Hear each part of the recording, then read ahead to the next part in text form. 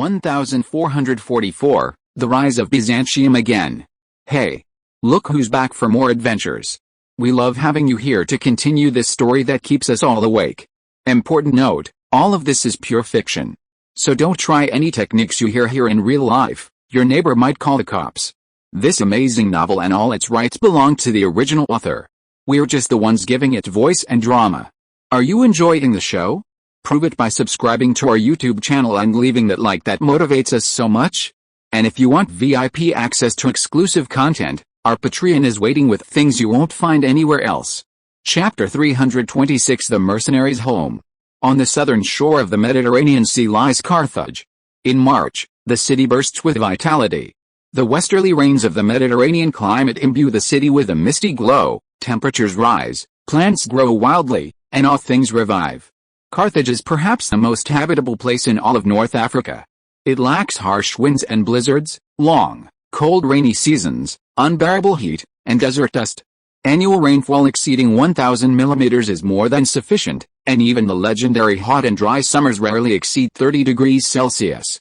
As the southern capital of the Eastern Roman Empire, Carthage was not only the absolute center of the entire North African administrative region, but also a crucial transit hub for maritime trade. It controlled the land gateway to the Eastern Mediterranean, with its protruding peninsula and the Maltese archipelago forming a tight blockade, firmly guarding the Strait of Tunis, which connects the Eastern and Western Mediterranean. Recently, the Eastern Roman Empire began civil service reforms. With its expanding territory, the imperial central government decided to reinstate the provincial system based on the existing regions and military districts, placing several regions and military districts under the jurisdiction of provinces to make local governance more standardized and orderly. The Eastern Roman Empire established 10 provinces, 5 in the Balkans, 2 in Anatolia, 2 in North Africa, and 1 encompassing the islands of the Eastern Mediterranean. Each province had 4 officials, the highest-ranking consul, the tribune in charge of local military affairs, the magistrate in charge of legal affairs, and the archbishop in charge of religious affairs. In addition, each province had local officials such as education officials and tax officials, but not inspectors. The power of appointment and removal rested with the central government, and the consuls were only accountable to the central government. Compared to the ancient governors, the provincial consuls had less power, only managing civil affairs and possessing the power to appoint and remove personnel in certain local departments. In times of war, they were required to assist the tribune in mobilizing the troop carriers, raising military supplies, and replenishing troops. Functionally, provinces can be divided into military provinces and administrative provinces. Macedonia, Epirus, Mercia, and Pontus are typical military provinces. One military district is at the forefront, while other districts provide support from the rear. In case of border war, the military province can quickly enter a state of war, delaying the arrival of central reinforcements. To avoid ambiguity in responsibilities, the provincial tribunal of a military province is usually concurrently held by the military district commander. In peacetime, the tribunal is responsible for coordinating the military district's border defenses and training the district's ranged troops.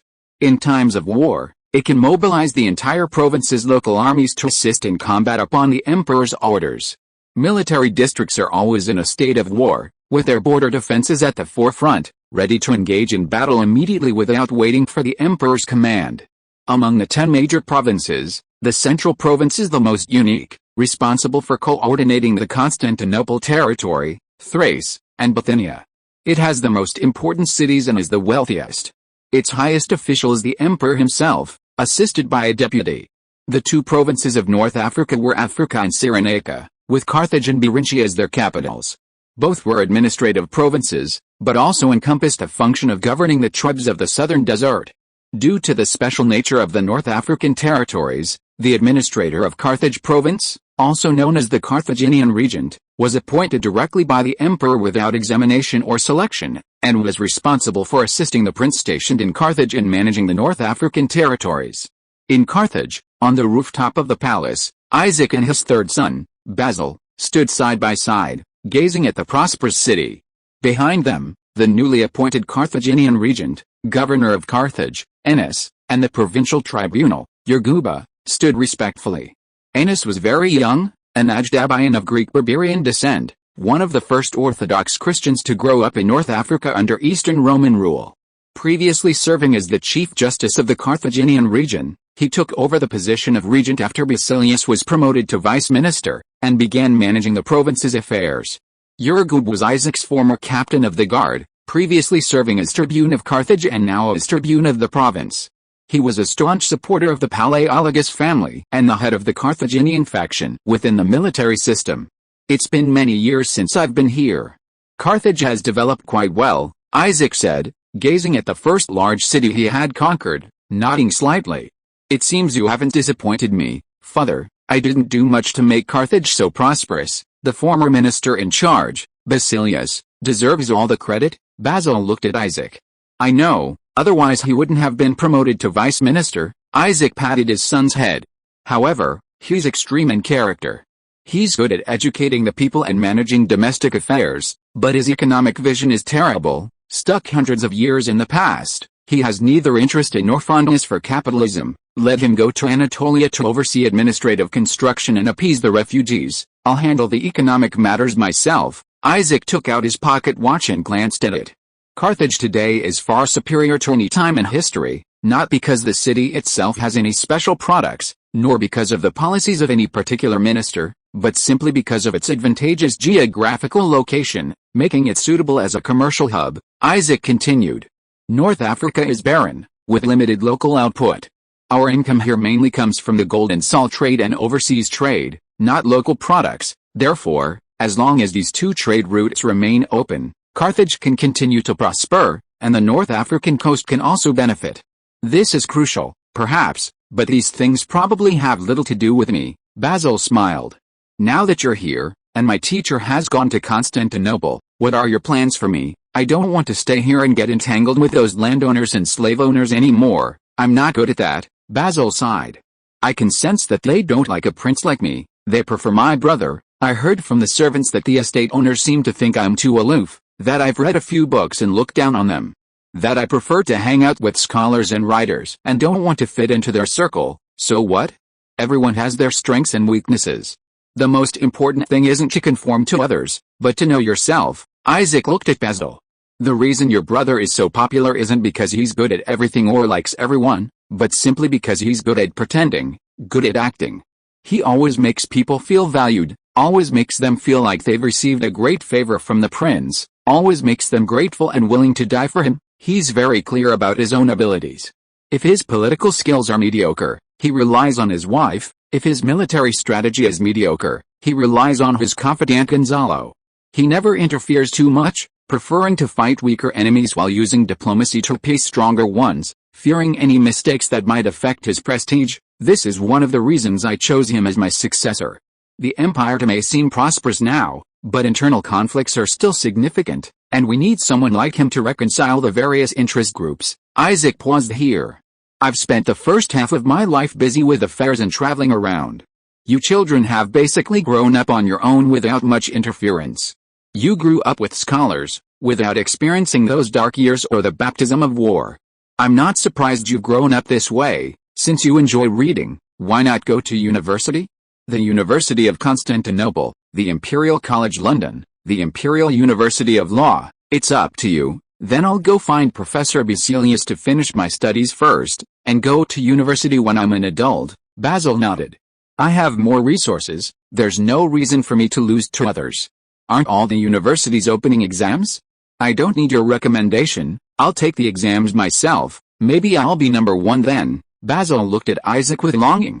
Impossible, because even if you get first place, I'll put you at the back to avoid public questioning. Isaac chuckled and put his arm around Basil's shoulder. Then who'll take my place if I leave? Basil thought Isaac was joking and didn't take it seriously. After your brother finishes fighting Crimea, I'll have him come over, Isaac said.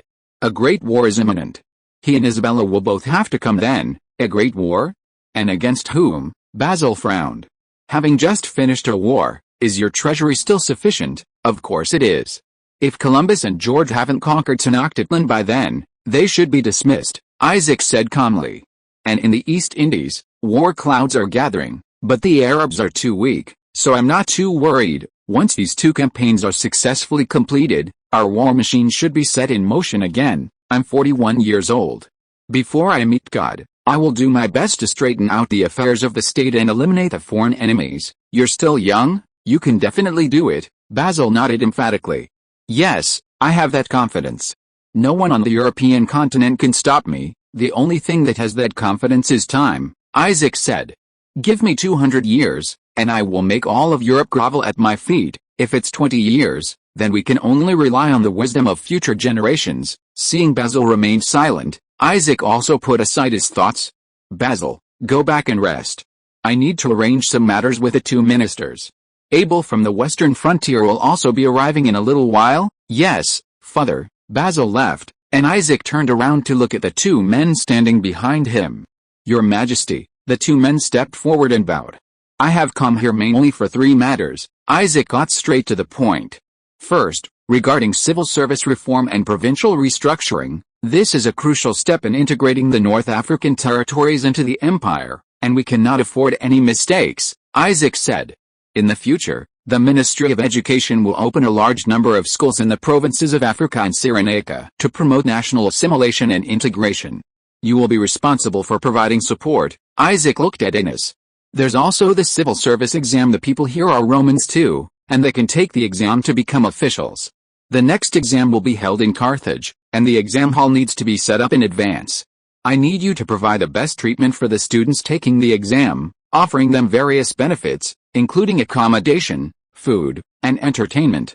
I need the people to know that being a civil servant in the empire is an honor. Yes, Ennis replied. I will make the arrangements with the education officials. Africans admire force. It would be good for them to experience civilization. The vice prime minister built a great library here. How about setting up the exam hall next to it? Good, you handle it. Isaac nodded. The second matter concerns the technological revolution. Isaac took a document from his pocket and handed it to Ennis. Recently, my intelligence officers have brought back many advanced technologies, including early Saxon pedal spinning wheels, large multi-spindle spinning wheels from the East, lightweight plows, and seed sowing devices. The East India Fleet also acquired a fine agricultural book from a Southeast Asian merchant, a Yuan dynasty agricultural treatise.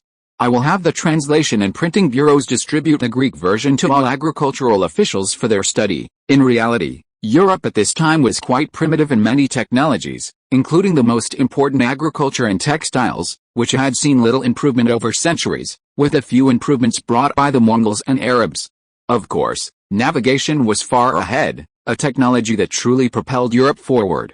With ships, they could travel to any corner of the known world, absorbing advanced knowledge from other civilizations through continuous exploration and discovery, such as the Dutch plough brought by the Dutch from Southeast Asia and textiles introduced from Eastern dynasties. Textiles are the mother of industry. If the Eastern Roman Empire could lead Europe in textiles, the future benefits would be immeasurable. Civilizations develop through exchange, ideas collide through exchange, and we make up for our shortcomings through exchange. Self-admiration is meaningless, and isolationism is utterly foolish. As for the Yuan dynasty's agricultural treatise, Isaac had already obtained a copy from a Persian merchant, but it was incomplete. The Southeast Asian version was clearly better, with various agricultural tools and methods, rich illustrations, and easy to learn. The Ming dynasty wasn't like the Qin dynasty. It didn't have such a strong sense of self-importance. Perhaps in the future, we could refer to history and exchange ideas with them to acquire more advanced technological knowledge. A Christian serving as the second in command was unique among Eastern dynasties. All right, Your Majesty, although I know nothing about this, I will certainly fulfill your orders, Ennis assured him. Good, this is just an experiment. The soil in Bulgaria is more suitable for Eastern standards. I estimate the results there will be better. Isaac nodded. The third thing, prepare for war. Isaac's expression became serious. According to intelligence, King Henry the Conqueror of Castile is in poor health and probably won't live much longer, perhaps until next year. Isaac looked at Yelga Bey. I will launch an attack on Granada early next year, using it as a springboard to claim the Granada and Castilian thrones from my grandson Carlos. There will be a great war, due to the proximity. The province of Africa will serve as the initial logistical headquarters for this military operation. You need to be prepared, Ennis nodded, while Yelga Bey beamed. No problem, Your Majesty. Castilla and Granada have very weak military strength. They won't be a match for us, don't underestimate them. Aragon will definitely intervene, And France is also very likely to, but I will also make diplomatic efforts. Isaac smiled and patted Yurgibay on the shoulder. At this moment, heavy hoofbeats sounded outside the palace. Soon, a tall giant squeezed through the wooden door and knelt on one knee. "Your Majesty, I have come," Abel said in a deep voice. "It's been a long time. You're still as valiant as ever. When did you learn to flatter people?" Isaac helped Abel up, scrutinizing the warrior who had followed him since the Battle of Constantinople. "You're a duke now, why are you still so reckless, personally going to the battlefield again?" Isaac looked at the scars on Abel's face, both old and new, crisscrossing. "Yes, Your Majesty, there's really no other way." Abel stood up and sighed. "I have failed your expectations. I failed to take Oran, I failed to take Tremsin, I failed to destroy the Zayanid dynasty. Please punish me." Abel knelt down again. "There's nothing to punish you for. This military report is obviously written by yourself. It's incomprehensible. It seems you haven't studied hard enough. Since you're here, explain in detail." Isaac comforted him. Abel stood up, his expression somewhat downcast. "There are still too many Saracens in the western frontier, and the nomadic tribes in the Atlas Mountains are endless. I can defeat them on the front lines with superior numbers and advanced weaponry, but I can never completely wipe them out. The Saracens are untrustworthy liars. Some tribes promised to be loyal to us, but they betrayed us, raiding down the mountains while I was advancing westward, and then hiding in the mountains again when I returned. I briefly reached the outskirts of Oran earlier this year, but my rear was undefended, and the Saracens launched a surprise attack on Algiers, forcing me to retreat." Abel's face was grim. "However, there is good news. Just as we expected, those Saracen tribes treat the farmers down the mountains equally, not sparing the villages made up of Saracen farmers. The Saracen farmers hate them just as much and are moving even closer to us. Yes, this is an inevitable conflict between nomads and settlers, and it won't change because of a shared religion." Isaac pondered. "How many people are there in the western frontier now?" The archbishop roughly calculated that there are over 3,200 Latin Romans, over 300 Greek Romans, and over 80,000 Saracens who have submitted to us. Among them, the Latin Romans mainly come from Italy, especially Milan, Abel said. "We only counted the coastal areas under our control. There are probably still many Saracens in the interior. Due to the large population loss in the previous wars, there is still enough land to distribute, and everyone is relatively poor. Christians and Saracens have maintained a delicate peace, and neither wants to kill the other. I feel that the relationship between the western frontier and the local people is very special, not like a state to its subjects, but more like protector and protected, like the Mamluks," Isaac commented. "Yes, like the Mamluks. Saracen farmers pay us taxes, and we protect them from raiders. For them, even though we collect twice as much, it's still not high, even less than the previous Zayanid dynasty." Abel shook his head with a wry smile. "Last time, I met an Islamic scholar, from the Orthodox school of Islam you appointed, the mystical Karwa school, the one that advocates ignoring important matters and collective atonement," Abel said. "He wanted me to restrain the slave traders, and told me that we were all the lowest class peasants. Those who dared to resist were dead, and those who remained were spineless and wouldn't cause us any trouble." "And then?" Isaac asked. "Then, I did indeed forbid the slave traders from harassing the surrendered peasants in the western frontier, and signed agreements with them to sell the nomadic prisoners of war I captured," Abel recalled. "Perhaps we were too ruthless before, scaring them. The Saracen farmers are relatively obedient, and some villages have even volunteered to organize militias to help us fight against the nomadic raiders. There are too many Saracens there. I think we need to divide and win them over to some extent. If you agree, I can implement some lenient policies and even form a Saracen auxiliary army." "Yes, your idea is good. The western frontier can be more lenient with those obedient Saracens. I don't have many immigrants to give you, and the Latin immigrants will never outnumber the local Saracens." Isaac nodded. "This method is feasible for now, but once the population increases and the land is distributed, the Saracens and Christians will still fight each other.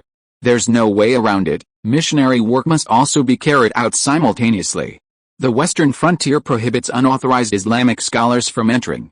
Over time, their religious sentiments will fade." "Yes, Your Majesty, I will go back and try." Abel breathed a sigh of relief when he saw that Isaac did not object. "Your Majesty, what should we do next? Continue the guerrilla warfare against the remnants of the Zayanid dynasty?" "No, first consolidate the coastal cities," Isaac instructed.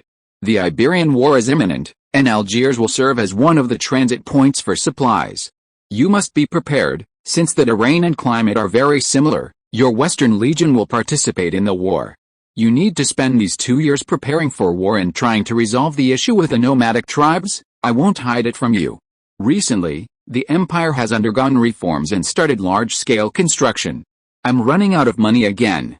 Once the gold and silver from Tenochtitlan and the spices from the East Indies arrive, I will send a team of engineers to build a series of castles on the northern slopes of the Atlas Mountains to prevent the nomadic tribes from raiding. Just like our ancestors did, these castles will be numerous, but their quality won't be very good.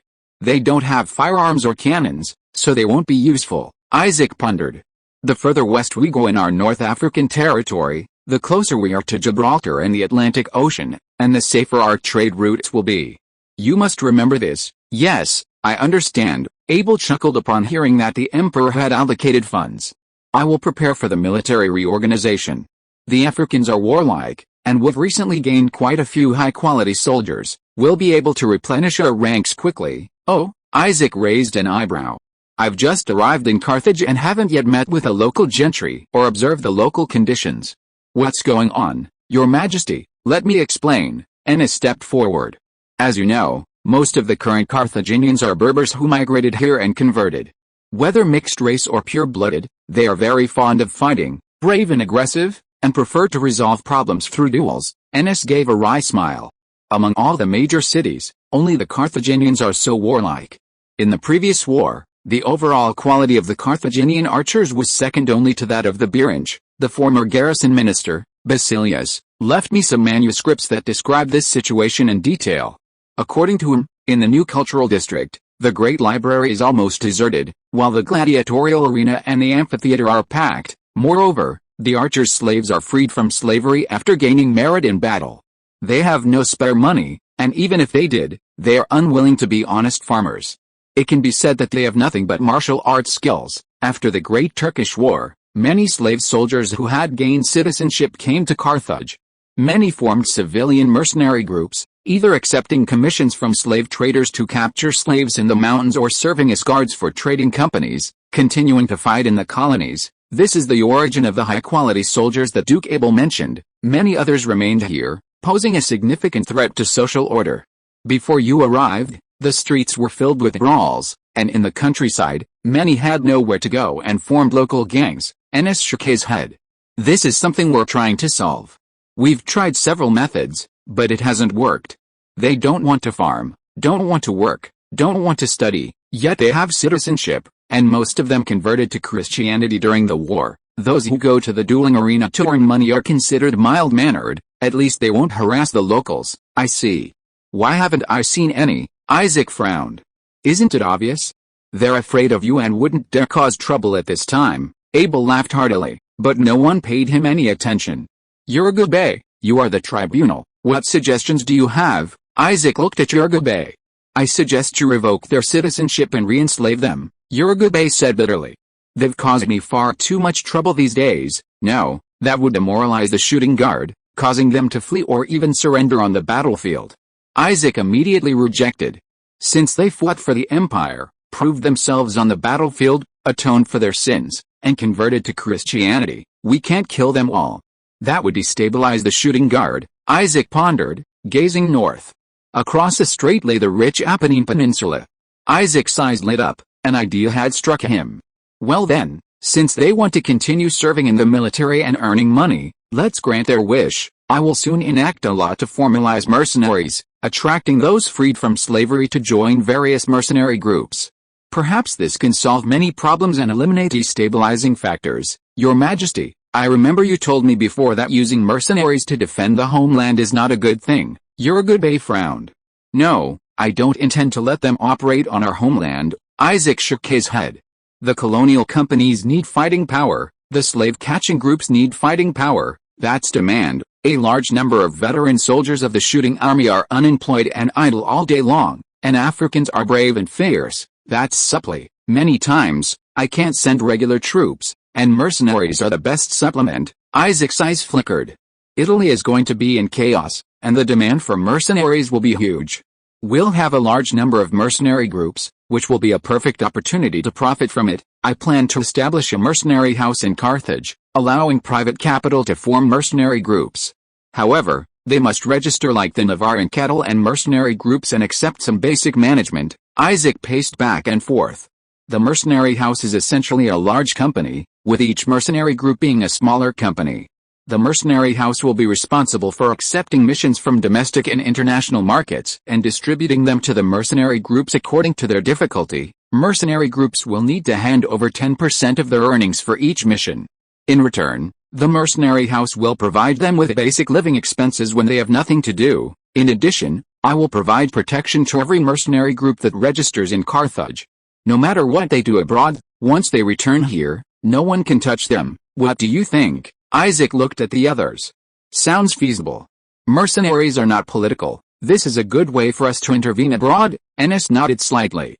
However, the laws must be perfected. I will draft a decree and implement it on a trial basis for a period of time. Just as the group was discussing the details, the sound of hooves echoed from below the palace. A messenger rushed up and knelt before Isaac. What is it? Isaac asked. Your Majesty, news has arrived from the New World. Elder Columbus, leading a massive army in the Central Valley, decisively defeated the arrogant Aztec king, who had relied on his strength. The king has fled back to the capital. Our army is advancing towards Tenochtitlan, preparing to build simple ships and launch a full-scale assault on the city in the lake. Your Majesty, the Aztecs are finished. Chapter 327 Conquering the Gods. A warm sun hangs in the sky, a gentle breeze ripples across the water, and nestled among mountains, a large lake lies quietly in a lush valley, like a mirror reflecting the blue sky and white clouds. This is a high-altitude inland lake. Although it is saltwater, numerous rivers flow down from the surrounding mountains, filling the lake and bringing vibrant life to the land around it. Towns and villages dot the valley, connected by a network of roads. Corn grows strong in the fields, hummingbirds flit among the flowers, and turkeys display their fan-shaped tail feathers near the villages. This is the Valley of the Crescent in the Mexican Plateau, and the large lake at its center is Lake Texcoco. Surrounding the lake are a series of large cities with populations exceeding 100,000, and countless villages lie beyond them. The land is fertile, the population dense, and the cities prosperous. This is the heart of the Aztec Empire, the seat of the Three Cities Alliance. On the western shore of Lake Texcoco lies the city of Tlacopan, while on the eastern shore is the hill city of Texcoco. Besides these two major cities, numerous other city-states are scattered throughout this valley: Shinihun City, Dunahun City, Snake Palace City, Anthill City. In the western part of Lake Texcoco, a magnificent city sits on an artificial island, surrounded by water, with a western path leading directly to the mainland. This is Tenochtitlan, the capital of the Aztec Empire. Despite its short history, it still bears witness to its former glory. Of course, in this prosperous valley, bloodshed and darkness have always been a part of history. The Pyramid of the Sun in Tenochtitlan is piled high with bones, and every noble and warrior in the city is a cannibal. Relying on their powerful military force, they plundered half of Mexico, leaving countless survivors to perish at the hands of their own kind. The Aztecs established their nation through military might and plundered through force. On this lonely continent, they were number one, unstoppable. However, when the more warlike Europeans crossed the ocean and landed on the New World, their more powerful military shattered their vision of a prosperous era, their more mature religion defeated their evil gods, and their more advanced technology turned them to ashes in despair. In early 1473, before the temperature had risen and the rainy season had arrived, the Aztec expeditionary force of the Eastern Roman Empire seized this opportunity, assembling a large army of 70,000, including a small platoon of armored paladins, 200 veteran archers, 500 armed sailors, 2,000 Taino servants, and more than 60,000 allies from the Eastern Valley. They were equipped with 30 cannons, 1,000 muskets, 200 war horses, and thousands of pieces of armor and iron swords. They began their holy war in Tlaxcala, which was renamed New Athens, and marched westward under the banner of St. George's Cross. The operation was codenamed Ragnarok. Emperor Sa-Akachal of the Aztecs was a tyrannical ruler who revered force. Ignoring the advice of others and the unstable sentiments within his own country, he assembled an army of 100,000 in Tenochtitlan and marched eastward, determined to drive these invaders out of his borders. The two armies clashed head-on at the town of Flatland southeast of Lake Texcoco. There were no superfluous words, no pointless negotiations. Isaac, confident in his might, refused to compromise, while the Eastern Roman Empire was determined to avenge the tragic deaths of its envoys and uphold its imperial dignity and glory. In the Battle of Flatland, Isaac displayed the qualities of a military emperor, bringing the primitive military wisdom of the Aztec Empire to its fullest potential.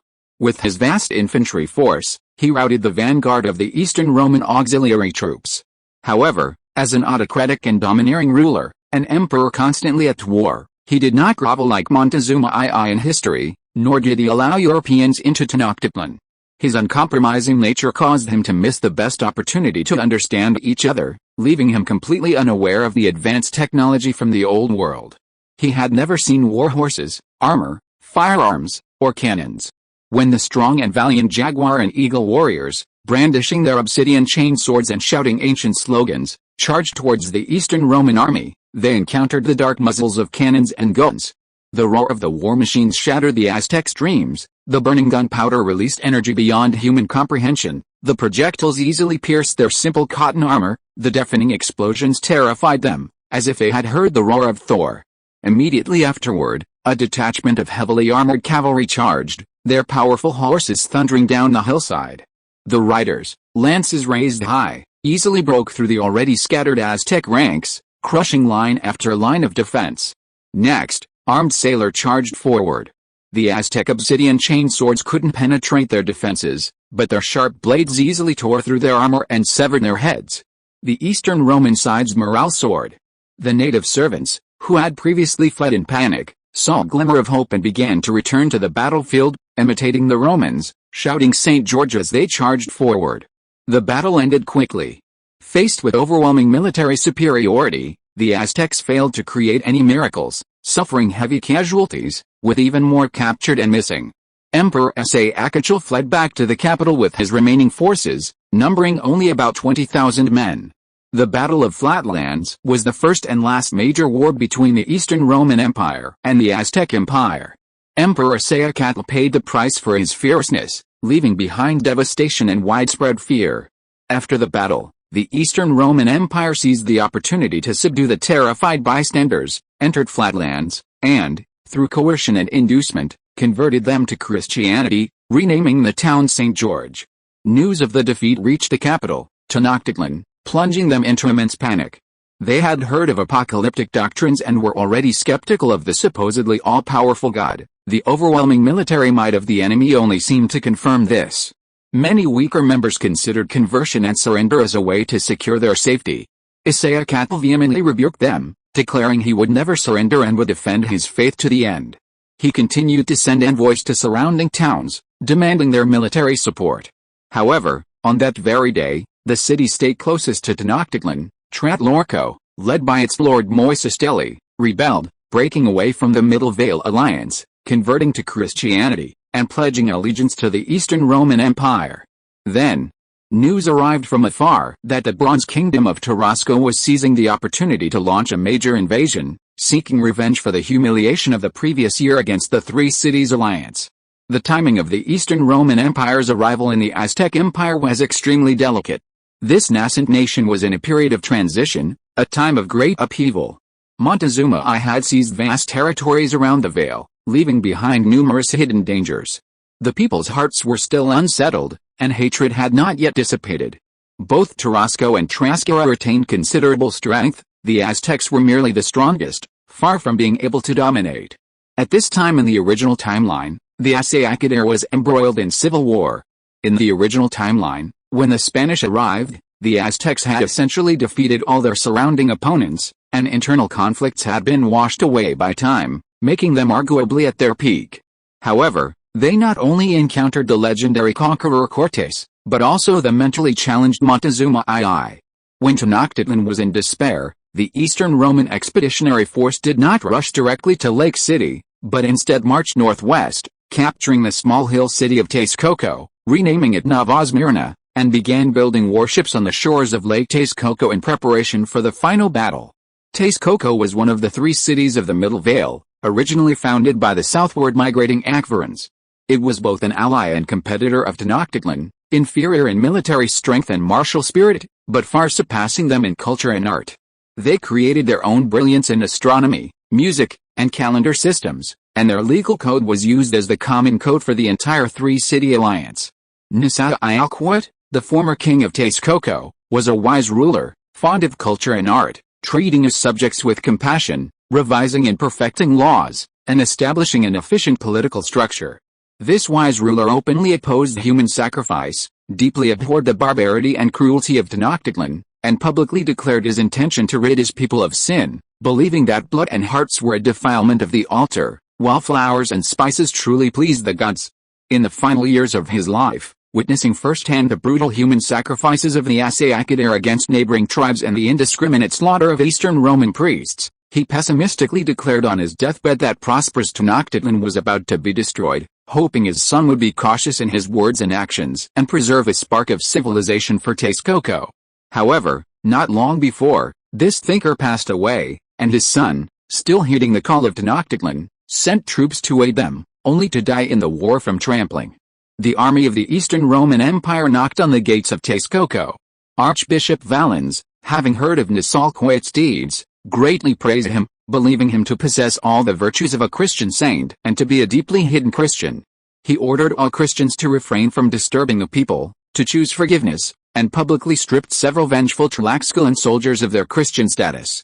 Of course, the treasury still had to be opened, the rebels still had to be enslaved, and the noble women still had to be distributed among the armed sailors, who had risked their lives to come here.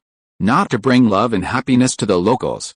To hasten the conversion of Texcoco, Archbishop Valens adopted a policy of appeasement. Besides the usual theories of world destruction, he deliberately created an image of generosity and peace, collecting only gold and silver ornaments bearing clear symbols of the old gods, distributing Texcoco nobles cocoa beans and cotton cloaks to every willing convert, and exchanging advanced textiles from the Eastern Roman Empire for gold and silver ornaments and old god books. In just over a month, most of the already relatively weak people of Texcoco converted. Nobles and priests were executed, and their wealth was used to buy popular support. Of course, it was still a short time. The people of Texcoco hadn't yet grasped the true nature of Christianity. They merely saw God as a more powerful deity, adding him to their belief system, without completely severing their ties with the old gods. Valens wasn't worried. The old priests and books of the old culture had been eradicated, and most of the learned nobles had perished in hell. Their original culture and beliefs were no longer coherent. With time, they would understand. Outside Nova Smyrna, in a church converted from a castle, Archbishop Valens flipped through the register of newly registered believers, his smile growing wider. For an idealistic priest, seeing the number of believers increase was a happiness in itself. For a greedy and extravagant priest, an increasing number of believers was also a happiness, because it meant more taxes to collect.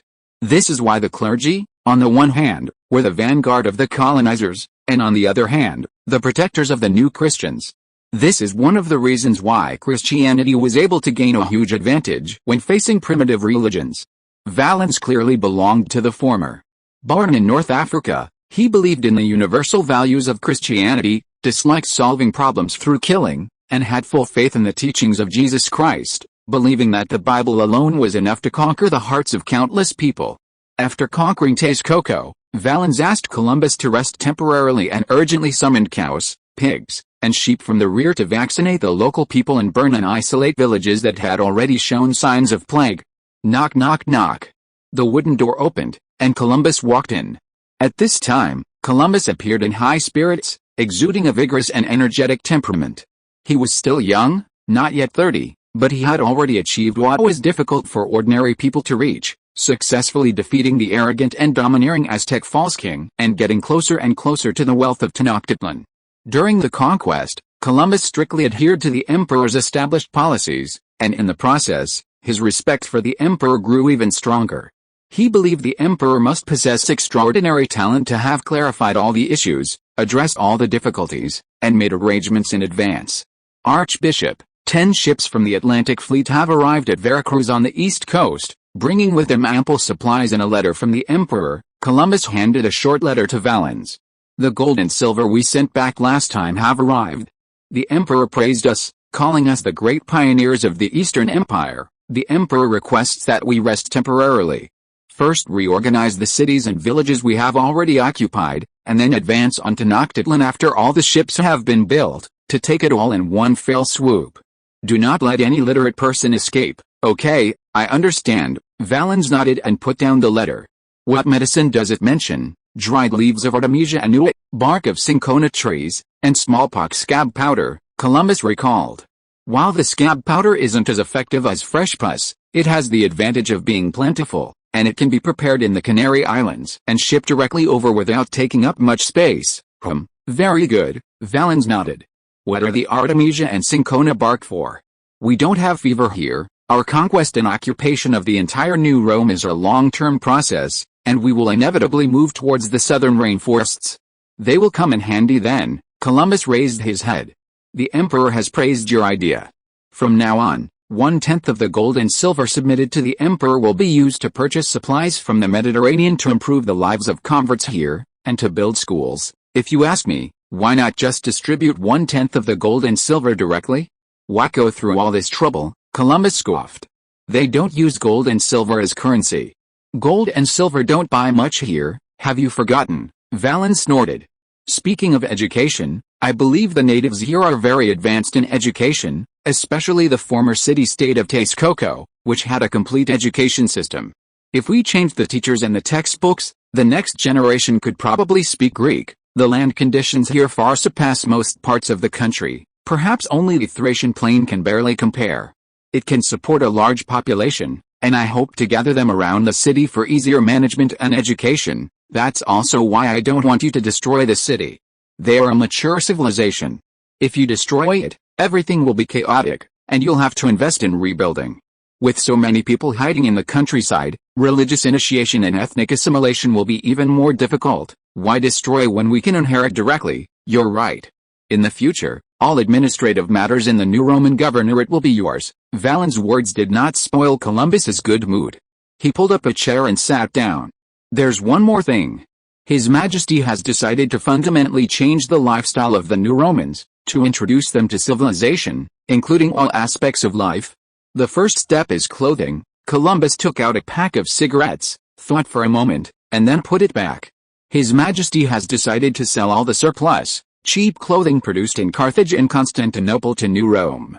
The people of New Rome can exchange their labor for our currency, and then for our goods. His Majesty doesn't want to see them continue with those strange hairstyles, don't want them to continue wearing human skulls around their necks, and don't want them to continue wearing those clothes with local characteristics. They all have to cut their hair, dress like us, and are not allowed to wear feathers in their hair, Columbus said.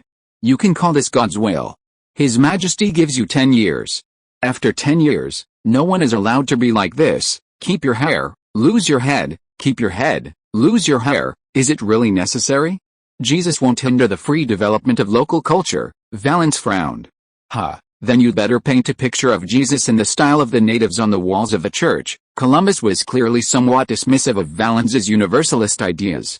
We'll do whatever the emperor says. He's never wrong. All right. Valens was silent for a moment. There's something else, Columbus said. My missionary team to the north discovered a mine.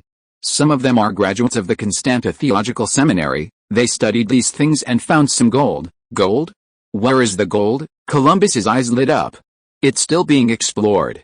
It's a gold and silver mine, mostly silver, with only a little gold. Valens, somewhat annoyed by Columbus's appearance, turned his head away. Frugality was a Christian virtue, and Valens had always held himself to this standard, even though he was well aware that the Eastern Roman Empire was constantly devouring gold and silver from both East and West, using it as a catalyst for developing a capitalist commodity economy. Where there was gold, there were Roman footprints.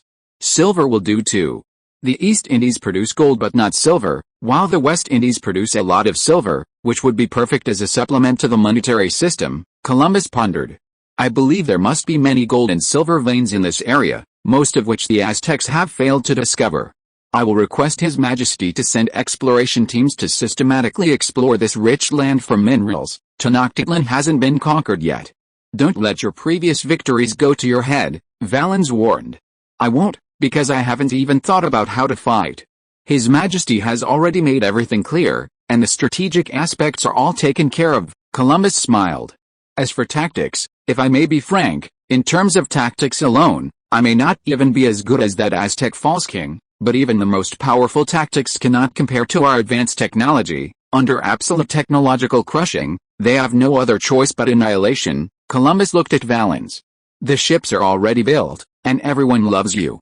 Would you like to come with us and bless us when the war begins? His Majesty demands that we end the war as soon as possible, and we must not give them time or opportunity to learn and grow in the war. All right, let's go now. Valens stood up and walked with Columbus towards the lakeside. A simple dock had been built on the lakeside, and the shore was a construction site. The servants piled up the felled timber there, and the craftsmen used the timber to build ships. The technological products that could not be produced locally had long been transported from the old world, including sails, stiff ropes, iron hooks, and tree sap. On the lake, a dozen small galleys were moored side by side. The armed sailors, sailing on the plateau for the first time, were exceptionally excited. Columbus dismounted, gazing at the ships with boundless pride. The largest ship even bore his name, Odysseus. I'm not an army general, and I'm not very good at land warfare, but on the water, even with just these small boats, the primitive sampans of Tenochtitlan would be no match for me. Columbus looked at Valens. I believe that. Valens nodded slightly. When do you plan to set sail and land? Now, Columbus replied. Just a few days ago, 2 ships went west to scout. The Tenochtitlans, fearing for their lives, breached their dikes. Although they managed to destroy 1 ship, they also lost their last trump card. Our land and sea forces will advance simultaneously, putting pressure on Tenochtitlan from 2 directions, forcing them to be distracted. George has already set off west with his allied forces. We must also speed things up. After Columbus finished speaking, he instructed his adjutant to signal the ships adrift on the lake back. The sailors came to the shore and lined up. Columbus surveyed his sailors, facing the slightly chilly spring breeze. Gentlemen, there's no need to elaborate on why I have gathered you here today, Columbus began. I am not a marshal, not a general, just a brave captain, a fearless explorer. I won't give any grand pre-battle speeches. In that case, let's get straight to the point. Columbus drew his naval scimitar.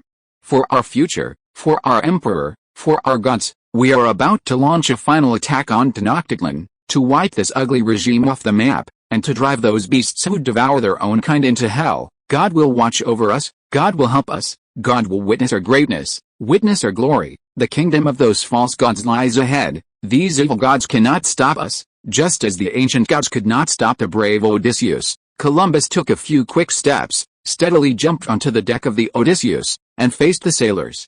Conquer the gods, board, set sail. On April 15, 1473, the Aztec expeditionary force of the Eastern Roman Empire, after several months of rest, set off from Novosmir, splitting into 2 groups, heading straight for Tenochtitlan.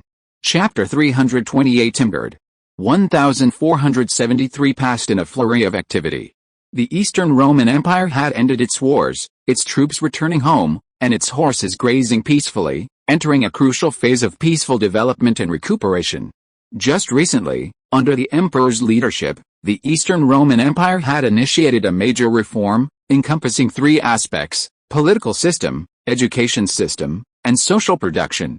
In terms of the political system, to better control its ever-expanding territory, the Eastern Roman Empire reinstated the provincial system and began a large-scale expansion of its administrative personnel.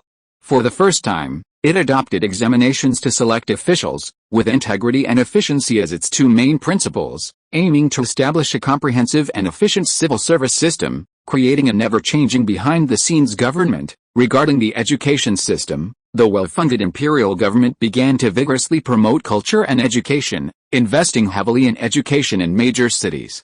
The main framework was Sunday schools, full-time secondary schools, higher education institutions. Admission to higher education also used examinations, selecting the best candidates. Educational funding mainly came from royal subsidies. As long as students were sufficiently outstanding, even those from impoverished families could enjoy higher education, with the emperor covering all expenses from full-time secondary schools to higher education institutions. To further stimulate the public's enthusiasm for the civil service examinations, the emperor specially set up pickup points in major cities, using royal carriages and royal boats to transport students to the examination halls. After the examinations, those who obtained official positions would be invited by the royal family to attend banquets in the palaces of the cities where the examinations were held, and dine with members of the royal family. After passing the preliminary local examinations and qualifying for subsequent examinations, every student was entitled to this privilege. Even if you were on the island of Cuba, the emperor's ships would cross the ocean to pick you up. In addition, the most important factor was the large-scale establishment of specialized technical colleges. These colleges were mainly responsible for training highly skilled craftsmen, covering everything from clockmaking and gem carving to furniture design and carpet weaving. Roman life was precious and could not be wasted on industries that consumed human lives. Mining killed people, and dyes damaged the body, so others had to suffer the consequences. The changes in social production were closely related to everyone. The emperor spent a large amount of money to redeem the means of production from farmers with little land, and then concentrated these means of production for leasing or selling to farmers who already owned some land. This increased the amount of production they possessed, freeing up a large amount of labor from the countryside. These farmers either participated in short-term training at specialized colleges to become artisans, or crossed the strait to Anatolia to acquire large farms and pastures. The Angora sheep of Anatolia and the Merino sheep of Africa were excellent wool-producing sheep, and these pastures would provide a large amount of raw materials for textile workshops in major cities, promoting the prosperity of the textile industry. In short, the series of reforms carried out by the Eastern Roman Empire were clearly purposeful, with the main goal of developing capitalism and providing policy guarantees, technical support, labor, and raw materials to promote the sustained prosperity of the major Aegean cities. At the same time, the Eastern Roman Empire also used its rapidly expanding civil service system to conduct a survey of agricultural land in the core areas, issuing land deeds and signing contracts to wealthy farmers and landowners with large land holdings, clarifying responsibilities, and privatizing property rights. This land deed contains only the land and is solely dependent on it. It will not transfer with changes in ownership. After paying taxes, the new landowner must also abide by the contract. As long as you are willing to pledge allegiance to the emperor, abide by imperial laws, and obey wartime arrangements, the emperor will protect your private property. In peacetime, you are the undisputed owner of this land. If anyone illegally enters your land without invitation or government approval, you can take all measures to protect your property. Of course, in times of emergency, all actions are subject to command, and all resources are at the disposal of the state. The emperor has absolute temporary requisitioning power, and if property damage occurs, some compensation will be provided afterward. Times have changed. Under the tide of capitalism, the voice of pure landowners in a country will become increasingly weaker. Without the production capacity of advanced weapons and without a large population dependent on the land, it will become increasingly impossible to control national affairs by relying on land as in previous centuries. Of course, these reforms are limited to the core areas on both sides of the Aegean Sea, aiming to liberate these lands from primitive small-scale farming and gradually transform them into commercialized agriculture. Major military regions and border areas cannot focus on economic development and must continue to adopt traditional models. Simultaneously, the Eastern Roman Empire, emulating the Republic of Venice, enacted its first patent law and established the Imperial Patent Registry. This stipulated that any inventor could enjoy lifelong ownership of their inventions, retaining and trading them, and even using patents as equity in companies. This powerful state apparatus protected intellectual property, strengthened the capital attribute of advanced knowledge, elevated the status of intellectuals, and encouraged invention and creation. With wealth arriving in the New World and East India in droves, the Eastern Roman Empire had to find ways to rapidly assimilate it, transforming gold and silver into national power and wealth into fuel for its war machine through the development of a capitalist commodity economy. Since most of the overseas wealth was the private property of the royal family, the emperor himself undoubtedly benefited the most from this transformation, becoming not only the largest landowner and capitalist in the country but also registering the most patents. Now, the Eastern Roman Empire's economic model was quite peculiar. Nobles and wealthy merchants constantly observed the royal family's every move. When the emperor leased land to farmers, they copied him. When the emperor acquired shares in a company, they followed suit. When the emperor opened numerous textile workshops, they did the same. Capitalism in the Eastern Roman Empire was just beginning, and initial blind imitation was inevitable. In a few decades, the emerging capitalist groups would rapidly grow, and the free market would exert an increasingly powerful regulatory force, eliminating the need for excessive intervention from the emperor and government. As for the economic crisis that inevitably arises after capitalism develops to a certain stage, that was still far off. Even if it did occur in the future, the Eastern Roman Empire, with its vast colonies, had countless ways to shift the burden. Even if colonies were lost, it could still reap the wealth of former colonies through financial and monetary hegemony. To promote the prosperity of the commodity economy, agricultural development was crucial. More advanced technology would help reduce the dependence on labor per unit of land, allowing more surplus labor to engage in handicrafts and commerce. In recent months, under the emperor's guidance, the Imperial Agricultural Research Institute successfully prepared a sky blue colloidal suspension using blue vitriol crystals, quicklime, and distilled water, and successfully tested it. It could be sprayed on crops to kill bacteria and insects. Because the experimental fields were located in Adrianople, this blue pesticide was named Adrianople. Blue vitriol crystals are a common mineral, found as an associated mineral in copper mines throughout the Balkans. Adrian liquid was rapidly mass-produced and applied to agriculture, significantly reducing the probability of crop disease and freeing up labor previously engaged in pest control and seedling protection to work in cities. Small-scale farming was extremely detrimental. To accelerate capitalist development without harming rural populations, it was necessary to minimize the price scissors effect, making external plunder and technological development essential. Against the backdrop of a prosperous domestic economy, the Eastern Roman Empire also made diplomatic progress, concluding 5-year truces with the Ares dynasty, the Ottoman Sultanate, and the Karaman Sultanate. The Eastern Roman Empire needed time to integrate and assimilate Western Anatolia, while the Muslim regime suffered greatly from the prolonged war. The Ares dynasty's civil war was essentially over, and Prince Ulalu, unsurprisingly, suffered a defeat, having made considerable progress in the early stages and coming within a short distance of Tabriz. However, Ulalu's military talent was still far inferior to Uzun Hasan's, and he was less willing to heed the tactical guidance of the Eastern Roman instructors.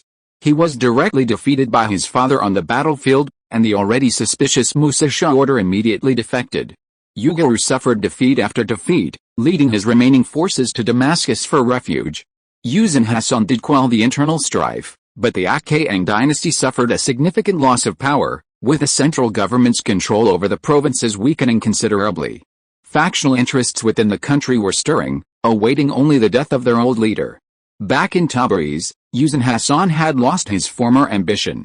Old age and illness took hold, and he not only acquiesced to the East India Company's occupation of the northern shore of Hormuz but also abandoned his plans to personally lead an expedition to the northern frontier, entrusting the increasingly powerful Knights of St. Andrew and the Black Sheep remnants of Arslan to the Safavid order for suppression. Militarily, while the Eastern Roman Empire did not wage a major war, small-scale battles continued. On the northern shore of the Black Sea, Co-Emperor Justinian led a large army of Cossacks and Circassians from Constantine on the Don River, sweeping westward.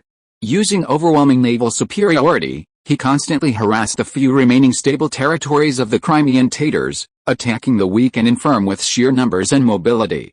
He avoided direct confrontation unless absolutely necessary, refusing to risk his life and prestige. The Crimean Tatars, caught in a dilemma by the seemingly unscrupulous tactic, were unable to advance or retreat effectively. They considered attacking the Cossack territories, but the wide Don River and its warships deterred them. This was the advantage of the navy, the advantage of a fleet, turning an enemy's natural barrier into a thoroughfare. Deprived of Ottoman support, the Crimean Khanate became a Muslim orphan on the southern Russian steppes. Years of civil war had exhausted them, leading to economic collapse, food shortages, and stagnant commerce. Their demise was only a matter of time. On the southern shore of the Mediterranean, after several years, the emperor once again set foot on African soil. In Carthage, he oversaw the construction of mercenary houses, toured coastal towns and vast villages, met with gentry, stabilized domestic affairs, promoted education, and investigated officials. Before the storm in Iberia fully erupted, Isaac had to secure North Africa as a forward base as possible. It was not only a bridgehead for intervention in Western and Southern Europe, but also the only link between Constantinople and the Atlantic Ocean. Its loss was utterly unacceptable. On the twilight-colored land, an army marched, its banners fluttering in the sky. The banners were a motley collection, the double-headed eagle of the Eastern Roman Empire, the blood-stained eagle of the Slavic legions, the Carthaginian archer's banner, and the roaring boar banner of the western frontier. In the midst of the army, Isaac rode his steed, lost in thought. The inspection yielded satisfactory results.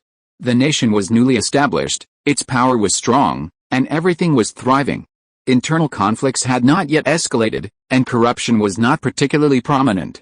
The North African plantation owners and Orthodox tribes, all longtime followers of Isaac for nearly 30 years, were delighted by his arrival. They eagerly invited him to their plantations or tents, introducing him to their sons and grandsons. Some wanted to secure positions for them in the royal guard, while others hoped to send them to Constantinople to study with the crown prince. Isaac, of course, welcomed all. However, there were also areas of dissatisfaction. They were far too comfortable. Whether retired veterans who had earned the plantations through merit or Berber tribes who had converted to orthodoxy, they were all connected by the road system Isaac had funded, enjoying the benefits of a market economy. They hadn't experienced war in a long time, and some tribes, having witnessed the substantial profits from boar goats and merino sheep, had even abandoned raising camels and horses, focusing solely on making money. In a sense, this was the outcome Isaac had hoped for. Controlling the grasslands through commerce was a viable strategy. When the risks of raiding were too high and the profits from commerce were high enough, few were truly willing to fight to the death against you, clinging to ancestral traditions. Now, with decreasing temperatures and increasing rainfall, many Orthodox Berber tribes have abandoned nomadism and settled down, grazing their cattle and sheep around a water source. Some nobles even neglect their pastures, leaving them to their subordinates while they enjoy life in Carthage. However, this also brings problems. The nomadic Berbers in the Atlas Mountains treat them like easy prey, and during the Great Ottoman Wars, some Berber Muslims even stormed down the mountains, looting extensively and attempting to liberate their holy city of Karawah. Some Berber tribes at the foot of the mountains were unable to mount any effective resistance, and tearfully approached Prince Basil in Carthage, hoping the emperor would seek justice for them. At that time, most of the fighting force was absorbed by the Great Turkish War, leaving Prince Basil with little choice but to gather the remaining troops and drive the Muslims who had fled down the mountains back into the mountains, awaiting the end of the war. Long ago, Isaac had appointed several Berber sultans here who were willing to submit to the Eastern Roman Empire, but because the Eastern Roman Empire had been driving Muslims who refused to convert into the mountains, the area was frequently in turmoil, and the people suffered greatly. A village could change hands 3 times in a month, and the original familiar faces had long since died and their estates were destroyed, their whereabouts unknown. Now, Isaac had freed himself to patiently listen to the opinions of the converted Berber leaders and decided to take this opportunity to sweep through the mountains southwest of Carthage. He assembled a ragtag army of over 20,000 men to relieve these subjugated people of their worries. Isaac was relatively satisfied with their current situation and did not intend to let them return to poverty and barbarity. He told them to focus on making money, and leave the fighting to the emperor. It was a tedious war. Perhaps due to its infamous reputation, or perhaps due to its overwhelming military strength, Isaac's army encountered virtually no resistance after reaching the Tiberias Mountains. The larger tribes had already heard rumors of the invasion and fled westward into the depths of the Atlas Mountains, carrying with them the treasures they had recently plundered from the foothills. Smaller tribes also fled whenever possible, only engaging in battle when all other options were exhausted, and their fate was always utter crushing. The Tiberias Mountains were merely the easternmost spur of the Atlas Mountains, close to Carthage. Their altitude wasn't particularly high, their area relatively small, and their terrain not particularly steep. Unlike their western counterparts, they couldn't wage guerrilla warfare. When faced with a large-scale military sweep, escape was their only option. Your Majesty, apart from a few settled villages, there's practically no one around, said Abel, the resident minister of the western frontier who had come to assist Isaac, somewhat annoyed. Just like what I encountered in the west, they dare not engage us in direct combat. When we arrive, they flee immediately, and when we leave, they return triumphantly. Your situation here is relatively good, with fewer high mountains. The mountains in the western borderlands are more numerous and chaotic. Once we enter the mountains, harassment and raids are constant, Abel snorted. The key is, I still have no way to deal with them. I understand. It's been a long time since I've been to Africa. It's quite remarkable that you've been able to maintain this state, Isaac snapped out of his reverie and nodded. Our commercial transport west of Carthage mainly relies on sea routes, and we have indeed neglected matters on land. I will come up with some solutions. The Aztecs are finished. A new batch of treasure ships has arrived in Carthage. I will oversee the construction of a series of mountain fortresses before the Iberian War to minimize the impact of plundering. That's good, Your Majesty. You must not listen to those civil officials who think that since Anatolia has been recovered, Africa is no longer important, Abel chuckled. If we can contain the Saracens in the mountains, Oran and Tremsin won't last long. Tremsin is less than 3 days sea voyage from the British Isles, greatly shortening your ocean trade routes and making them much safer. Then, if the French and Aragonese are greedy, they won't be able to plunder our property so easily. I know that, of course. That's roughly how the Western Mediterranean is structured. Isaac smiled. My fortress plan will start in the Tiberias Mountains. The climate there is good, with several year-round rivers, making it easy to conquer. It's still too close to Carthage. We can't leave it to the Saracen nomads. Isaac looked into the distance. A patch of green appeared on the gentle slopes, a river flowing southwest from the mountains, heading inland. On the distant hillside, a banner of the Palaiologos family fluttered. It's Grand Duchess Constantina. They've arrived. Abel raised his binoculars and murmured. Besides some soldiers, there seem to be some refugees as well. Yes, Constantina is very close by. I sent Andreas here, and it seems they've found it. Isaac took the binoculars and looked around. Hurry up, I'll show you the wisdom of the ancients. Isaac smiled slightly, spurred his horse, and the accompanying soldiers trotted off into the distance. Rounding a ridge, the scenery below was unobstructed. Among the sparse trees, the ruins of an ancient city came into view, exceptionally large and magnificent, forming a perfect square. The streets and houses were half buried in the sand, but all were remarkably well preserved.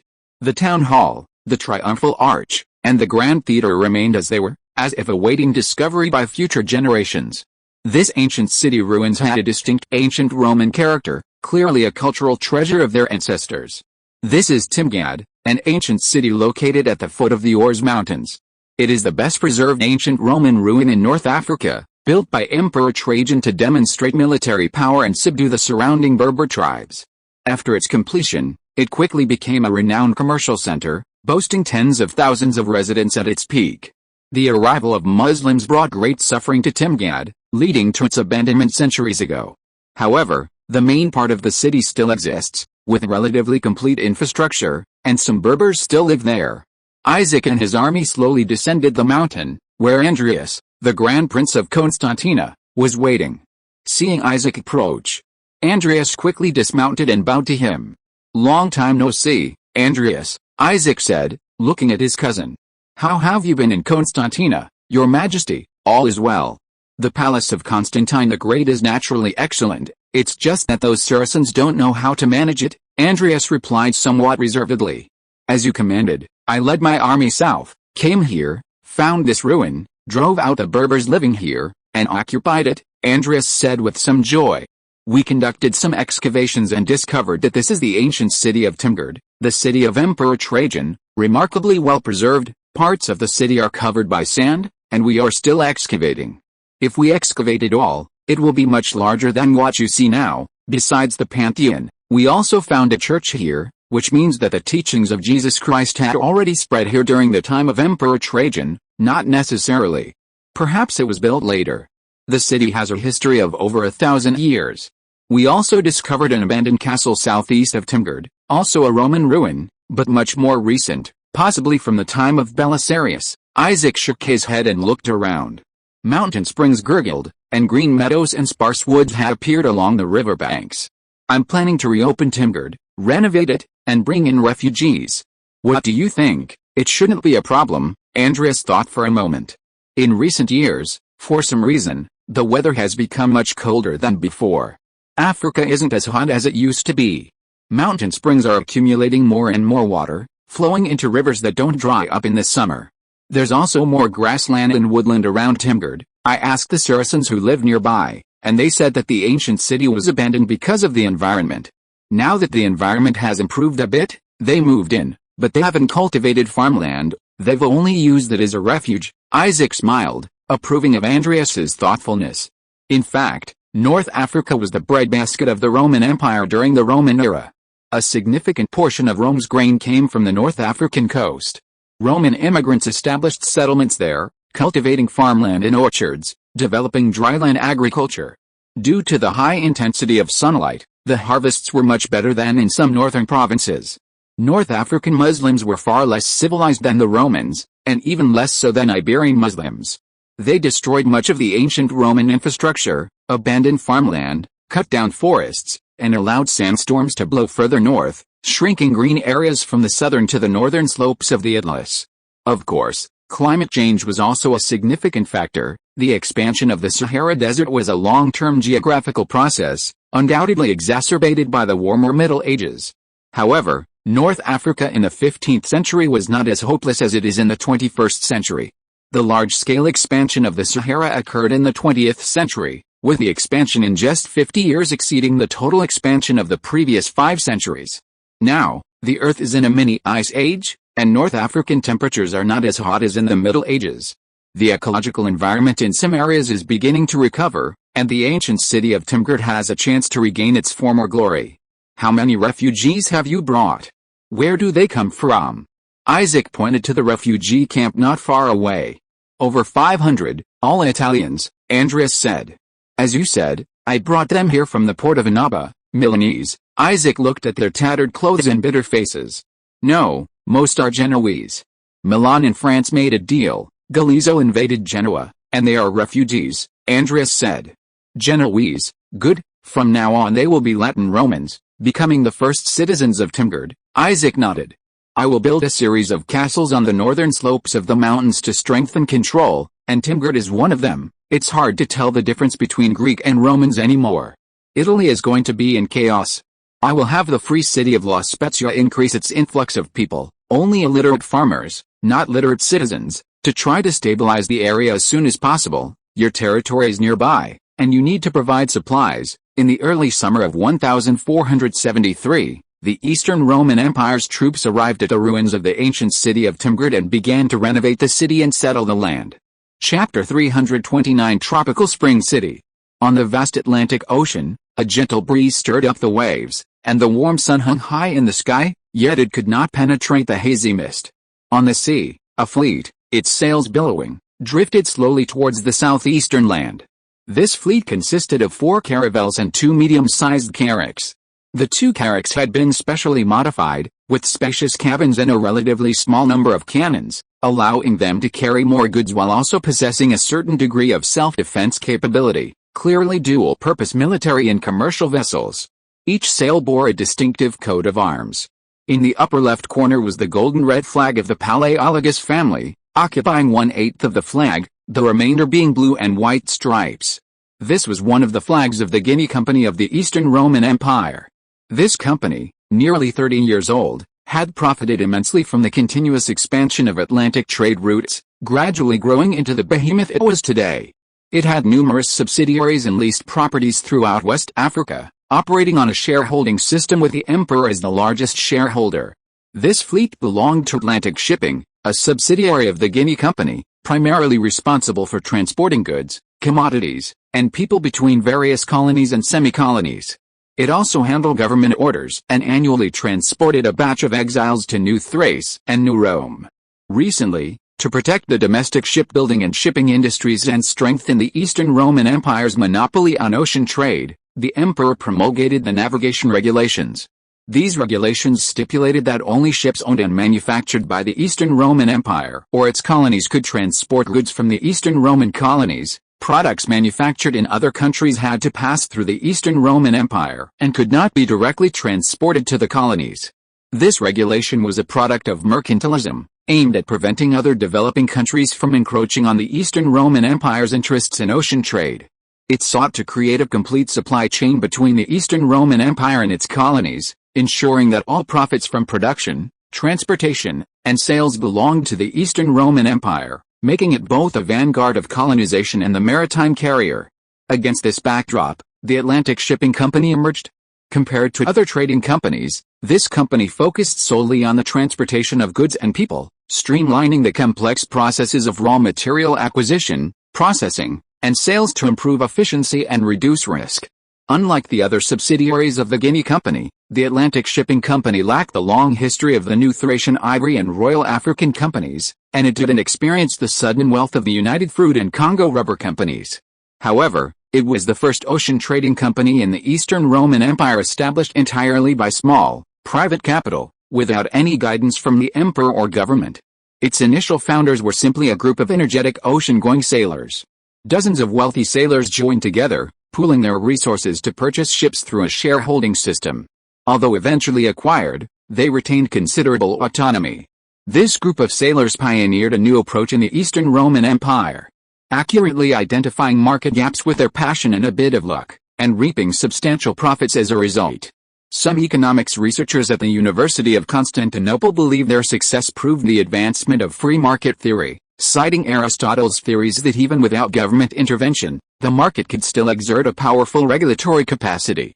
Despite their immature theories, the major newspapers of Constantinople praised the success of Atlantic shipping, encouraging the Roman people to use their ingenuity, invest boldly, and start businesses to prosper during the golden age of the empire. In the captain's cabin of the flagship Xenophon, Captain Leonis stared at the documents in his hands, his brow furrowed as he read the long list of place names and their respective tasks. La Palma Island, 200 high-quality slaves from Billinch. Completed, Leonis marked the first task. Byzantium Islands, the North African Lion mercenary team disembarked here, responsible for maintaining the stability of the slave market. Completed, Leonis marked this and continued reading. Platinum Port, unload cotton and silk, hand them over to the Guinea Company branch, and reload cotton here on the return voyage. Leonis marked a special mark. Street. Williamport, negotiate the sugar transport business with the local plantation owners. Failed, Leonis recalled for a moment, then snorted heavily. Golden Mouth Port, replenish fresh water and food. 4 priests disembark here. Done. Leonis looked at the last few lines of text. Luanda Port, our final destination. Transport a mercenary squad from the Rosemary Company. The local lord needs to defend against the natives' attack. Also need to load some timber and transport it to the Canary Islands. This was the task that needed to be completed. Leonis sighed, reluctantly put down the documents, pushed open the door, and went to the deck. The small port was just ahead, the sea breeze was very refreshing, and a young man stood at the bow, arms outstretched, clicking his tongue in amazement, looking very comfortable. Leonis looked at the young man, and nameless anger rising in his heart, and quickly walked over and pulled him down. Kid, aren't you afraid of falling overboard, huh? Leonis glared at him fiercely. The ocean is dark, it doesn't care which school you go to, or how much money you have. If you really fall overboard, don't expect me to stop the ship and rescue you, we're almost there. Can't you behave yourself? Leonis roared. You've caused the most trouble along the way. The young man looked at Leonis and quickly apologized. I'm sorry, dear Captain, I really didn't expect there to be such a cool place on the Central African coast. Do you know about cold currents? Our geography textbooks say that the natural conditions in Luanda are much better than in Jinkoujiaowing. I think it's because of the cold currents in this area, the young man said excitedly. Our Angolan governor is truly wise, he actually chose this place to build a colony. Leonis remained unmoved by the young man's incessant chatter, and took out his binoculars, aiming them at the small harbor ahead. The environment is indeed quite nice, much better than Congo, Leonis muttered to himself. Not much rainforest means less disease, Captain. The rainforest isn't completely a no man's land anymore.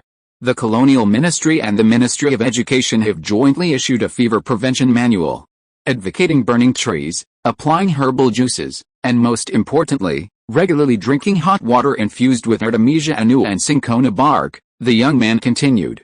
Some expeditions even specifically recruit members with hereditary anemia. They rarely get fevers. Did you come here just to show off your knowledge? The captain, annoyed by his nagging, turned to look at him. Of course not, Captain.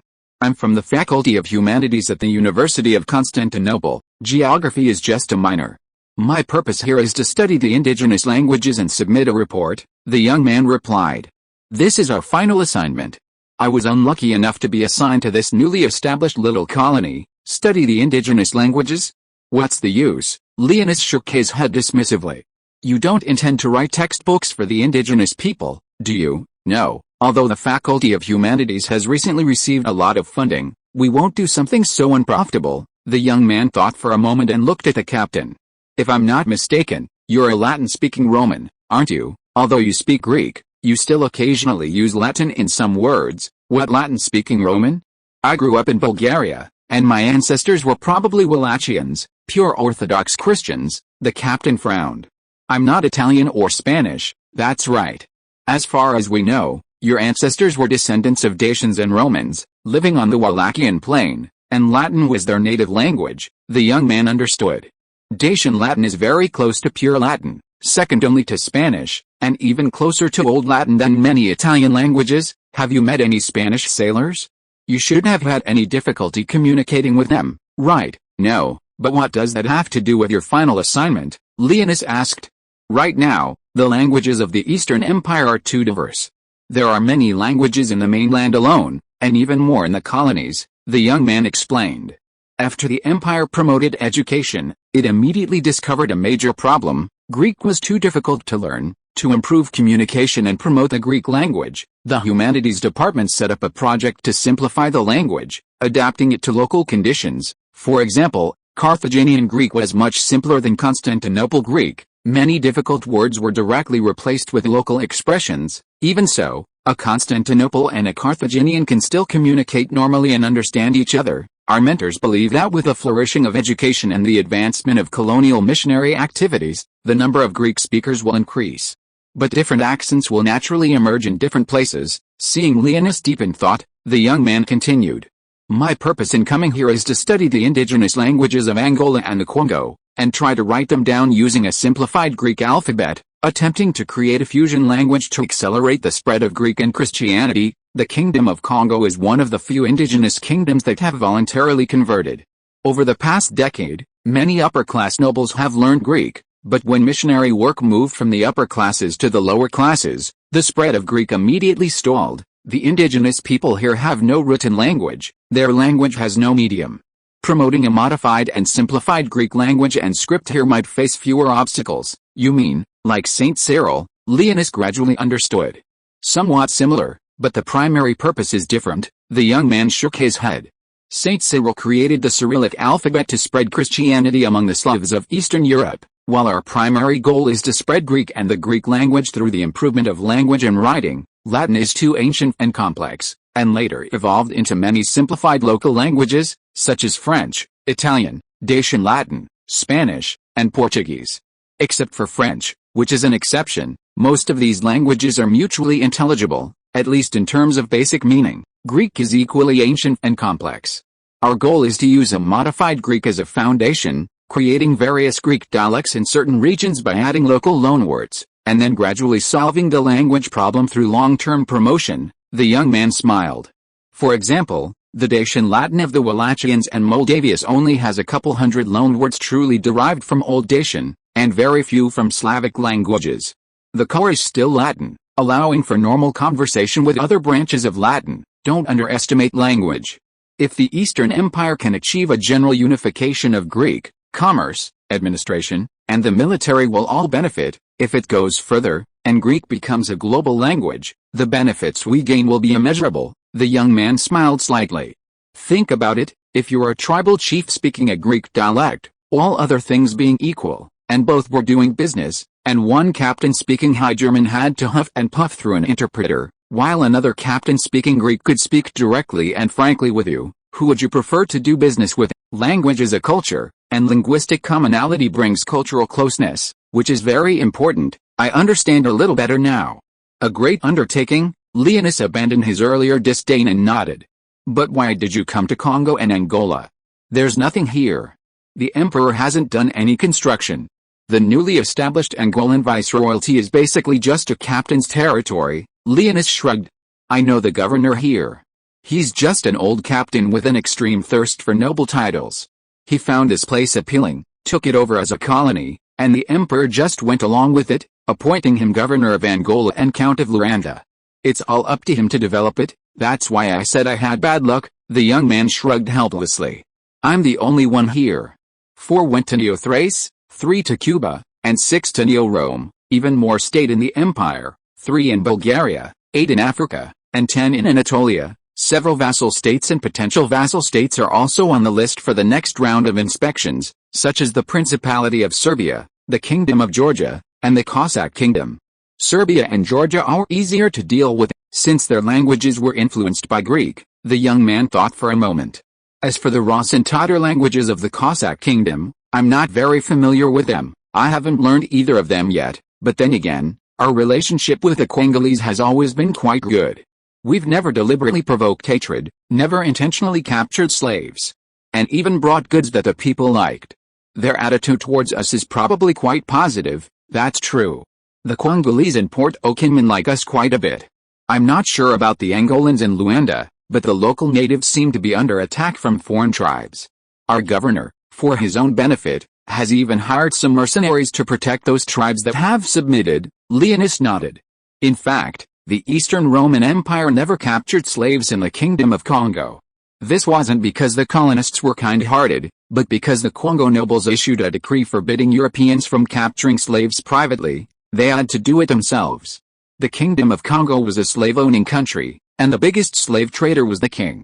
The Eastern Roman Empire brought a large amount of goods, but didn't accept their shell currency. Besides gold and ivory, the main exchange was their own slaves. Before Europeans used slaves, black people themselves weren't already using them. After Europeans began using slaves, the most brutal slave hunters were themselves black people. The Great Turkish Wars brought a large influx of Muslim slaves to the Eastern Roman Empire, causing the price of slaves to plummet. Many black chieftains who had signed protection agreements were quite dissatisfied with this. Alright, we're almost in Luanda. I have some connections with the governor of Luanda. I can introduce you to him. After their conversation, Leonis's impression of the young man improved, and he patted him on the shoulder. No need.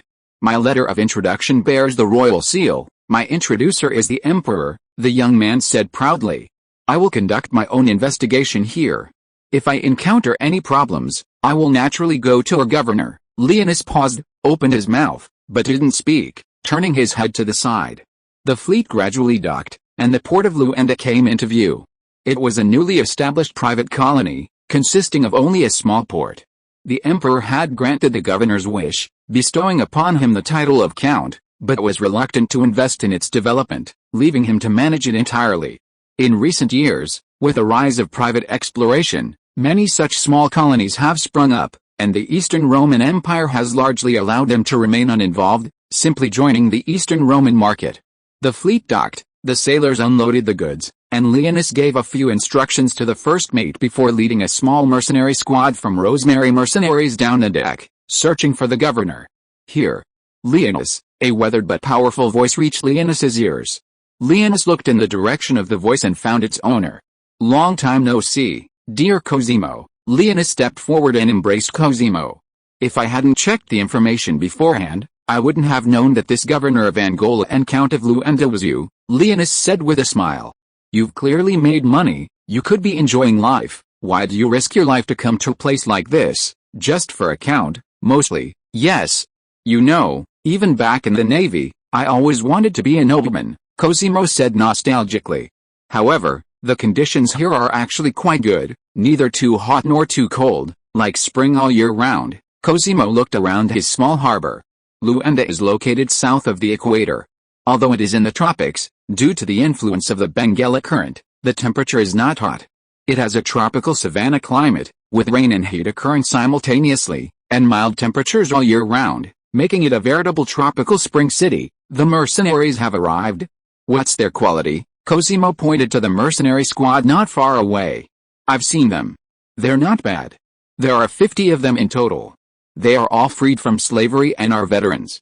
They belong to the Rosemary Mercenary Company and are registered with a mercenary household in Carthage, Leonis explained. According to the previous contract, they will work for you for 2 years. After 2 years, you will have to continue negotiating. Okay, that's enough. Cosimo scanned the mercenary squad. They wore Rosemary emblems on their chests. Let them rest in the barracks first. Come with me, there's something I want to show you. Cosimo led Leonis to his wooden castle and introduced him to the study. The study was filled with all sorts of decorations, the most eye-catching of which were 3 pieces of wood hanging on the wall. What's this? Leonis pointed to the piece of wood in the center. Hell, this is a fine piece. One of the most valuable things in Luanda, Cosimo stood before the wall, stroking the deep, rich wood with fascination. This is rosewood, rosewood. Leonis's eyes lit up. What about the other two? One is ebony, the other is sandalwood. Both are valuable, but not as precious as rosewood, Cosimo said. In the Carthaginian furniture market, furniture made from these woods is priceless, especially rosewood. Once it floods the country, it will surely become a favorite of the royal family, so that's why you invested here, Leonis sighed. Back then, the first mate often said that among us sailors, you were the smartest. I didn't believe it then, but now I have to. No, these woods aren't the most crucial thing. Cosimo shook his head, took a box from a drawer, and handed it to Leonis. What's this? Leonis opened the box, looking curiously at the metal inside. This is platinum, a very good metal. It can be made into very beautiful jewelry and handicrafts, extremely valuable, Cosimo explained simply. I discovered a platinum mine in the southeast, but it's currently occupied by natives. Luanda port originally belonged to the Ndongo Kingdom, a tributary state of the Congo Kingdom.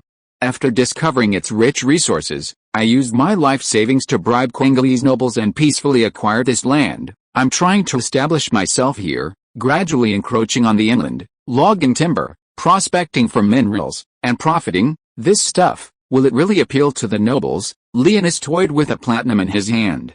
I've never heard of anyone using this as jewelry. Hell, as far as I know, the emperor is searching for platinum, and several exploration teams have already gone to various places to explore, Cosimo said somewhat smugly.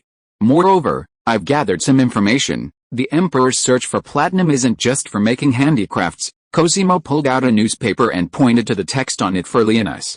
This was brought by a ship a few days ago. It says that the emperor has pacified the Tabisa Mountains and is searching for phosphate mines there. Phosphate mines? Leonis was taken aback, not quite understanding. Don't rush, there's more. Cosimo pulled an old newspaper from the bookshelf. It was dated a year ago. Abu, a chemist at the Imperial Academy of Sciences, claims he has found a method for mass-producing sulfuric acid, but the resulting product is impure and unusable. Cosimo took out a letter bearing the emblem of the Lishimal fertilizer factory. I know Lord Lishimal. They are developing a fertilizer that can be produced directly from the factory, with sulfuric acid and phosphate rock as the main raw materials. Cosimo was somewhat excited.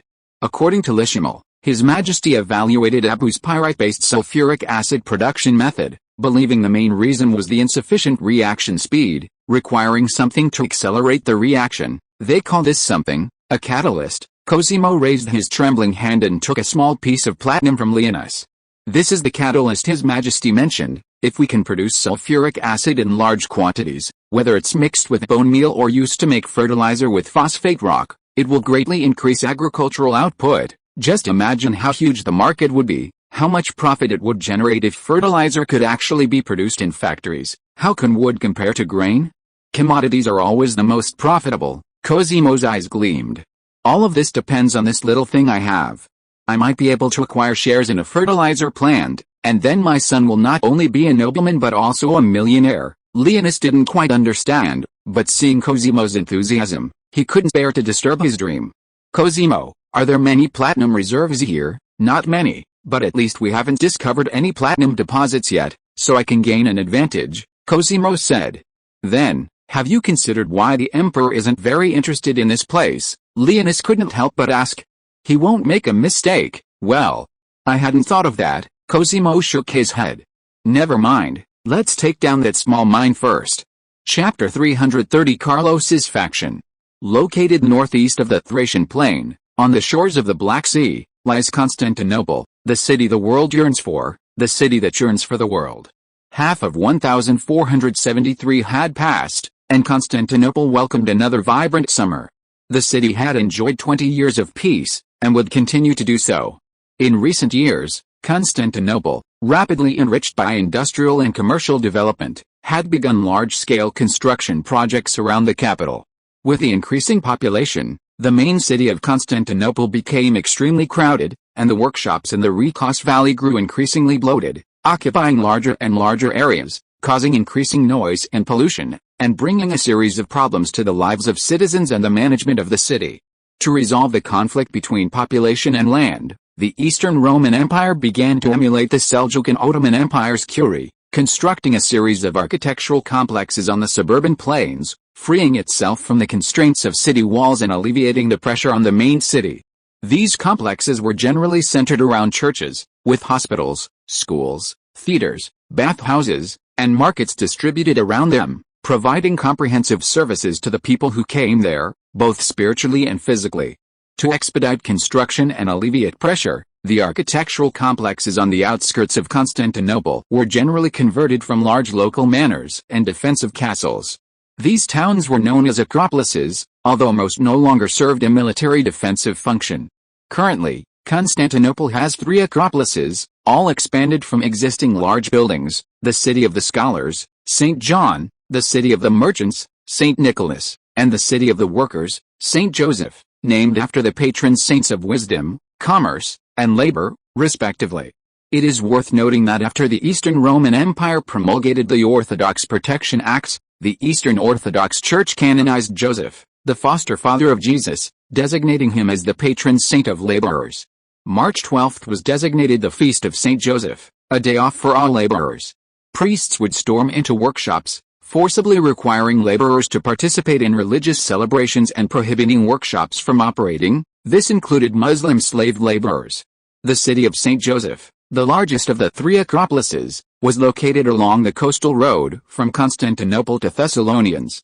Based on a large royal estate, its affordable land and proximity to both Constantinople and Thessalonians attracted many private workshops. The Constantinople city government planned to relocate heavily polluting workshops such as textile mills, ironworks, and food processing plants from the Rikos Valley to the city of St. Joseph, leaving only less polluting luxury goods workshops. The city of St. John, the first and most scenic of the 3 acropolises, nestled against a hillside and beside a lake, boasted an elegant environment.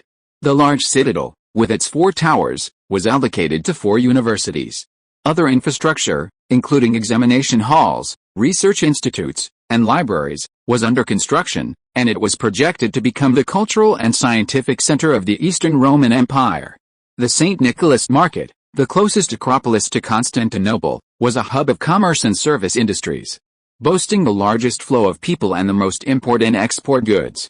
Markets, bathhouses, restaurants, tea houses, and cafes lined the area around St. Nicholas Church, attracting middle-class citizens from nearby towns who enjoyed their leisure time there. To facilitate communication between the main city of Constantinople and the various acropolises, Empress Isabella of the Eastern Roman Empire established the first public carriage company.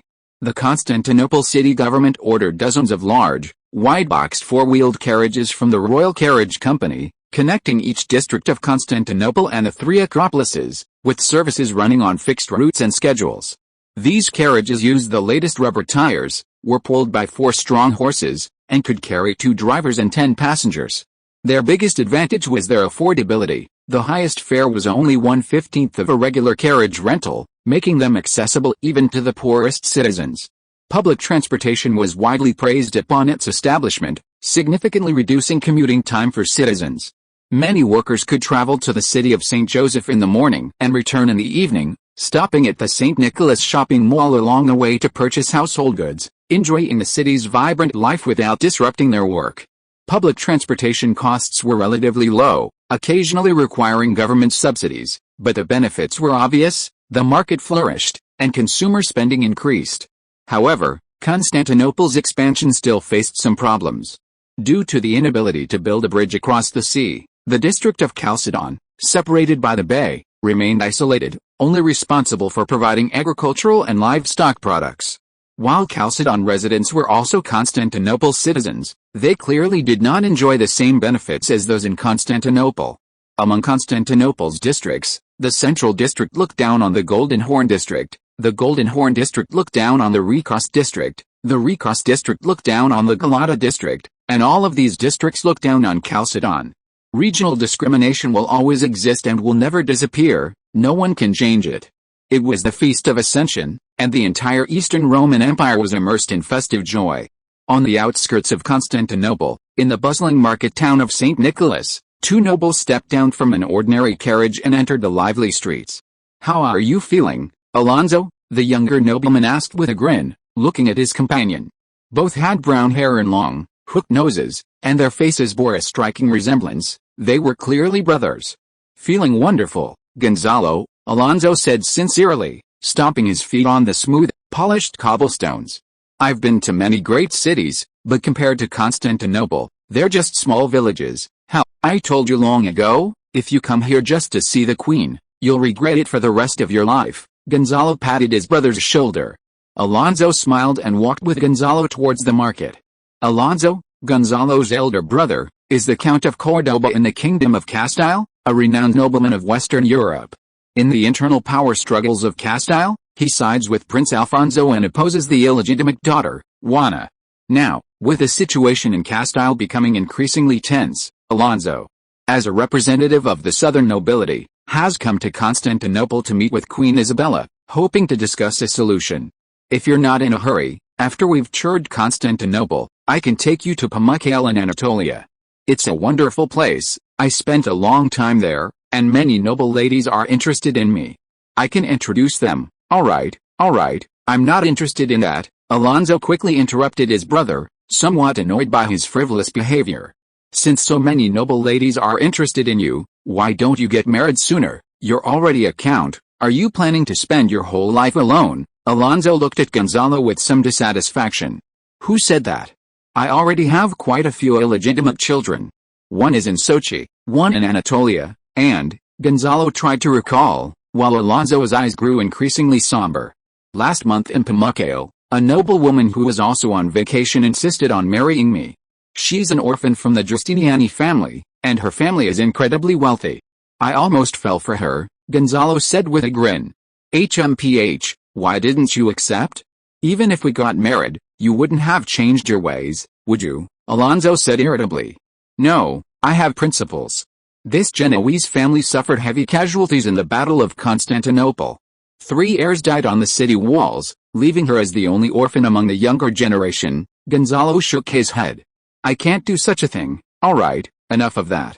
Since we're in the San Nicolas shopping mall, we have to try the local specialties. You can't get them in Cordoba. Gonzalo quickly shook off the past and pulled his brother into the crowd. We're dressed casually and don't have any guards. Aren't you afraid something might happen? Alonso asked hesitantly. No, Constantinople is the safest city. Many Italian nobles and wealthy merchants like to come here to spend money. The Royal Canadian Mounted Police are fierce, and everyone here is rich. There's no need to be violent, and we wouldn't dare to. Gonzalo pushed through the crowd and entered a food street. It's a business model that's only recently become popular. Everything is made to order, and it's a pleasure for the citizens. You can't enjoy this in the castle. Gonzalo came to a pancake stall and looked at the Greek characters on the sign. Found it. Mexican tacos. Gonzalo rubbed his hands together excitedly and asked the vendor for 2 of the most expensive tacos. A specialty of the New World, fried corn tortillas filled with vegetables, roast meat, and fish and shrimp, topped with various sauces. Gonzalo took the 2 tacos from the vendor and handed the larger one to Alonso. It's said that this was the first thing our sage Columbus ate in Tlaxcala. Alonso took the burrito, his eyes fixed on the vendor's face. A native. Alonso was surprised, yet somewhat disdainful. Yes, a native. Many native nobles from the New World were tricked into coming to Constantinople. The emperor bestowed titles and estates upon them, and they brought many people with them. The emperor didn't want them to stay together any longer, so he separated them. This must be one of them. Gonzalo nodded. Wherever they go, they wear a cross around their necks. Only natives like to do that. You actually allow natives to do business on the streets? Alonso shook his head, puzzled. Which nobleman's son is he? The emperor's son, a citizen of Rome, not belonging to any nobleman. Gonzalo said. Since he has been granted citizenship, no nobleman will seize his property. After paying taxes, his legal income is all private property, sacred and inviolable. This is simply unbelievable, Alonso muttered to himself, shaking his head. What will the nobles think? The Eastern Empire never had nobles like Castilians. Now, it's hard for nobles to get rich just by relying on land income. Most nobles prefer to start businesses and industries, and this mindset is advantageous to them, Gonzalo explained, munching on a taco. Try it, it won't taste good when it's cold. Alonso looked around and saw that everyone was immersed in the prosperous and lively atmosphere, not caring about noble etiquette. He took a big bite and clicked his tongue in amazement. Good stuff. What kind of meat is in this? Human flesh. Gonzalo looked at Alonso seriously. This is a native specialty, you can't miss it. Alonso spat out a mouthful of food and glared angrily at Gonzalo. Okay, it's turkey? Gonzalo shrugged boredly when he saw his brother was still so serious. Tacos filled with human flesh are a delicacy exclusively for Aztec nobles, commoners can't get them. How barbaric. Alonso snorted and stuffed the rest of the taco into his mouth.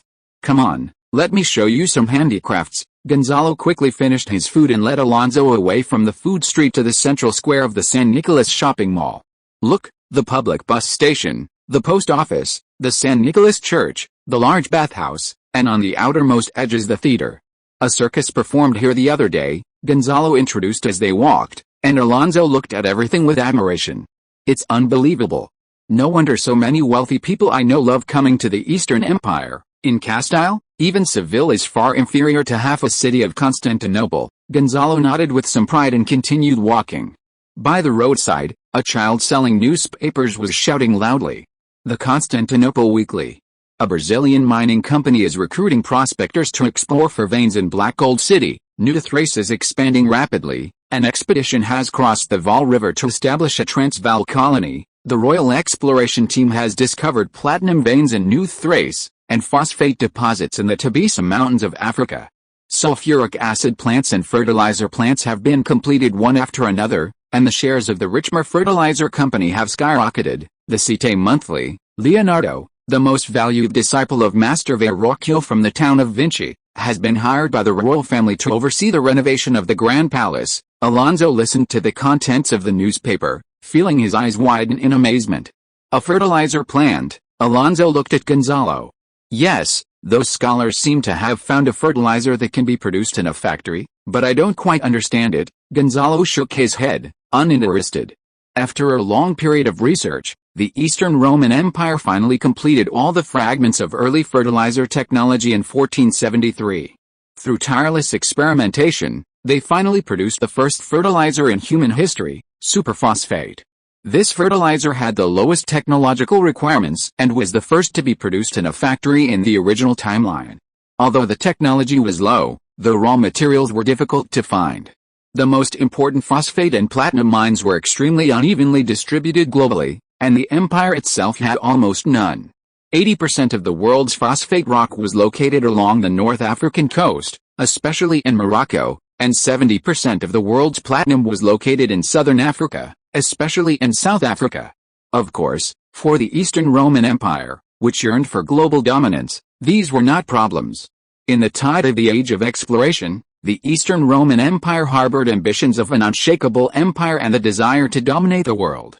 We've arrived. Gonzalo stopped outside a gem shop. The shop window was made of glass, allowing a clear view of the dazzling array of gems inside.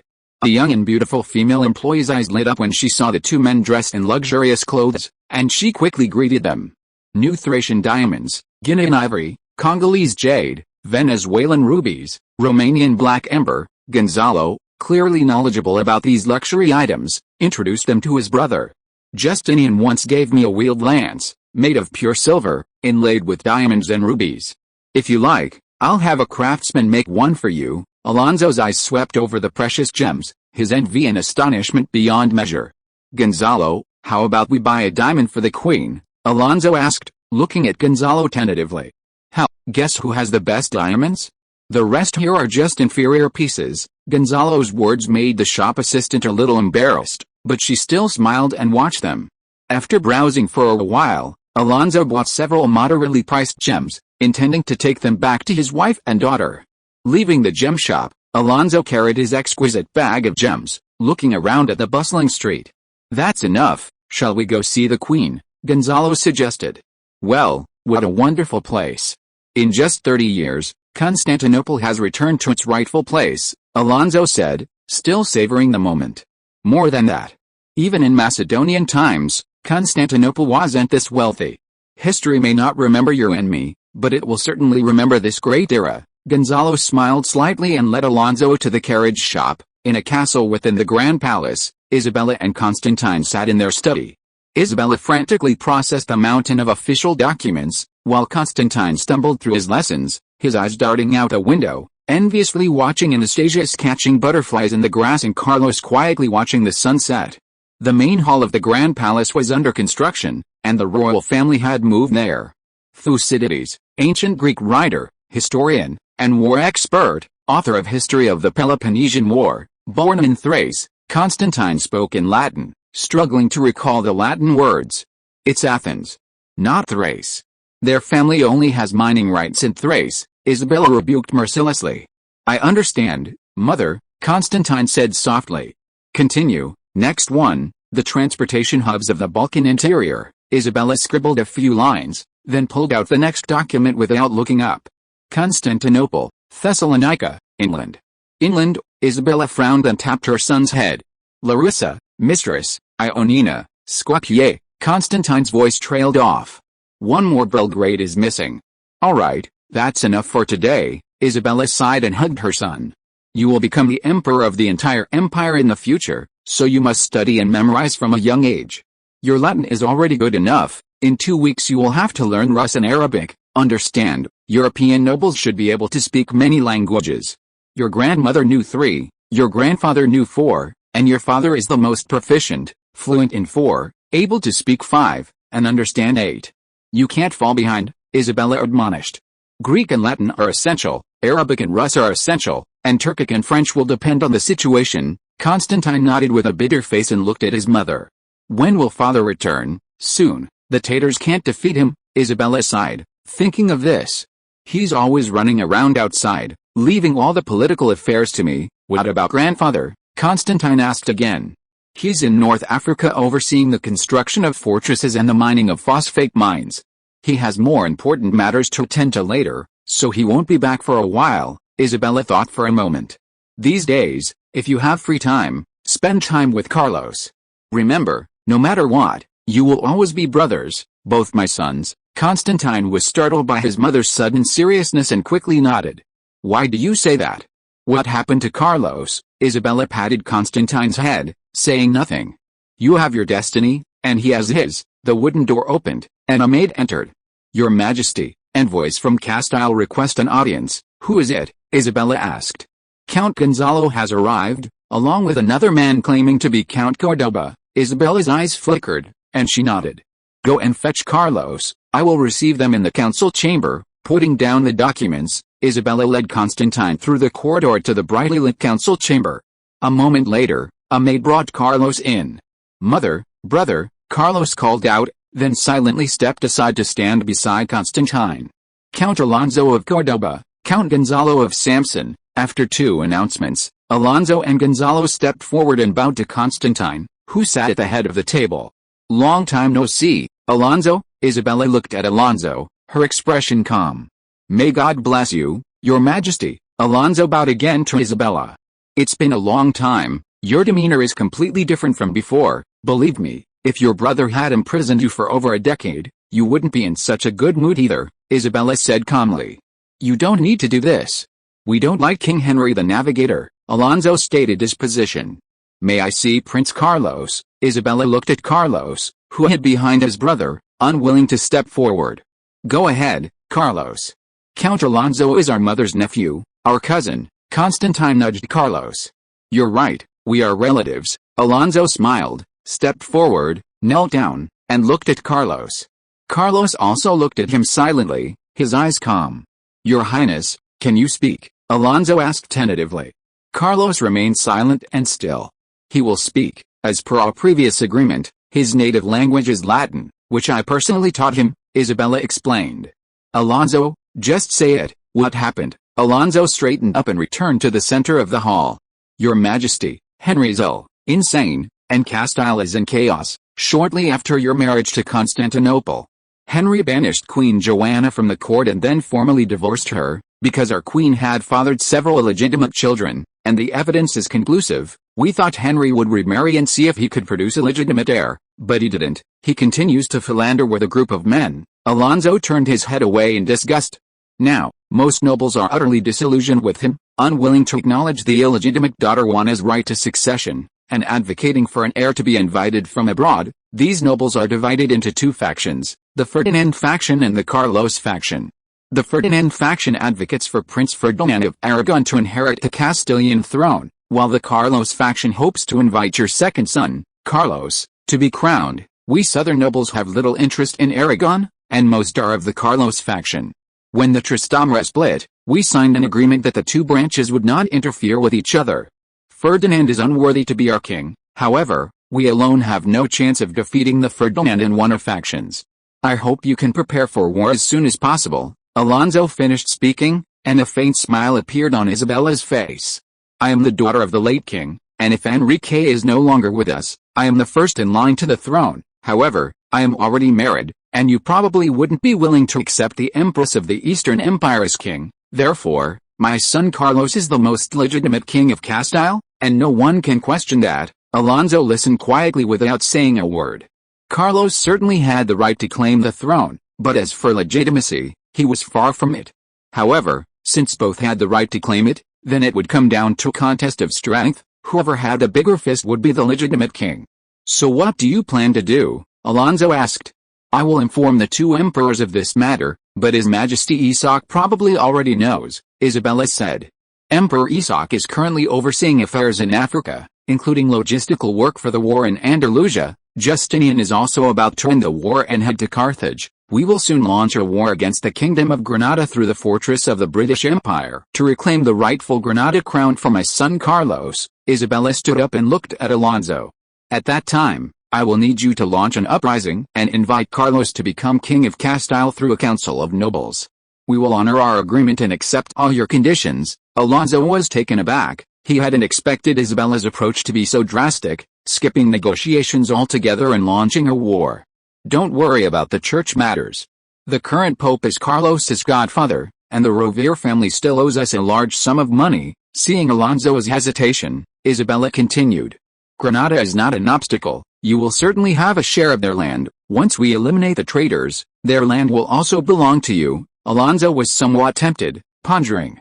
Gonzalo, on the other hand, leisurely made a face at Constantine, seemingly uninterested in the Castile affair. If you are willing to pledge allegiance to my son now, the Cordoba family will become the highest noble family in the United Kingdom of Castile and Granada, with hereditary prime ministers, Isabella said slowly. How about the title Kingmaker Alonso? Isabella smiled. Your Majesty.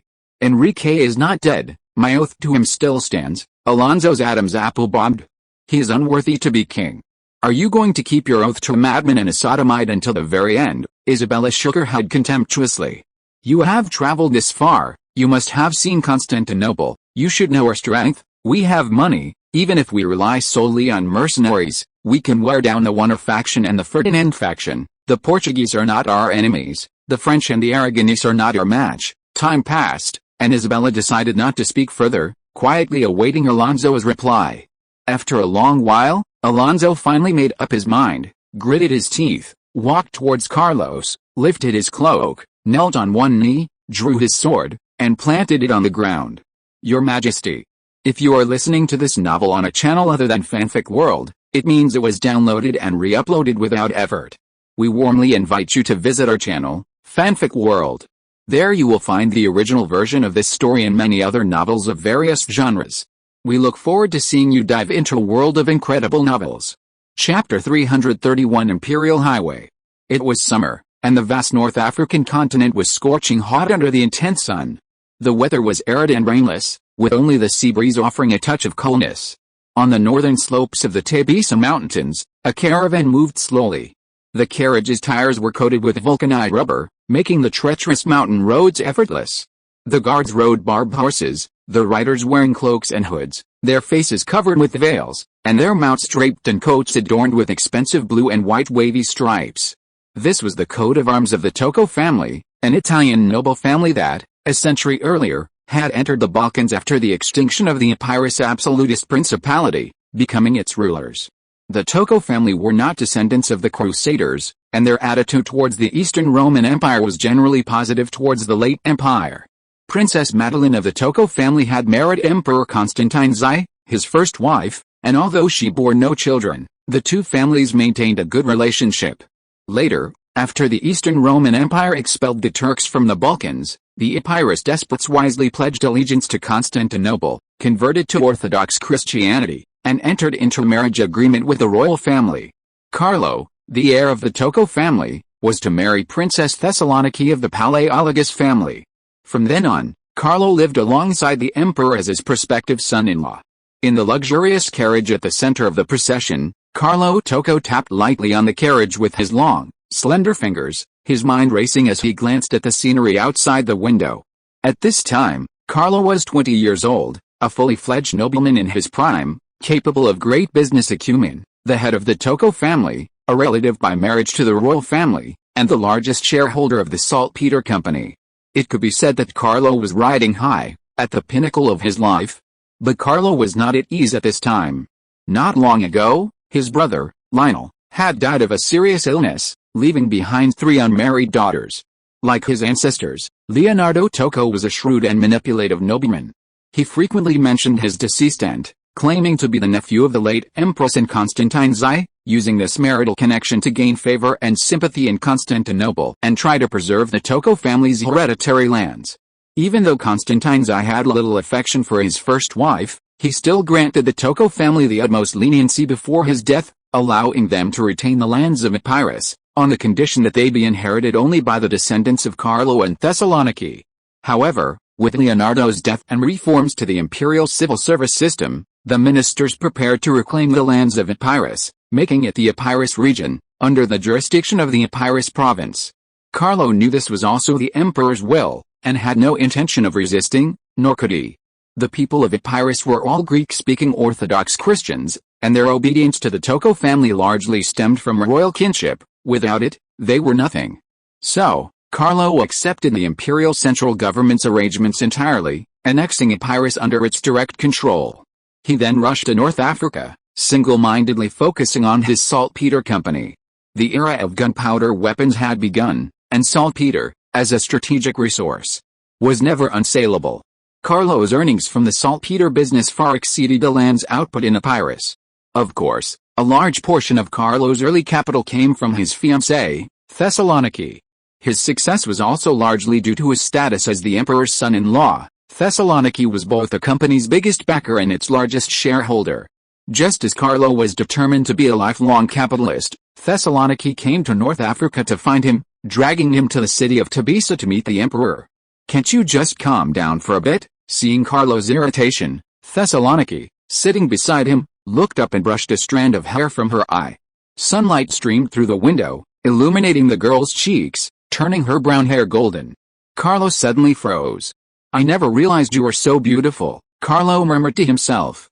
"No wonder you're Queen Leonor's daughter, HMPH, you're probably prettier than saltpeter." Thessaloniki was a little smug at Carlo's praise, proudly raising her swan-like neck.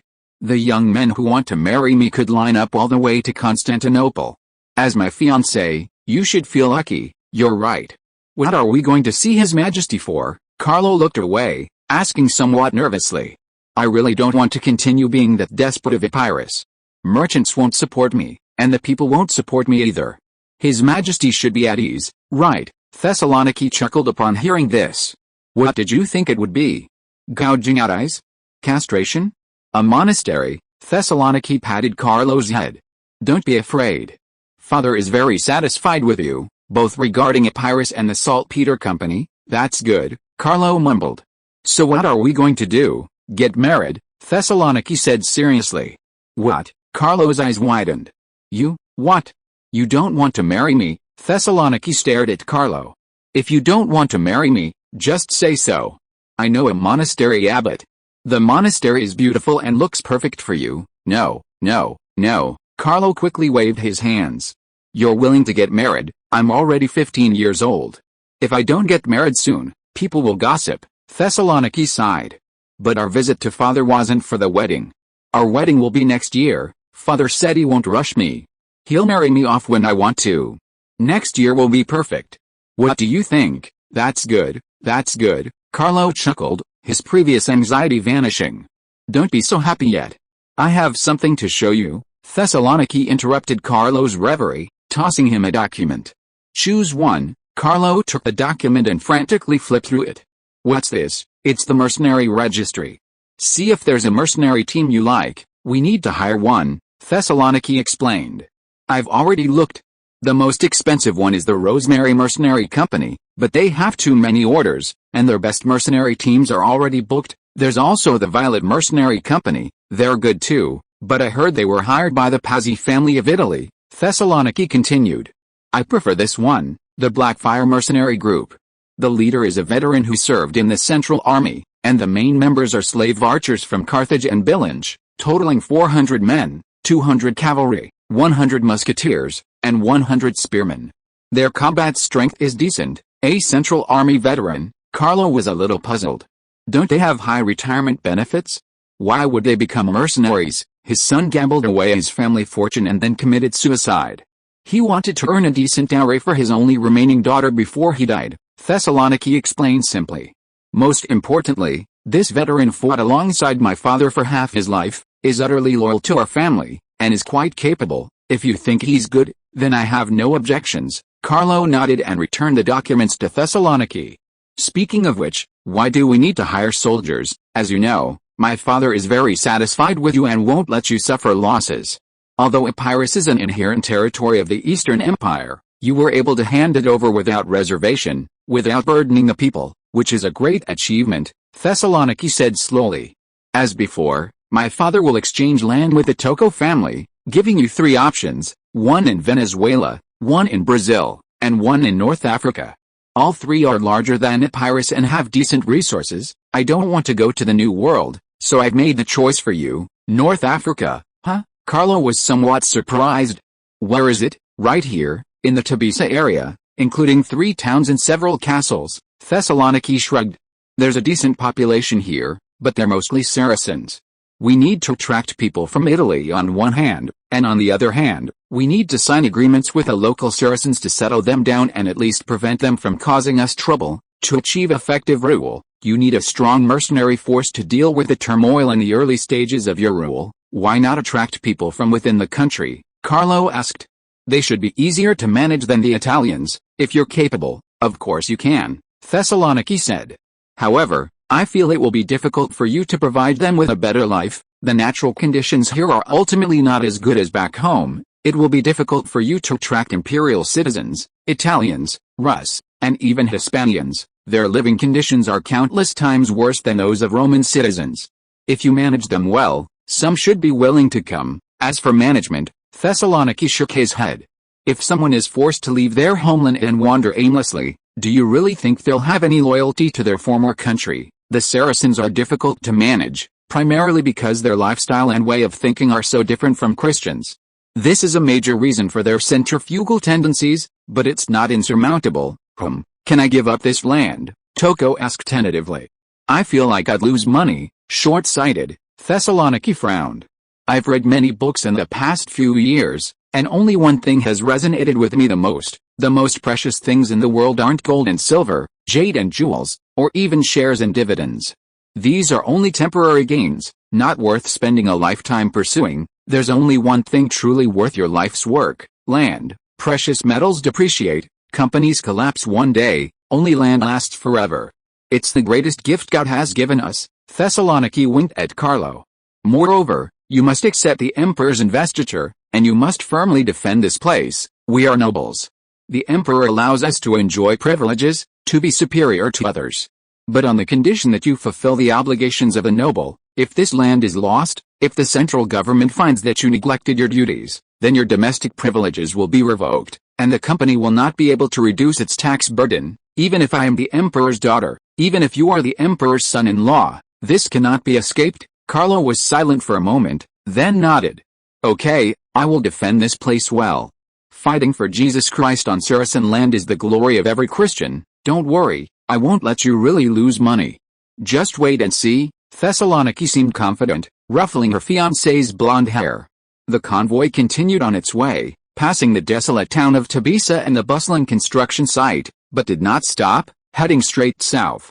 The Tebisa mountains run east-west, their altitude not too high, their slopes not too steep, and their north-south span not too wide. Carlo felt relieved and, as he walked and looked around, his mood finally improved. There are quite a few rivers, Most of them year-round, Carlo commented. Agriculture can be developed here. The conditions on the northern slopes are quite good. Yes, the weather has gotten colder in recent years, and the mountain springs don't dry up so easily. Thessaloniki nodded.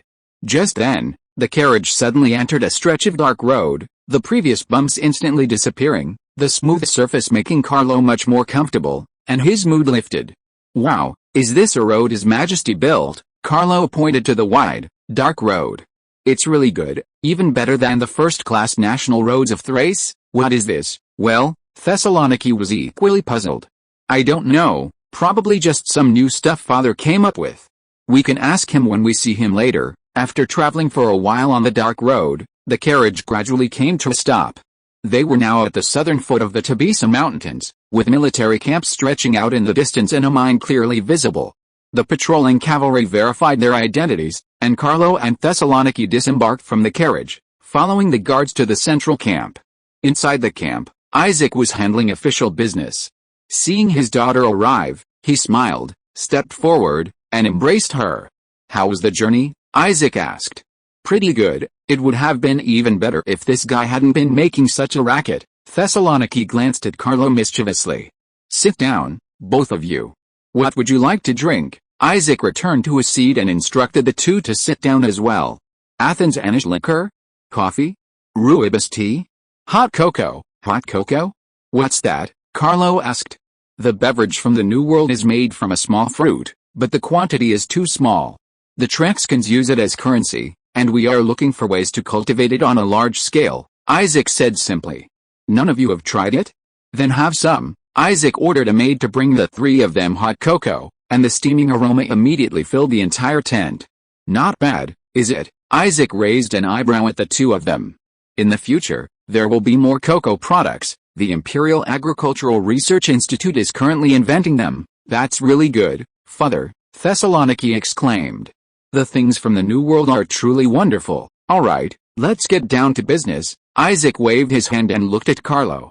Thessaloniki told you everything on the way here, right? Isaac unfolded a map and drew a circle on it. Since you are willing to relinquish your rule over Epirus, I will not be stingy. This land will serve as the exchange. This land lies north of the southern frontier, south of Constantinople, and west of the province of Africa, encompassing the cities of Timgard, Hanchale, and Tebisa. Although located in a mountainous region, as you can see, the natural conditions are excellent. If managed properly, it can support 100,000 people. Isaac stroked the map. The natural conditions of this small mountainous area were indeed favorable, with an average annual rainfall exceeding 450 millimeters and a maximum temperature rarely exceeding 30 degrees Celsius. Several inland rivers provided ample resources for developing dryland agriculture. This place once belonged to a series of warring Berber tribes. I drove them away. I will build a castle here to defend Africa. The central government will cover the initial costs of the castle, and you will be responsible for its maintenance. These fleeing Berber tribes will surely want to return. You need to organize an army as soon as possible to resist their invasion. Whether to negotiate or resort to violence is your decision. This is our first step into the Atlas Mountains, and it's a necessary step for me to keep Carthage away from the front lines. You must defend this place well. Isaac looked at Carlo and drew his sword. I plan to emulate Trajan and Constantine by uniting these towns into the Timgard Palace. You will become the Earl of the Palace, enjoying the privileges of a prince, a hereditary title. Carlo Tocco, are you willing? Carlo nodded, stood up, and knelt on one knee. I am willing to accept this land, guard your palace, protect your people, accept your command, and offer my eternal loyalty to you and your successors. I swear in the name of God. Very good. Isaac nodded, placed his sword on Carlo's shoulder, and tapped it 3 times. I swear that you and your offspring will forever have a place by my fireplace, drink and eat with me, and I swear to protect your hereditary rights in the name of God. The contract was complete. Isaac helped Carlo to his feet, led him back to his seat, and handed him a document from the table. You and Thessaloniki will be married next year. This is one of my gifts to you. Carlo took the document, his eyes narrowing. Your Majesty, this is too precious. It is nothing. This is originally a product of the Timgard Palace. The value of one Epirus is incomparable to the entire territory, but you are my son-in-law, and that is enough, Isaac said. The phosphate mines in the Tebisa Mountains belong to you. Thank you, father. Carlo was overjoyed. Rest assured, this is currently the Empire's only phosphate mine, and I will certainly do my best to develop it. No need to thank me. I understand your character. If the Timgard Palace territory didn't have anything valuable, you probably wouldn't have valued this place so much. Isaac smiled. It's only natural. I don't blame you. However, if you fail to defend this territory and allow the African province to face a crisis, I will reclaim ownership of the phosphate mines. Isaac looked at Carlo. Rest assured, I swear to God. Carlo nodded quickly. Isaac waved for him to sit down. In his plan, the core territory of the Eastern Roman Empire in North Africa would temporarily only extend to Carthage. The area west of Carthage would be divided up, becoming frontier regions, countates, grand duchies, or palace territories. Of course, the nobles of the Eastern Roman Empire differed from those of Western Europe. These powerful nobles were more like hereditary provincial lords, while the emperor retained the supreme power to reclaim territories. This region wasn't bad, but there were too many Muslims and too many nomadic tribes in the mountains and inland areas. Directly incorporating it into government control would be counterproductive. Maintaining control of the coastal ports was sufficient. History has shown that border guards unleash their strongest fighting power and unwavering determination only when defending their own property, a crucial reason for the Christian knights' ultimate victory in the Reconquista. As for the phosphate mines, Isaac has already found several more west of Timgard, but hasn't had time to announce them yet. Let's go. There's something I need to show you. Isaac, with his daughter and son-in-law, left the main camp and came to a clearing at the edge of the camp. Several wooden barrels were placed there, filled with a black, viscous, gelatinous substance that emitted a foul odor under the sun. You must have seen this on your way to the mine, Isaac said, smiling at them. You mean, that section of road? Thessaloniki seemed to understand. It's paved with this stuff. Yes, it's the most important raw material, Isaac nodded. This stuff is called bitumen. Bitumen, a very important building material, is used to pave roads that are smooth, durable, impermeable, grass-resistant, and highly stable, a very high-grade road surface. In the original timeline, most of the bitumen used in modern industry came from the petroleum or coal industries, petroleum bitumen and coal tar bitumen. It was effective, but the required technology was too extensive and complex. The Eastern Roman Empire, led by Isaac, had no production capacity whatsoever. However, there was a third type of bitumen in the world, natural bitumen.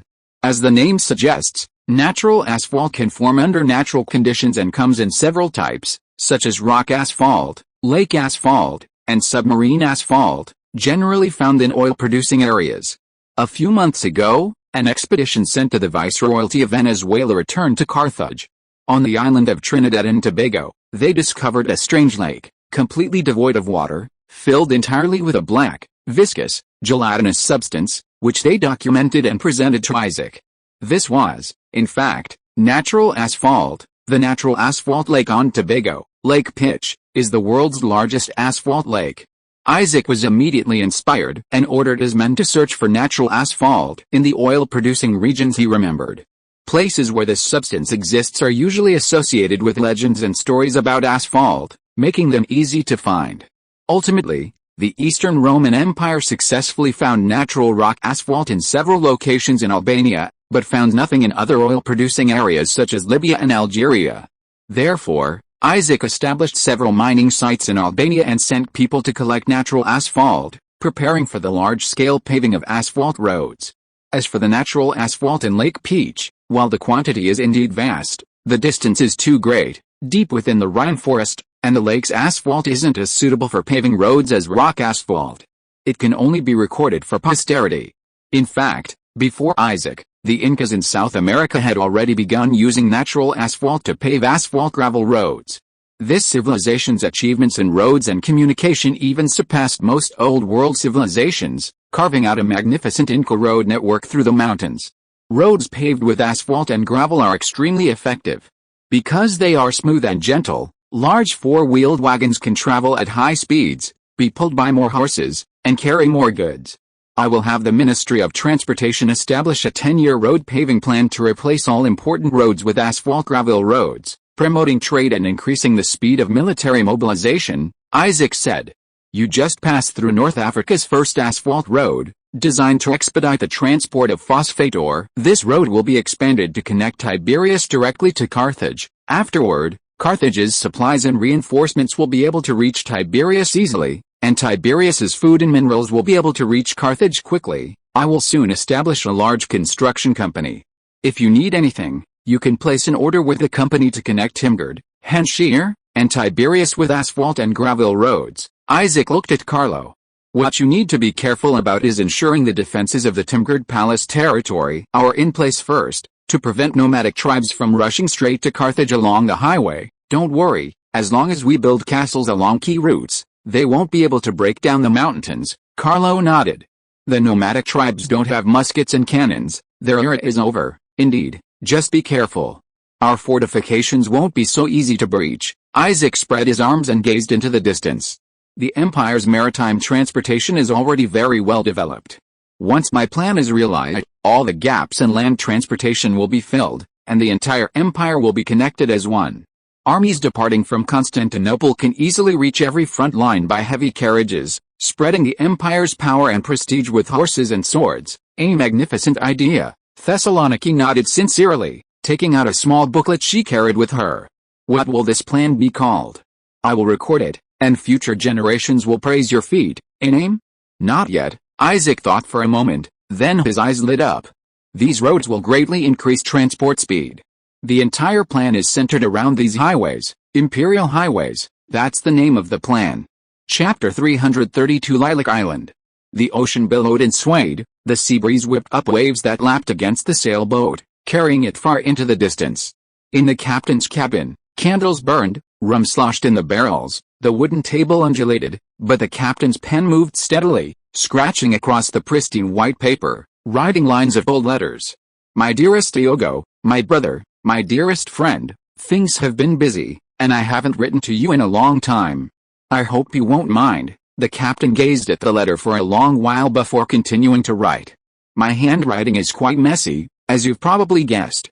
Yes, I'm at sea, in the captain's cabin of my beloved St. Christy. As I write this, I've already passed the Cape of Storms, crossed Madagascar, and am heading north to Zanzibar to rendezvous with the rest of the fleet. A few days ago, the fleet passed through Kilva Kiswani, the capital of the Sultanate of Kilva. It's a place of thriving commerce and rich culture. The Saracens, I must say, have a knack for urban planning. As you may already know, our predecessor, Count Esteban da Gama, has passed away. His death is a loss to the empire, a loss to the Christian world, worthy of being remembered, worthy of being written in high school history textbooks. May God bless his soul. The captain sighed and made the sign of the cross.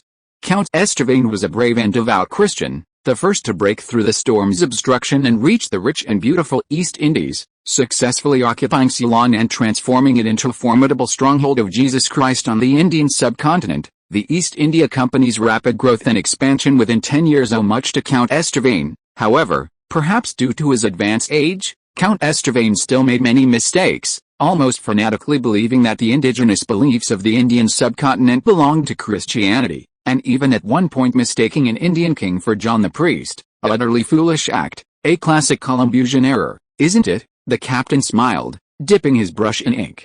Although I have great respect for Count Esteban, I must say that the East India Company under his control was weak and compromising. His age had dulled his mind, and he actually hoped to acquire trade privileges through negotiation and consultation, even attempting to share profits with those cursed Saracens. This was impossible. The Saracens have been colonizing the Indian Ocean for 900 years, engaging in the slave trade and acting as a transit point for spices and silk. For 900 years, they were the undisputed masters of the Indian Ocean. From Mogadishu to Calicut, from Sofala to Malacca, the footprints of Arab sampans and figures wearing white turbans were everywhere. I once read a newspaper article with a viewpoint that I greatly admired. The captain paused, recalling the events. Out of fear, honor, or ambition, a newly rising great power will inevitably challenge the existing great power, and the existing great power will inevitably respond to this threat by various means, making war unavoidable. Now, we have stormed into the Saracens' backyard with our powerful ships and cannons. They are in a panic, hastily uniting to try and drive us out. A war between us is inevitable. In a sense, Count Esteban's misjudgment of the situation indirectly led to his death, by overtrusting his native allies. He became embroiled in the Indian invasion, he died far from home due to conflicts with the indigenous people, and Cochin State, which should have been his ally, turned a blind eye. Frankly, this kind of death is all too common. Many private explorers I know have died under the stones of the indigenous people. Colonialism is inherently dangerous, a matter of life and death. Count Esteban's body has been returned home. His heart will be buried in the cemetery of maritime heroes in Constantinople. He was a good friend of my father. With him by his side, our father shouldn't be alone. The captain paused for a moment, somewhat saddened. The death of Count Esteban was just the beginning. The Saracens launched a counterattack against us from all directions. With the tacit approval of the Akhmar dynasty, the city-state of Hormuz attacked our colonies in the Strait of Hormuz and blockaded the strait, prohibiting ships flying the double-headed eagle flag and the Malindi flag from entering the Persian Gulf. Our ships and mercenaries in Hormuz were forced to return. Ceylon was leaderless. 2 local kings betrayed the emperor, reverted to their primitive beliefs, and began attacking other local kings. Within a month, half of Ceylon was lost, with only a few dozen sailors stubbornly resisting in the coastal fortresses. Then, the city-states of Calicut, Hormuz, Mogadishu, Oman, and Gujarat formed a naval alliance, gathering over 1,000 Arab sampans to attack our merchant ships in the Indian Ocean. They defend their territory under the guise of anti-aggression, which is utterly ridiculous. They themselves are the invaders, only they arrived centuries before us. The captain curled his lip, a mocking expression on his face. It is gratifying that our ally, the city-state of Malindi, has stood firmly by our side, and the Sultanate of Kilwa, weakened by its previous civil war, is unable to intervene. This has allowed our trading posts on the western coast of the Indian Ocean to be preserved, and most of our naval bases remain intact. What excites me most is that Count Esteban's son, Paul, did not succeed his father.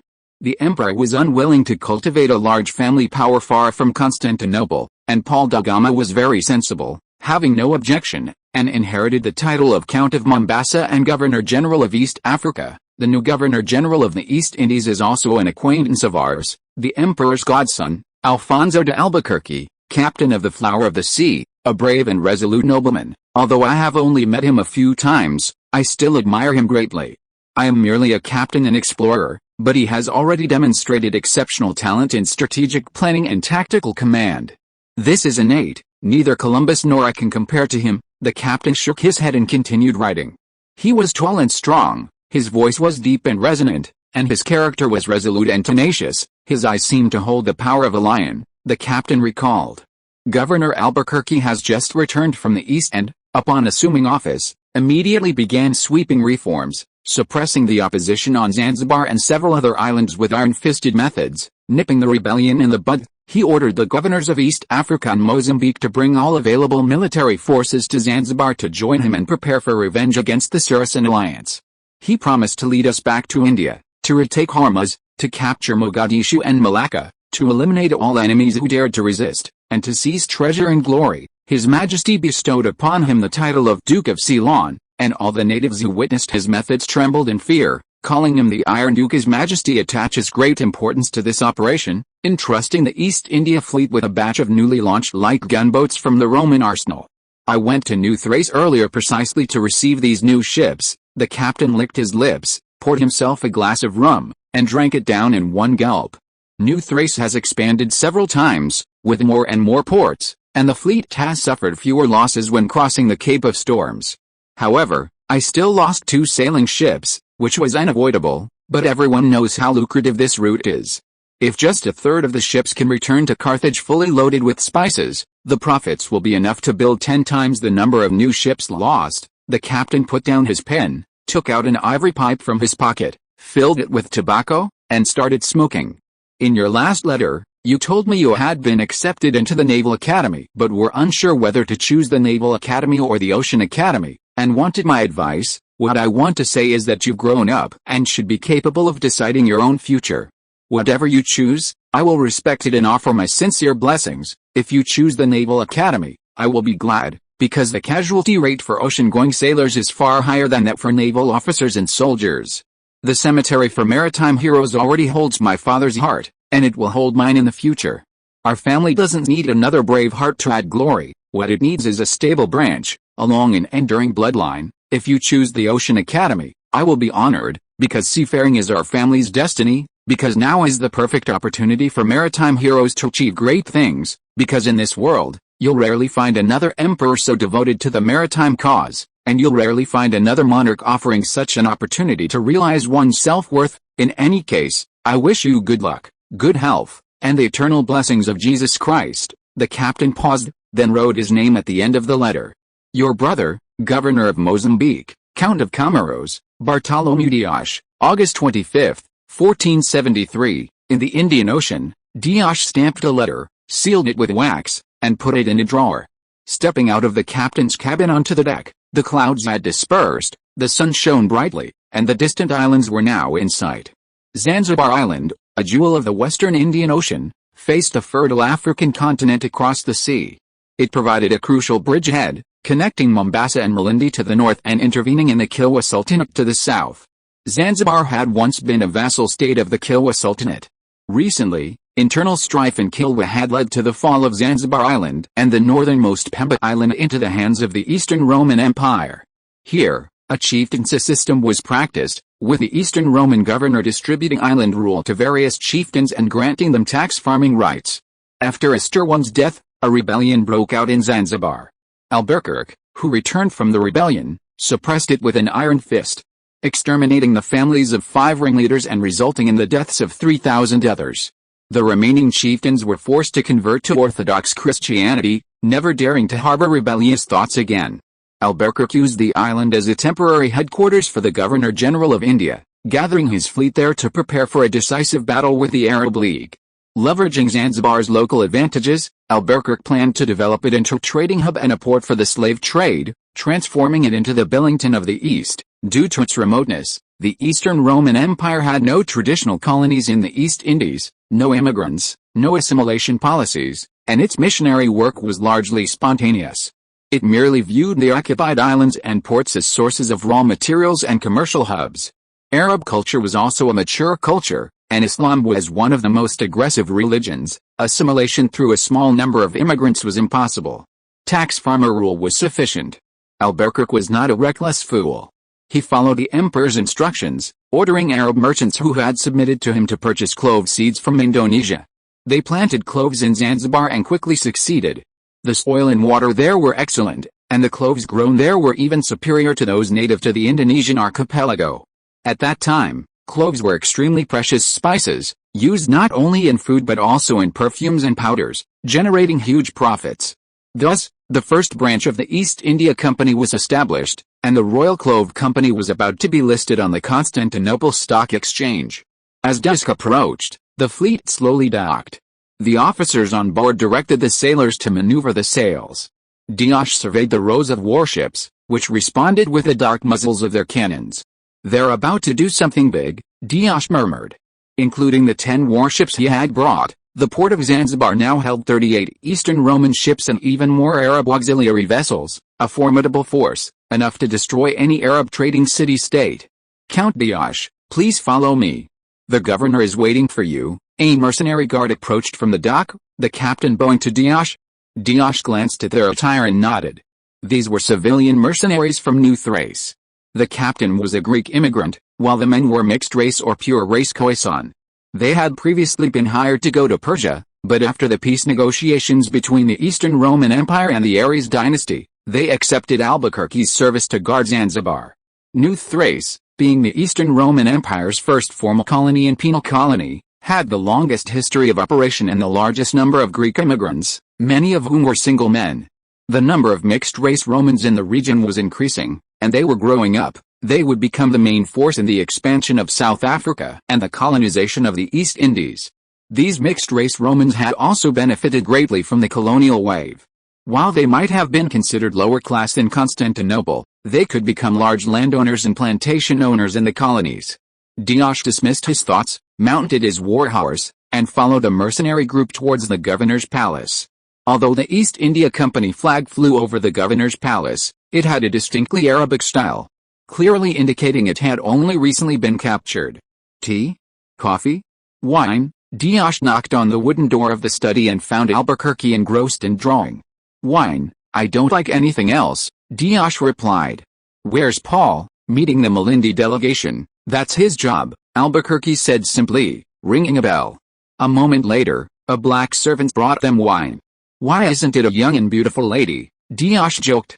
In times of war, even Gonzalo wouldn't be tempted by women, Albuquerque replied with a smile. Enough talk, come and look at the map. Albuquerque poured them deep red wine, and Diaz leaned closer to the map, searching for enemy and friendly markings among the dense symbols. The Saracens are afraid of us, they've united, but their fighting spirit isn't very strong. They hope to force us into an agreement, Albuquerque said, shaking his head sarcastically. Do they think I'm as easy to talk to as Esther one? I've scouted them beforehand. Their small boats don't even have cannons, and their coastal artillery has a range that's even shorter than our armed merchant ships. With that kind of strength, what makes them think they can share the spoils with us? Diaz nodded, continuing to scan the map of the western Indian Ocean. What are you planning to do? Their combined fleet is all together, giving us the perfect opportunity to wipe them out in one fell swoop.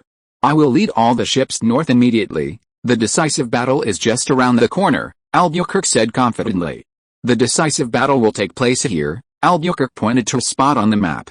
Diaz murmured the Greek letters on the map. Yes, Diu, the base of the Saracen combined fleet, the most important spice transshipment port on the west coast of India. Albuquerque planted his knife in the harbor of Diu. The Saracens want a standoff and negotiations, but I'm going to fight them to the death, burying their delusions in the sea. All right, you're the commander-in-chief, we'll do as you say, Diaz nodded. How many ships did you bring? Albuquerque asked. 10. There were originally 15, but several were lost, and others are under repair, Diaz replied truthfully. 7 of them are light scaffolding ships newly launched at the Carthaginian shipyard, also known as light gunboats, specifically designed for warfare. The Aztecs are gone, the emperor is rich again, and is launching a new shipbuilding frenzy. Diaz took a sip of wine. However, this is the last replenishment, the rest we'll have to do ourselves. Why? Albuquerque asked. Does the emperor have other military operations? Yes, as far as I know, the emperor is preparing to intervene in the War of the Castilian Succession to claim the throne for his grandson Carlos, Diaz explained. Moreover, recently, French pirate ships have been quite rampant, and the emperor intends to teach them a lesson during the Castilian War. The Mediterranean Sea should rightfully be ours. How? Well said. Albuquerque downed his wine in one gulp, gazing at the dark blue sky that was sinking into darkness. Not only the Mediterranean, but the Atlantic and Indian Ocean should also be our seas. They must either accept it or submit after defeat. After this battle, the entire Indian Ocean will be our hunting ground. The Indians will not be allowed to do business with anyone other than us. Let your men rest well. In 3 days, set sail for Diu. On August 28, 1473, Alfonso de Albuquerque, Duke of Ceylon and Commander-in-Chief of the Eastern Roman Empire's East India Fleet, assembled a total of 38 ships from the 3 viceroyalties and set sail in a mighty force toward the Indian subcontinent to the northeast. A naval battle that would determine the hegemony of the Indian Ocean was about to begin. Chapter 333 The Lone King of the Red Fortress. The scorching sun beats down on the earth, majestic eagles soar among the mountains, and the snow-capped peaks melt under the sunlight, forming streams that flow into rivers and eventually the sea. At the confluence of 2 rivers lies a bustling city, surrounded by verdant farmlands. The inhabitants have used the river and snowmelt to build irrigation systems, transforming barren land into fertile fields, constructing the city at the foot of the mountains, and fostering culture and commerce within it. Nearby are rivers and farmlands, in the distance are snow-capped peaks. The beautiful city and the stunning scenery exude a unique charm. This is Granada, the capital of the Nasrid dynasty, the most prosperous city in the Iberian Peninsula, nestled at the northern foot of the Sierra Nevada Mountains. The Kingdom of Granada was the last Muslim kingdom on the Iberian Peninsula and one of the longest-lasting Muslim Taifur kingdoms, existing for 250 years from the mid-13th to the late 15th century. In that unprecedented Arab conquest, the Iberian Peninsula was almost entirely occupied by Muslim forces in just a few decades. They were undoubtedly invaders and exploiters, but also builders and civilized people. The Iberian Peninsula under Muslim rule was prosperous and flourishing, with a thriving culture, advanced technology, numerous literary figures, and constant trade. They built irrigation systems, cultivated farmland, and left behind countless historical sites. Even during the Roman Empire, the peninsula never displayed such vibrant vitality. The Reconquista lasted over 800 years, a long and arduous struggle between Christians and Muslims. The national consciousness of the Iberian Peninsula gradually took shape during this war. However, the Christian kingdoms that reclaimed the lost territory lagged behind the Iberian Muslims in many aspects, including political systems, cultural development, and public works projects. In some ways, their level of civilization actually declined. These Muslim regimes were mostly centralized monarchies, while Christian kingdoms adopted feudal aristocratic systems. The former's fighting strength and prolonged border wars was far inferior to the latter, a significant reason for the ultimate defeat of the Muslim regimes. For a Muslim border official, the territory belonged to the state. Even if a fortress was lost, he could still indulge in a life of luxury back in the big city. But for a Christian pioneering knight, the border fortress was their everything, their private property sworn to be defended to the death. Losing the fortress meant losing everything. By the late 15th century, the Reconquista was nearing its end. Many Tafa kingdoms had been almost completely annihilated, leaving only Granada, which, relying on its steep mountains and support from North African Muslims, managed to survive, becoming the last stronghold of Andalusian Muslims. During Granada's more than 2 centuries of existence, it also developed a prosperous culture. Muslim refugees from the north migrated south. Many scholars wrote magnificent poems in Granada, and many architects left their mark there. In the south of Granada, a magnificent and luxurious palace sits atop a hillside, overlooking the entire city. It served as both a military fortress and the administrative center. The palace is vast, containing bathhouses, fountains, royal bedrooms, and various council chambers. Due to its extensive use of red bricks and tiles, it is known in Arabic as the Red Fortress. Of course, this red fortress also has a more widely known name, Al-Humbudha Palace. Everything here seems designed to evoke feelings of beauty and joy, for everything is so exquisite and beautiful. Al-Humbudha Palace is the culmination of Andalusian Muslim architectural aesthetics, exquisite, beautiful, and grand yet elegant. Since its completion, it has been the residence of the Granada royal family and the administrative center of the Kingdom of Granada.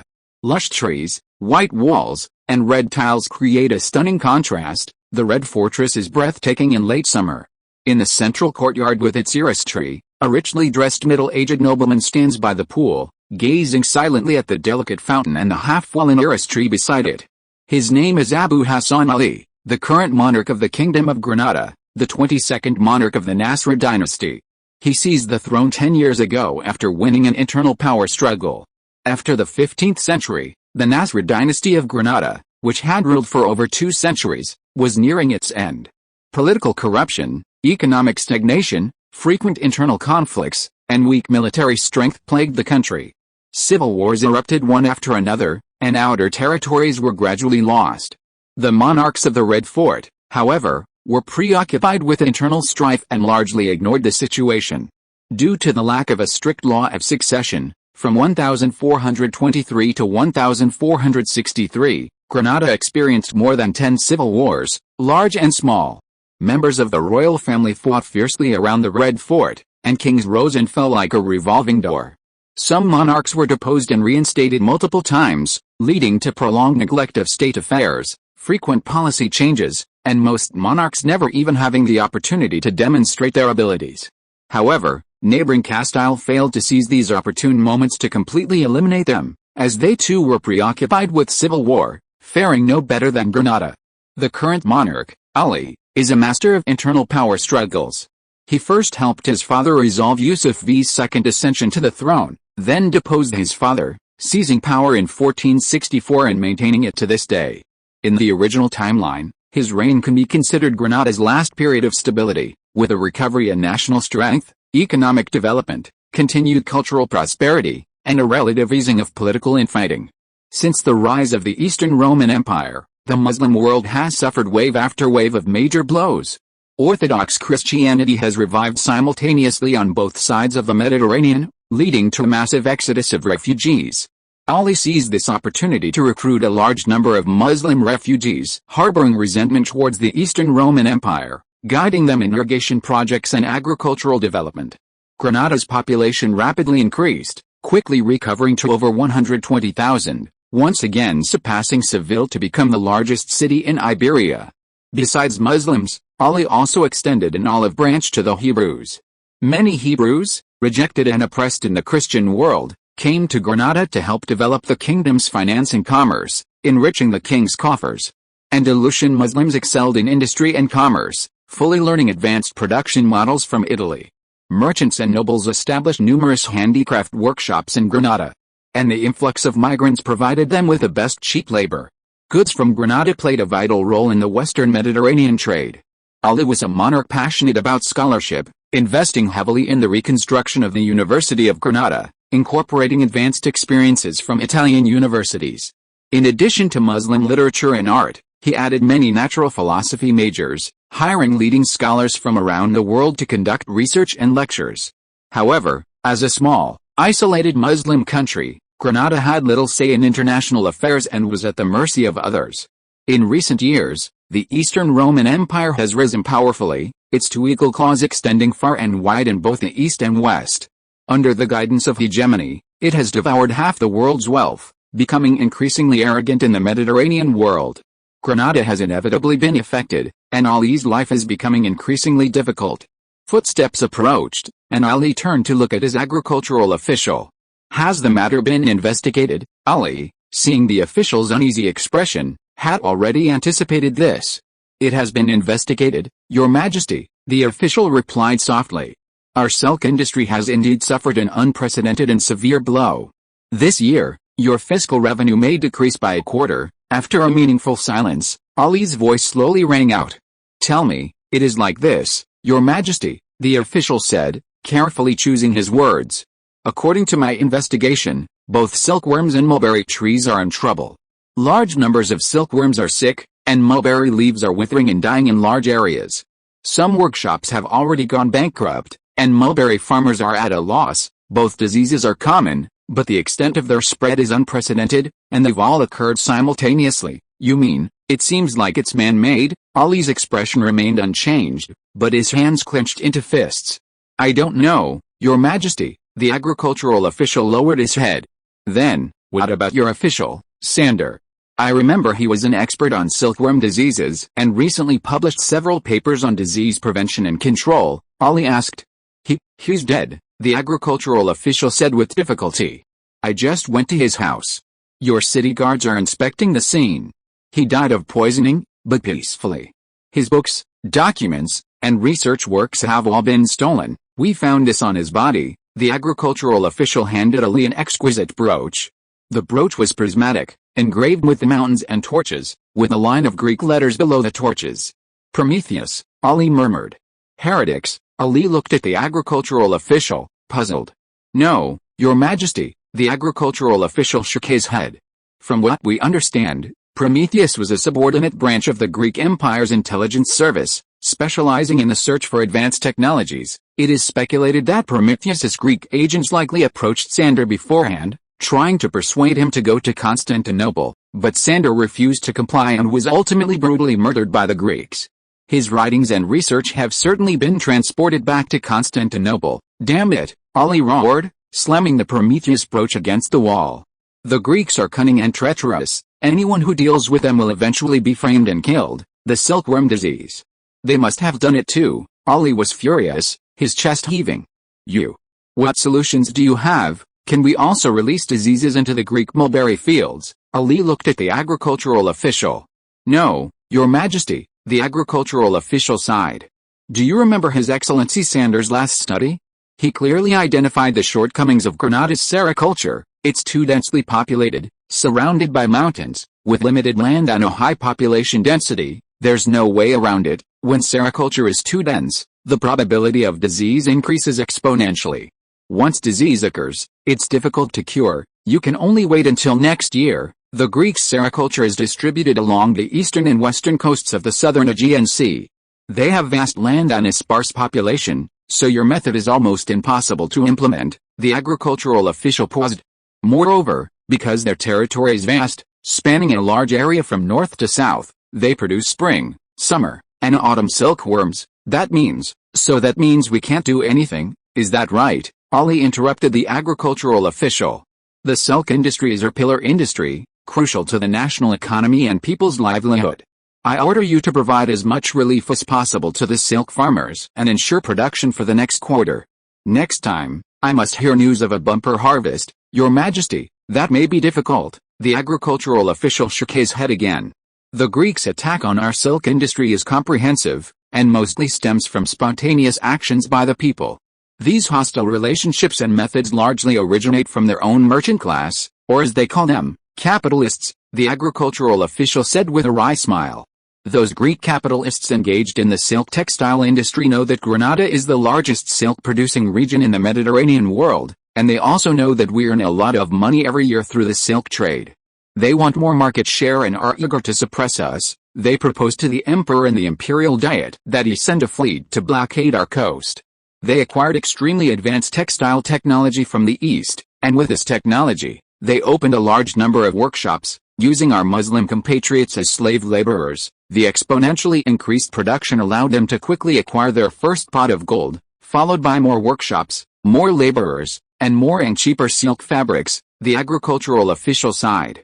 "I've briefly looked at Greek economics textbooks. They call this primitive accumulation. They use this to seize markets, suppress other silk merchants, and sell their goods in more ports, all while their goods are of high quality and low price. Their ultimate goal is singular, to achieve a monopoly. Now, many Italian competitors have already fallen by the wayside. The Greeks, through technology and bloodshed, have obtained vast quantities of goods that flow freely through the two free ports in central and southern Italy. Many former silk-producing regions have become mere raw silk suppliers. In the coming period, your silk trade will be greatly affected. To control the Mediterranean market, Greek capitalists have already begun opening workshops in Carthage. If we don't make changes, in 10 years, your silk handicraft industry will be squeezed out of the market. And you will have to export raw silk and import silk. Why? For the past few centuries, Granada's silk has been the best," Ali exclaimed anxiously. "You must change this situation as soon as possible." "I'm sorry, Your Majesty, I am neither an economist nor a capitalist," the agricultural official said softly. "I'm just an agricultural official. I don't have their power." Ali was stunned, his mind in turmoil, his face flushed. "Those Greeks deserve to go to hell. Their country reeks of sin and bloodshed from head to toe. They'll stop at nothing for wealth and money, yet they insist on embellishing themselves with antiquity and civilization. They resent Venice and the Ottomans, but once they become powerful, they immediately follow in their footsteps," Ali cursed. "Your Majesty, you must understand that whether it's ancient Greece or ancient Rome, their essence has always been a hegemonic civilization that rose to power through maritime colonization and the slave trade. Even after 2,000 years, that hasn't changed," the agricultural official said dejectedly. "The Italians, in their Renaissance, only learned from the cultures of ancient Greece and Rome, while the Greeks, in their Renaissance, not only learned from their cultures but also revived their ancestors' system of authoritarian politics. If you have time, you can look at their economics textbooks. They fairly evaluate the colonial activities of the Latin commercial city-states, primarily Venice, in the eastern Mediterranean. Considering this model worth learning, the reason the Greek Empire was harmless 30 years ago was simply because they hadn't yet become powerful." Ali remained silent, quietly gazing at the withering Aphrodite tree, trying to calm himself. "Your Majesty, there's new information," a voice called out, and Ali's chief diplomat rushed over, waving a document. "Your Majesty, Aragon and France are preparing to sign a treaty. They wish to unite against the arrogant Greeks." The diplomat handed the document to Ali. "The Aragonese have largely quelled the Catalan rebellion. Prince Ferdinand of Aragon claims to be the rightful heir to Castile and plans to march on Toledo after Henry the Navigator's death. The Aragonese have decided to cede all the land north of the Pyrenees to King Louis of France, with some areas remaining unchanged, such as Andorra, whose sovereignty will still be shared by the Count of Foray and the Bishop of Uher. Both sides are preparing for negotiations, and a result is expected soon," the diplomatic steward said. "What does this have to do with us?" Ali glanced casually at the document. "It's like this, Your Majesty. The French and Aragonese have decided to form a joint fleet to act as pirates and attack Greek ships," the diplomatic steward explained.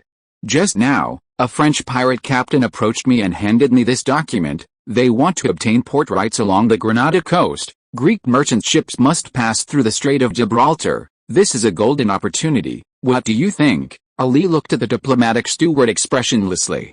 "Must we join forces with the Christians, Your Majesty? We have no choice.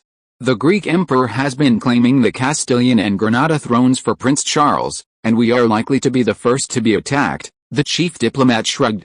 "Although this may offend you, I must say it, your pirate ships can't even defeat the Greek armed merchant ships.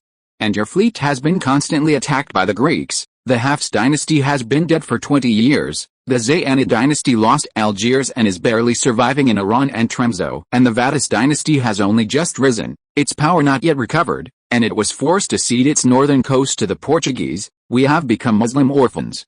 To preserve our territory amidst the rising tide of the Greeks, we can only seek help from the enemies of the Greek Empire. You once attacked the Greek fortresses on which the sun never sets, but you were utterly defeated and there was no hope. Your Majesty, it is time to make a decision." The chief diplomat looked at Ali anxiously. Ali did not speak, nor did he show any anger, pacing back and forth by the pool. "The Greeks are untrustworthy, and neither are the French and Aragonese. If we allow their pirates to occupy our ports, it will be very difficult to get them to leave." "Your Majesty," the chief diplomat exclaimed, seeing Ali's hesitation. "The French and Aragonese are far away from us. They are continental nations and ultimately cannot threaten you and your Red Keep. However, if we allow the Greeks to launch an attack, we will be powerless to stop them, and Granada will be truly finished. Where will you go then?" Ali closed his eyes in frustration, the wrinkles at the corners of his eyes deepening.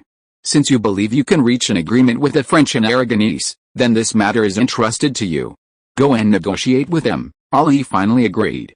"Remember, if they try to use our ports to plunder Greek merchant ships, I want half the profits each time." The chief diplomat was somewhat embarrassed, but still nodded through gritted teeth. "All right, I'll go negotiate. There's one more thing." Just as the chief diplomat was about to leave, Ali called him back. "I want to issue the ban on the Greeks, prohibiting them from buying our goods, prohibiting their goods from entering the Granada ports, and prohibiting any Greeks from staying on my territory. You go and coordinate with the merchants." The chief diplomat hesitated, nodded, and turned to leave. "Your Majesty, closing the ports is not the best solution. It might even backfire," the agricultural official said cautiously. "I know, but there's no other way." Ali frowned and waved his hand. Your Majesty," another voice startled Ali's thoughts, making him frown even more.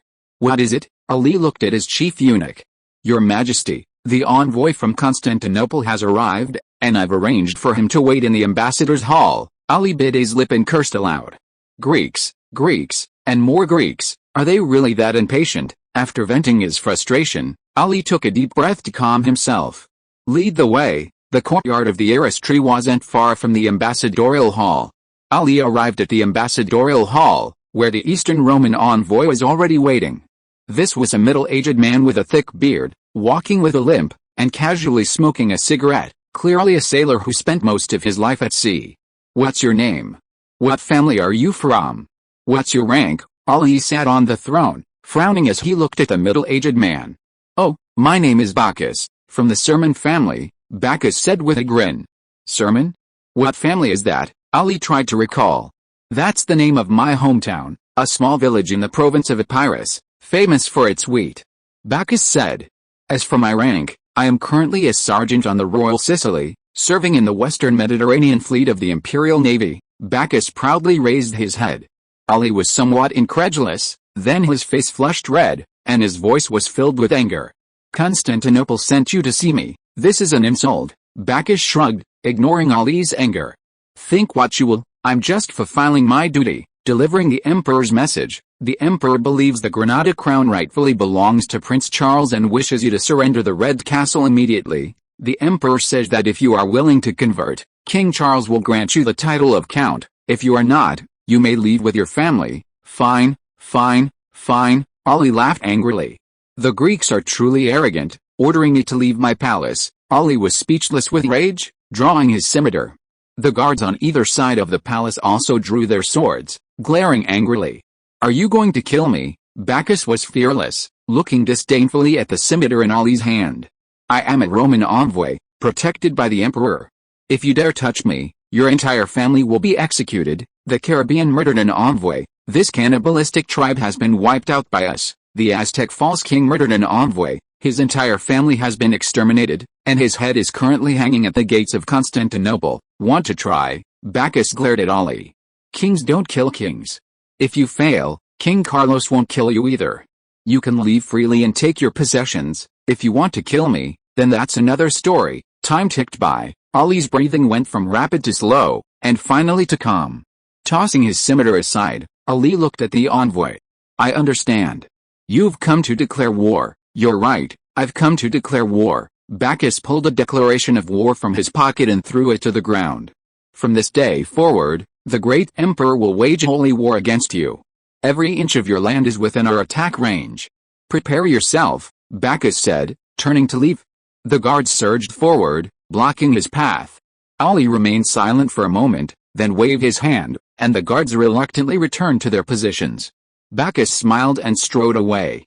On September 5, 1473, the Eastern Roman Empire, having clarified the situation in North Africa, formally declared war on the Kingdom of Granada.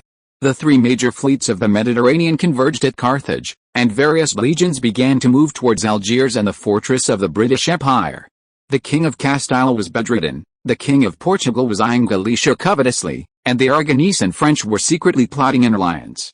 The curtain was slowly rising, the conflict in Iberia was about to begin. Chapter 334 Barcelona Alliance. Autumn in the Mediterranean is clear and mild.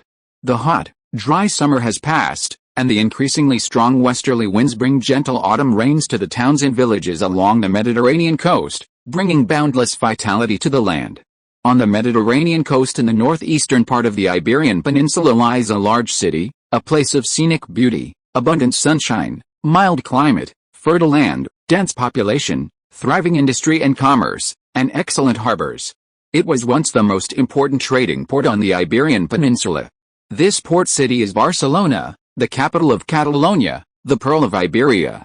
The main ethnic group is Catalan, the dominant language is Catalan, and the dominant religion is Roman Catholicism. Barcelona is a vital link in the western Mediterranean trade, connecting Valencia and Granada to the south, Montpellier and Marseille to the north, facing the wealthy northern Italy across the sea to the east, and the vast Iberian interior to the west. Silk, pottery, grain, cloth. Barcelona's markets offer goods from half of the Mediterranean world. Due to the unique geographical features of the Iberian Peninsula, densely populated areas were mainly located along the coast, while inland cities experienced limited development. At this time, Toledo, Segovia, and Zaragoza had not yet fully shed their medieval systems. Compared to them, Barcelona could be considered a truly large city. The Renaissance was first introduced here, Gutenberg printing took root, architectural styles already possessed distinct characteristics of the new era, and new capitalist production models were flourishing. At this time, Barcelona belonged to the United Kingdom of Aragon, to one ii of the Tristama family, and was part of the Duchy of Catalonia. Due to geographical fragmentation, Spanish nationalism failed to achieve complete unification during the Reconquista. Each of the major densely populated areas developed its own national ideology, with differences in language and culture, and a relatively weak, or rather, non-existent, sense of identity as a Spanish nation. Of course, apart from the deeply rooted Basque in the north and the dying Arabic in the south, all languages in the Iberian Peninsula belonged to the Romance language family, sharing a high degree of similarity and being largely mutually intelligible. However, the Catalans had always been at odds with the Castilian nobles who ruled them, and calls for independence had existed for a long time. While most ordinary people didn't actually harbor such thoughts, most nobles and merchants merely hoped to gain more autonomy and commercial benefits through this method. Perhaps for this reason, the Kingdom of Aragon did not choose Barcelona as its capital, but instead opted for the inland city of Zaragoza. At its peak, Barcelona was the largest port on the Iberian Peninsula, and the United Kingdom of Aragon, which dominated the western Mediterranean, amassed considerable wealth through this port. However, Barcelona had lost its former glory and was gradually being overtaken by Valencia to the south. In 1462, a series of actions by King Juan I of Aragon brought the Catalans' anger to a head. They united, established a General Council of Catalonia, declared that they did not recognize Juan I's sovereignty over Catalonia, and imprisoned the officials and stewards sent by the royal family. The Catalan rebellion was massive. At one point occupying a third of the Iberian territory of the Kingdom of Aragon, including its wealthiest and most populous part. Faced with the overwhelming rebel army, King Juan I of Aragon clearly realized that he could not quell the rebellion on his own and needed to seek foreign aid. Therefore, Juan I approached the French, promising to cede Roussillon and Hildania, located on the northern slopes of the Pyrenees, in exchange for French troops entering the country. Caught in a pincer movement by France and Aragon, the Catalans were quickly overwhelmed, suffering repeated defeats on the main battlefield and losing many towns to the west and south. The Catalan General Council lacked a clear program and did not attempt to draw strength from the common people. Its only focus was on deposing Juan II. The council members discussed only one thing: which royal family should they invite to become their king.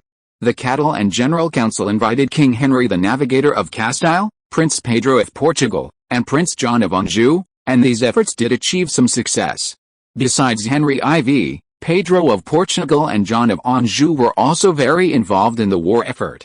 While Prince Pedro's arrival failed to change the overall course of the war, it significantly slowed Juan II's advance. John of Anjou was even more capable. The eldest son of René the Good, he had previously vied with Ferdinand Tristan for the Neapolitan throne.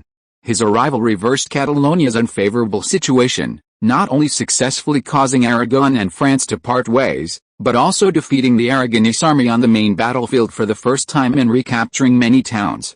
However, the Catalans were truly unlucky, seemingly cursed by the deaths of two monarchs. After John's death, Catalonia was no longer able to resist and was forced to retreat to Barcelona, where they formally surrendered to Juan II in 1472, marking the end of their existence. This great rebellion lasted 10 years, bringing profound suffering to the people of Aragon. Heavy taxes, rampant banditry, and widespread poverty severely hampered trade in the port of Barcelona, causing Aragon's western Mediterranean trade to shift south, while the port of Valencia experienced further growth. Although the Catalan rebellion ended, its influence lingered. Some nobles in the Pyrenees continued to rebel against Juan II's rule, and the ownership of Roussillon and Hildania remained unresolved, casting a shadow over relations between Aragon and France. The biggest beneficiary of this war was undoubtedly King Louis I of France. This Spider King, using his diplomatic skills, constantly manipulated the situation in Iberia, acquiring two territories through treaties without firing a shot, only to arbitrarily break those treaties and support the Angevin family, thus prolonging the Aragonese civil war. After the initial pacification of the Catalan turmoil, the betrayed Juan II immediately deployed troops to the Pyrenees, attempting to reclaim Roussillon and Hildania.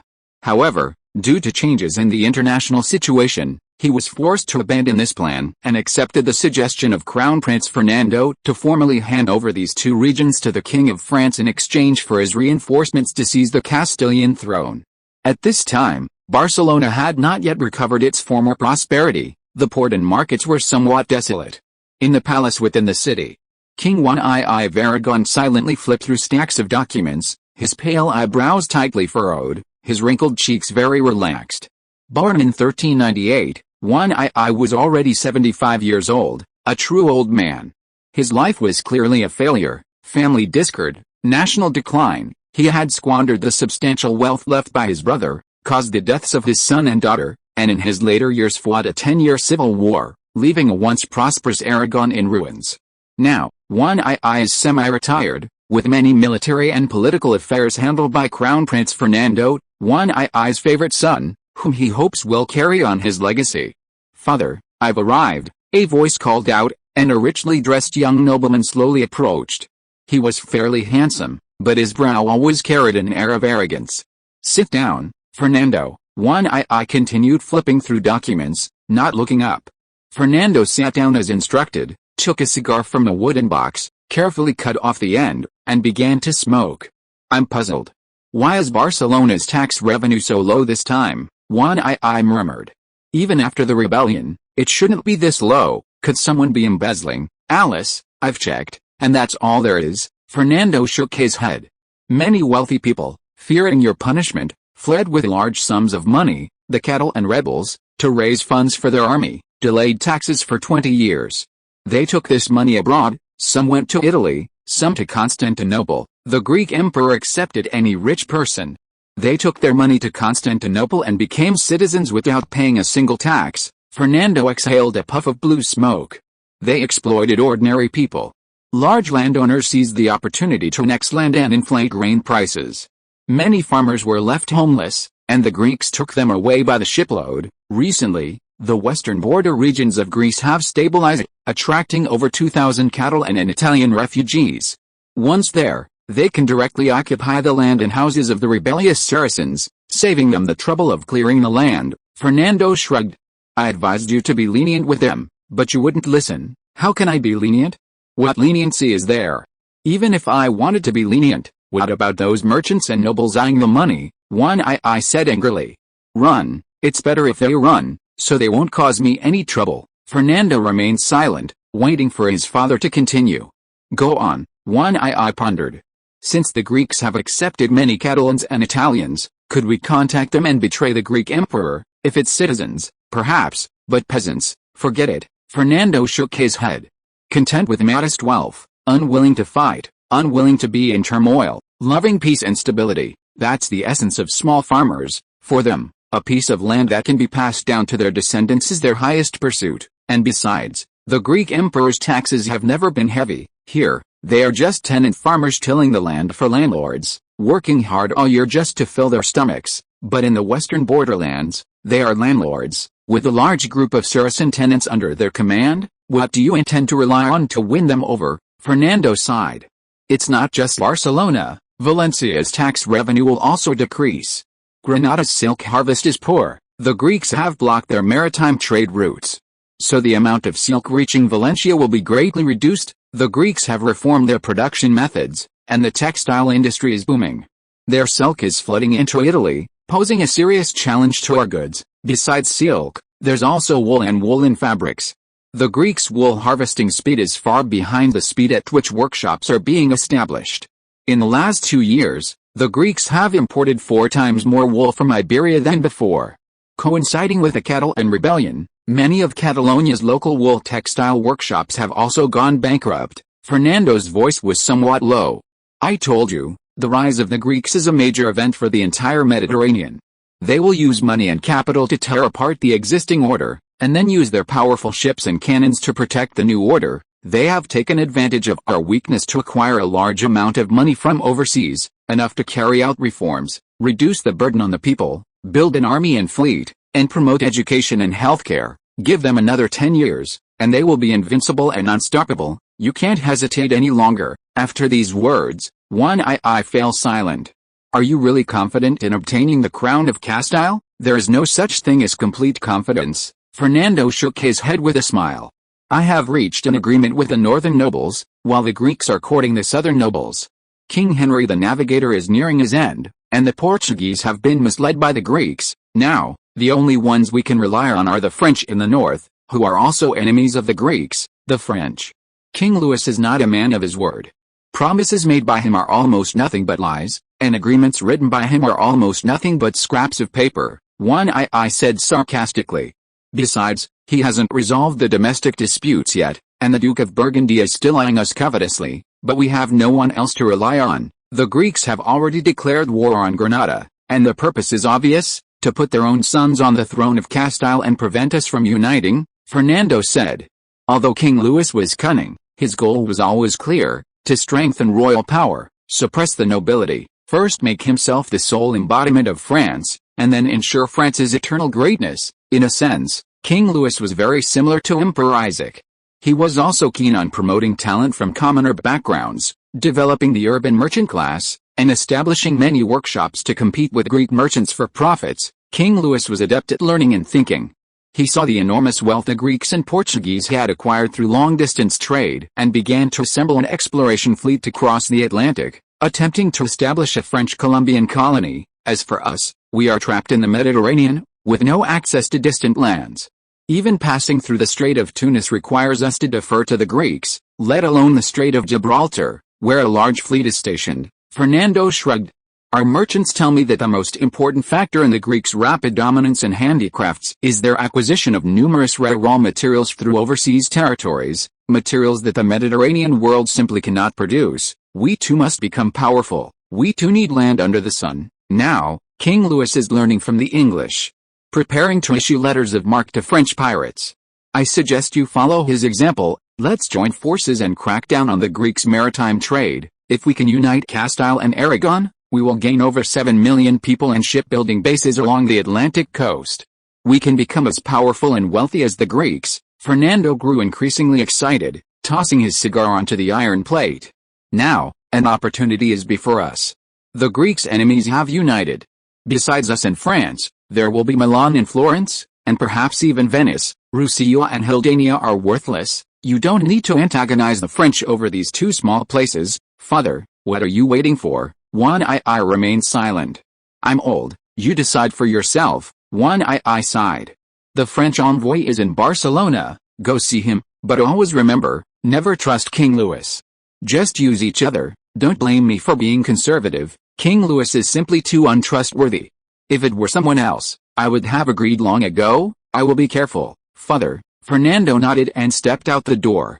Sitting in the carriage, Fernando couldn't hide his excitement and ordered the driver to spur the horse on, galloping towards the French envoy's residence, on the southern shore of the Mediterranean, on the outskirts of Carthage, the Roman armory. After more than a decade of development, the Roman armory was no longer what it once was. It had grown into a sizable town, including a nautical school, the Carthaginian shipyard, and various naval equipment workshops. Besides students, craftsmen, and designers, several thousand people lived here, mainly providing various services to the armory and operating taverns, markets, and many other entertainment facilities. With a great war imminent, the Carthaginian shipyards were working day and night. Various types of timber were being transported from nearby workshops, and over 1,000 shipwrights were building all sorts of ships, launching and testing powerful warships one after another. In the shipyard's offices, Isaac was reviewing the shipyard's documents and reports, while Mansuetude sat quietly to one side. The Iberian War had entered a period of intense preparation. 3 central legions and an entire western Mediterranean fleet had already sailed to the fortress. The eastern Mediterranean fleet and the Black Sea fleet were anchored at Carthage's naval port. The Atlantic fleet was responsible for protecting ocean-going merchant ships, and even more troops were gathering in Algiers, preparing to cross the sea to Iberia. The schemes of France and Aragon were impossible to hide. Before they intervened, Isaac had to ensure the imperial navy's absolute control over the major seas. With the fall of the Aztecs and the arrival of treasure ships in Carthage, Isaac's coffers were overflowing, igniting a new wave of shipbuilding frenzy. I've looked at your plan, and frankly, I'm not entirely satisfied. Isaac put down the report and looked at Mansuetude. I have plenty of money, and enough manpower. As for warships, you need to build them one after another, whether to equip the imperial fleet or supply them to various companies. This will strengthen our naval power, Isaac said. I need 10 improved carracks, 10 caravels, and 20 galleys, but you can only guarantee half.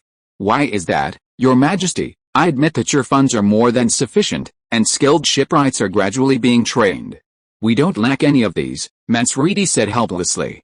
However, I must tell you that we don't have enough timber. You know, shipbuilding requires hardwood, but hardwood grows very slowly, and its growth cycle is too long. On the Atlas Mountains near Carthage, the hardwood suitable for shipbuilding has been almost completely depleted. Mansuetude paused. Actually, the trees were almost all felled the year before last, but the timber needs time to be processed, so the shortage only became apparent this year. As for Brazilian rosewood, it is too precious and too valuable. Once it appears on the market, it will be immediately bought up by capitalists who deal in furniture. The share you allocated is simply not enough. In recent years, your demand for ships has been enormous, especially from private merchants and large companies. Orders are pouring in. Moreover, the booming furniture and construction industries have exacerbated the timber shortage. I am currently sourcing high-quality timber from the surrounding areas, but it will take some time. After Mansuetude finished speaking, Isaac paused for a moment, then nodded. The demand for timber in shipbuilding was indeed huge, and good hardwoods did indeed require a considerable amount of time to mature. With the Eastern Roman Empire developing at an increasingly rapid pace, this problem was bound to surface sooner or later. Since you have told me this drawback so frankly, you must have already found your own solution. Isaac looked at Mansuetude. Yes, Your Majesty, Mansuetude nodded. I have 3 solutions for you to choose from. First, relocate the Roman armory, preferably to a region rich in timber, such as Bulgaria. No, Bulgaria is located on the Black Sea, while Carthage controls the Mediterranean Sea and has access to the Atlantic Ocean. There's no comparison. Isaac immediately rejected the idea. Second, develop timber transport. Neither Carthage nor Constantinople has much woodland nearby. After all, large cities can't thrive in forests, Mansuetude said. You can build timber mills in Bulgaria and Crete, and transport the processed timber directly to Constantinople and Carthage to build ships. Yes, I will instruct the officials in both places to respond. Isaac nodded. And the last point, third, if you don't want to import timber from abroad, then I suggest you further promote the Atlantic timber trade, transporting timber from the colonies to Carthage, Manfredi said slowly. The best oak in the world comes from the Baltic coast, but we obviously have a hard time getting our oak there. The shipping costs are too high. In that case, it would be better to ship it from the colonies to the mainland, whether it's the New World or West Africa. These places are rich in timber. Some woods are even harder and more resistant to decay than Baltic oak, like Brazilian mahogany. If the colonies develop well in the future, you could even build shipyards there, eliminating the shipping costs. Isaac nodded slightly, deep in thought. Indeed, as Manfredi said, densely forested areas rarely give rise to large port cities. The development of the shipbuilding industry inevitably involves the acquisition and transportation of high-quality timber. Often, the timber for a large ship needs to be transported from hundreds of kilometers away. This is quite common. Due to the proximity to Northern Europe, the Netherlands and England could easily obtain high-quality timber from Northern Europe, but this was still not enough, hence the British Empire's oak planting program in Canada. A century for a navy, this certainly doesn't refer to shipbuilding time. With sufficient raw material and human resources, even the largest sailing warship could be built in just a few years. Obtaining timber from colonies wasn't shameful. In the original timeline, Portugal, Spain, France, and England all did it, especially Spain, whose forest cover was also low and whose timber shortage was equally severe. Later, the Spanish went all out and built shipyards on Cuba, near the source of the raw materials. Colonial timber transport will definitely develop. I will send an expedition to survey the forests of the various colonies in the next few years to try and identify the best sources of hardwood, Isaac said. Building shipyards in the colonies isn't feasible for now. Aside from anything else, would these craftsmen, personnel, and designers be willing to go to the colonies? Isaac shook his head. Furthermore, we need to systematically cultivate timber, not just for the present, but for future generations. What you just said reminded me that northern hardwoods are of better quality than southern hardwoods. We might as well build logging camps and timber processing plants directly in Eastern Europe. Their white oak is exceptional. Eastern Europe, Manfredi was taken aback. You mean the Cossack kingdom? Yes, their forestry resources are quite good, but they haven't been systematically developed yet. Constantinople can sign an agreement with the Cossacks there, we'll provide the money, they'll provide the labor, to develop the forests and achieve mutual prosperity, and the kingdom of Circassia, the timber from the Caucasus is also quite good, Isaac said. The Crimean Tatars have collapsed, Justinian has swept across half the steppe, and the war will soon be over. Hardwood used for shipbuilding is a strategic resource. We can't always rely on colonies. We need to find our own sources of raw materials. In that case, I think there's no problem, Manfredi thought to himself. The minister in charge of the African province is also planning afforestation and windbreaks. Perhaps you could get them to plant some oak trees in the Atlas Mountains. Alright, I'll give the order. From now on, just focus on shipbuilding. Report any issues directly to me, and I'll help you resolve them. Isaac flipped through the documents, pulled one out, and looked at the familiar handwriting. It was his own. Have you made any progress on the galleon? Isaac handed the documents to Manfredi. Almost, Your Majesty. In fact, the carracks we've recently produced are already approaching the galleons you described, cannon ports, multi-level cabins, a smaller superstructure, a longer and narrower hull, a lower center of gravity, and reduced weight. Very good ideas, Manfredi said, taking the documents. Your Prometheus recently acquired a batch of blueprints from other countries. Clearly, others have also discovered the drawbacks of the carracks, and their improvement methods are similar to yours, but none are as ingenious. Technically, there are no problems. The numerous experiments conducted in the early stages have been largely successful. We happen to have an improved carrack whose framework has just been laid. If you wish, I can use it as a basis to build the first fully fledged galleon. Excellent. Begin implementation immediately. French pirates are rampant. I need a more advanced escort ship, Isaac decided immediately. The galleon project had begun long ago, and improvements to the carracks had been continuously made over the years. Today, the technology was mature. In reality, The transition from carracks to galleons didn't require advanced technology or to major breakthroughs in materials science and dynamics. It was more of an inspirational invention. By simply putting these ideas into practice step by step, the craftsmanship of galleons was essentially complete. Because the drawbacks of carracks were so obvious, shipbuilders from various countries during the Age of Exploration mostly discovered these problems and considered ways to improve them. Their final solutions were largely similar, various types of galleons, with similar design concepts but also regional characteristics. In the original timeline, the first galleon blueprint appeared in early 16th century Spain, but the first to mass-produce galleons was in mid-16th century England. Knock knock knock. Just as Isaac was lost in thought, there was a heavy knock on the office door. "Come in," Isaac roared. A guard entered and handed Isaac a letter. "Your Majesty, a letter from Algiers." Isaac opened the envelope and read it quickly. Setting down the envelope, a cold smile appeared on Isaac's face. "Your Majesty, what has happened?" Mansreedi asked with concern. "See for yourself." Isaac handed him the letter. On October 10, 1473, the Kingdom of France and the Kingdom of Aragon negotiated in Barcelona. The Kingdom of Aragon formally recognized Louis Xai's sovereignty over Roussillon and Hildania and withdrew its troops from the Pyrenees. At the meeting, both sides jointly promulgated the law of privateering, stipulating the legal right of Aragonese and French ships to attack the merchant fleets of other countries, but prohibiting ships of either country from attacking each other. At the same time, the Kingdom of France and the Kingdom of Aragon formally formed the Barcelona Alliance. The Kingdom of France would support the Aragonese prince's legitimate claim to the Castilian throne, and Louis Xai would also marry his daughter to Ferdinand. With this, both of the major forces behind the Iberian conflict had entered the fray, making the situation increasingly complex and unpredictable. Chapter 335 The Northern Iron Curtain. Time passed, and late autumn of 1473 arrived in the blink of an eye. The weather turned cool, and rain began to fall along the Mediterranean coast. After the Eastern Roman Empire declared war on the Kingdom of Granada, the emerging Mediterranean hegemon's ambitions toward Iberia became blatantly obvious. Castile was in chaos due to the absence of a queen and the serious illness of the king. Nobles in various regions were busy vying for power, either currying favor with the Kingdom of Aragon or secretly courting the Eastern Roman Empire. The alliance between the Kingdom of Aragon and the Kingdom of France added fuel to the fire.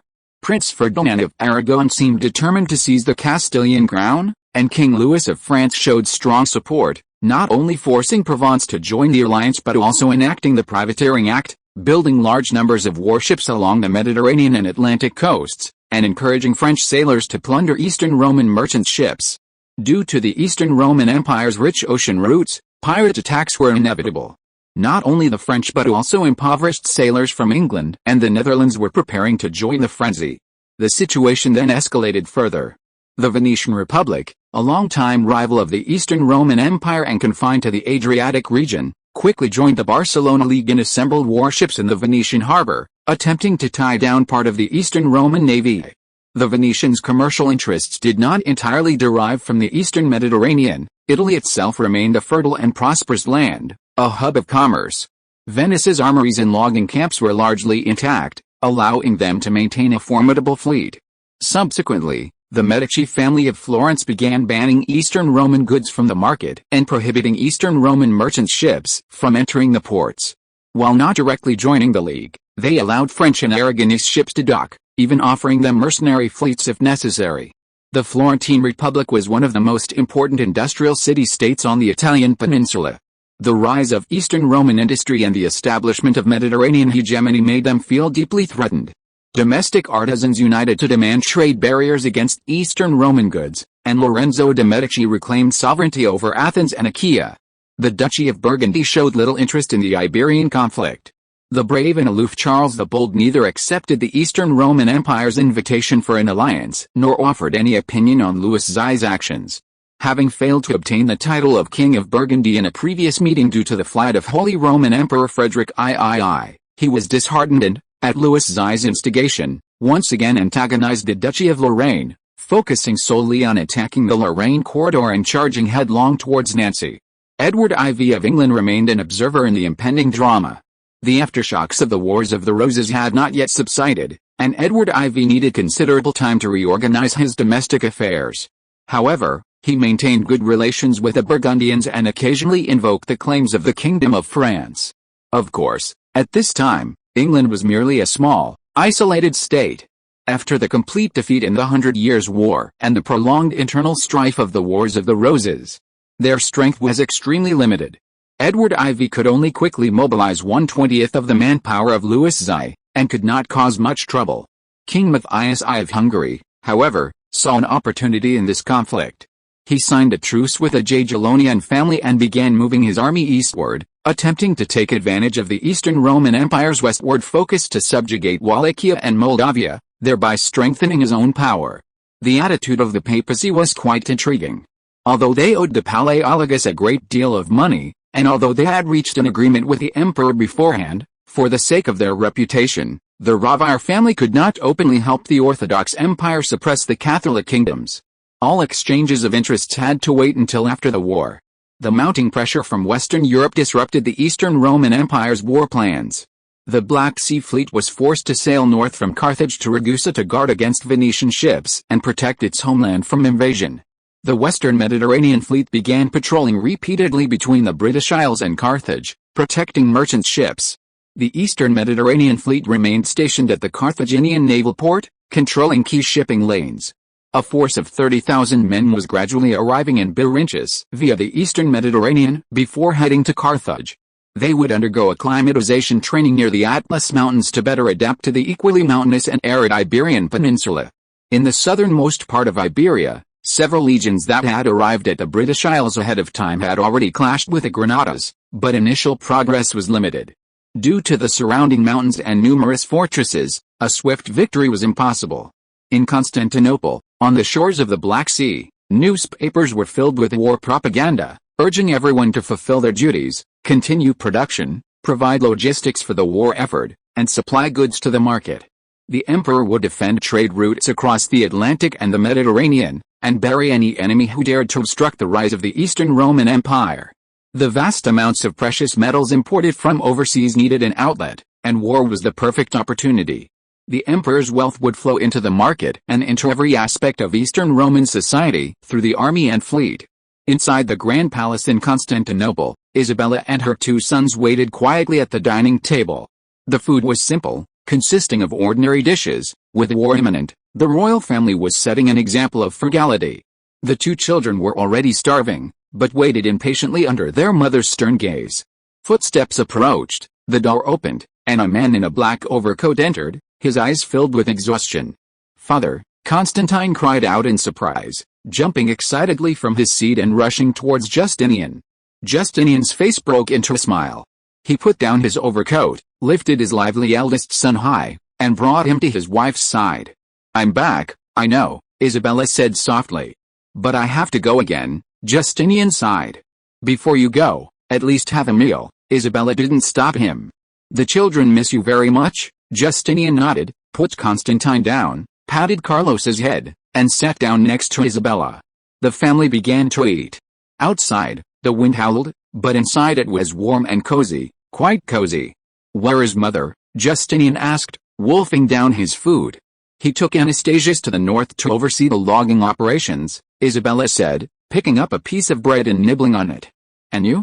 Did it go well?" Sigh. "Hard to say," Justinian shook his head. "I didn't engage them in a decisive battle, focusing instead on harassment and raiding. I did manage to seize a significant portion of the steppe, but the Tatars still possessed considerable strength. Many Tatar tribes have fled in all directions, some have gone west to join the Lithuanians, while others have gone east to join the Jachi Urus and Astrakhan. Some scattered small tribes have surrendered to me, and I dispersed them, handing them over to individual Cossack tribes. Bakhchisaray has not yet been captured. Charlotte and Alexander are besieging them." Justinian took a sip of white wine. "Perhaps my approach was wrong. With these nomadic tribes, the goal shouldn't be to conquer land, but rather to eliminate their fighting force as much as possible. Now, the Cossack kingdom still has to contend with Tatar attacks every year. I don't know when things will stabilize. It's all right. You have enough to understand yourself and make up for your shortcomings." Isabella poured Justinian a glass of wine. "Besides, from a purely economic standpoint, It might be better for the Cossacks to be bogged down in prolonged border conflicts. Stability would be worse. As long as the Lithuanians and Muscovites continue to exploit the serfs, the Cossack population will only increase. You must find them something to do, train their martial skills, and reduce the population. That makes things much easier. Justinian grinned. However, I don't want them to always suffer. As long as they are loyal to me, I'm willing to give them a better life, regardless of what that better life is built upon. By the way, I haven't been back these past few days. I've handed over the administrative duties that belong to me to you. How does it feel? Justinian looked at Isabella. It's complicated, it's difficult, but I think I'm suited for these things, and I enjoy doing them. Isabella smiled. The foundation your father left behind is simply too good. Orders issued from Constantinople can reach every corner of the empire without worrying about power struggles at the central level or obstruction from the localities. All right, since you're willing to do these things, I'll leave them to you from now on. Justinian nodded. Before we leave, we must leave Constantine an incredibly powerful empire. Of course, our son is also blessed by the gods and should rightfully become the ruler of the entire world. Isabella stroked Constantine's hair. Therefore, he must study from a young age and cannot slack off for a moment. Constantine, who had just been enthusiastic, immediately fell silent, his face full of reluctance. What do you plan to do about Carlos? Isabella asked, seeking his opinion. What else can we do? Go and teach Louis and Fernando a lesson, make them realize their place. Justinian snorted. The war in Crimea is basically over. I'll take some Circassian soldiers to Iberia. They're used to mountain warfare and might have a significant advantage. And Venice? Justinian frowned. After so many years without dealing with them, the Venetians have become bolder. If the war goes smoothly, we might be able to wipe them out in one fell swoop, although their ships are no match for ours. They still have some advantages in the narrow inland sea. If they hold their ground, they'll always be a problem. Justinian pondered. In any case, our nation is prosperous. At worst, we can wage a protracted war and wear them down. When do you plan to leave? Isabella asked. I'll leave after I finish eating, heading south with a new batch of ships from the Constantinople shipyard. Justinian finished his roast meat and wiped his mouth. You should stay here, handle domestic affairs, and educate your son. I will. When you capture Granada and prepare to enter Castile, I'll bring Carlos with me, Isabella said. Castilla is my homeland, and I am still the daughter of the late king. Our son needs the support of the local nobles, and I will go and persuade them. Good, we will do so as soon as possible. Justinian stood up, kissed his wife goodbye, bid farewell to his son, and prepared to leave. By the way, where's Gonzalo? Justinian turned around at the door. Him? His 2nd Guards Dragoon Regiment is responsible for guarding Anatolia and did not participate in the Iberian campaign. He is on leave, perhaps in the town of St. Nicholas. Isabella waved her hand helplessly. Do you want him to accompany the army? Yes, I have to find him. Without Gonzalo, I simply don't know how to fight. Justinian pursed his lips. Just then, a palace guard ran in and saluted them. Your Majesty, a report from the Minister of Foreign Affairs. The palace guard handed a letter to Justinian. Justinian opened it, glanced at it, and snorted. What is it? Isabella asked with concern. I need to hurry, I'm going to find Gonzalo now. Justinian put on his trench coat and strode out the door. The French have made their move, northern Mediterranean, southeastern Corsica, Portovecchio. On the map, Corsica isn't small, but due to its mountainous and hilly central region, usable land is limited. Major population centers and important ports are located along the coast, especially Ajaccio in the southwest and Battista in the north. While not particularly prosperous, these areas are still important links in Italian trade. For a long time, Corsica was a colony of the Republic of Genoa, where Genoese exercised colonial rule. Many prominent Genoese families owned private shipyards and estates on Corsica. Corsicans primarily speak Italian and are Roman Catholic, essentially considered Italian. Over a decade ago, King Charles V of France launched a major invasion of Genoa. Some Genoese nobles, unwilling to submit to French rule, fled south to Corsica, organizing a resistance army, deeply dissatisfied with the weakness of the Genoese parliament.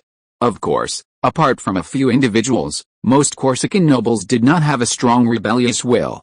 Their only desire was to increase Corsica's value in united front work and gain more benefits in future negotiations.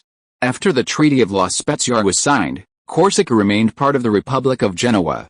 The Genoese parliament granted Corsican nobles considerable autonomy in exchange for a brief period of peace, and the Doria family began to control the position of governor of Corsica. Not long ago, Duke Erlizo of Milan launched a high-profile invasion of the Republic of Genoa, quickly forcing the weak Genoese parliament to surrender. King Louis XI of France tacitly approved of their actions and used his diplomatic skills to sow discord, attempting to lure the Milanese south to attack La Spezia and Parma, severing the Eastern Roman Empire's reach into Italy. Following the signing of the Treaty of Barcelona, Louis XI swiftly signed the Treaty of Genoa, dividing half of the Ligurian coast with the Duchy of Milan. San Remo and Albenga to the west went to the Kingdom of France, while Savona and Genoa to the east went to the Duchy of Milan. Since the heart of the Republic of Genoa was the city of Genoa, the Duchy of Milan gained more from this partition. In return, they would hand over the newly built fleet of the Republic of Genoa to the French intact and launch an attack on La Spezia and Parma. As for Corsica, Louis XI had no intention of letting it continue to exist. He used coercion and inducement to buy the island at a low price from the remaining Genoese council, hoping to turn it into a pirate base for raiding Mediterranean trade. Louis XI's series of operations were very successful. He successfully forged an anti-Eastern Roman alliance in northwestern Italy. La Spezia and Parma were isolated overseas, with the covetous Duchy of Milan to the north, the equally dissatisfied Florence to the south, and the powerful Kingdom of France to the west. The surrounding islands were all under the control of Aragon and Florence, and for a time they were surrounded. Mediterranean merchant ships departing from Carthage could no longer reach the port of La Spezia smoothly. The Kingdom of France acted swiftly in Corsica. With the help of pro-French factions and the endorsement of the Genoese Council, the northern port of Batista pledged direct allegiance to the French king. Louis XI's 1,500 soldiers successfully landed, and the west coast quickly fell. Ajaccio held out for only 3 days, with the remaining resistance forces hiding in the more desolate and remote southeastern coast, clinging to life. Vecchio, a small port with a population of less than 2,000 and no complete city walls, saw its fleeing soldiers wandering dejectedly in their camps. Apart from a few diehards, many were already plotting defection. In the palace of the governor of Vecchio, Corsican Governor Domenico Doria lay on his sickbed, his chest heaving, his face pale, his lips cracked, and his forehead covered in fine beads of sweat. Domenico was a staunch advocate of Genoese independence, deeply resenting the powerful aggression of France and Milan and the weakness of his own nobles. However, he was powerless to change the situation. Corsica was sparsely populated and resource-poor, and his ideals were destined to remain unrealized. In this storm instigated by the French, Genoa became easy prey. Domenico, with his servants, fought to the death, but to no avail. The pro-French faction on the island helped the French open the gates of Ajaccio, forcing him to flee with his remaining troops, his defeat imminent. Go and call DeMarco here. I know he's already here, Domenico said to the maid, his voice urgent and weak. The maid nodded quickly and ran out. A moment later, a middle-aged nobleman entered. He looked at Domenico on the sickbed, removed his top hat, and sighed. Long time no see, Domenico, said DeMarco Gattiluxio. Long time no see, Mayor. I didn't expect you to be evacuating as well. Domenico forced himself to sit up, his body weak. Is La Spezia about to fall? La Spezia is just a free trading port, with no special industries. Its walls aren't strong enough to stop the Milanese, DeMarco said. His Majesty has granted us permission to evacuate La Spezia. Permission for La Spezia to surrender to Milan, and even permission for the Duke of Parma to act as he sees fit. Whether to resist or surrender is his decision. DeMarco paused. I brought the entire La Spezia fleet with me. It's anchored on the coast not far away. We'll hide here for a while and also come to see you. We'll head south to Carthage after dark. If you need, I can take you with me. So soon? Domenico's eyes dimmed. I thought Constantinople would intervene. There's no way around it. There are hostile forces all around. The French even got port rights on some islands in Tuscany from Florence. In recent years, there have been more and more pirates in Tuscany, especially on Elba, which has almost become a pirate hotspot. King Louis acted too quickly. He must have planned this all along. The Emperor hasn't even made a move against Castile? DeMarco shrugged. The Emperor's fleet won't be heading north for the time being. As for its purpose, I don't know. Can't you attack the French coast like before? Domenico asked. Your overall naval strength certainly surpasses that of France and Aragon, Attack what? Since the last attack, the French have moved their coastal villages inland, leaving large areas of coastline deserted. They've also erected fortifications in important ports, making them difficult to attack, DeMarco said. The emperor can't save La Spezia, nor Corsica. This place is too close to France and Aragon, their ships can raid it at any time, and once the emperor's fleet arrives, they can hide in the naval base. The most troublesome are those pirates. They are even more elusive. The western Mediterranean islands provide them with excellent shelter, making it difficult for the emperor's ships to catch them. DeMarco shook his head. A decade or so ago, the French and Italians were wealthy, and our pirates attacked them, causing them great distress. But today, the situation has reversed. We are the wealthy ones, so there's really no way to deal with it, Domenech asked bitterly.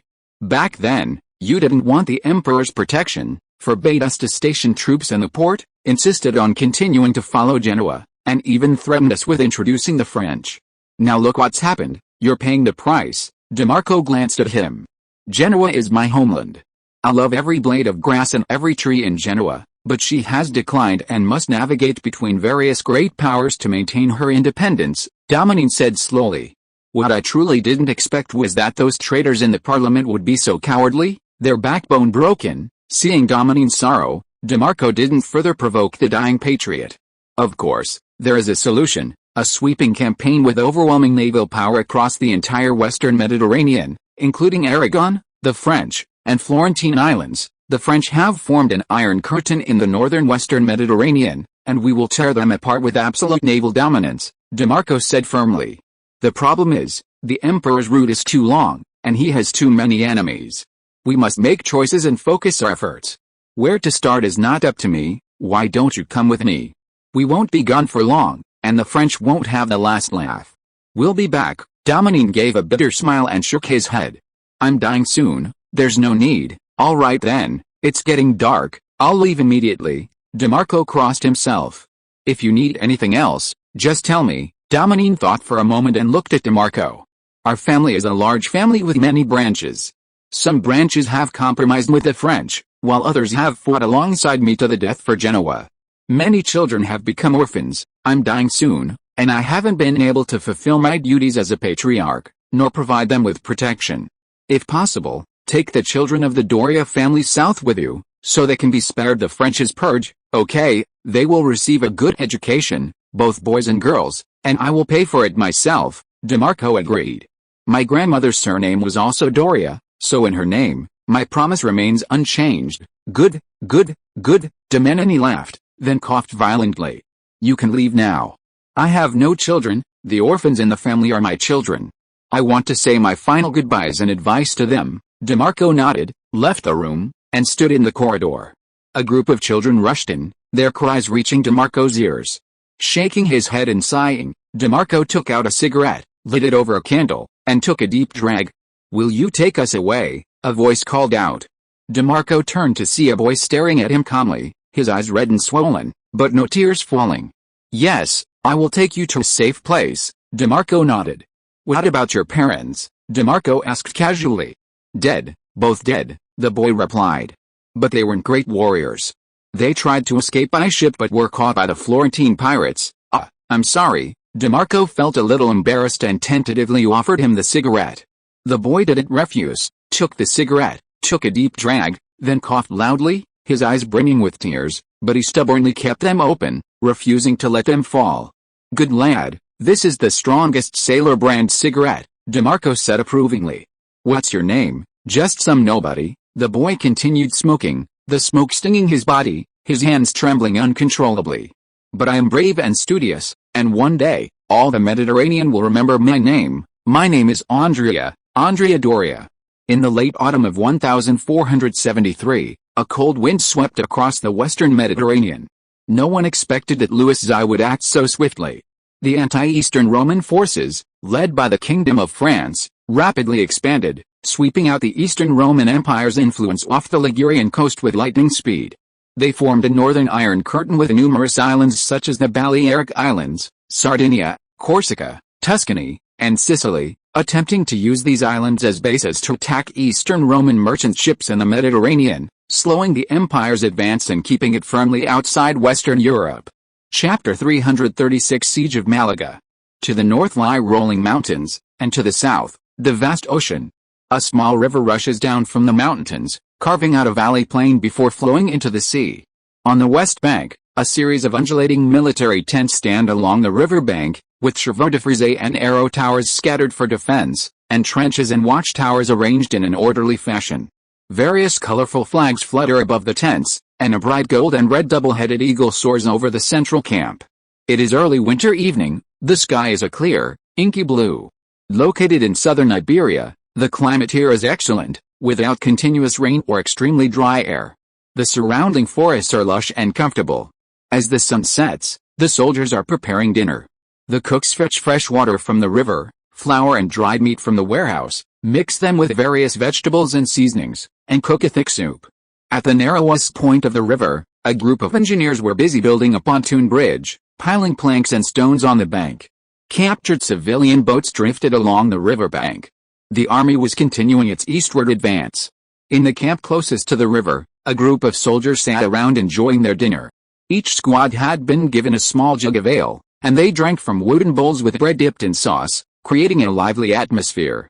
The surrounding enemies had been wiped out, and the Saracen army had been forced across the river. It was safe here. An officer walked among the stew pots, occasionally exchanging a few words and jokes with the soldiers, while also checking that the ale in the wooden bowls was sufficient and that the food in the stew pots met the standards. To strengthen the army's combat effectiveness and improve the soldiers' physical fitness, the Eastern Roman Empire had established food standards for the central army system, divided into peacetime and wartime sets. During peacetime, the standards and corresponding expenses for each soldier were stipulated, and the expenses and supplies were strictly distributed according to these standards. These standards were also made public to every soldier to prevent officer corruption. At this time, the army ate from communal pots, and this food standard was generally implemented on a 10-man squad basis. When soldiers ate, they could clearly judge the day's food and identify whether officers were embezzling. Of course, this standard was obviously difficult to implement during wartime, but the military logistics departments would still do their best to provide support and ensure that soldiers were adequately nutritious. In this era, many armies went to war with very little supplies, relying entirely on local requisition and plundering food and supplies from the civilian population. This not only slowed down the army's progress but also gradually corrupted military discipline. In the long run, this system was bound to be abandoned. More protein and fat could make soldiers stronger, and a more varied diet could protect them from diseases such as scurvy and night blindness. For a standing army, sufficient and orderly logistical supplies were crucial. 30 years have passed, and the lives of the Eastern Roman people have improved significantly. Food is more plentiful, and the young soldiers who have grown up in this prosperous era are far ahead in overall quality. Their average height increases year by year, and their individual hand-to-hand combat abilities have also improved markedly. After hastily finishing his dinner by the soldier's stew pot, the young officer gave a few instructions to the night patrol, ended his day's work, and returned to his tent. The next phase of the war mission has not yet been communicated, and the soldiers can rest for the time being. The young officer lit a candle, picked up his quill, and opened his notebook. The officer's tent was not particularly luxurious, only slightly larger than that of an ordinary soldier. A sword hung on the curtain behind him, above which was the Armenian crossbow. Clearly, this unit belonged to the 5th Legion of the Imperial Guard in the Eastern Roman Empire's Central Army, a heavy infantry legion mainly composed of Armenians. The officer's name was Alan, from a small village on the border of Bulgaria and North Macedonia. He had joined the mountain guerrilla regiment during the Bulgarian War, and due to his quick wit and love of learning, he rose to become the corps commander of the 2nd North Macedonian Mountain Guerrilla Regiment. He then passed the performance evaluation and entered the Central Army, serving as a regimental commander in the 5th Guards Corps, leading 500 soldiers. This is my 4th month since I came to the Iberian Peninsula with the army, and also the 4th month since the start of the war. Although it is winter, the weather is still sunny and very comfortable, Alan wrote as he picked up his pen. In these 4 months, many things have happened on the European continent, but these things have nothing to do with us. We are just soldiers, and our purpose is to carry out the Emperor's orders. The Emperor ordered us to destroy the Moorish regime in Granada. When I first saw the magnificent, unparalleled fortress and the vast amount of supplies stockpiled within, I was certain that we would win this war. The scenery here is breathtaking. Compared to my hometown, the sunshine here is abundant, but not scorching, making one feel relaxed and happy. The priest accompanying the army is a learned man. He told us that the mountains to the north block the cold winds, making this coastline spring-like all year round. The locals call it the Sun Coast, and many high-ranking officials of the Moorish regime enjoy staying here, build manors along the coast and enjoy the sunshine. However, the emperor's rich shipping routes attract a considerable number of filthy flies. Moorish and Latin pirates, based in the Balearic Islands and the Costa del Sol, attack our ocean-going merchant ships. Pirates have no homeland, no faith. It's normal for them to join forces. Therefore, our first phase of mission is to march eastward, wipe out the Moors' Costa del Sol, and relieve pressure on the imperial shipping routes. Led by General Ibrahim, we marched eastward from the fortress on which the sun never sets. Along the way, we encountered fierce resistance from the Moors, but their forces were too small and their equipment too poor. As long as we don't enter the mountains, they cannot significantly hinder our operations. Alan dipped his brush in ink and continued writing. Now, we have captured the town of Marbella and are continuing our eastward march towards Malaga.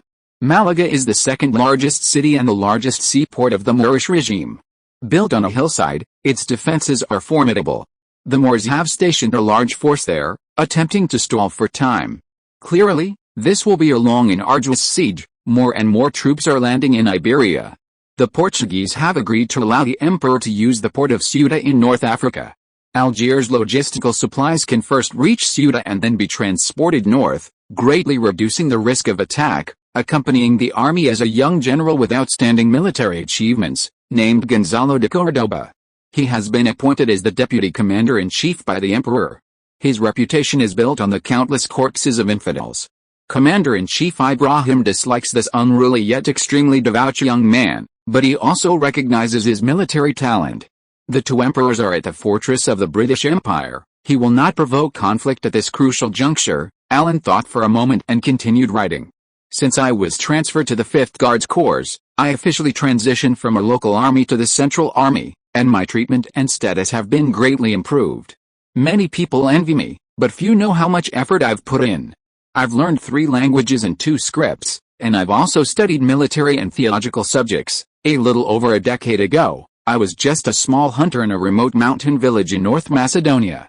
Now, I've achieved a leap in my life through my own efforts, and even have the opportunity to be knighted. This would have been impossible before. The empire is at its peak. As long as you have a dream and are willing to work hard for it, anything is possible. A smile bloomed on Alan's face. I had a very pleasant time with the 5th Guards Corps. It's a corps with a long history, the only heavy infantry corps in the guard system besides the 1st Corps. Clad in heavy armor and wielding halberds, veterans and officers are also equipped with revolver pistols. They excel in siege and defense, and can also serve as the heaviest shield in open field battles. Initially, the 5th Guards Corps was composed entirely of Armenians, mostly from the Cilician region, rescued by the emperor through a population exchange program. They speak Armenian and practice Armenian Orthodoxy. Within the present Eastern Empire, Armenians are a rather unique group. Totaling, the population is over 300,000, mainly distributed in the provinces of Caria in Anatolia and Cyrenaica in North Africa. They are allowed to have their own faith and their own churches, and have developed their own culture. Initially, these Armenians belonged to the Kingdom of Armenia, and the emperor simultaneously wore the Armenian crown. But as time passed, they intermingled with us, the barriers between them diminished, and the bonds deepened. More and more people began to identify with Rome, and the number of conservatives yearning to return to their homeland decreased. However, there is no doubt that the emperor will definitely retake Greater Armenia. Alan took out a document and looked at it. Currently, the 3rd banner I command has 523 men. They speak Armenian as their mother tongue, but most of them also speak Greek and can communicate normally with others. Language slang has always been a major problem for the Eastern Empire's army. To solve this problem, the emperor has gone to great lengths. He not only requires priests to run language classes but also incentivizes soldiers with real money. Soldiers who learn Greek receive monetary rewards. Over the past decade or so, the prevalence of Greek in the army has greatly increased. The army is a melting pot. Through military life, soldiers learn the language of the empire, witness its power, and cultivate loyalty to the emperor and a sense of belonging to Rome. After their service, they returned to the grassroots and spread this loyalty and sense of belonging to every corner of the empire. Discrimination is strictly prohibited in the emperor's army. From the land of the setting sun to the Caucasus Mountains, as long as you come here, you are a soldier of the emperor and can enjoy the preferential treatment you deserve. Alan looked out of the tent. The night was deepening, and the soldiers on leave were being herded back to their tents by their squad leaders. All around was quiet. Another day has ended. Tomorrow morning, we will cross the river and head to Malaga. The emperor's fleet will protect us. A great battle is imminent. Everyone is giving their all. Countless lives will be lost, and countless others will rise to power. In any case, may God bless me, may God bless my country and the emperor. Southern Iberia, Malaga. Malaga is the second largest city in the Kingdom of Granada, playing a vital role in import and export trade. To the north lies the Sierra Nevada Mountains, and to the south, the calm Mediterranean Sea. Besides Granada, Malaga is arguably the most fortified city in southern Iberia. The entire Malaga castle is divided into two parts, the Gibraltar Castle, built on a hill overlooking the entire city, and a luxurious palace built at the foot of the hill. The two parts are connected by a corridor. The castle, palace, and quarters have all been repaired many times over the centuries, possessing excellent defensive capabilities, truly armed to the teeth. After the outbreak of the Granada War, the Granada monarch Ali mobilized the entire nation, using all his savings to prepare for the war. He purchased muskets and hired soldiers from France and Aragon, determined to hold off the Eastern Roman army at Malaga. He appointed the mature and steady Hamed as the commander-in-chief of Malaga's defenses, providing him with 8,000 troops.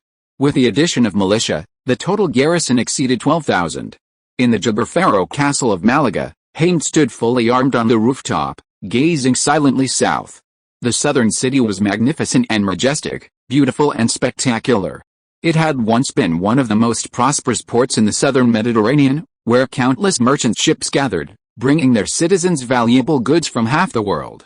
With the arrival of war, its former glory vanished. The Eastern Roman Empire's Western Mediterranean fleet blockaded the port, prohibiting any ships from reaching Malaga. The French and Aragonese, who had once made solemn promises, offered no assistance whatsoever, only requesting that Malaga delay and buy time. The Gibraltar citadel sits atop a high point, from which Hamed could faintly see the twilight-colored North African coast, his former homeland, stretching further south. Hamed's fate was tragic. An Arab, born in Birinci and raised in Tripoli, he fought in the Tunisian army, married and had children in Algiers, and then fled alone to Iberia. His early life was spent dealing with the Byzantine Empire, each time suffering heavy losses. In those nearly 30 years, the rise of the Byzantine Empire indeed brought profound suffering to the entire Muslim world. Millions of Muslims in Africa and Anatolia were homeless. Those unwilling to convert or be enslaved were forced to wander, driven from one place to another, waiting in fear for the next exile. Hamet's family had almost all perished at the hands of the Byzantine Empire, making him sworn enemies. Having gained years of experience fighting in North Africa, he immediately gained Ali's favor upon arriving in Granada, who tasked him with forming a jihadist holy warrior force entirely composed of North African refugees, using religious fervor and a thirst for revenge to instill in them fearlessness. Footsteps approached, and Hamet's adjutant came forward. Lord Hamet, the French and Aragonese pirates all withdrew last night. They seem to be preparing to head to Almeria to continue attacking Greek merchant ships. Oh, Hamet said calmly. What have they accomplished? 2 months ago, they seized several Byzantine ocean-going merchant ships, all belonging to private merchant guilds, laden with ivory and precious furs. The French pirates were very pleased, the adjutant reported truthfully. Now, with the Greek emperor's large fleet here, the pirates are afraid and are preparing to seek opportunities elsewhere. They rejected our offer, unwilling to accept our employment. Never mind, we must defend our city ourselves, Hamet said calmly. They are still somewhat useful, at least they brought us quite a few muskets. What about the merchants? They promised to donate supplies. Merchants? The adjutant hesitated. What's wrong? Hamet frowned. They're unwilling, sir. They don't believe we can hold Malaga, the adjutant said helplessly. The merchants are trying to raise funds to bribe the Greek emperor, paying for their safety. Bribe the Greek emperor? Hamet laughed angrily. Do they know how rich the Greek emperor is? Do they know how much gold and silver he has acquired from afar? Bribe him? I think they want to surrender. Hamet's eyes blazed with fury, and he drew his scimitar. "I'll go find them right now, sir," the adjutant quickly stopped him.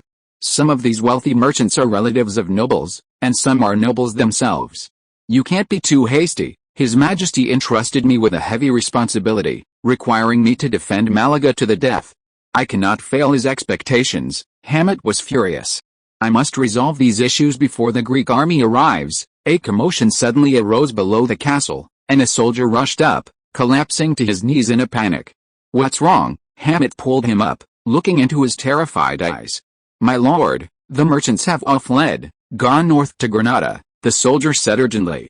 "The people in the city are terrified. You must find a way to appease them. Tell me carefully, what happened?" Hamet shook the soldier vigorously. The soldier fumbled for a note and handed it to Hamet. Hamet opened it. It was written in crooked Arabic script, simple yet clear. "Surrender and you will not be killed. If you dare to resist, the entire city will be slaughtered." Hamet read through gritted teeth.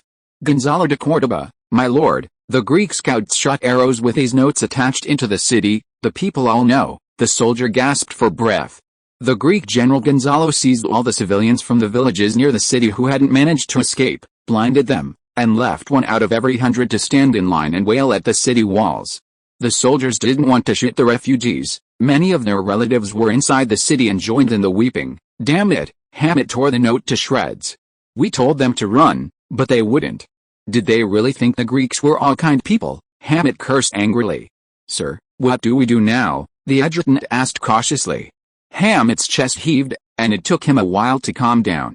"We cannot surrender," Hamet said slowly. "I've run all the way here from Billinch.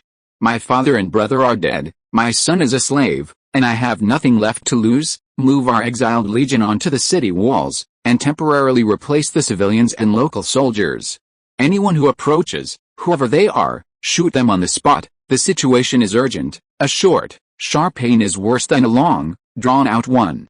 The people will understand." "Yes, sir," the adjutant nodded and was about to leave when Hamet stopped him. "My lord," the adjutant turned around. "After you've arranged all this, immediately take men to seize the property of merchants and nobles. Treat all those who have fled as traitors, distribute their belongings to the people, and call on them to defend their homes." Hamet patted the adjutant's shoulder heavily. "Don't be afraid of trouble. You heard what Gonzalo said. If Malaga doesn't hold, we'll all die." "Yes, my lord," the adjutant sighed and walked away. In late 1473, the Eastern Roman Empire's Iberian Expeditionary Force arrived at Malaga, the second largest city in the Kingdom of Granada. They erected siege towers and set up artillery positions outside the city, beginning a difficult siege.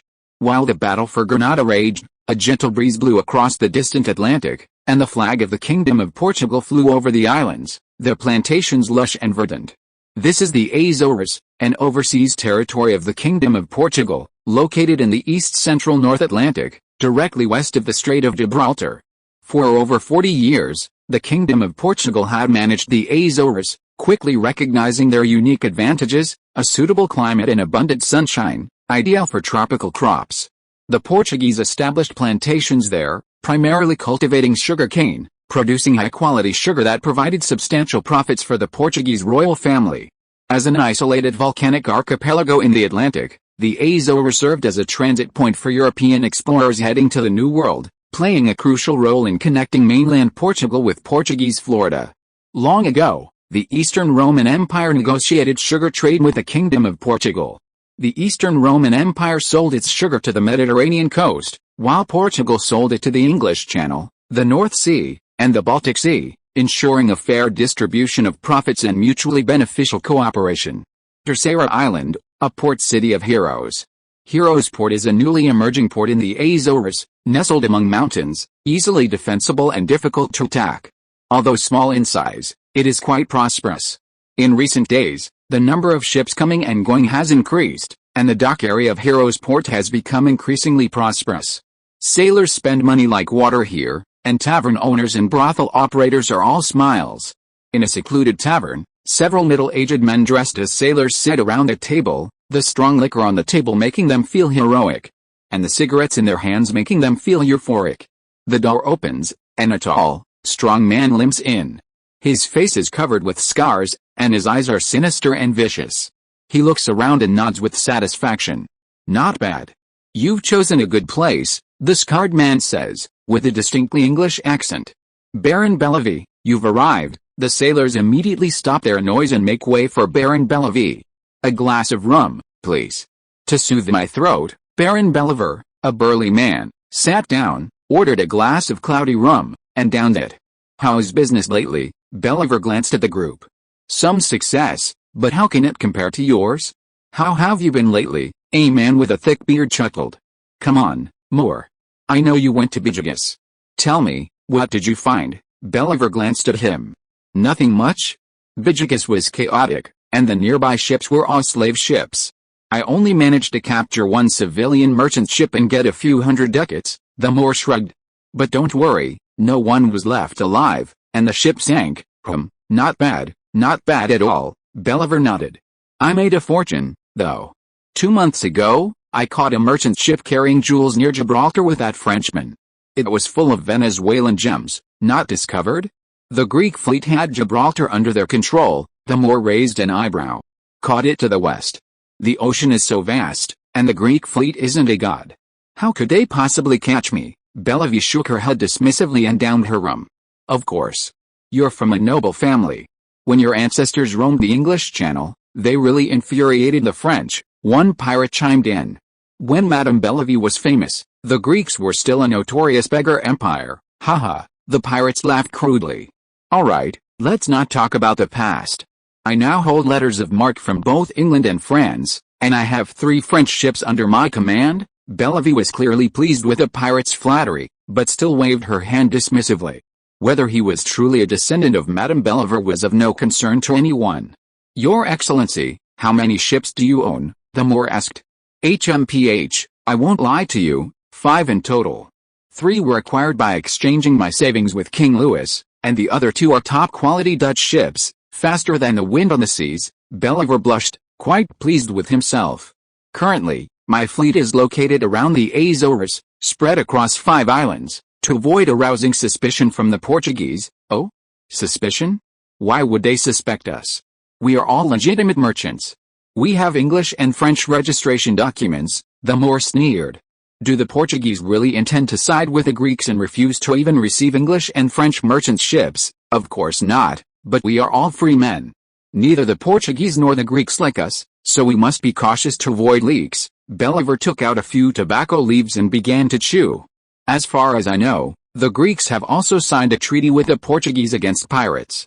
Since we haven't leaked the news and are still legitimate merchants, we're still safe. Once discovered, they'll launch a joint operation to wipe us out, and it will be impossible for us to enter the port openly like we are today. Moreover, the Greeks have changed their escort policy, gathering large fleets together to avoid being alone. If this continues, our days will be difficult, the pirates complained discontentedly. Bellevue watched their expressions with a slight smile. Gentlemen, don't be hasty. Would you like to hear my suggestion, Baron? Just speak frankly. We all know each other well. The Moor looked at Bellevue. All right. Then I'll be frank. Bellevue tapped the table. A few days ago, my scouts went to Florida, taking the opportunity to spy on Cuba, and discovered a good opportunity, Bellevue said somewhat mysteriously. The Greeks have amassed a considerable amount of gold and silver jewels, preparing to ship them back. This time, their treasure fleet comprises 8 ships, the flagship being the famous mahogany warship, Nidhogg. Their target is undoubtedly the Canary Islands. Their route is fixed. If we can patrol the Canary Islands repeatedly, perhaps we can catch them. Just think, that's ship after ship of gold. The pirates were tempted, but still hesitated. At this time, pirates never dared to confront large warships head-on. Their targets were usually less heavily armed civilian merchant ships. Baron, although we don't like the Greeks, we must admit their fleet is formidable. The Moor was about to speak when Bellevue waved his hand to interrupt. That's why I invited you here. This is a huge deal. None of us can handle it alone. Bellevue's eyes were bloodshot, his expression fanatical and ferocious. We've joined forces, a total of 15 ships. If we're lucky, that's enough to give the Greeks a run for their money. Baron, this is no small matter. When we rob ordinary merchant ships, the Greeks might turn a blind eye, but this is Nidhogg. A pirate captain hesitated. This matter is destined to be exposed. If After we finish this, we'll immediately take the gold north. The King of France has promised to protect us, Belive continued to entice. After this, we definitely can't stay in the Azores. We can establish a base in Ireland. I have some connections with an official in County Cork. We can also use this gold to buy more ships, and we can even set up a base in the West Indies, so many islands, and the Greeks only occupy a few. It's practically the ideal haven for pirates. The pirates were silent, looking at each other, seeing greed and ambition in each other's eyes. I'll do it. Pirates can't be timid, the Moor shouted. The Black Cane is at your command? The strongest Moor spoke first, and the other pirates also made up their minds to gamble on their future. The Crimson Dawn joins. The ideal land is at your command? Count me in. Very good. Belivoux slammed his fist on the wooden table, making the wine glasses tilt. After the mission is accomplished, I will distribute all the spoils fairly, and my flagship Beowulf will lead the charge. Oh, the Moor became interested. Isn't your flagship called Black Baron? You changed the name. Since the Greeks named their flagship Nidhogg, my flagship must be called Beowulf, dedicated to slaying beasts. Belivoux proudly waved his arm. The Greeks' money is ill-gotten, they robbed it, and now it's only right that we rob them. You have a week to fill your ships with supplies. Those still in Spain, those still in Portugal, gather them all and head to the West African Sea. Brave and free pirates, the opportunity to get rich is right in front of you. It's time to raise our sails. Chapter 337 Black Datura. La Palma, Canary Islands, Viceroyalty. Since the Eastern Roman Empire's Agricultural Research Institute successfully cultivated bananas on La Palma, the plantation economy of the Canary Islands flourished. The United Fruit Company, controlled by the royal family, established numerous banana plantations on the islands, transporting hundreds of Muslim and West African slaves to cultivate bananas. The bright yellow Big Mac bananas were then shipped by fast ships to the Mediterranean coast, reaching the tables of the wealthy and powerful. This banana feast, of course, came at a price. Due to the immense labor pressure and harsh living conditions on the plantations, many slaves lost their lives every month, while a constant stream of new slaves was transported in. The Eastern Roman Empire was turning its vast colonial plantations into meat grinders, gradually consuming a large number of Muslims in Anatolia. The Romans in the Canary Islands, of course, felt no sympathy for these Turkic Muslims. They had gained wealth, achieved revenge, and regained their dignity. The Canary governor, Lothair, even used the proceeds from his plantation to further expand the La Palma shipyard, adding shipbuilding workshops and enabling the construction of some small vessels. However, Governor Lothair was now deeply troubled, signing documents and frequently glancing out the window with obvious worry. As the Eastern Roman Empire's overseas trade flourished, pirate attacks also increased. The conflict in Iberia exacerbated the frequency of these attacks, and many merchant ships had already fallen victim to pirates. Pirates were a group of desperate men, roaming the vast oceans. Many legitimate merchant ships would also engage in piracy when no one was around, disappearing once they had succeeded, only to resume their activities once the situation calmed down. To combat the growing piracy near Gibraltar, Governor Lothair devoted himself to the task, utilizing the rapidly developing navy to construct numerous watchtowers and coastal artillery positions throughout the Canary Islands. He also initiated the construction of the Canary Islands Lighthouse, attempting to provide a permanent and safe Atlantic harbor for merchant ships. Furthermore, upon the outbreak of war, Governor Lothair immediately prohibited ships from France, Aragon, and other countries from entering the port. Even Portuguese and Neapolitan ships were subject to strict inspections upon entry, minimizing the risk of piracy. However, these measures were ultimately only temporary solutions. To further combat the burgeoning piracy, under the emperor's instructions, Governor Lothair of the Canary Islands, Governor Columbus of New Rome, and Colonial Secretary William jointly devised a series of plans. These plans involved using some merchant ships as bait, followed closely by a large fleet, to lure the pirates and ultimately wipe them out, thus curbing their arrogance. However, the unpredictability of the sea and the lack of communication means prevented the plan from achieving its initial goals. Often, a single storm was enough to scatter the fleet, leaving individual ships cut off from the main force to navigate to the nearest port using only compasses and charts, making them easy targets for pirates. Furthermore, the age of exploration had just begun, and pirates were hesitant to attack large groups of ships. The bait was laid out, but the big fish remained untouched. Therefore, Lothair placed his hopes on the newest American treasure ships. He believed that if the bait was valuable and enticing enough, some risk-taking pirates would be willing to risk everything, even with a very low success rate. This was the nature of pirates, just as the pirates of the Eastern Roman Empire had been.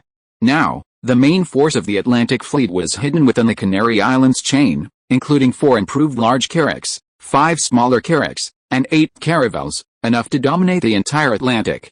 The Canary Islands were a crucial hub for trade between the western and eastern Indies of the Eastern Roman Empire, a veritable center of overseas commerce. All ocean-going ships arriving from the west and south had to anchor here, making it one of the few anchorages on the vast ocean. For pirates, finding small fleets on the open sea was extremely difficult, but the Canary Islands offered a much greater chance of capturing lone fleets. This presented an opportunity for both pirates and the Navy. To enhance maritime communication, the Prometheus department of the Eastern Roman Empire imported the technology of making flares from the east. Various metal fragments and gunpowder projectiles were ignited together and launched into the sky, using different colors to represent different messages. On a clear day, the bright fireworks could be seen from a great distance.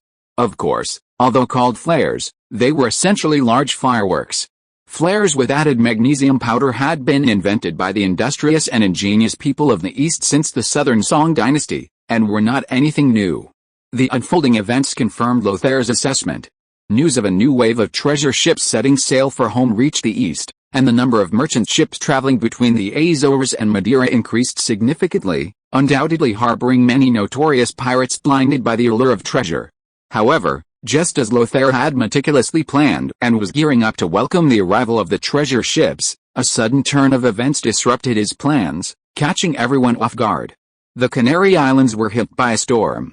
As one of the island groups in the eastern Atlantic, the Canary Islands are located at the center of the Canary Current, experiencing turbulent and complex air currents and frequently affected by tropical storms.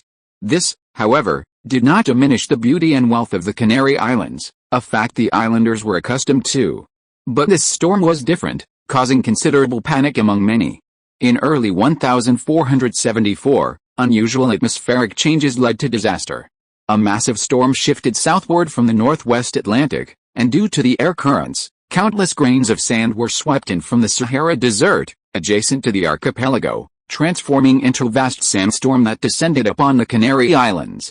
The entire archipelago was instantly shrouded in sandstorms, with the islands closest to the West African mainland suffering the most. The sky turned a hazy yellow, winds ripped roofs off, and the sand obscured visibility, forcing residents to huddle indoors, shivering.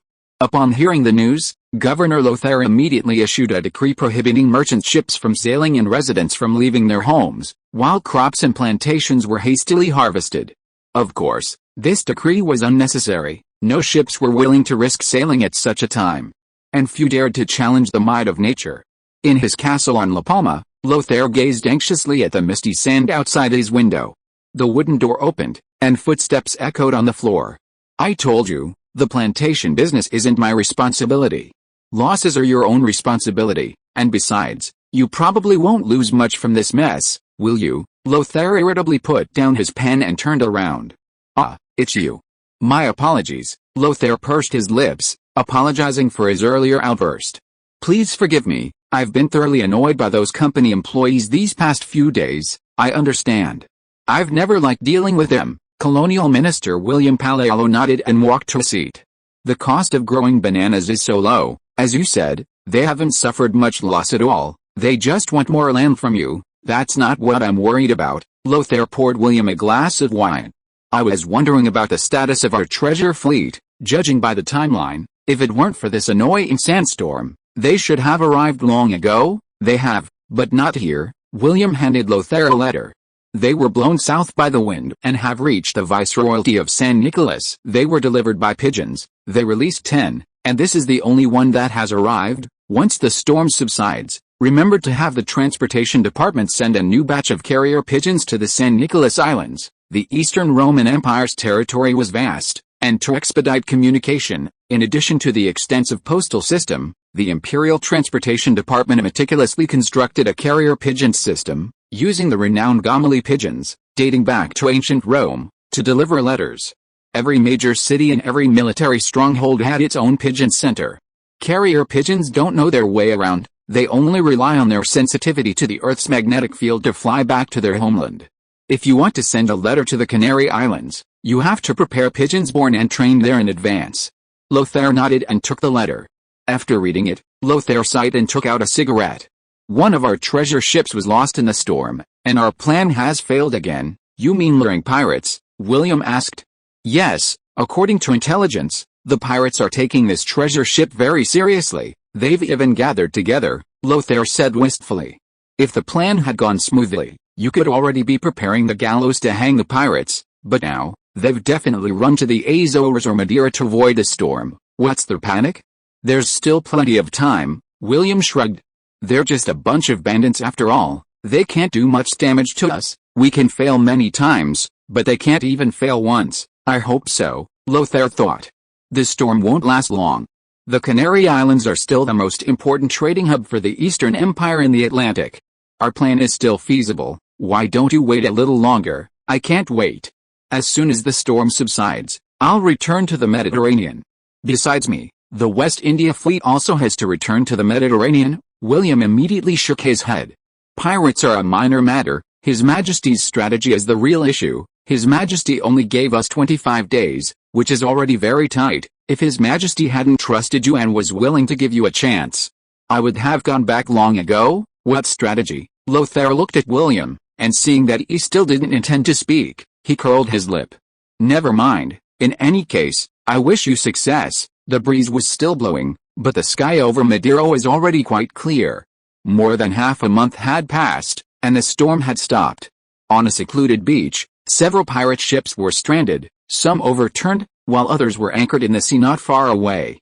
Madeira was also an overseas territory of the Kingdom of Portugal, a sugarcane archipelago, not far from the Canary Islands. On the largest pirate ship, the pirate captains were gathered together, reeking of alcohol, making a ruckus. If you ask me, we shouldn't have done this job. We didn't get anything, and we even swallowed a mouthful of sand, a drunken voice shouted. The Red Devil has been blown away by the wind and sank somewhere. Yes, the Greeks must have used some satanic trick. We can't see anything near the Canary Islands, the Moor shouted. Beliveau, you, before the Moor could finish speaking, Beliveau grabbed him by the throat. On my ship, you have to follow my rules, Beliveau growled menacingly, releasing the Moor after a long while. According to intelligence from Madeira, the failure of this operation is actually a good thing. Beliveau surveyed the crowd, his face grim. As far as I know, after the storm subsided, the Nidhogg immediately led the West India Fleet northward from the San Nicolas Islands, without even stopping at the Canary Islands. Then why didn't you tell us? We might have been able to intercept them along the Madeira line, a pirate captain cried anxiously. Wasn't that our original plan? How? Intercept them? Beliveau sneered. The West Indies fleet didn't return alone, almost the entire Atlantic fleet went north with them. Stop them? How?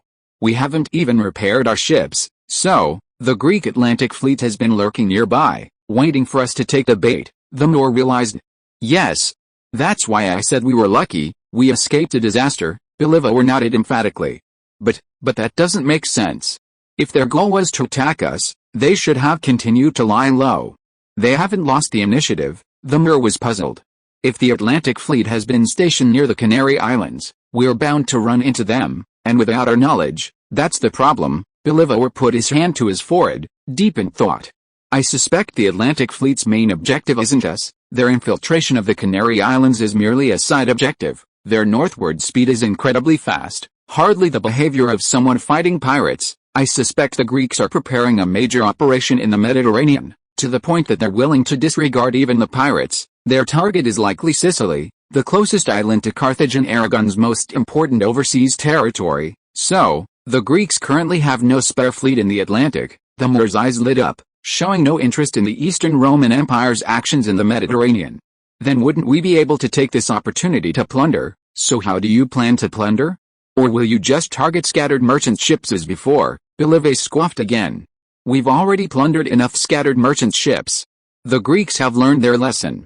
Many private merchant ships are now seeking the protection of large merchant guilds and forming joint fleets. Our strength is still too weak. We can't even defeat the Guinean Company's fleet. Continuing as before won't be fruitless, but it certainly won't satisfy your appetites. We must change our strategy and rapidly strengthen our forces to survive better on this bloody sea. What's your plan? The Moor asked. You're of noble birth, your intelligence sources are certainly more numerous than ours. I have a new plan. Palaiologos spread out a map, displaying it before everyone. Constantly plundering scattered merchant ships will only slow our growth. Without enough money, we can't recruit enough sailors or buy more ships. In that case, once the Greeks are freed from their Mediterranean campaigns, our good days will be over. Palaiologos waved his hand. I plan to plunder commercial ports. Commercial ports? Everyone was shocked. You mean the Canary Islands? Governor Lothair is no pushover. No, I'm not talking about the Canary Islands. Our strength isn't enough yet. Palaiologos raised his head. Our target is here. Palaiologos pointed heavily on the map. Cuba. The Moor looked up at Palaiologos in disbelief. That's right, Cuba. Palaiologos nodded. The Greeks' West Indies fleet and Atlantic fleet have been redeployed, and their Grand Fleet is mainly off the coast of Africa. The Western Atlantic is truly a blank slate. Moreover, the Greeks' conquest of the Aztecs is not yet over. Cuba must be incredibly vulnerable. The wealth of Havana port is constantly accumulating. The last batch of treasure ships left 2 months ago. By the time we repair our ships and reach Cuba, it will take at least 2 months. In 4 months, Havana's wealth will be immense. Don't you think this is a blessing from heaven? After these words, the pirates fell silent. So, are you in or not? On the vast sea, a fleet billowed in the wind, its sails flying high, the flag of the double-headed eagle. The lead ship was enormous, its broadside cannons gleaming coldly. Sailors bustled about on its wide deck, preparing to dock. This was the Cairo's Radiance, the flagship of the Imperial Navy, the Emperor's personal vessel, symbolizing the Eastern Roman Empire's absolute dominance in the Mediterranean. The Cairo's Radiance's weaknesses were also obvious. Its excessive size made it unsuitable for long-distance voyages, its turning was somewhat sluggish, and its movements somewhat slow, confining it to the calm waters of the Mediterranean.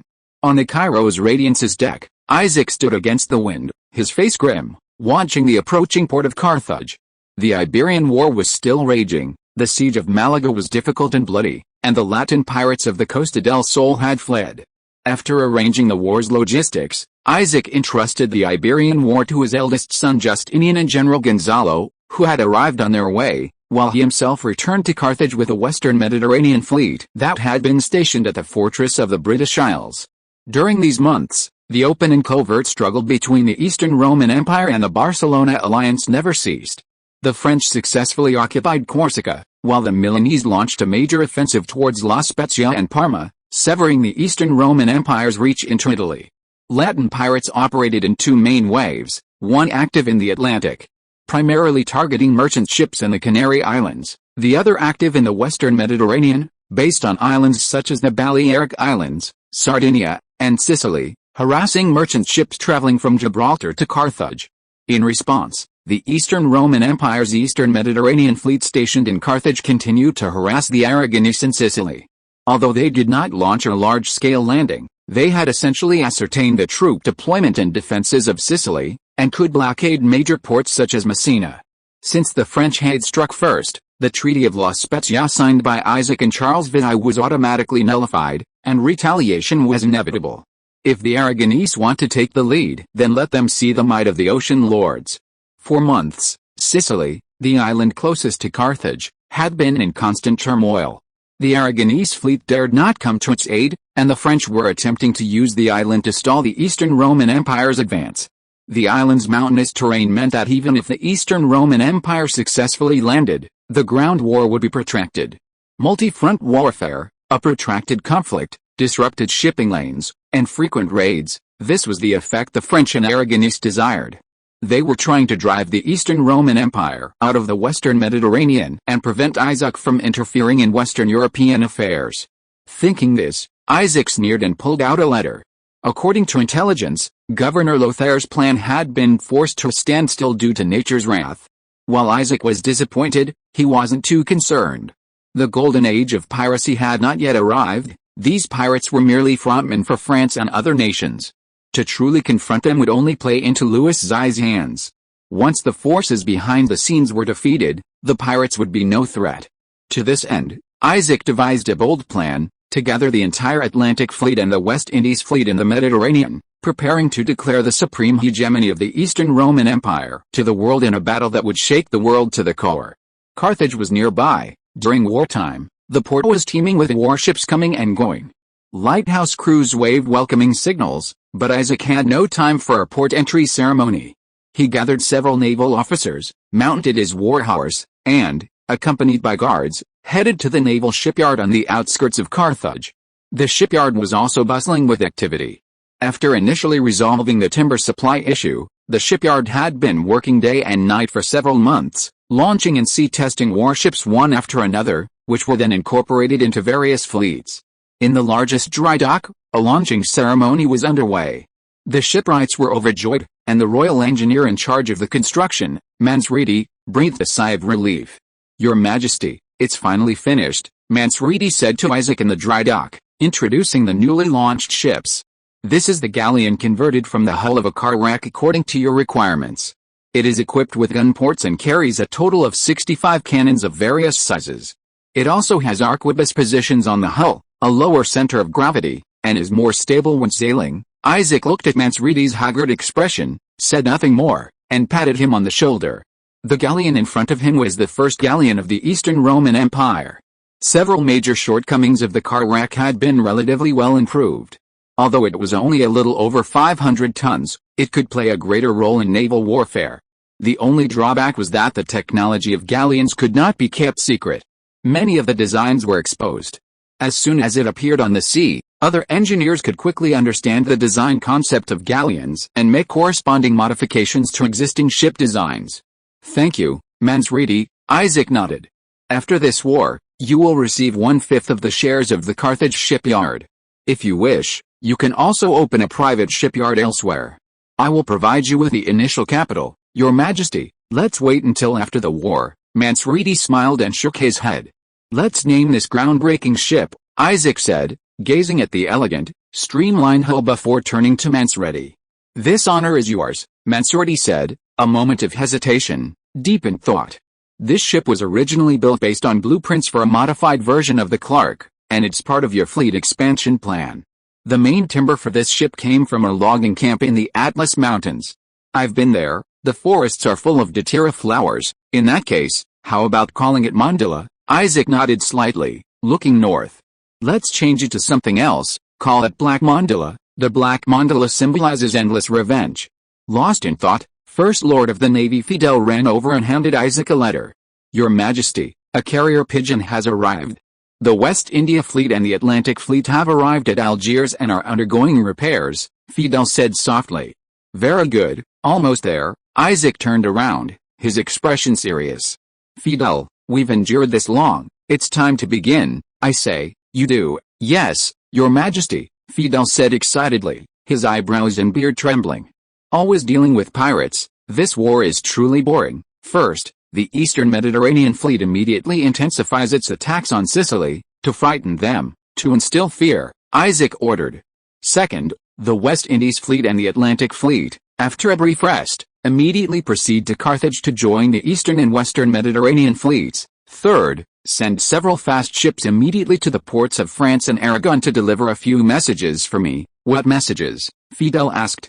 Isaac raised his head and said calmly, "Because of the French breaking the Treaty of La Spezia and disrespecting the interests of the Eastern Roman Empire, we will sever all relations with the French and their allies, including diplomatic and trade relations. In the name of Rome, I solemnly swear today, war against the Kingdom of France, war against the Kingdom of Aragon, war against the Duchy of Milan, war against the Republic of Florence. Do you understand?" Isaac smiled broadly. "Yes, it's long overdue." Fidel patted his chest. "I'll send a fast ship right away." "Wait, there's one more thing." Isaac stopped him. "I demand that the Kingdom of Aragon immediately cede Sicily and Sardinia to us, that the Kingdom of France cede Corsica to us, that the Duchy of Milan cede Milan to us, and that the Republic of Florence cede Florence to us, Your Majesty." "This," Fidel raised an eyebrow. "Write the letter yourself, as arrogant and infuriating as you can." Isaac waved his hand. "Tell them that if they don't comply, I will lead my entire fleet in a massive landing on Sicily, followed by Sardinia and Corsica." Fidel nodded and withdrew. Time continued to flow, and the Mediterranean nations waited anxiously, only to receive the arrogant roar of the Eastern Roman Empire and wave after wave of attacks on Sicily. Upon receiving the news, the monarchs of the 5 nations were immediately enraged and panicked. They didn't know if the Eastern Roman Empire's declaration was true, but they still made corresponding mobilizations. The fleets of France, Aragon, and Florence began to assemble, anchoring off the Ligurian coast and recruiting mercenaries in the area, ready to provide aid to Sicily at any time. The Kingdom of Aragon also borrowed several large sums from the Medici Bank in Florence to provide to the garrison on Sicily, to recruit mercenaries and arm militia. At the same time, the Western India Fleet and the Atlantic Fleet of the Eastern Roman Empire finally arrived at the port of Carthage, accompanied by a large number of transport ships and armed merchant ships, making the port of Carthage a bustling hub of activity. 800 warships and 3,000 sea eagles. Standing on the deck of the Black Mandala, looking at the unprecedentedly large fleet, Isaac's heart surged with emotion. "Your Majesty, everything is ready. Supplies are loaded, personnel are on board, your orders have been fully conveyed, and the ground defense forces along the North African coast have been successfully mobilized." Admiral Fidel approached. "Very good. Head north," Isaac ordered. Fidel hesitated for a moment, then asked, "Your Majesty, time is too tight. You haven't told me the specific plan yet. Sicily is a large island, apart from the coastal plains, it's all mountains. Which port should we land at? I've already written it down, I'll give it to you now." Isaac handed Fidel a document. "Tell everyone to head north, bypass Sicily, and enter the Adriatic. We will head north all the way to Venice." If you are listening to this novel on a channel other than Fanfic World, it means it was downloaded and re-uploaded without effort. We warmly invite you to visit our channel, Fanfic World. There you will find the original version of this story and many other novels of various genres. We look forward to seeing you dive into a world of incredible novels. Chapter 338: The Bitter Loser. It was early 1474 AD. The Mediterranean coast was still in the midst of a cold, dry winter. The sun hung high in the sky, and people wore warm woolen coats. On the northern shore of the Adriatic Sea, Venice also welcomed its winter. However, Venice's climate was quite favorable. Even in winter, it wasn't too cold, with average temperatures generally remaining around 10 degrees Celsius. People mended their clothes, and the winter wasn't too difficult. During the most prosperous period of the Venetian Republic decades earlier, the citizens of Venice lived a very comfortable life. Developed maritime trade brought enormous profits and abundant goods. The economy was thriving, and education flourished. While the ruling class wasn't exactly wise, they still paid considerable attention to protecting the people and ensuring their lives weren't too difficult.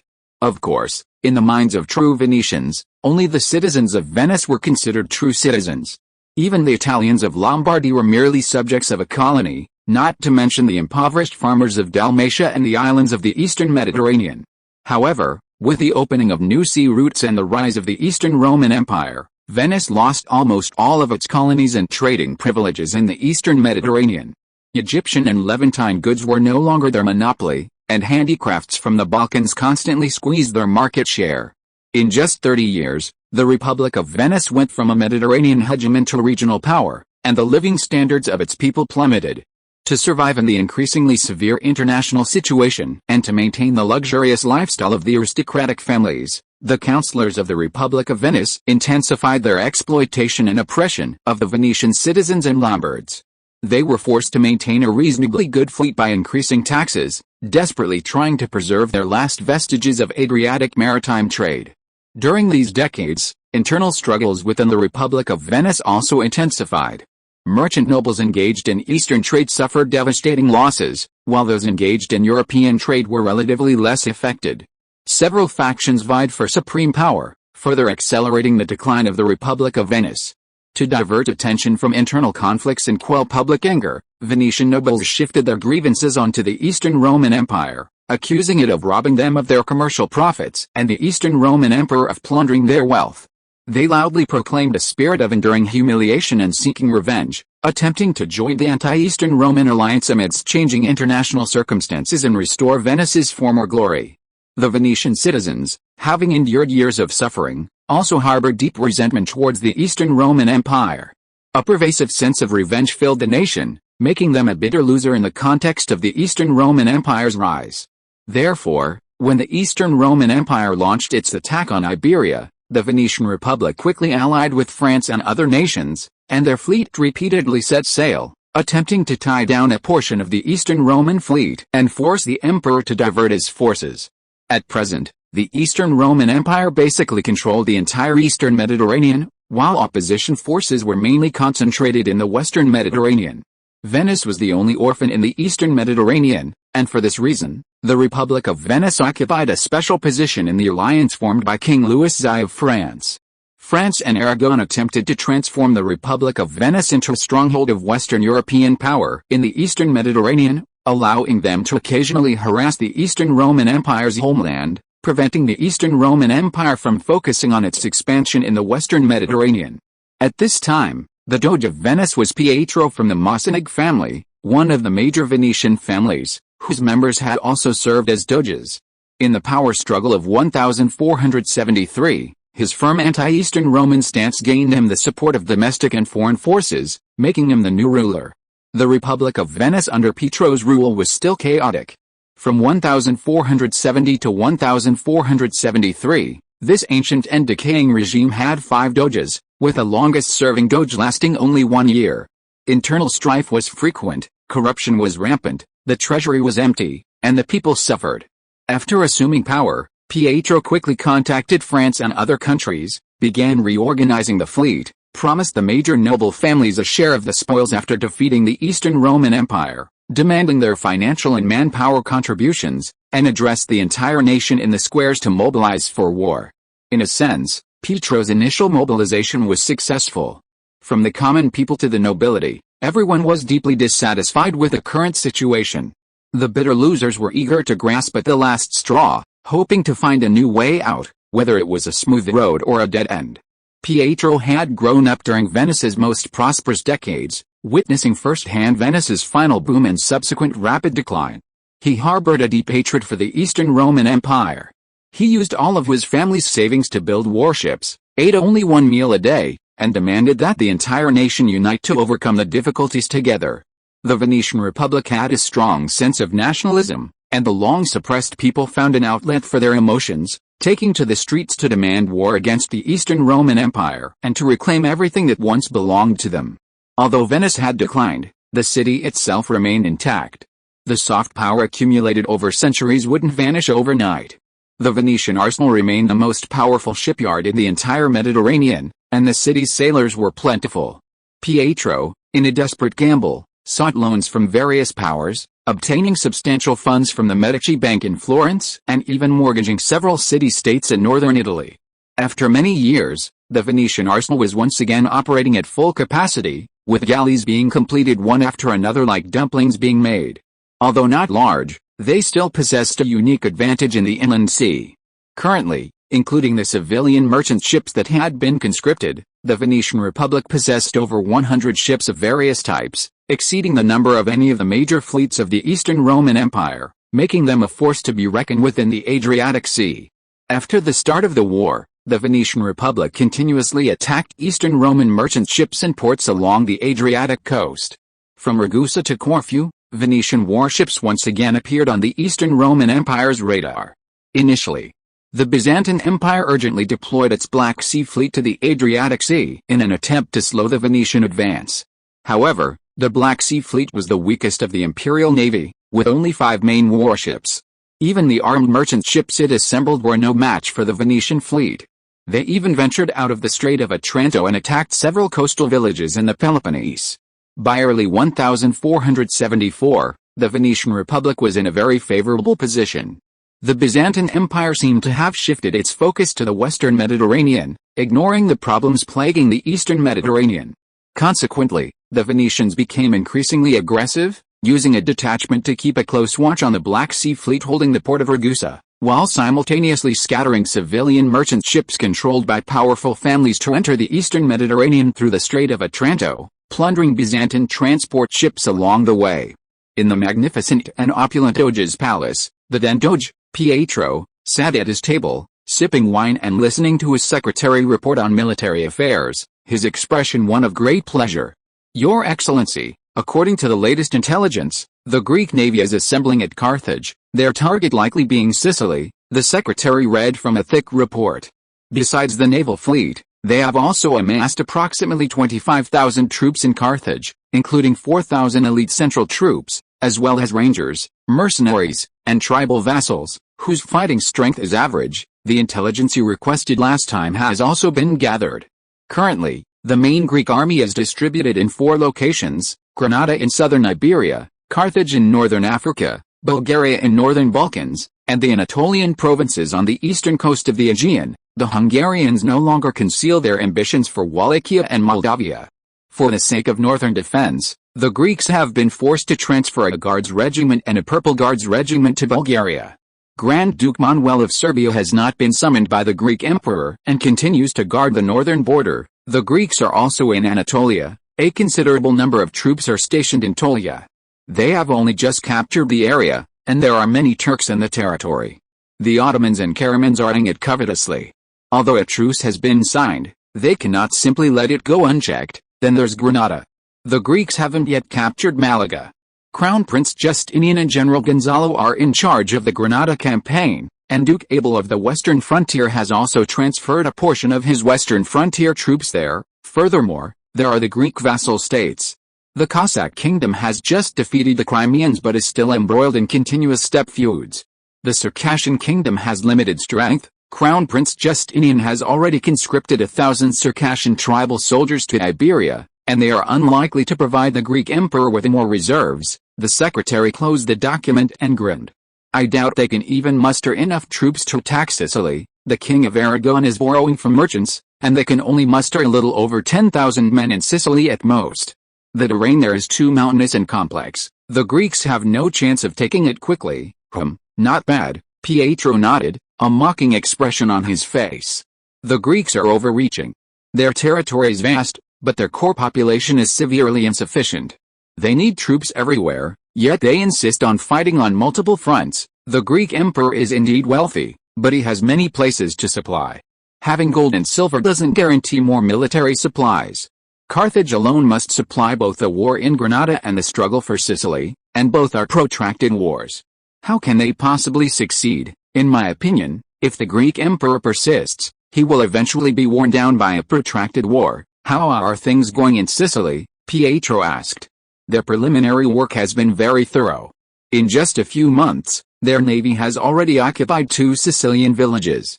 Some sailors are staying there, holding their ground, presumably to provide beachheads for the main forces landing. The secretary opened another document. To be honest, the Greeks' declaration a few days ago shocked many people. Their tough stance on hegemony in the western Mediterranean has greatly worried the Aragonese. They are forming a joint fleet with the French, stationed on Corsica and Sardinia. I think they may hope to stall for time, waiting for the Greeks to linger in Sicily for a while before deploying their fleet, exhausting the Greeks through constant harassment, and forcing them to withdraw and sue for peace. What about Florence? Pietro asked. Their fleet strength should not be underestimated either. Florence is a special case. The Medici family is lending money like crazy, and we and the Aragonese are both their targets. Their fleet has not yet joined the joint fleet. The French are negotiating with Lorenzo, the secretary explained. According to intelligence, the Medici family's position is not yet completely secure. The Pazzi family has joined forces with the Holy See, attempting to overthrow their rule. The Medici family may want to profit greatly from this war, using the abundant funds to maintain their own stability, or even go further and become the hereditary monarchs of all Tuscany. The secretary shrugged. You know, that young man Lorenzo has always regarded Florence as his family's private property, and he probably dreams of becoming the Grand Duke of Tuscany. We don't need to worry about it. The more intense the conflict in the western Mediterranean, the less pressure we will face. Pietro nodded slightly. So, have the looting over the past few months given those powerful families more confidence? Are they still willing to fight alongside me in this battle to turn the tide? Indeed, quite a few people have seen hope, Your Excellency, the secretary said. The Maripello family launched their merchant ships on the Po River the day before yesterday to harass the Greeks in Albania. The Barbarigo and Morosini families are not to be outdone, and are preparing to build new ships. The Dandolo family is the most active. Their family fleet has even made some gains on Crete, plundering 3 coastal villages. The secretary hesitated for a moment. The Dalmatian governor, Kaliani, has taken no action, not even willing to attack Ragusa and Albania. Never mind him, Pietro sighed. Over the years, with the support of the Greeks and Hungarians, he has practically turned Dalmatia into his independent kingdom. Now, old and frail, he's probably busy paving the way for his descendants. Pietro's eyes darkened. Once we finish what we're doing, he'll be next. Pietro shook his head, dismissing the thought. Go and draft a document for me, requesting that the major families act freely. After the war in Sicily has been going on for a while, I will ask them to return to Venice, regroup, and support our allies, Pietro instructed. Tell those hesitant families that this is our last chance. If the Greeks continue to expand, we will one day be completely destroyed. Let them see the statues in St. Mark's Square, let them see the Greek objects in their homes. These things are no longer a source of honor, they are a death warrant. The Greeks may forgive others, but they will not forgive us. Yes, I'll go right away. The secretary opened the door and left. After the secretary left, Pietro sat quietly by the window, gazing at the magnificent city outside, lost in thought. The Barcelona alliance had already conveyed a detailed plan to Pietro. The plan was very comprehensive and, in his view, quite feasible. If successfully implemented, Venice, while not necessarily recovering the lost territories in the eastern Mediterranean, would face significantly reduced pressure. However, one thought lingered in Pietro's mind. Having been in politics for decades, he always believed that this plan had a major flaw. What was it? Lost in thought, Pietro was startled when the door was knocked open, and a clerk entered.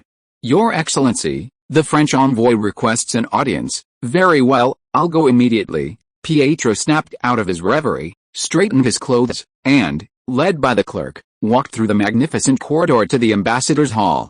Welcome to Venice, envoy from France, Your Excellency the Duke of Bourbon. Pietro took a seat, looking at the middle-aged man before him. Let's skip the pleasantries, Your Excellency the Duke of Bourbon. The Duke of Bourbon's expression was indifferent, and he bowed slightly. I have come here on the orders of the great King Louis, and I am very grateful for your hospitality. The Duke of Bourbon glanced around, his gaze lingering briefly on a few valuable oriental ornaments, a hint of sarcasm on his face. Your Excellency, 270 years ago, you looted so much gold and silver from Constantinople, and your hatred for the Greeks is irreconcilable. Logically, you should be terrified of the Greeks' resurgence, indeed, but Venice will not fear any challenge. Pietro's words were impeccable. What exactly is your dissatisfaction? Just say it. Before coming here, I spoke with several heads of powerful families, and surprisingly, some were unwilling to seek revenge against the Greek Empire. The Duke of Bourbon said calmly. What's wrong with them? Are they terrified? I hope you will abide by the treaty and do your utmost to alleviate the pressure on the Western Mediterranean. You must understand, Venice is a republic, and each member of parliament has their own ideas.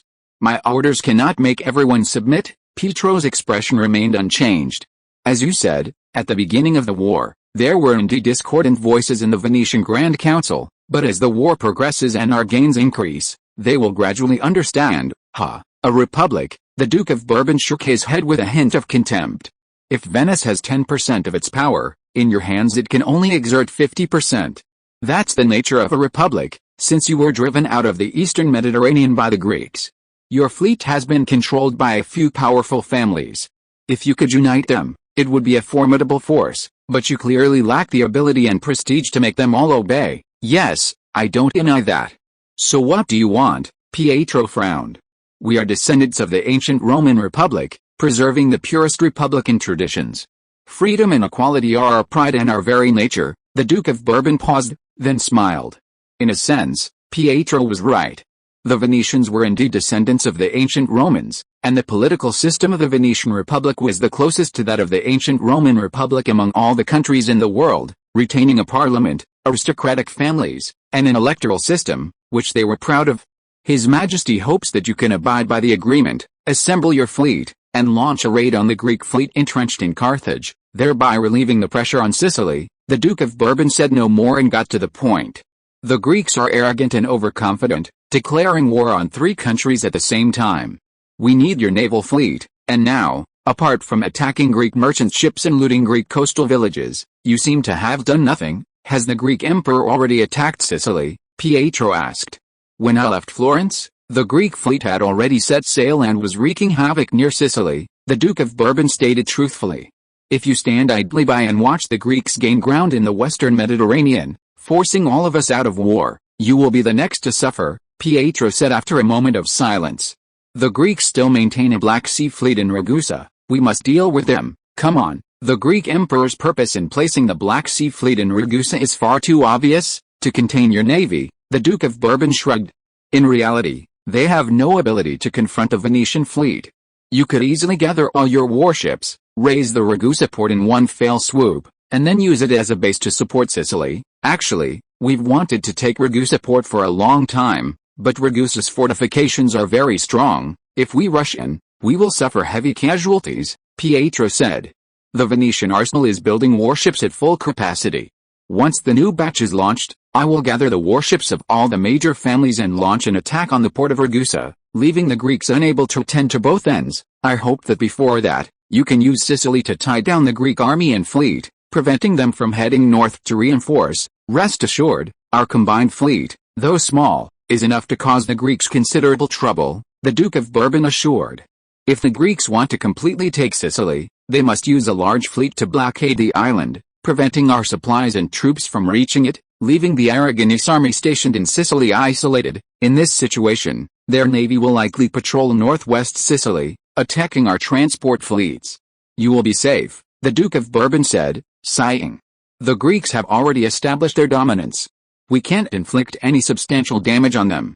Driving them out of Western Europe and halting their expansion is our limit. The Duke of Bourbon was right, and Pietro nodded slightly in agreement. From this perspective, your plan is feasible. I will gather the fleet currently out on the open in 10 days and launch a surprise attack on Ragusa port. Thinking this, Pietro suddenly paused, his brow furrowing. Your Grace, what is it? The Duke of Bourbon asked. Have you considered that the plan devised by King Louis and King Juan actually has flaws? First, cut off the Greeks' reach into Italy, then turn the western Mediterranean islands into an iron curtain pressing down on North Africa. Annoy them with pirate raids, drawing their attention to the pirate-infested western Mediterranean islands, and then use these islands to force them to divide their forces and keep them constantly on the move. Pietro's eyes gleamed. Your plan is based on a crucial premise, that the Greeks will definitely attack the western Mediterranean islands, which they consider a major threat, most likely Sicily, the closest island to Carthage. However, whether we admit it or not, the Greek emperor is a shrewd man, never playing by the rules. He knows the dire situation he faces, and to avoid fighting on multiple fronts, he will certainly prepare, and will likely force one side out of the war first. What if they simply ignore piracy and sea routes, suspend long-distance trade for a time, and gamble everything, using all their fleet to attack our homeland? Attack our homeland? Why? The Duke of Bourbon scoffed. France and Aragon are both continental countries, and Florence is also deep inland. Our core is all on land. Attacking our ports won't force us out of the war. The gains they could get wouldn't even cover their military expenses. If they really attack our Marseilles or Barcelona in Aragon, we can conveniently mobilize a large force on the mainland and crush their army in one fell swoop. Fine beads of sweat appeared on Pietro's face. His teeth were clenched as he squeezed out a few words. But Venice is a maritime nation, and our core is entirely within the city of Venice, which happens to be an island. How is that possible? The Greeks have already made serious territorial claims to Sicily, and they have been launching attacks on Sicily for the past few months. The Duke of Bourbon shook his head dismissively. Don't overestimate the Greek emperor. In my opinion, they've fallen into a trap. The final outcome of this war will be a peace treaty and a truce. The Duke of Bourbon's words made Pietro feel a little better, but his doubt still lingered. Pietro stared at the Duke of Bourbon, his eyes dark. I'm wondering, if the Greek emperor finds that he can't conquer Sicily and insists on fighting Venice head-on, is that also part of King Louis's plan? When you formulated your plan, it seems you didn't consider Venice at all. You've used Venice's vengeful spirit and predicament to drag us onto the war machine. The Duke of Bourbon remained silent. They had indeed never considered Venice. It didn't quite align with France's interests. Whether you like it or not, the Greeks will never forget the humiliation of 1204. The Duke of Bourbon did not answer directly, gave a slight bow, and withdrew. Now that things have come to this, I should also leave. I hope you will keep your promise. The Duke of Bourbon reached the door, but a Venetian official rushed in, bumping into him. Just as he was about to get angry, seeing the fear and unease on the official's face, the Duke of Bourbon held back. What's wrong? Pietro glanced at the official. Did you see I was discussing state affairs with Your Excellency? Your Excellency, the official gasped.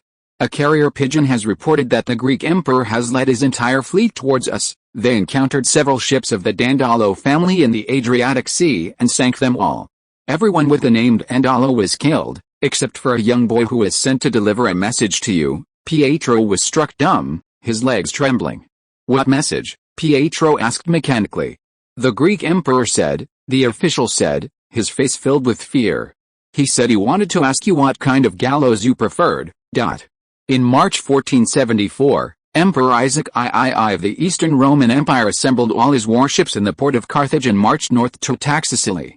After looting several small ports in eastern Sicily, he suddenly turned north, entered the Adriatic Sea, and headed straight for Venice, attempting to break the French alliance's encirclement, reverse the unfavorable situation of fighting on multiple fronts, and completely eliminate the last enemy in the eastern Mediterranean. On March 10, a total of 150 ships of various types from the Eastern Roman Navy arrived outside Venice, densely blocking half of the sea. That day, at the horizon, the citizens of Venice watched in shock and fear as more and more warships appeared, as well as many masts and cannons as could be seen, their despair deepening. 270 years later, the golden double-headed eagle collided with the golden lion of St. Mark once again, but this time, the victims were the greedy Venetians, the most bitter and desperate losers. There was no attempt to persuade them to surrender, no negotiation. The double-headed eagle roared and the golden lion howled. 270 years of pent-up hatred and resentment erupted with a sound of cannons. Chapter 339 The Withered Flower of Adria. Cannons roared, smoke billowed, and on the northernmost edge of the Adriatic Sea, an unprecedented and unique battle was underway. The besieged city was Venice, the famous water city, the capital of the Venetian Republic, the bride of the Adriatic, a city of wealth and prosperity, but also a city of bloodshed and greed. The earliest Venetians were Roman refugees who fled to the coast due to war. With the continent constantly in turmoil, they sought refuge in the neglected marshes and sandbars. At that time, Venice was merely a collection of scattered settlements, not even a village. The Roman refugees who fled to the coast used it as a refuge in times of crisis, hoping to return to their homeland once the war subsided.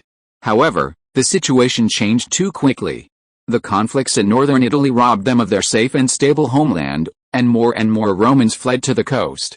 They established villages there, using wooden stakes driven into the marshes as foundations, and on these foundations built houses, markets, and churches. Initially, Venice was a loose confederation of scattered village communities. These villages cooperated, yet also fought amongst themselves. Repeated invasions by continental powers shaped the Venetians' rudimentary national and ethnic identity. The era of village community unity gradually faded, and the council moved the capital to the island of Rialto within the Venetian lagoon. Only then did the nominal city of Venice truly emerge. In a sense, the Rialto was an excellent choice for the nascent Venice. Its relatively large land area, surrounded by the sea, effectively deterred invasions from continental powers. Neither the Huns, Lombards, nor Franks ever set foot on the Rialto.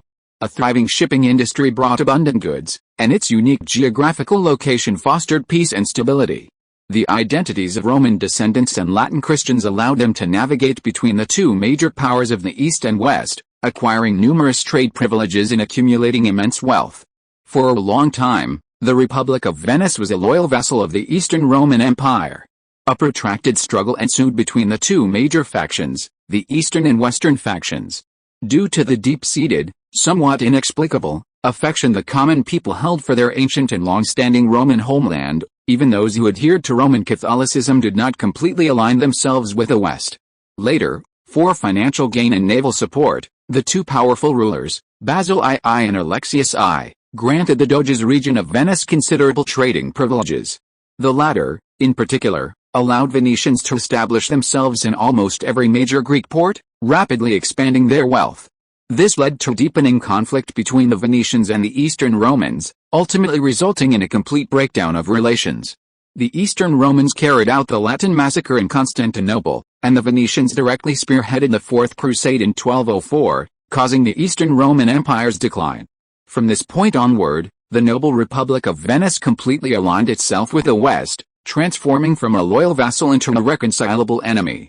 The past is past, but future generations will forever remember it. Whether loyalty or hatred, it all came to a close on this day in 1474.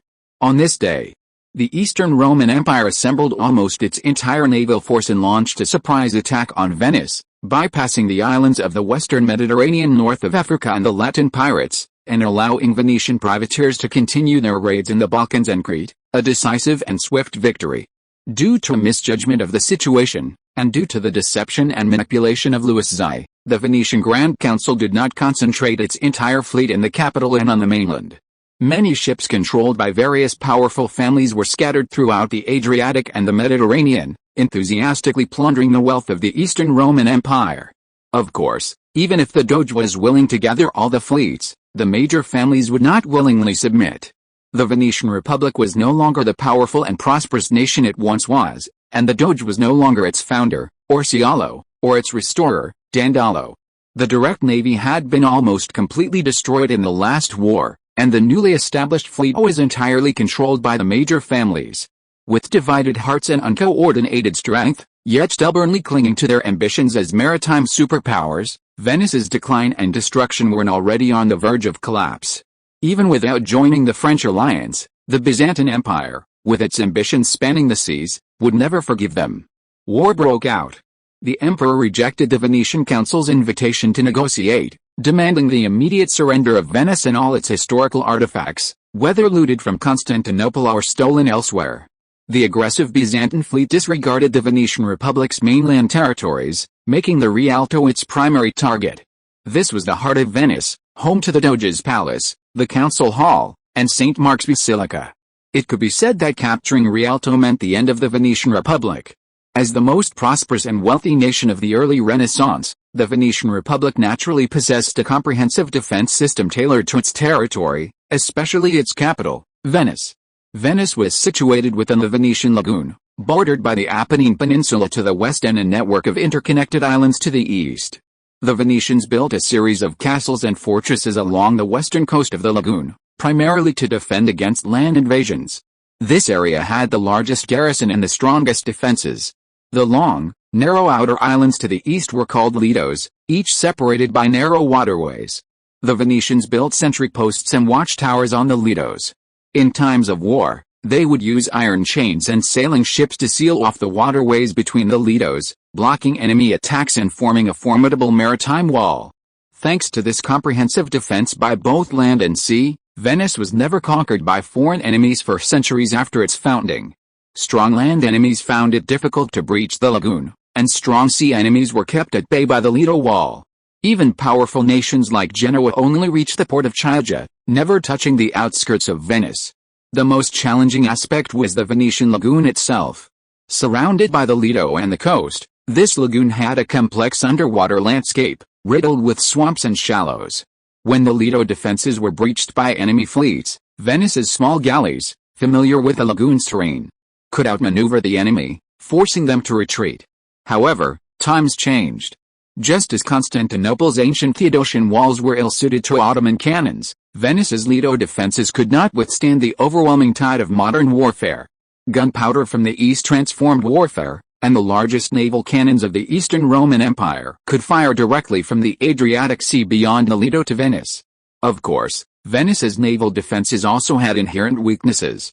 Because the fortifications of Venice and the various lidos were built on silt and shallows, the soft soil could not support significant weight.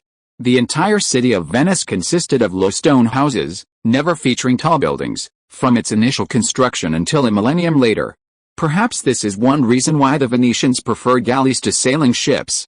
Most importantly, and precisely because of this inherent weakness, neither Venice nor the various lettes could build city walls. This meant that if the Byzantine fleet participating in the siege could successfully break through the Lido defenses and approach Rialto, Venice would be within their grasp. After the war began, the Byzantine navy quickly deployed, dividing into 4 parts. 3 parts targeted the 3 main lettes, attempting to breach the first line of defense.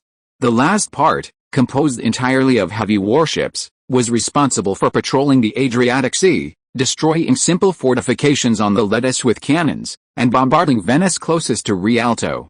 These heavy warships could not directly enter the Venetian lagoon. Smaller galleys had to scout ahead, clearing Venetian galleys and marking navigable waterways before entering the Venetian harbor. Guided by naval flag signals and flares that were centuries ahead of their time, the fleets clearly defined their roles and began the massive siege. The Venetian side also responded to the Byzantine siege by tying iron chains between the levees, removing all the signal markers from the lagoon, and allowing the ships remaining in port to hide within the lagoon, attempting to wear down the Byzantine army. Hard to port. Avoid their coastal artillery and bombard from the flank, roared the captain on deck of a light Byzantine gunboat. Bacasides. Get your deck crew ready with muskets and crossbows. We're approaching, yes, Captain Felix, Bacasides responded loudly, kicking a sailor in the waist. Grab the muskets and crossbows, assemble at the designated points on deck. The second mate, in charge of steering, directed the turn, and the ship nimbly maneuvered around the densely packed fire on the central levee, heading northeast.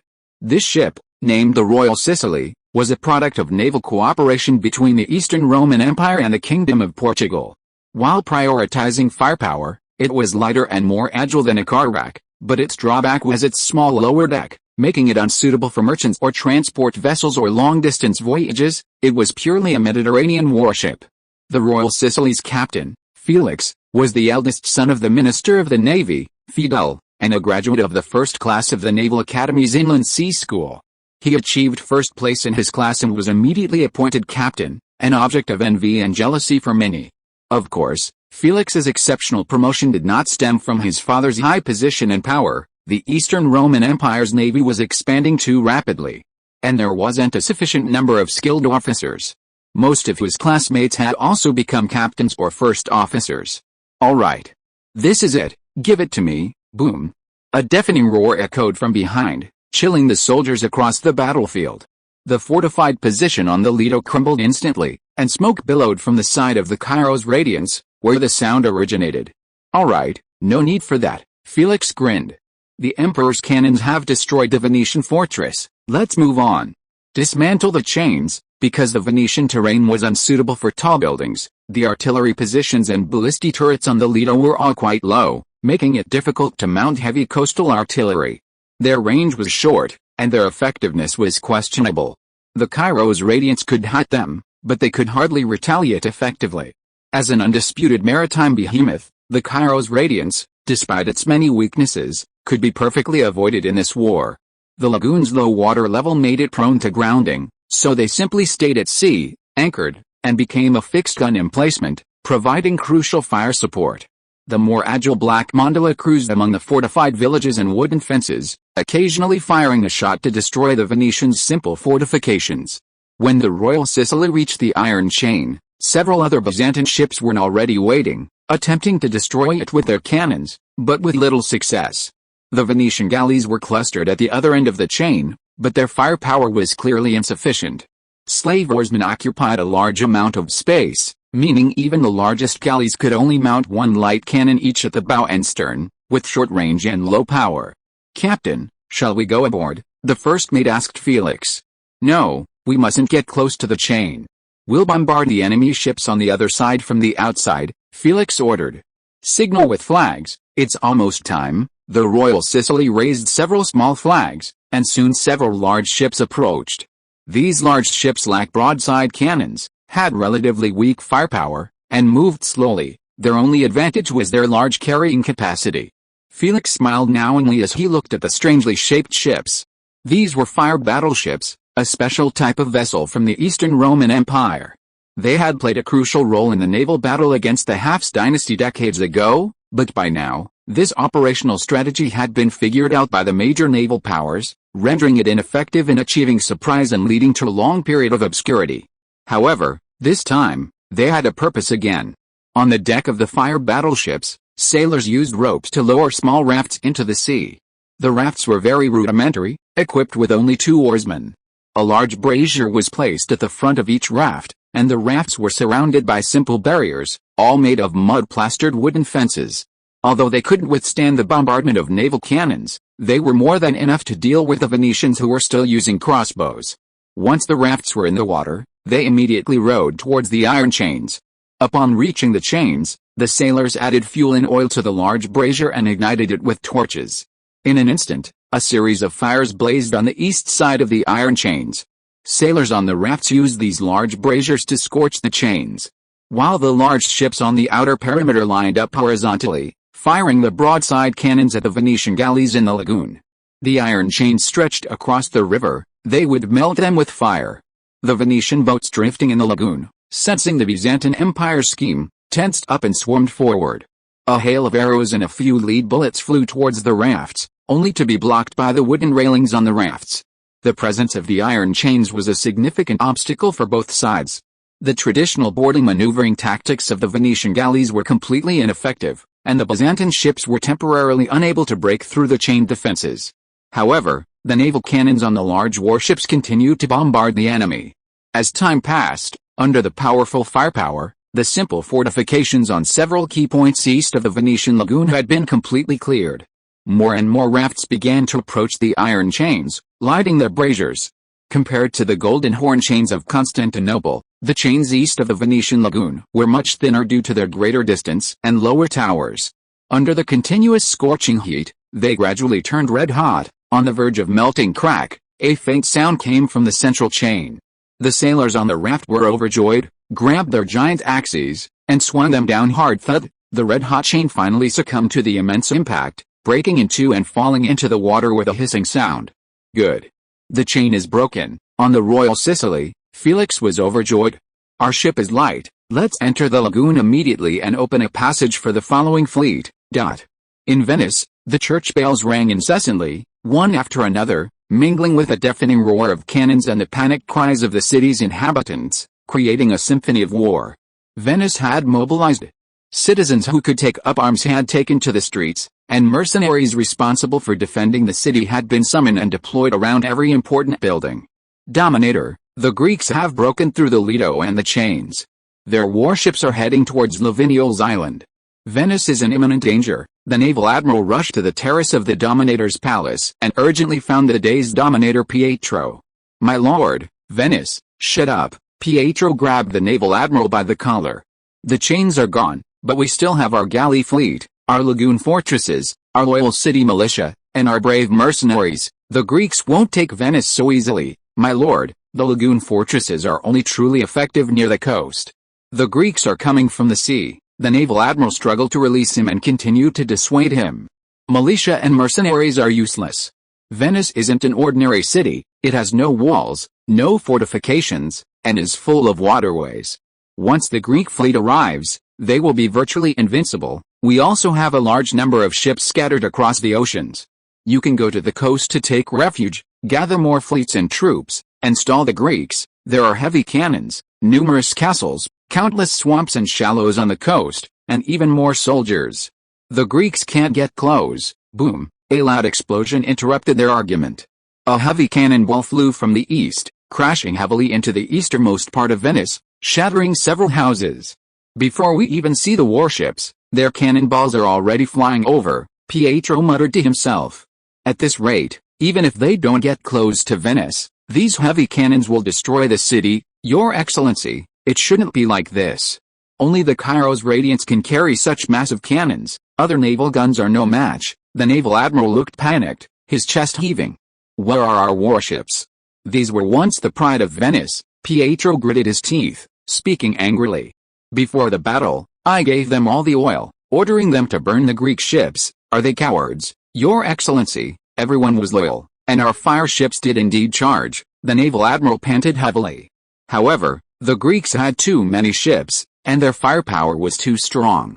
Most of the fire ships were destroyed halfway there. I advised you beforehand that Venice's coastal defense and naval systems were severely outdated, and I hoped you would allocate funds to rebuild them, but you wouldn't listen. How could I listen? Do you think those noble families would obediently follow orders? Pietro waved his hand irritably. You're not from a noble family. I personally selected you. You're exceptionally capable. What can you do now? There's nothing I can do. Many ships have lost contact with us. The Greeks' cannon fire covered half the sea. I led the remaining direct fleet back to bring you ashore, the naval admiral sighed. Our previous defense system was more than half aimed at powerful enemies on the mainland, while we relied too much on our powerful fleet at sea. But now, in my opinion, the Greek navy surpasses us in quantity, quality, and information technology. Venice's greatest advantage has become its greatest disadvantage. Moreover, the Greeks clearly conducted systematic research on Venice long ago and know how to counter our defenses. I suspect this may be related to their shogunate. I suggest you immediately seek refuge on the mainland, temporarily station yourself in Mestre, contact other major powers in the Western world, and continue the resistance. The powerful families have already fled, and the people must be evacuated. If they stay here, they will only become victims of the Greek slaughter. Pietro looked towards the western port, where ships flying the flags of various families came and went, transporting wealth and people to the mainland. The people of the city stood by in despair, cursing and sobbing. These powerful families also had significant interests in Venice's northern Italian territory. The enemy was too fierce, and the hope of victory was too slim. They were unwilling to stay and perish with the city. Pietro even saw that some ships still flew their family flags and insignia. Boom! Another volley of cannon fire erupted. The Cairo's radiance was clearly closer, its shells crashing into the city, smashing into a church and turning the refugees inside into pools of blood. Your Excellency! The Dandolo and Morosini families have sailed away. Our remaining fleet is in complete disarray. A voice reached Pietro's ears, and the captain of the guard rushed over anxiously. These parasites have gone mad. They know the shallows and marshes in the lagoon, completely disregarding Venice's fate, heading straight for the shore along the waterways, bypassing these obstacles. The Greek fleet is right behind them. Damn it! Pietro trembled with rage. Once this is over, I will punish them severely. Pietro cursed, the others beside him remaining silent. Once this was over, Pietro would be the perfect scapegoat. His governorship had ended the moment the Eastern Roman fleet broke through the iron chains. This was the Venetian Republic, too long a reign, too weak, having lost all overseas interests, and internal conflicts were becoming uncontrollable.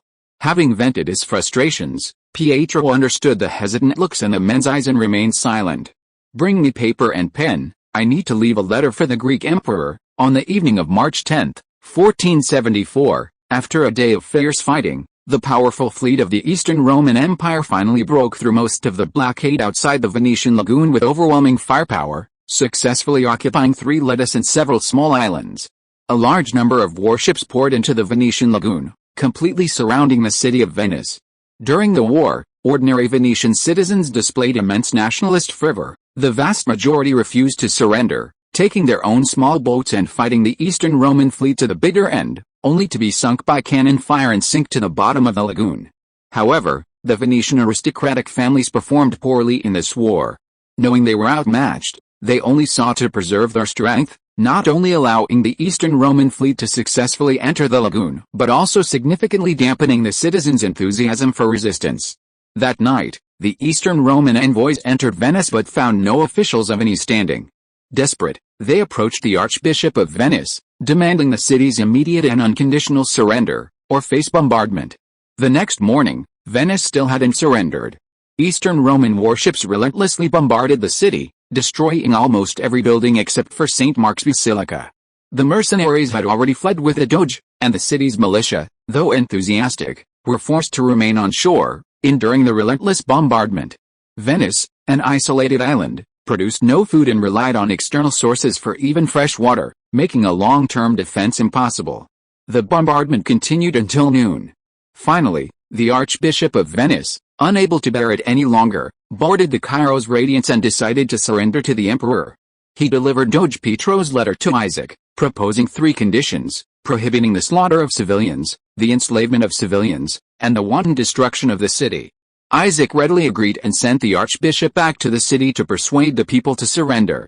On the evening of March 11, 1474, the leaderless city of Venice formally surrendered, laying down all resistance. The Eastern Roman Empire presided over a grand entry ceremony. Since Venice had almost no roads or carriages, the emperor led a fleet of ships around the city, entering the dilapidated and empty Doge's palace through the central canal. Out of fear, the foresight of the Venetian noble families actually preserved a great deal of vitality for the Venetian Republic. All the wealth that could be carried away was taken, leaving behind only a large group of hateful commoners. In the Doge's palace, Isaac signed the decree for the resettlement of Venetian refugees, deciding to transport the remaining tens of thousands of citizens of Venice in batches, still divided into several classes according to their skills and talents. These citizens were the backbone of the Venetian Republic, the group with the deepest hatred for the Eastern Roman Empire. Destroying them would mean losing a large part of Venice's national potential, so naturally, they could not be spared. Nominally, except for peoples like the Circassians who voluntarily became slaves, the laws of the Eastern Roman Empire prohibited any Christians from being enslaved, including the lowest-ranking Venetians. Of course, this is only nominal, a simple definition suffices. Slaves? What slaves? They were all temporary, lifelong workers, working 10 hours a day without pay. Meanwhile, soldiers of the Eastern Roman Empire ransacked the city, looting all sorts of artifacts, books, and works of art. They even loaded the Eastern Roman artifacts from St. Mark's Basilica onto large ships and transported them back to Constantinople, including the famous Tetrarchy and the triumphal horses. Why deliberately leave the basilica untouched? Did they really think the emperor had some special affection for St. Mark? In any case, Venice fell, and the era of the Venetian Republic came to a complete end. The upheaval in Venice shocked the entire Mediterranean world. The Eastern Roman Empire, with its sudden massive fleet and overwhelming military force, proved its absolute hegemony over the Mediterranean. Even Venice, another maritime power, was destroyed in a very short time. The Eastern Roman fleet was capable of destroying any port in the Mediterranean at any time. Pirates? Alliances? Conspiracies? Sorry, in the face of absolute force, these are all fleeting illusions. On March 14, 1474, the Eastern Roman Navy continued its march, launching attacks on the remaining islands, while simultaneously sending envoys to several Italian monarchs for negotiations. Chapter 340 The Standard-Bearer of Justice. As the sun rises in the east, the spring sunshine illuminates the prosperous city. The winter chill has faded, and the summer dryness has yet to arrive. The river murmurs, and merchant ships ply the waters. This city lies in the western basin of the central Apennine Mountains, where the climate is mild and humid, the land fertile, and the produce abundant. Vast fields of flowers bloom here. This is Florence, the artistic capital of Italy, the most important birthplace of the Renaissance, the city of purple irises, the city of handicrafts, the city of wealth, and the city of finance. Florence is the center of the Florentine Republic. While not by the sea, the Arno River flowing through the city and its excellent, well-organized road system provide convenient and developed transportation. Workshops abound, goods are plentiful, and diverse cultures and ideas converge here, where the brilliance of humanism shines. Florence may be the world's earliest major city to see the emergence of capitalism. From guild production to workshop handicrafts, the establishment of the employment relationship was a crucial marker of capitalist development. Some guild leaders completed the primitive accumulation of wealth through early exploitation and oppression, rapidly expanding their riches and becoming oligarchic capitalists. Meanwhile, the impoverished masses who lost everything during this period were forced into workshops to perform arduous labor, becoming the cheap labor force necessary for capitalist development.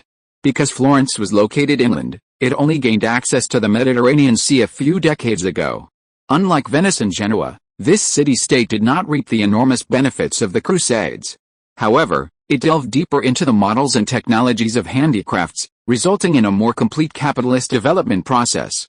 It explored the essential path of early capitalism, making it a pioneer of the new era. The process of Florence's capitalization is a significant historical event of immense research value.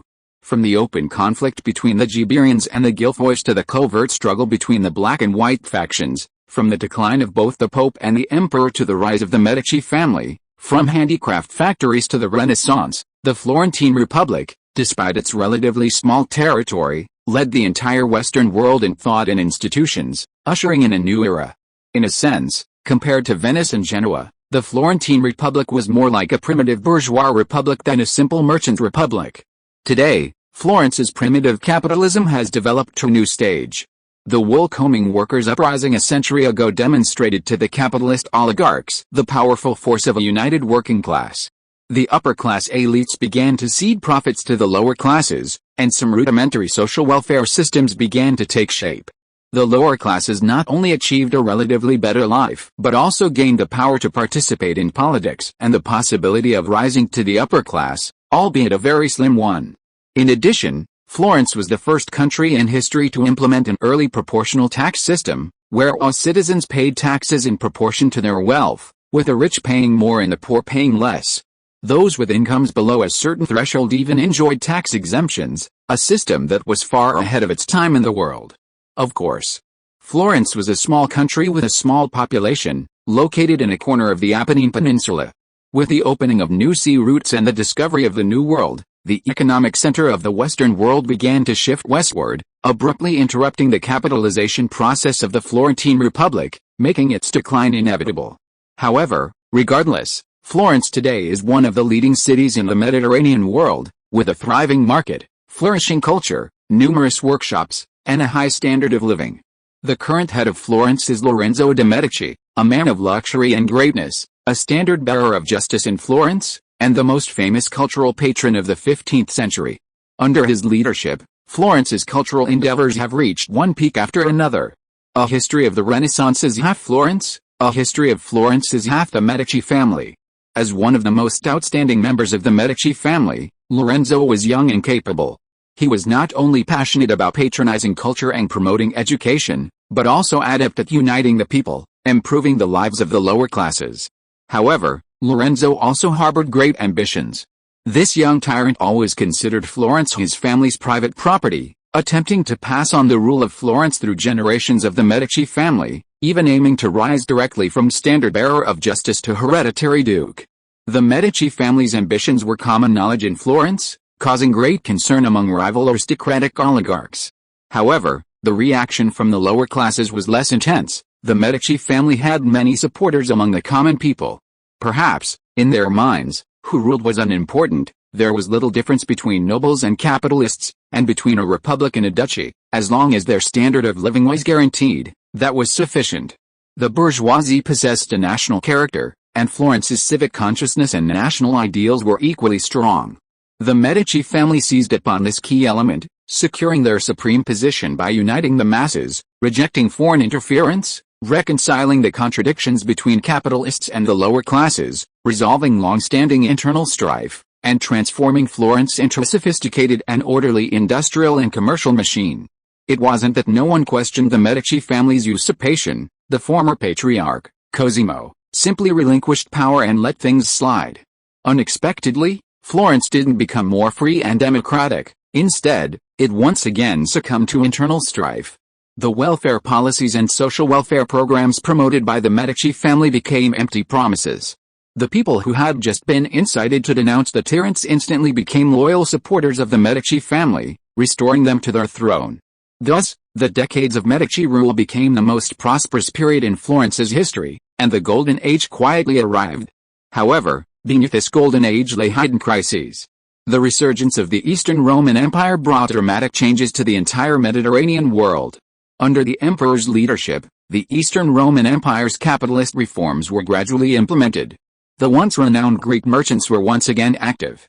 Eastern Roman capitalists, with their abundant sources of precious metals, cheaper labor, richer raw materials, and vast territory, rose rapidly. Large quantities of Eastern Roman goods flooded markets, squeezing out Florentine goods under the guidance of mercantilism. For a small, wealthy nation with an export-oriented economy, this blow would be devastating if left unchecked. Thus, after France, Aragon, Venice, and other nations successively attacked the Eastern Roman Empire, Florence joined the resistance.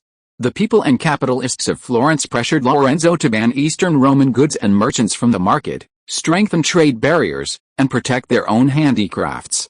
Lorenzo, seizing the opportunity, immediately signed the relevant documents and cooperated fully within the Barcelona League. He not only allowed Latin pirates to use the Tuscan islands, but also provided substantial loans to Aragon and Venice. Lorenzo was a highly capable monarch, his only weakness being commerce and economics. Unlike his ancestors, he was not adept at finance and business, and instead lived a life of luxury, indulging in literature and art, investing excessive funds in these pursuits largely irrelevant to the national economy and people's livelihood. In the original timeline, during the later years of Lorenzo's reign, Florence's treasury was almost completely depleted, and many branches of the Medici Bank went bankrupt, diminishing the Medici family's financial power. To suppress the Eastern Roman Empire, Lorenzo disregarded his advisors' warnings and once again exploited public opinion by issuing government bonds to raise funds from the people, which he then used to lend to warring nations, attempting to profit immensely from the war. because the Medici family's relationship with Aragon was neither too close nor too distant, and Lorenzo didn't quite trust Louis's creditworthiness. The Medici bank's loans were primarily targeted at their ironclad ally, the Republic of Venice. The Venetians, relying on Medici funds, restarted their shipbuilding program and indeed acquired considerable wealth from the Eastern Roman Empire through plunder at the beginning of the war. The Medici family received their first loan payment, which pleased them greatly, and they even increased their loan allocation. However, the situation changed too quickly.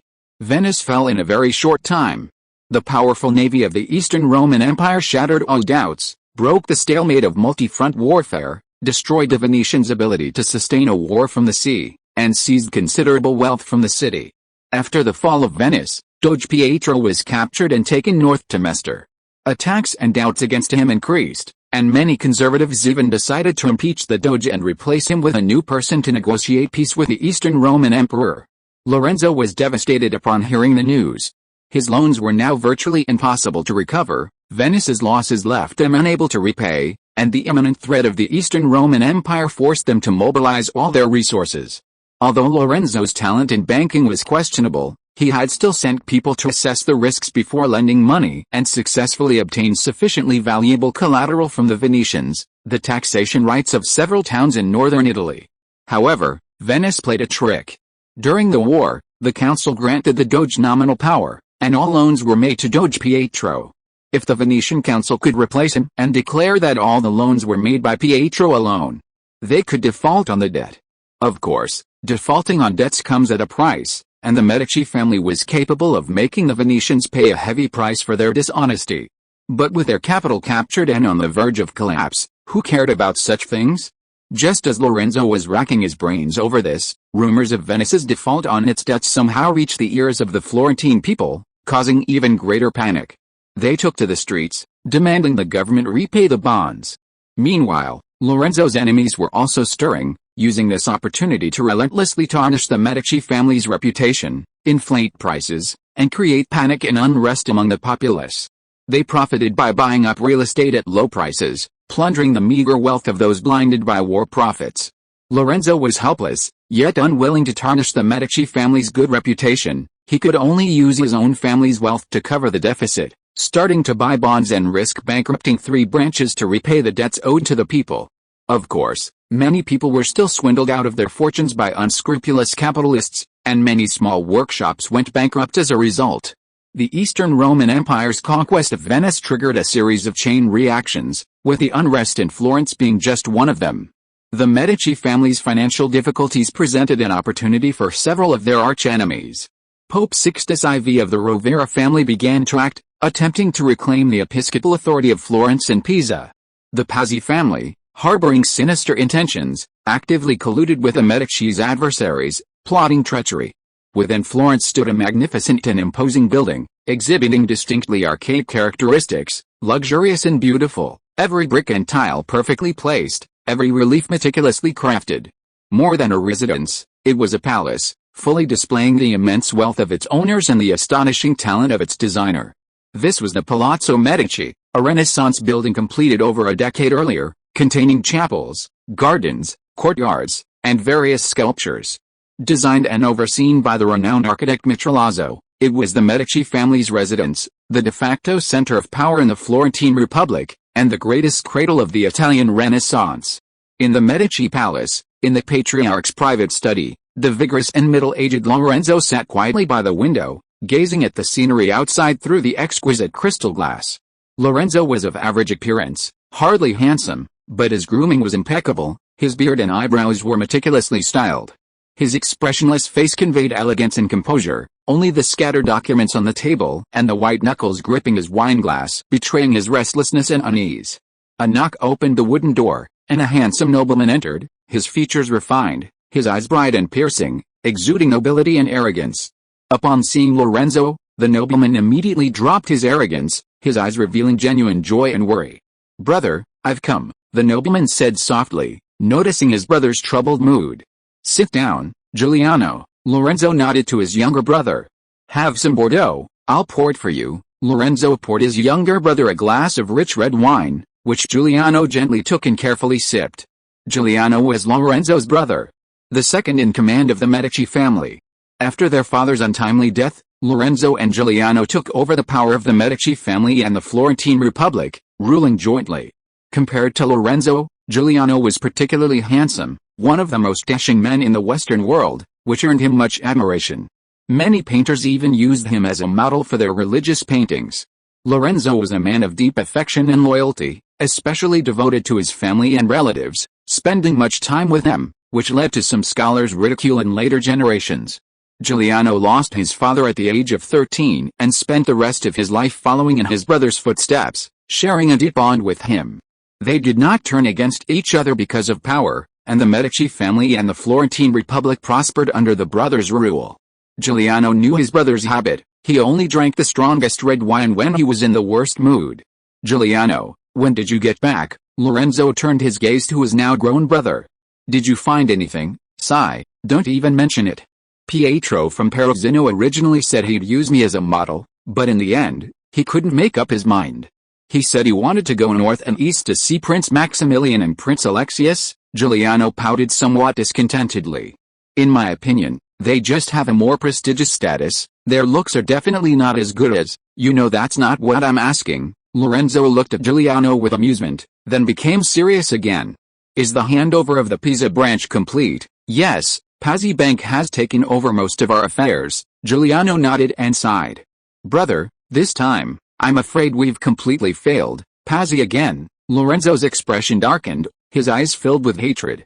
"I went to appease the bankrupt and unemployed protesters the other day. They were instigated by the Pazzi family, I know that, but the Pazzi family can only resort to these underhanded tactics now. The people are on our side," Giuliano said.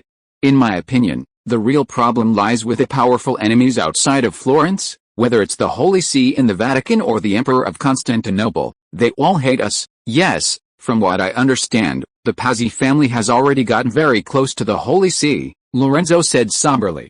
"Venice has fallen, and the Holy See is taking the opportunity to expand its power.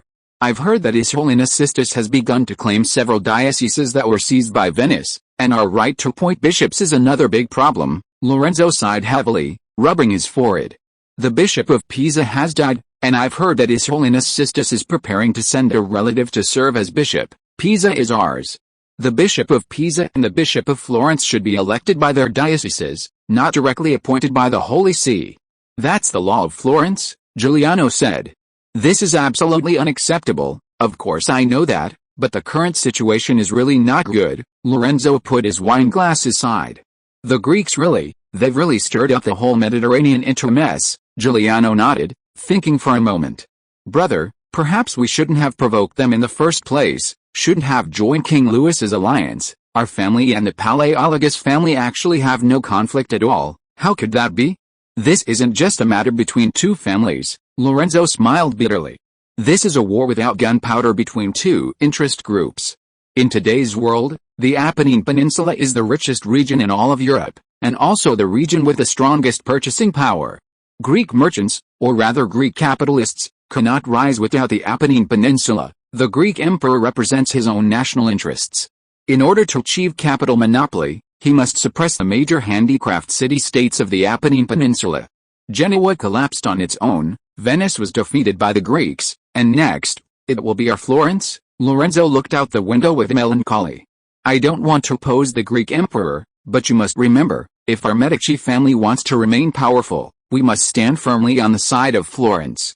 Peasants, workers, merchants, workshop owners, they are all forces we must unite with. To ensure their interests, we must fight to the death to protect Florentine handicrafts and banking's dominance on the Apennine Peninsula. We must not waver. Only by truly standing with them can the Medici family remain standing. You previously advised me not to pay too much attention to the feelings of the people. That was completely wrong." Lorenzo looked intently at Giuliano.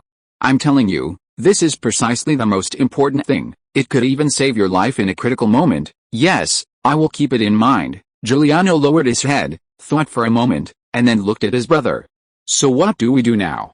Should we still join the French in fighting the Greek emperor? The letter says that the Greek emperor's fleet is clearing out the remaining enemies near the Venetian lagoon, and even the port of Chioggia has been attacked several times.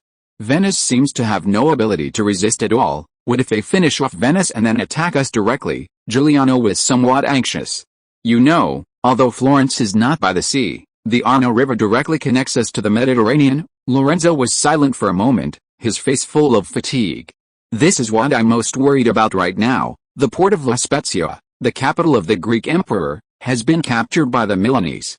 Their tentacles in northern Italy have been uprooted, which may give us some breathing room. If possible, I actually want to negotiate with the Greeks, find a way to recover the debts owed to Venice and Aragon, and find a way to deal with the Vatican and Pazzi. These are the things we need to consider most. Seeing that Giuliano remained silent, Lorenzo asked, I heard that the Greek minister Fraser, who left Florence before the war, has returned? Yes, I've had him settled in. It's up to you to decide, Giuliano replied. His residence isn't far from here. If you want to see him, I can send someone to fetch him. Good, go now, but you must bring him directly here. It's best not to let the 100 men get involved until things are settled, Lorenzo instructed. Giuliano put down his wineglass, bowed, and left. Lorenzo then slowly tidied the table, stacking up the complex and troublesome documents. Several tens of minutes later, 2 footsteps, one light and one heavy, echoed down the corridor.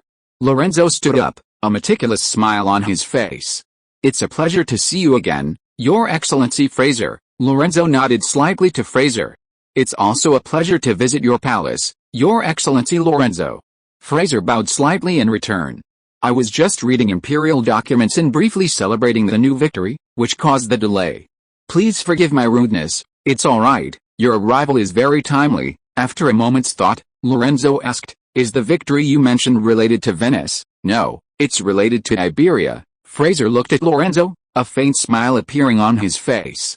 Just the day before yesterday, General Gonzalo captured the main city of Malaga.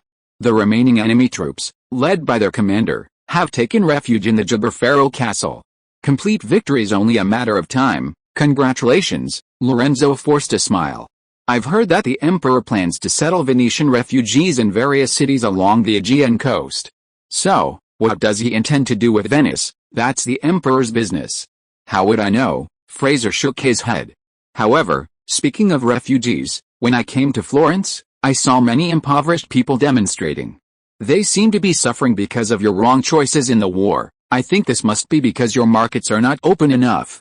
If you could put aside past grievances, cease hostilities, and negotiate peace with us, allowing imperial goods to enter freely and allowing imperial capital to open workshops and banks, the situation would be much better. Mr.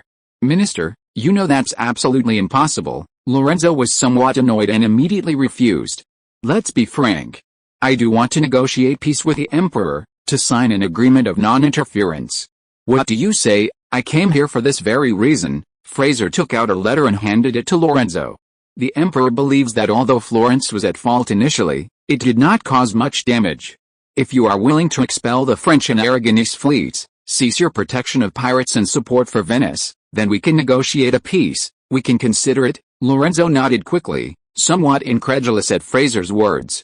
Anything else? Yes, the emperor hopes that the Medici family will take Florence's laws of justice seriously, cease their attempts at dictatorship, stop persecuting and suppressing political opponents, and stop infringing on the rights of ordinary people. Seeing the Medici brothers stunned, Fraser quickly finished speaking. The Florence Institute of the Political Science Department at the University of Constantinople has conducted research on Florentine workshops and concluded that the Christian laborers in Florence lived in dire straits, suffering from malnutrition, poor working conditions, excessively long working hours, and excessively low wages, which is inhumane. Fraser feigned pity. The emperor is deeply concerned about the lives of the Florentine people and believes that only a free market can save them. Trade protectionism is absolutely unacceptable. I hope you will consider this carefully. Lorenzo remained silent for a long time, his hands clenched tightly, while Giuliano's face turned red with anger. Your Excellency, how the Florentines are doing is our own business, Lorenzo said curtly. I think the emperor shouldn't have any say in Florence, right? The emperor says that human rights are above sovereignty, Fraser said calmly. That's all I have to say. These are our demands. If you are unwilling to open the Florentine market and continue to refuse entry to Byzantine goods, acting as pawns for the French, then there will never be peace between us. Fraser took a few steps back and bowed. We have delivered our conditions. I will leave within 3 days. Rest assured, I will not cause you any trouble." Before the two could speak, Fraser pushed open the door and left. Damn it. They never intended to talk. Giuliano drew his sword, glaring angrily at the closed door. "I'll take men, all right, let him go." Lorenzo pressed down on his brother's sword. As expected, all they want from Florence is commercial interests. Lorenzo's eyes flickered. Their conditions are tough, but not unnecessarily so. Tariffs, after all, require lengthy negotiations, so what do we do now? Giuliano snorted and sheathed his sword. Go and negotiate with him. Negotiating now won't yield any results. Lorenzo shook his head. Let's wait. When the war is over, everything will become clear. On the wide roads of Florence, a carriage sped by. The Eastern Roman envoy, Fraser, leaned out, surveying the city. Contrary to Fraser's expectations, Lorenzo not only didn't exploit the people due to the financial deficit, but instead desperately protected his base. The citizens had a high regard for the Medici family, and this loss hadn't had a significant impact. Truly a young talent of the Medici family. If it were that fool from the Duchy of Milan, Milan would have rioted long ago, Fraser muttered to himself. Gazing at the bustling market and the receding Medici palace, a ruthless glint flashed in his eyes. Driver, my lord, what are your orders? The driver turned around. Where to? To Pisa, to the Pazzi family's estate. Chapter 341 The Treaty of Adria. At the northernmost tip of the Adriatic Sea, on the continent northeast of the Venetian Gulf, a cavalry unit moved slowly. The mountains ended at their feet, and the coastal plain unfolded before them. The knights sniffed the strong sea breeze. This cavalry unit was small, only a few dozen men, but each rider wore fine armor and a sharp longsword at his waist. The lead scout held aloft a banner, on which a yellow double-headed black eagle and a red and white shield proclaimed his nobility. The Habsburgs were the highest-ranking secular nobles in the Catholic world, archdukes of Austria, kings of Germany, and Holy Roman emperors. In the middle of the cavalry, a young, handsome, blond nobleman gently pulled on the reins. With striking eyebrows and bright eyes, he stood tall and imposing. Maximilian von Habsburg, Crown Prince of the Kingdom of Germany and the Holy Roman Empire, heir to Vienna, the eldest son of the current Emperor Frederick III, and the only son in the family who had not died young. Now, Maximilian is 15 years old and approaching maturity. Most noblemen of this age choose to marry and have children, but Maximilian remains unmarried, continuing his studies. Although Maximilian is nominally the heir to the Holy Roman Empire and enjoys special privileges, since the issuance of the Golden Bull, the fragmented state of the Holy Roman Empire has shown no signs of improvement. The empire is divided into more than 400 large and small territories, each with its own agenda and interests, unwilling to show true loyalty to the nominal emperor, especially the lazy and superstitious Frederick III. Of course, Frederick III is not without achievements, at least he outlived several of his brothers through his long life and excellent luck, and consolidated the scattered Habsburg territories. Currently, except for Tyrol, all of Austria is under Frederick III's control. Frederick III attempted to strengthen imperial power, but he clearly lacked the courage and ability to use force.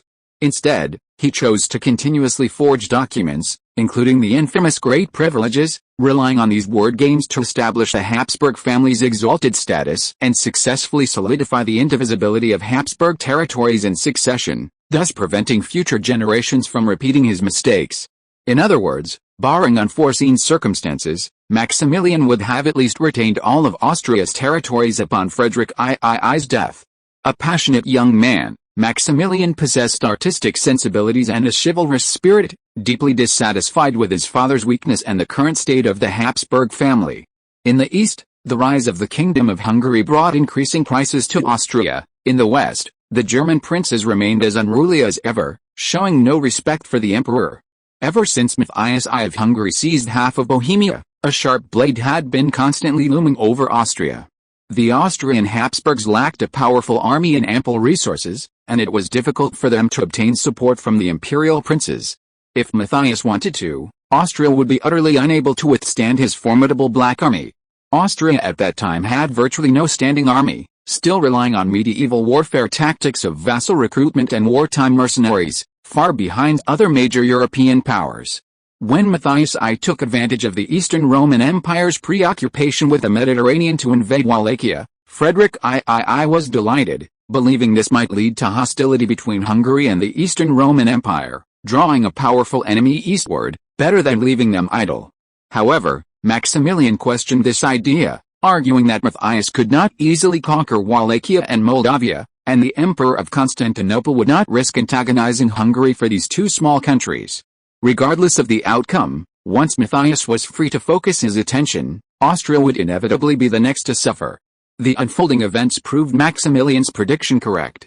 The Eastern Roman Empire indeed hadn't wasted much effort on Wallachia, and the Kingdom of Hungary hadn't decisively defeated Vlad II's army. After a few minor, insignificant skirmishes, both sides immediately opted for peace talks. Vlad II attempted to exchange nominal submission for Hungarian protection and to maintain Wallachia's independence. In Maximilian's view, Austria was in a very awkward position and needed to do something to change the situation. It couldn't rely on the enemy's pity or hesitation, it had to find ways to strengthen itself and seek external allies. At this opportune moment, the Eastern Roman Empire, with its entire navy, breached Venice's gates in a very short time, its advance pointing directly at northern Italy, turning the entire Venetian Gulf into a hunting ground for Eastern Roman warships. The fall of Venice sent a ripple through the Catholic world, shaking the Eastern Roman Empire and revealing to many monarchs the formidable power it wielded through naval might. Maximilian approached his father, arguing that the Habsburg family needed to engage with the Eastern Roman Empire and could no longer afford to remain indifferent. Recently, Eastern Roman diplomats arrived in Vienna to meet with Frederick III, attempting to use the territories seized from the Holy Roman Empire by the Republic of Venice to incite Austria to join the Eastern Roman Empire. Legally, the Holy Roman Emperor also held the crown of the Kingdom of Italy, which included only northern Italy, excluding the Papal States and Naples. While the princes of northern Italy held de facto autonomy, they were nominally allied with the Holy Roman Emperor. However, Venice was an exception. For centuries, this nation, with its overwhelming power and wealth, had provoked the Pope and Emperor alike, not only seizing Ravenna, the papacy's territory, but also occupying large swathes of Lombardy that belonged to the Holy Roman Emperor.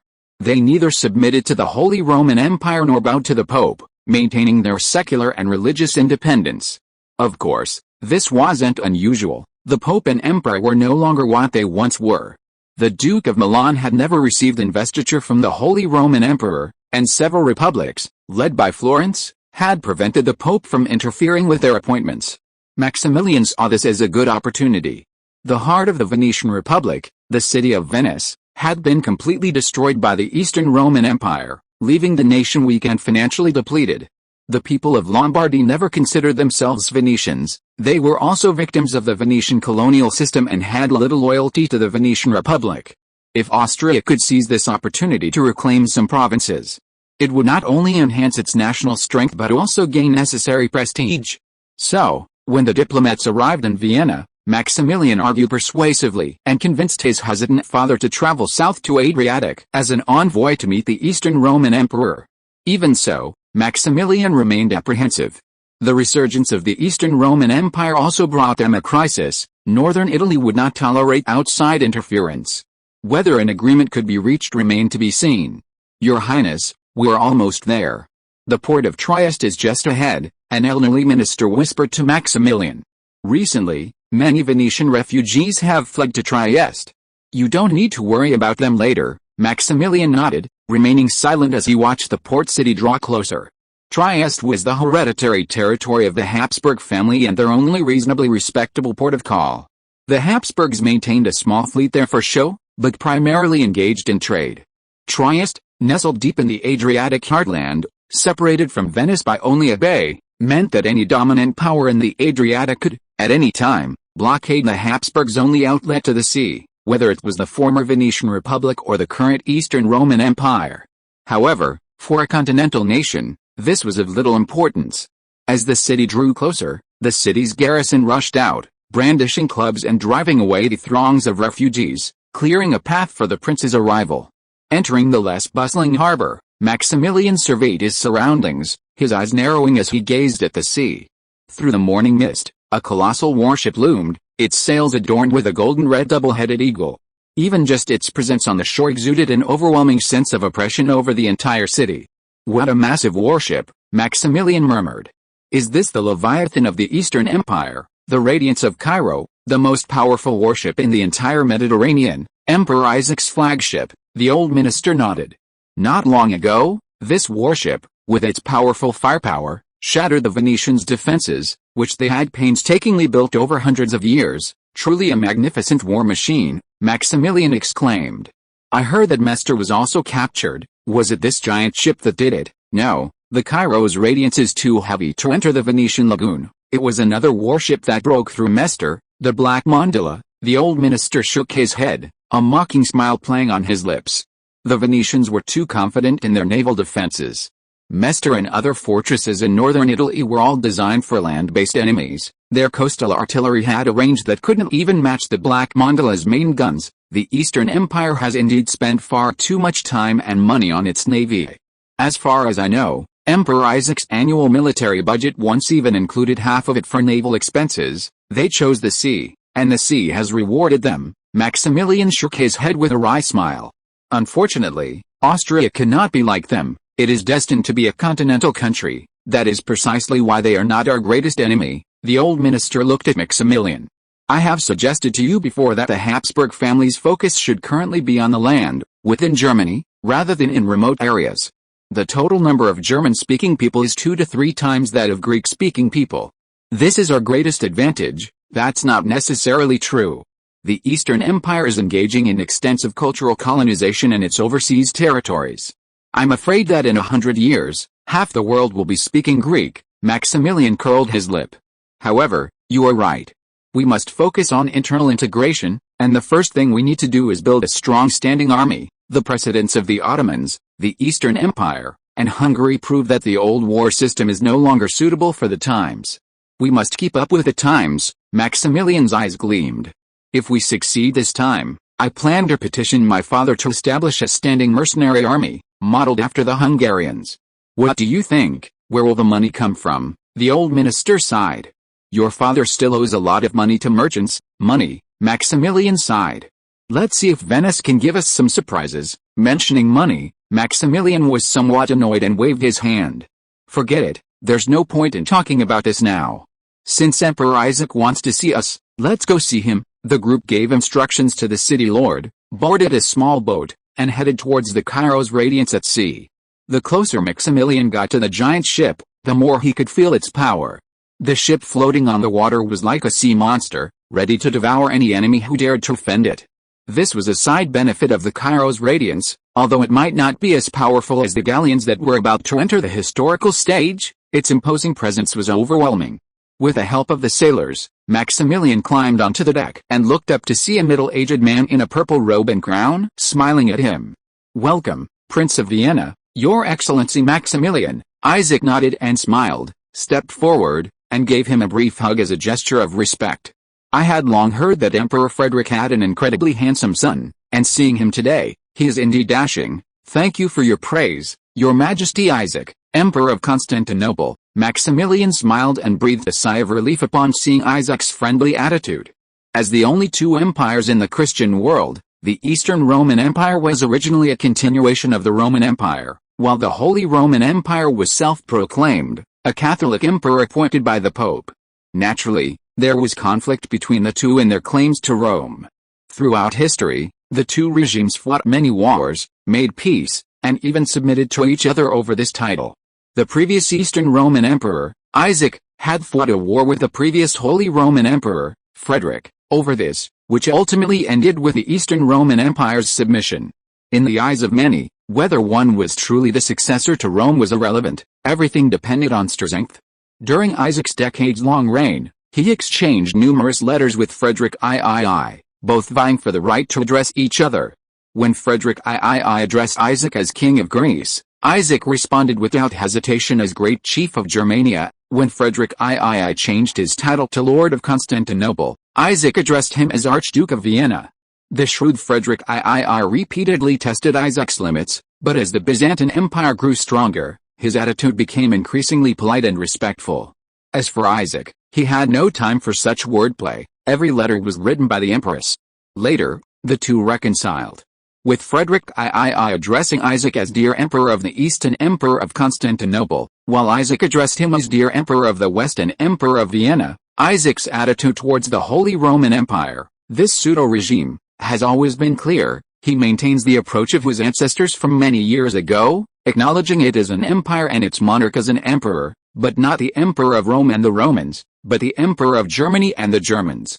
Such things are primarily determined by strength. When you only have one city, claiming to be the monarch of the whole world only invites ridicule. When you possess a powerful army and fleet, naturally someone will crown you with the most prestigious title. Your Majesty, Maximilian asked tentatively, seeing Isaac's silence. You mentioned in your letter that you hoped we could sit down and have a proper talk. Yes, come with me. Isaac snapped out of his reverie, nodded, and led the group to the reception room. The letter wasn't clear enough, and the envoys weren't very formal. Some things need to be discussed in person. The reception room was spacious, the table laden with a dazzling array of pastries. Maximilian sat down, unmoved by the delicacies before him. Isaac took the seat of honor. Behind him, a beautifully crafted map was carved into the wall, depicting the Eastern Roman Empire's territory spanning 5 continents and 2 oceans, all in royal purple. Maximilian stared at the enormous map, utterly amazed. What stirred mixed feelings in him most was that Venice, north of the Adriatic Sea, was marked in a vibrant purple on the map. After ordering servants to pour wine for everyone and exchanging a few pleasantries, Isaac waved his hand, and a servant spread out a detailed map of the Adriatic Sea on a large wooden table. Each power was marked with a different color, and each town was marked with a black dot. Everyone's time is limited, let's get straight to the point. Isaac smiled at Maximilian. Our location is here, northeast of the Venetian Gulf, on the Trieste coast. Isaac pointed to a dot on a pale yellow patch, where the Latin inscription von Habsburg was clearly visible. South of Trieste lies the Istrian Peninsula, a former Venetian territory. Isaac moved his finger, pointing to a light blue patch of land. Southeast of the Istrian Peninsula lies a chain of islands, and this coastline was also a former Venetian overseas territory, Dalmatia, but now, it no longer belongs to Venice. Seeing Maximilian's confusion, Isaac handed him a letter. The Doge of Dalmatia, Coligny, has officially declared a secession from Venetian control, establishing the Duchy of Dalmatia and pledging allegiance to me, Isaac said calmly. I have granted his request and will protect his legitimate rights. Maximilian read the letter, his expression unchanged. In fact, Dalmatia was arguably Venice's most important overseas territory besides Crete. The Venetian Republic spent centuries dealing with the pirate forces that had infiltrated the area, bringing this archipelago of coastlines under its control. The Doge of Venice also held the title of Duke of Dalmatia. However, with the loss of naval power, the narrow Dalmatia was destined to fall, a fact that did not surprise Maximilian. Congratulations then, Maximilian said calmly. With Dalmatia gone, the Venetians really can't cause any trouble. Hell, not only that. Since Venice has been defeated, it deserves a much harsher punishment, Isaac chuckled. I believe it's time for the Venetians to atone for their past sins. It's time for them to relinquish the territories they seized through dirty means. I hope you can exert diplomatic pressure on Venice and force them to agree to our terms. What will we gain? Maximilian looked at Isaac. You will gain Friuli, a gateway to northern Italy. Isaac pointed to the northeasternmost territory of Venice. Once you have this, trade between Vienna and Italy will be much easier, which will be very beneficial for you. I think it's a good place. Maximilian thought for a moment. And what about Venice? Venice will return to Constantinople's control, including all the land along the Venetian lagoon that was once under the jurisdiction of the city of Venice, mainly Mestre and Chioggia, Isaac said without hesitation. In addition, my navy will launch an attack on the Istrian Peninsula, which will also become imperial territory. I will rebuild the Doge's district of Venice and the Doge's district of Istria, introduce immigrants, and send a Doge. Maximilian couldn't help but raise an eyebrow, somewhat surprised. Your ambition is quite considerable. I have the strength, Isaac said calmly. This time, I must make the Venetians utterly lose face. Northern Italy rightfully belongs to us. Maximilian looked directly at Isaac. If you intend to enter northern Italy, our negotiations can end, and we will join the French in launching a counterattack against you. Northern Italy does indeed belong to you, and we will acknowledge that and give it our full respect. Isaac shook his head dismissively. However, Venice is not. From its inception until now, it has never been territory of the Holy Empire. My claim to northern Italy is limited to the Venetian lagoon. Beyond the Venetian lagoon, it will always belong to you." Isaac stared into Maximilian's eyes. "I swear to God, I will never seize any territory belonging to the Holy Empire.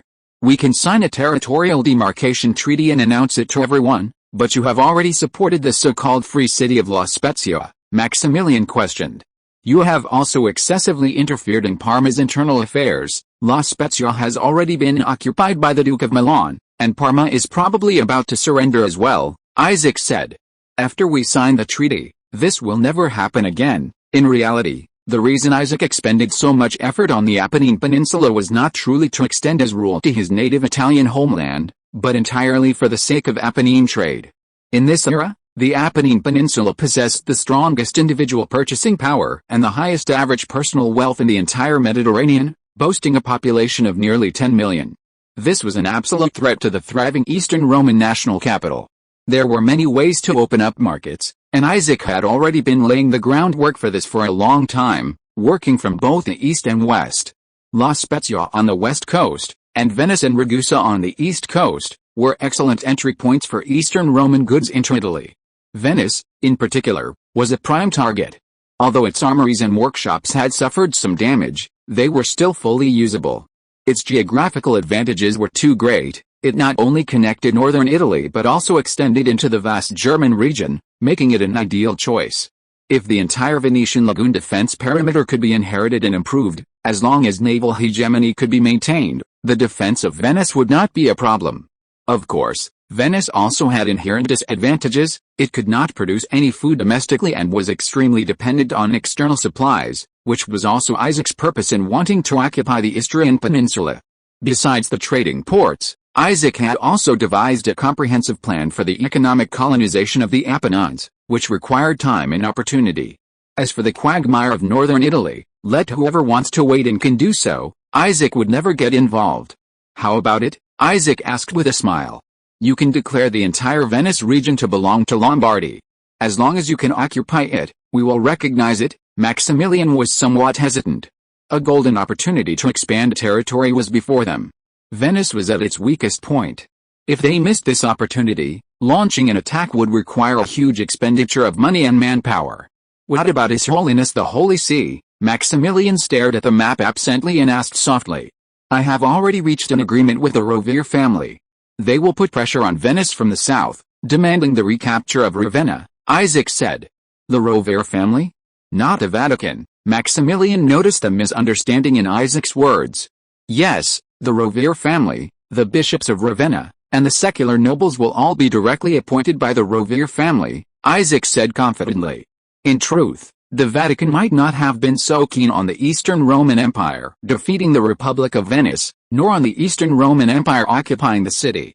After all, no matter how disobedient or provocative the Venetians were, they were still members of the Catholic world. However, the current Pope Sixtus IV had always been a selfish individual, prioritizing his family's interests above all else, constantly thinking of his own people, and treating religion as a business to be traded. For decades, the interests of the Rovere family and the Eastern Roman Empire had become intertwined, difficult to separate easily. Of course, Isaac's method had its flaws. When the Rovere family fell from grace, the friendly relations between Constantinople and the Vatican would quickly become unsustainable.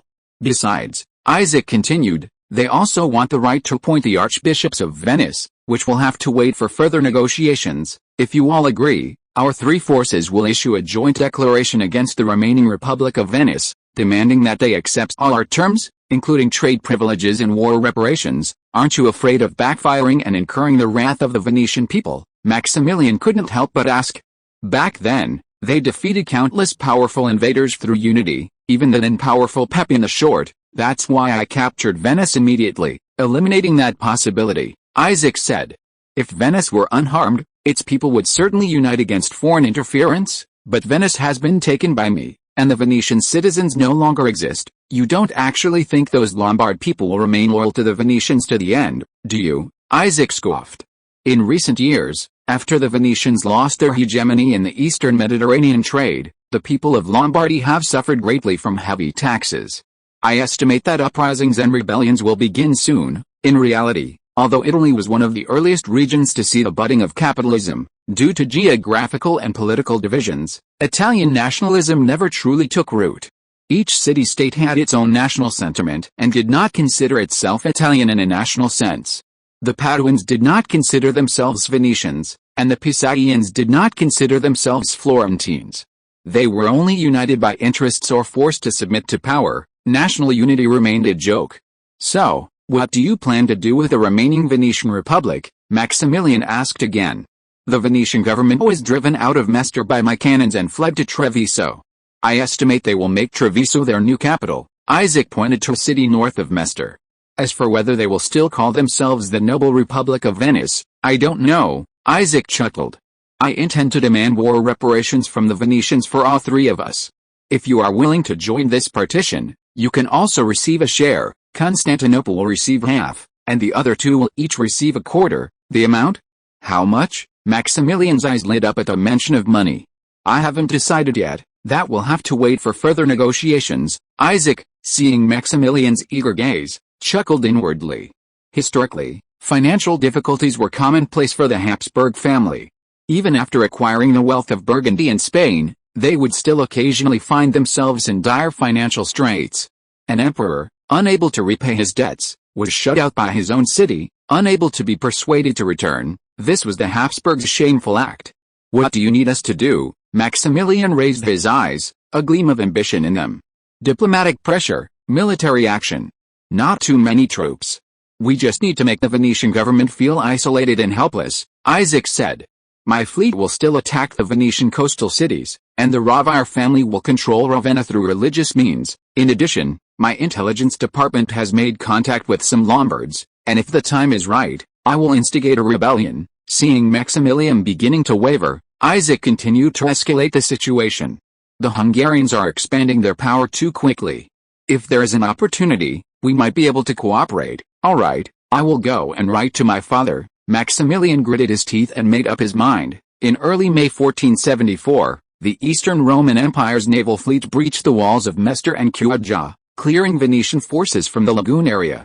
Armed sailors began a feint attack northward, threatening Treviso.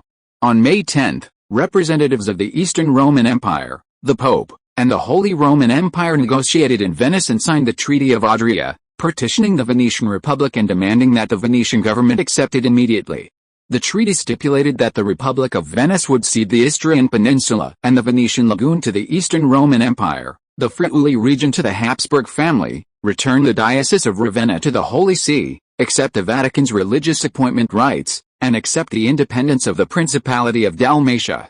In addition, the remaining Venetian government was required to pay 700,000 ducats in war reparations to the three powers, roughly equivalent to Venice's current population, secured by customs duties and salt taxes, to be paid in installments over 20 years. The treaty also granted the victors free trade rights in Lombardy, free navigation on the Po River's tributaries, and financial privileges to establish banks in major cities. The Eastern Roman Empire was the primary beneficiary. Simultaneously, Isaac signed a series of treaties with the Holy Roman Emperor and the Vatican, promising never to seize any land belonging to the Holy Roman Empire or the papacy, and to respect their existing territories and legitimate claims. The condition was that the other side would also recognize the Eastern Roman Empire's reoccupation of Venice and its commercial interests in northern Italy. The Treaty of Adria plunged the Venetian government into panic and anger. They attempted resistance but were at a loss, unable to muster a national guard after losing Venice, and their depleted treasury couldn't even afford mercenaries. France and Aragon, however, remained silent and indifferent. On May 15, seeing Venice's continued lack of response, the Eastern Roman Empire launched an attack on Venetian coastal strongholds on the Istrian Peninsula. On May 16, the Habsburg army marched towards Friuli, where the people, long disillusioned with Venice and deeply fearful of the Eastern Roman Empire, faced little resistance from the Holy Roman Emperor's army. The people lined the streets to welcome them with food and drink. On May 18, under the manipulation of the Ravire family, Ravenna expelled Venetian officials and agreed to return to papal rule. Sixtus IV sent a highly decorated nephew to Ravenna as archbishop. On May 20, fueled by the combined oppression of three powers and instigated by the Eastern Roman Empire, a major rebellion erupted in Lombardy. The people, already burdened by war taxes, demanded a ceasefire and peace, with some bolder individuals even declaring their independence from Venice. On May 25, beset by internal and external troubles, the desperate Venetian oligarchs shifted all blame for the war onto Doge Pietro, blinding and imprisoning him, dividing Pietro's family fortune, and formally surrendering. They sent envoys to Venice to negotiate. Lacking any significant leverage, the Venetian envoys received little concession, only extending the payment period to 50 years. On May 30, with the signing of the final letter, the dust settled in the Adriatic, and peace returned. Venice lost vast territories, including its capital, becoming virtually a landlocked state, and its capital was moved inland to Treviso. To quell domestic strife, several Venetian oligarchs began ceding territories to Lombard powers. Having lost their lagoonal territories, Venetian citizens were extremely scarce, and they abandoned the name Noble Republic of Venice, adopting instead the alternative name, the Republic of St. Mark. With this, no power in the eastern Mediterranean could threaten the Eastern Roman Empire's maritime dominance. In the early summer of 1474, the Noble Republic of Venice officially ceased to exist. The flying lion fell, the twin eagles soared. Having resolved the troubles in the eastern Mediterranean, Isaac entrusted the subsequent conquests, immigration, and political construction to his ministers, leaving behind a sufficiently strong naval fleet. He himself, with the remaining ships, marched south, aiming westward. Chapter 342. The end of the Latin colonial era. On the sea south of the Iberian Peninsula, a sailing ship slowly headed northwest. Though small, it featured advanced modifications to its broadside cannons and extended sails, giving it considerable firepower and improved maneuverability, making it a formidable fighting force in the Mediterranean. The mainsail was adorned with a red coat of arms and a white cross, and the Latin inscription St. Lawrence was engraved on the hull. Clearly, this was the St. Lawrence, a small caravan belonging to the Knights Hospitaller of Jerusalem and Rhodes, the flagship of the Hospitallers. Rhodes and the Dominican Islands were small and resource scarce.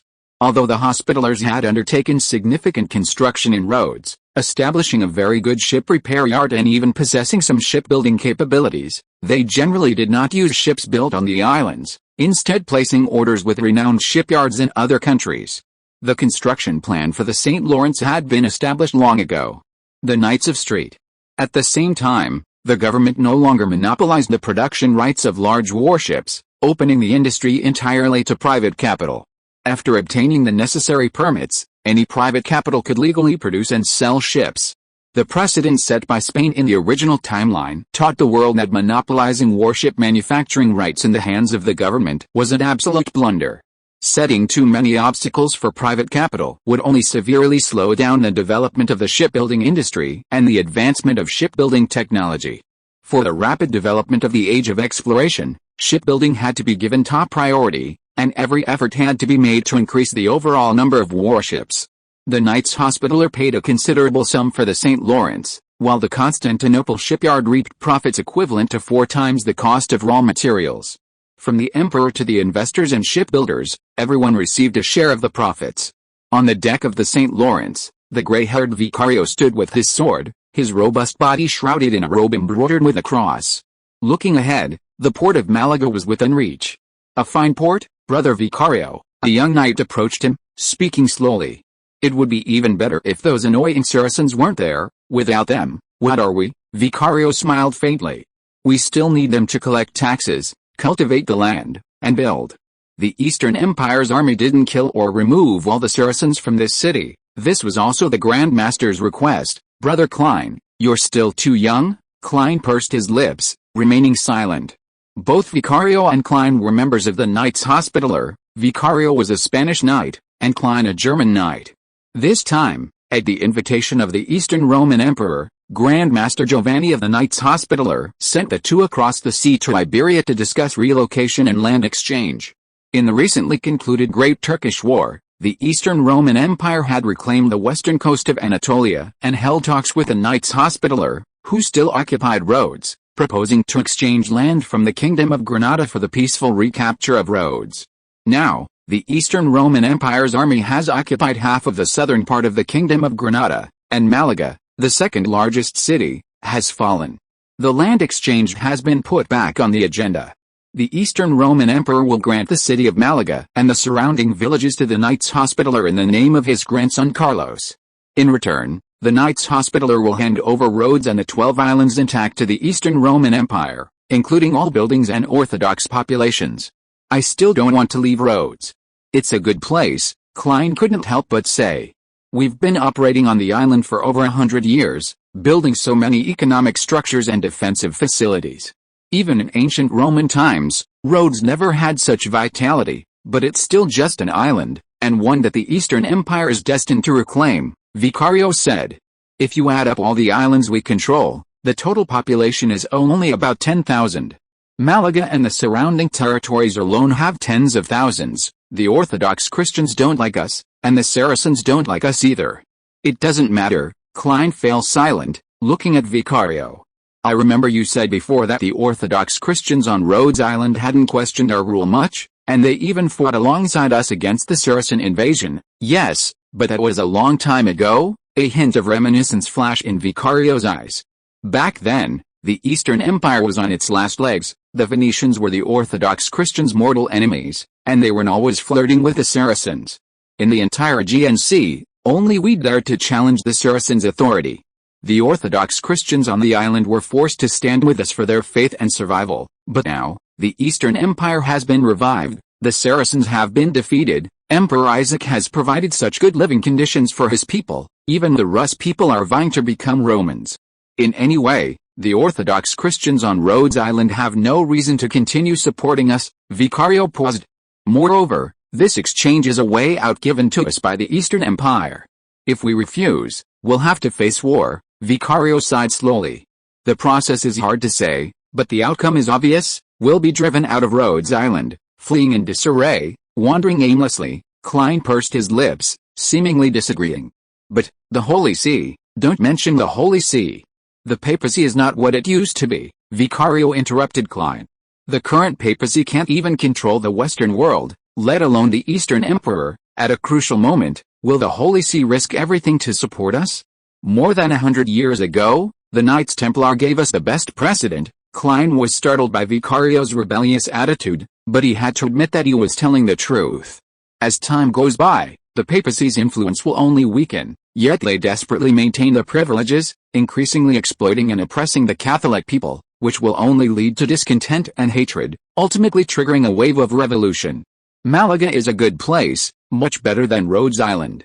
There are many Saracens here, and we have a lot to do. We'll be busy for a while, with the port nearing. Vicario prepared to end this pointless conversation. In any case, this exchange is the final result of the high-level meeting, and it's also the most dignified way for us to withdraw from the Eastern Mediterranean. Klein nodded and said nothing more. The port of Malaga was nearly destroyed. During the siege, hundreds of cannons from the Eastern Roman Empire relentlessly bombarded the fortified city, leaving behind ruins and the marks of artillery fire everywhere. After capturing the city and castle, the Malaga garrison commander led the last of his soldiers to escape to the northern mountains. General Gonzalo kept his promise, massacring the most resolute resistance in several districts, and imprisoning the remaining internment camps for the Hospitallers who were about to arrive. Currently, Gonzalo has led his army eastward to continue attacking the remaining towns on Granada's southern coast, while the co-ruling Emperor Justinian is stationed in Malaga, ordered to conduct the final handover with the Hospitallers. Above the port of Malaga, a brand new flag fluttered in the wind. It featured 5 elements: the Castle of Castile in the upper left, the Lion of Leon in the upper right, the Pomegranate of Granada in the lower left, the Cross of Asturias in the lower right, and the Royal Crest of Palaiologos in the center. This was Prince Charles's personal flag, which would later become the national flag of the Palaiologos dynasty, the United Kingdom of Castile and Granada. Few ships passed through the port. The once bustling port was now only teeming with a few scattered warships and transport vessels. The vast majority of the Eastern Roman Empire's navy had been taken to the Eastern Mediterranean by the emperor and had not yet returned. During this period, the preparations and cleanup for the conquest of Venice had tied down almost all the naval vessels, leaving the trade and transport routes in the Western Mediterranean unprotected. The pirates, free from their powerful enemy, rejoiced, unaware of the fate that awaited them after the fall of Venice. The soldiers stationed at Malaga were in high spirits. Although the transport routes were temporarily disrupted, The Eastern Roman Empire had already stockpiled a large amount of military supplies at the fortress, enough to last for a long time. Guided by the pilot, the St. Lawrence slowly docked. The officer in charge of the dock area checked the identification documents of the two hospitallers, brought them war horses, and led them to the Gibralfaro Castle on the hill. Gibralfaro Castle was also an important part of Malaga's defense system. After the city fell, the Muslim garrison retreated here and continued to resist for nearly 20 days before finally collapsing due to the collapse of the walls. Klein and Vicario walked and looked around, assessing the various values of Malaga. Seeing that although the city was dilapidated and desolate, its infrastructure was very well developed, their expressions improved. Upon reaching the castle and the open-air viewing platform, the Eastern Roman officer quietly took his leave, and the two knights saw the back of the figure in purple robes. "Welcome, two devout knights, the sharp blade of Jesus Christ." Justinian turned around and nodded slightly to the two. "It is a pleasure to see you in this desolate city, to see Christians again on this land that has been occupied by the Saracens for 800 years, Your Majesty. It is a pleasure to be here and witness your military prowess." Vicario and Klein bowed. "We have also taken a look around along the way. Malaga is a very nice city. Although it is somewhat dilapidated, it is ultimately a good port and will surely develop. Yes. This city is so good that I am reluctant to give it to you and would like to leave it to my son." Justinian's lips curled slightly as he scrutinized the two knights. "However, since it is my father's will and we have signed the treaty, I will respect it and will not object." Justinian waved his hand, and the clerk standing to the side handed a stack of documents to Knight Vicario. "The Kingdom of Granada has granted the Knights Hospitaller the territory of Malaga, 3 surrounding towns, and a dozen villages. According to the agreement, the Knights Hospitaller will defend Carlos Palaiologos and his rightful heirs' absolute ownership of the Granada crown." Justinian looked at the two men. "I know you are only loyal to the Holy See, but this is the Holy See's will, and one of our conditions. You are not vassals of the Kingdom of Granada, but collaborators and allies. If you break the agreement and betray the crown that belongs to the Palaiologos family, Constantinople has the right to intervene, no problem. As long as King Carlos continues to stand on the side of Jesus Christ, defending the sacred territory and protecting his blessed people, then we are eternal allies." Vicario took the document and nodded emphatically. "There are also some data on Malaga, including arable land, population, taxes, and goods. I have had the clerk compile a simple summary report. You can take a look," Justinian said, and the clerk handed another document to Knight Klein. Klein quickly took it and began flipping through it. After flipping through the pages for a while, Klein frowned and looked up at Justinian. "Your Majesty, the taxes on these goods, these taxes belonged to the ruler during the Saracen period, and will be inherited by my son after the establishment of the Kingdom of Granada," Justinian said simply. "Besides, the customs revenue share remains unchanged." Seeing Klein's displeasure, Justinian glanced at him. "If you have any questions, please report them to the higher-ups of the knights." "No problem, Your Majesty, that's fine," Vicario said directly, interrupting Klein's unspoken question. "I only hope the trade from Carthage to Malaga can operate normally, and that commodity prices can be reasonable." Of course, seeing that Vicario had no objections, Justinian smiled and nodded. "Since you are satisfied here, I have another suggestion." "Are you interested? Please speak freely," Vicario said. Justinian asked for a map of Granada and spread it out on the table on the terrace. Granada is covered with hills and mountains, and has been home to many castles and manors throughout history, used for defense and residence. I can grant some of these castles and manors to the Knights Hospitaller in Carlos's name, just as other European monarchs have done for you." "And the conditions?" Vicario asked cautiously. "These weren't part of the original agreement. The condition is that you must provide military assistance in the upcoming Granada Holy War and the War of the Castilian Succession, helping my son seize the thrones of Castile and Granada," Justinian stated directly. "If you perform exceptionally well, you will receive even greater rewards." Vicario paused for a moment, glancing at the map on the table and then at the beautiful landscape outside the terrace. "Supporting the Holy War is the responsibility of every Christian, and we can participate in the Granada Holy War. As for the War of the Castilian Succession, that's not up to me. It requires internal discussion." "That's fine. We have plenty of time." Justinian smiled, picked up the wine bottle on the table, and poured Malaga wine for the two of them. "May the Holy War succeed, and may our cooperation be fruitful." At the northern end of the eastern Mediterranean lies the Aegean Sea, The Aegean Sea is a sea of 1,000 islands, with over 2,500 islands scattered across its waters. More ports, more sailors, and a richer maritime tradition provided fertile ground for the development of navigation in ancient Greece and Rome. During the Eastern Roman Empire, the center of gravity began to shift to the mainland, but the role of the Aegean Islands remained significant. In the southern Aegean Sea, a chain of islands, the Peloponnese Peninsula, Crete, the Naxos Islands, and Rhodes, formed a perfect arc-shaped defensive perimeter, firmly protecting Athens, Smyrna, Thessalonians, and Constantinople to the north. As long as the Emperor of Constantinople could maintain a decent navy, he could completely rely on this chain of islands to block and delay powerful enemies crossing the sea. However, for various reasons, many Eastern Roman emperors failed to grasp the importance of naval power, placing excessive faith in the Theodosian walls and the Golden Horn sea-blocking chains. Some even disbanded the imperial navy altogether. As a result of the few falls of Constantinople in its history, the first was entirely by sea, and the second was inextricably linked to the loss of land-based navigation and control of the Golden Horn. Whoever controls the sea controls the world, as the ancient Roman philosopher Cicero famously stated, encapsulating a crucial principle for the rise of a powerful nation. For 30 years, under Isaac's leadership, the Eastern Roman Empire revived its ancestral tradition, prioritizing naval power. The Aegean Islands in the south and the Danube River defenses in the northwest were the core of its homeland defense. As long as the naval fleet maintained a certain level of strength, the core provinces along the Aegean coast would not be lost. Now, the Eastern Roman Empire's naval defense network was almost complete. Belgrade, lacking a strong Danube defense, was temporarily difficult to recapture, while Rhodes, the only remaining stronghold on the Aegean coast, was within reach. North of Rhodes Island, above the city of Rhodes, the Hospitallers' cross banner fluttered in the wind. The coastal defense chains, modeled after Constantinople, were fully opened, and the knights stood in neat ranks on the dock.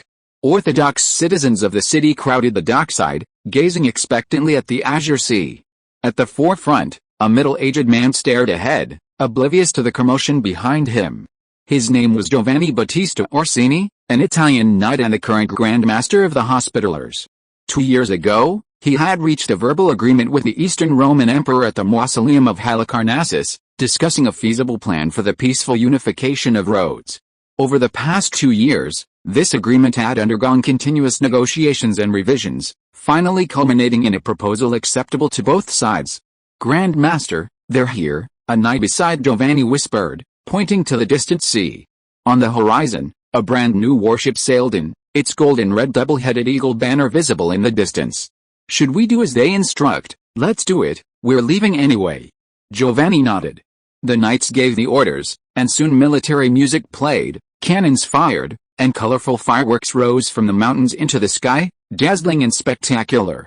On the sea, the Eastern Roman warships responded with a salute, drifting straight toward the harbor with an air of pride and dignity. The Colossus of Rhodes, Giovanni muttered the Greek words on the ship's hull, a slight smirk on his face. The Colossus of Rhodes was once the iconic structure of Rhodes, one of the 7 wonders of the ancient world, a symbol of the Rhodesian people's unity and victory against foreign invasion. Standing 33 meters tall, it was destroyed in an earthquake, leaving only the remains of the Colossus on Rhodes today. Naming the ship after the Colossus of Rhodes represented the Eastern Roman Empire's unwavering determination to reclaim Rhodes. The Colossus of Rhodes wasn't very large, it was a newly launched, improved version of a small car rack from the Constantinople shipyard, and the last car rack officially funded by the Eastern Roman Empire. From then on, the Eastern Roman Navy would fully enter the era of galleons. As the Colossus of Rhodes drew closer, the cheers of the Rhodesian citizens grew louder. They looked up in admiration at the majestic and beautiful warship, some of the bolder ones even breaking through the knights' blockade and throwing flowers at the sailors on deck. The ship docked, and a contingent of the Varangian Guard disembarked. The Hospitallers stepped aside, making way for their posts. The Varangian Guards lined up on either side, leaving a passage in the middle, and struck the ground heavily with their halberds. A moment later, a distinguished young man stepped onto the dock and approached Grand Master Giovanni with a friendly smile. "Welcome, Your Highness Prince Basil, Prince of Corinth." Giovanni bowed slightly in respect.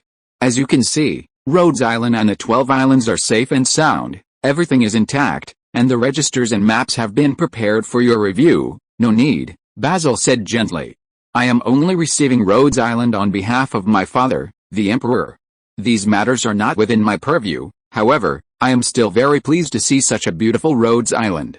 I thank the Knights of St. John for their contributions over the past 100 years, for holding back the Saracens, and for creating a safe haven for the Christians on the island. Giovanni nodded and remained silent for a moment. Your Highness, since that's the case, let's exchange the treaty. Under the watchful eyes of the crowd, Giovanni handed a fully stamped document to Basil, who in turn presented him with a document bearing a gold and red double-headed eagle. These documents had been prepared long ago. Today's visit was merely a formality. Another round of cannon salutes and military music filled the air. Amidst the cheers of the Rhodes citizens, the Hospitallers' banner slowly fell, and the Byzantine Empire's banner rose. On June 5, 1474, with the conclusion of the battles of Malaga and Venice, the territorial exchange between the Byzantine Empire and the Hospitaller was no longer hindered. The Byzantine Empire had proven its strength with iron and blood, preserved the dignity of the Hospitaller and the papacy through a unique exchange, and successfully reclaimed Rhodes, lost for over a century, through peaceful means. More than 10,000 Greek Orthodox Christians returned to their homeland. For the Mediterranean world as a whole, the recapture of Rhodes was not a particularly significant event. The Eastern Roman Empire was already powerful enough to sweep away any enemies in the Eastern Mediterranean, and the withdrawal of the Hospitallers was a natural consequence. However, for the Eastern Roman Empire, the recapture of Rhodes was of great significance. The ruts left behind by the Crusades for 300 years finally evaporated like water stains under the scorching sun. Back then, Latin colonists had devoured piece after piece of flesh from the Eastern Empire, believing that this would crush them religiously and secularly, ensuring the eternal stability of the Catholic world. Now, people knew that the era of Latin colonists had completely ended. Neither Venice, Genoa, nor the Hospitallers had any connection with the Eastern Mediterranean. Now, the last Crusaders boarded ships bound for the west. They came from the sea and left from the sea. Now, the revived Eastern Empire boarded ships bound for the world. They had lost all the glory of their ancestors at sea, and now they were reclaiming that ancient glory from the sea, carrying it forward, and passing it on to future generations. Chapter 343 Pazzi's Plot. Summer in Florence is serene, with sunshine bathing the earth and flowers blooming in abundance. As temperatures rise and rainfall decreases, the Arno River enters a brief dry season. During this time, fewer merchant ships operate on the river, and Florentine goods are transported overland to coastal ports, mostly Pisa and Livorno. Of course, the Apennine Peninsula has numerous rivers, and many important seaports are located at their estuaries. These rivers carry large amounts of silt to the sea each year, contributing to land reclamation. Many once important seaports have been eroded into inland cities over time, increasingly distant from the ocean, including the famous Pisa and Ravenna, which, strictly speaking, can no longer be considered coastal cities. In any case, Pisa is now an autonomous territory of the Florentine Republic, largely operating under its laws and policies, but retaining some of its original characteristics. In the long political struggle, the Florentine Republic had broken free from the control of the Pope and the Holy Roman Emperor, becoming an independent autonomous republic. The Emperor of Vienna had no influence over Florentine politics, but the Pope in Rome had been trying to regain the right to appoint the archbishops, which was within reach. The conflict between religious and secular forces never ceased. After Sixtus IV of the Rovera family came to power, the papacy began to extend its reach to neighboring countries. This autocratic and selfish pope regarded the Medici family as his enemy and observed them from behind the scenes. In the first half of 1474, Sixtus IV, with the help of the Eastern Roman Empire, successfully recovered Ravenna, which had been seized by the Venetian Republic.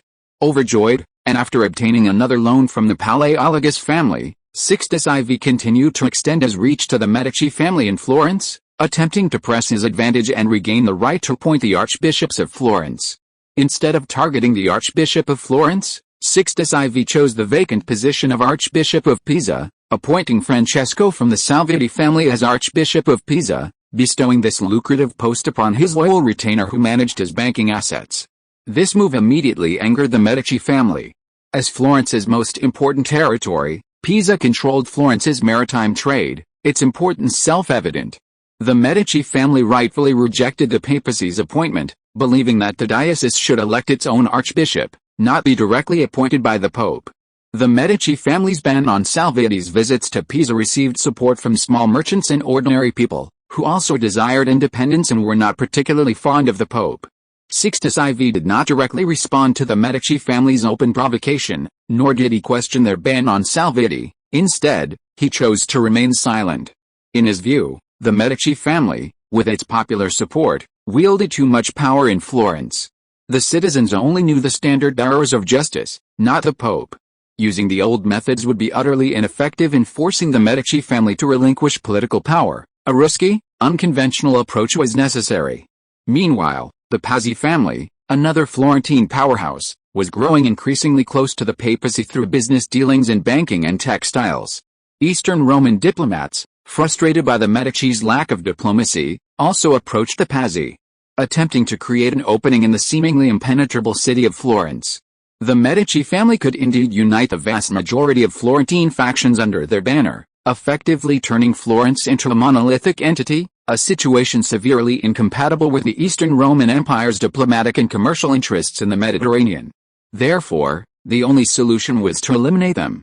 Thus, several factions deeply dissatisfied with the Medici family joined together to plot a massive conspiracy. In a high-rise building in Florence, an elegantly dressed elderly man sat quietly by the window. His hawk-like eyes casually swept over the folders and wine glasses on the table, but his sharp gaze remained fixed on the cathedral outside. The Florence Cathedral, Santa Maria del Fiore, also known as the Cathedral of Santa Maria del Fiore, is the iconic building of Florence and the cathedral of the Florentine diocese. Primarily constructed of white, pink, and green marble, it is vast, beautiful, and elegant, perfectly blending Christian culture with Florentine characteristics. It is one of the greatest masterpieces in the history of human architecture and one of the world's most magnificent cathedrals. Construction of the Florence Cathedral began in the late 13th century and was only largely completed a few years ago. It witnessed over a century of history for the Florentine Republic, from its arduous struggle to its glorious rise. Its initial purpose was to commemorate the decline of the feudal aristocracy and the rise of the bourgeois citizens, symbolizing Florence's republican revolutionary spirit and national unity. A knock opened the intricately carved door, and a middle-aged man entered. He, too, wore an expensive coat, meticulously embroidered with a blue background and a double fish cross emblem. The Pazzi family, another banking oligarchic family in Florence, the foremost enemy of the Medici family. "Uncle, I've come." The middle-aged man bowed respectfully to his uncle. "Those men are still in the mountains. I sent Vieri to contact them. They should be in the city in a few days." I'm old. You handle these matters yourself." The old man's expression remained calm.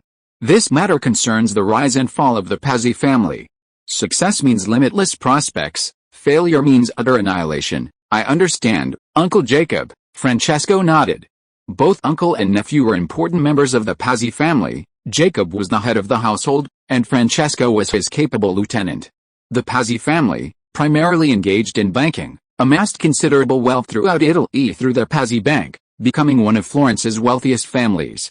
However, with the rise of the Medici family, many of the Pazzi's banking ventures gradually declined. Jacob and Francesco witnessed these changes firsthand and harbored deep resentment towards the Medici. While they were each other's greatest rivals, they were not evenly matched. In terms of political influence, overall family wealth, and public support, the Pazzi were far inferior to the Medici, who loomed over them like a dark cloud. The Medici's failed investments in the Venetian War allowed the Pazzi to make a small profit, acquiring a Medici branch. However, Lorenzo's handling of the national debt was beyond reproach, and the public remained loyal to the Medici. Instead, the Medici found grounds for lawsuits against the Pazzi for their excessive fraud and exploitation of the poor during the war. "By the way, Vieri told me you've met with Minister Fraser. How much did the Greeks give us?" Jacob asked his nephew. "And what were their conditions?" "Money isn't the main thing.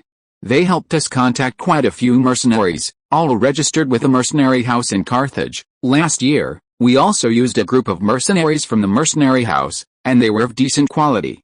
This time should be no problem either," Francesco said. "As for the conditions, they haven't mentioned them yet, but it's probably something like a ceasefire, peace talks, driving out of French and Aragonese fleets, and stopping the sheltering of Latin pirates. Mercenaries, Jacob frowned. We don't need them, Francesco explained, looking at his uncle. Minister Fraser believes that even if your plan succeeds, we won't easily seize all power. Conflict and struggle are inevitable. I think he has a point. Those commoners hate us, and like the Medici family, as you know. A hint of hatred flashed in Francesco's eyes. The Greeks also provided some new weapons, including matchlock guns, wheel guns, and finely crafted crossbows. I think these are quite good. Perhaps they will come in handy. Jacob paused for a moment, then shook his head. Did the Greeks offer any terms? No, uncle. Minister Fraser said that if we don't succeed, there's no point in negotiating now. If we succeed, we'll need them even more, and then it won't be too late to negotiate, Francesco said. Jacob sighed, still somewhat uneasy. Don't get too involved with the Greeks. They're not virtuous people, their minds are full of self-interest. Always remember, free things are the most expensive. I will remember that, uncle, Francesco nodded. Besides the Greeks, I have informed Archbishop Salviati and His Majesty Sixtus of the plan, and they have no objections and have agreed to provide support. The personnel, equipment, numbers, everything is ready, awaiting only your final order. Jacob looked out the window at the Florence Cathedral again, his weathered face growing increasingly somber. Go, for the ancient and great Pazzi, sunlight bathed the fertile earth, and the Florence Cathedral, shrouded in the morning sun, appeared hazy and dreamlike. Today is June 7, 1474, a Sunday, Pentecost, one of the most important festivals in the Christian world. According to the New Testament, Jesus Christ ascended to heaven on the 40th day after his resurrection, and on the 50th day, he sent the Holy Spirit.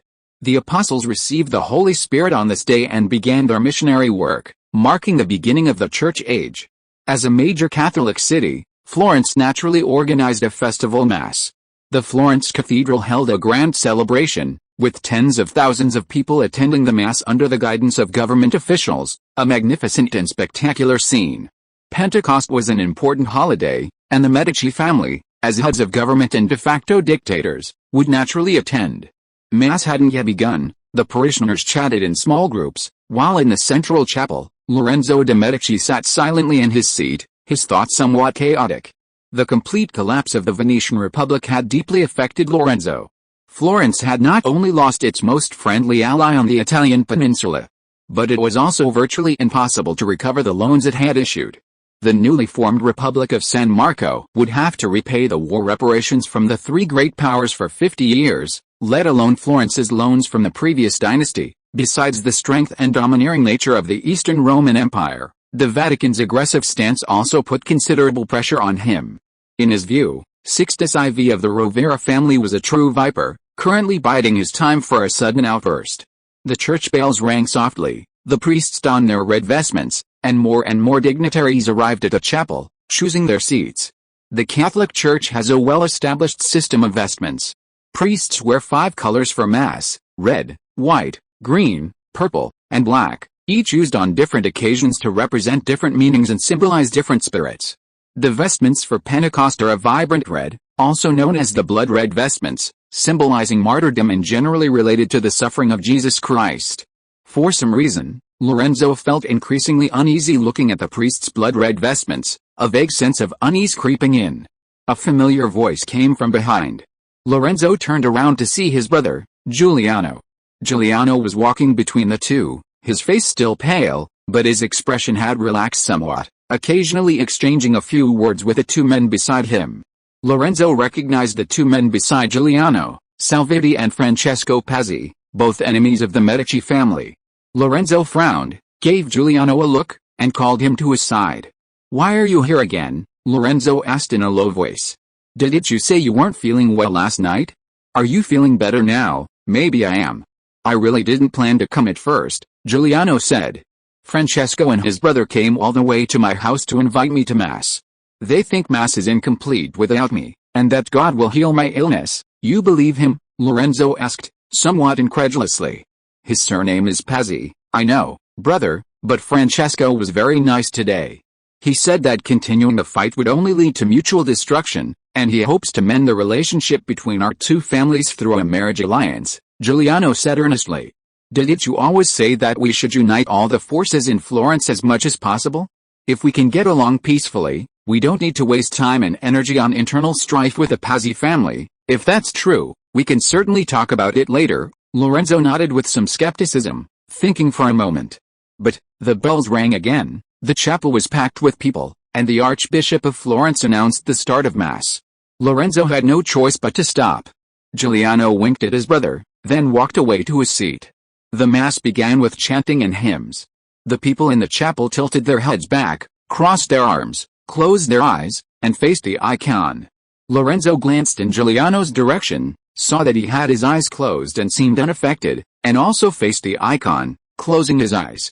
The chapel seats were semicircular and tiered, divided into 2 rows by an aisle.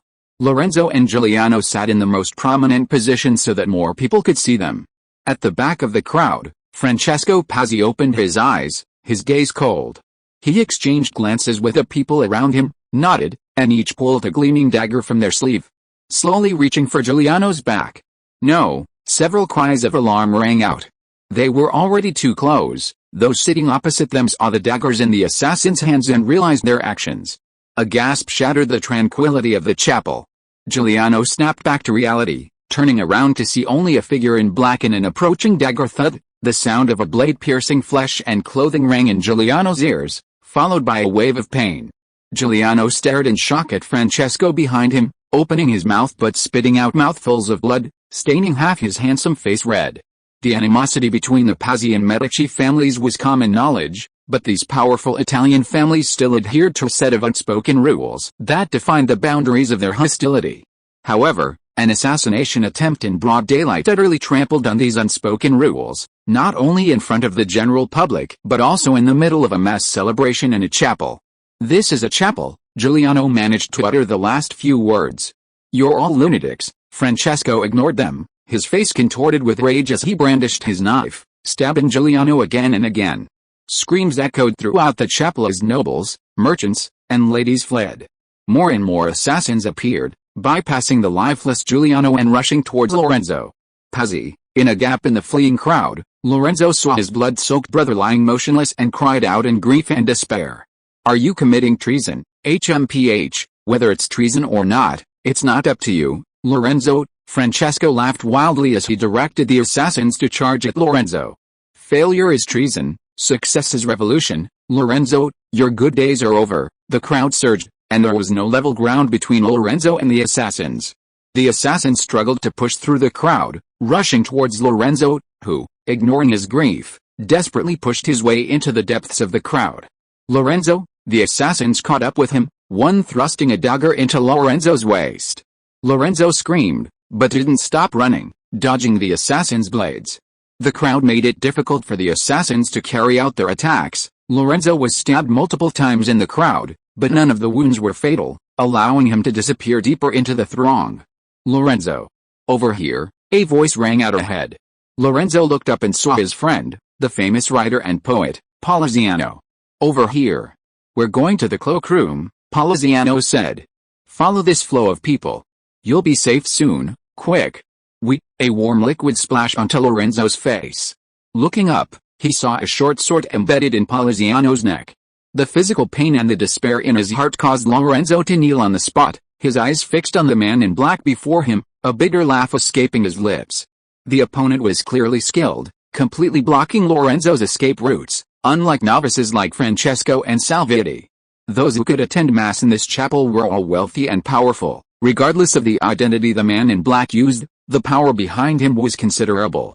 "You're not one of Pazzi's men, and who sent you?" The man in black ignored him, kneeling down and pressing a short sword against Lorenzo's neck, speaking in a low voice in Greek. "The Emperor greets you," a fatal blow to the throat. After eliciting even greater panic and screams, the man in black didn't linger. Donning a cloak, blending into the crowd, and slipping out of the chapel, on June 7, 1474, turmoil erupted once more on the Apennine Peninsula. With the support of the Roman Catholic Church and the Eastern Roman Empire, the Pazzi family openly assassinated the Medici brothers in the Florence Cathedral, brutally murdering them in public. Giuliano de' Medici suffered 19 stab wounds, while Lorenzo de' Medici died from a fatal wound to the neck. After eliminating the Medici brothers, the Pazzi family, taking advantage of the leaderless state, swiftly seized the residence of the standard-bearer of justice and besieged the Medici palace. Jacob Pazzi accused the Medici family of violating the law of justice, calling them outright dictators deserving of the death penalty. He proposed that the Pazzi family form a democratic government, inviting various powerful oligarchs to co-govern. However, the audacious and mad Pazzi plot did not entirely succeed. The brutal deaths of the Medici brothers ignited the fury of the Florentine citizens, who spontaneously organized, took to the streets in armed protest, and gathered at the gates of the Medici palace to prevent government soldiers from disturbing the Medici family's orphans and widows, protecting the family's survivors as they fled the city. After several attempts to suppress the uprising, the civil unrest escalated, with bloody street battles erupting across the city. The Pazzi family panicked and hastily appealed to the Roman Catholic Church and the Eastern Roman Empire for support. The Pazzis knew the citizens hated them and missed the Medici family, but they never imagined the citizens' hostility would be so great and their actions so violent. On June 10, the papacy's army entered the city through the East Gate, while more Eastern Roman mercenaries entered through the West Gate. The papacy's army, under the banner of religious supremacy, and the emperor's army, under the banner of opposing dictatorship, respecting the constitution, and advocating freedom and democracy, showed no regard for the thoughts and lives of the Florentines and began a violent crackdown on the citizens. Following Venice, another Italian capitalist city-state was on the verge of destruction. The Medici Golden Age of Florence came to an abrupt end on this day, and the long peaceful Apennines entered another period of disaster.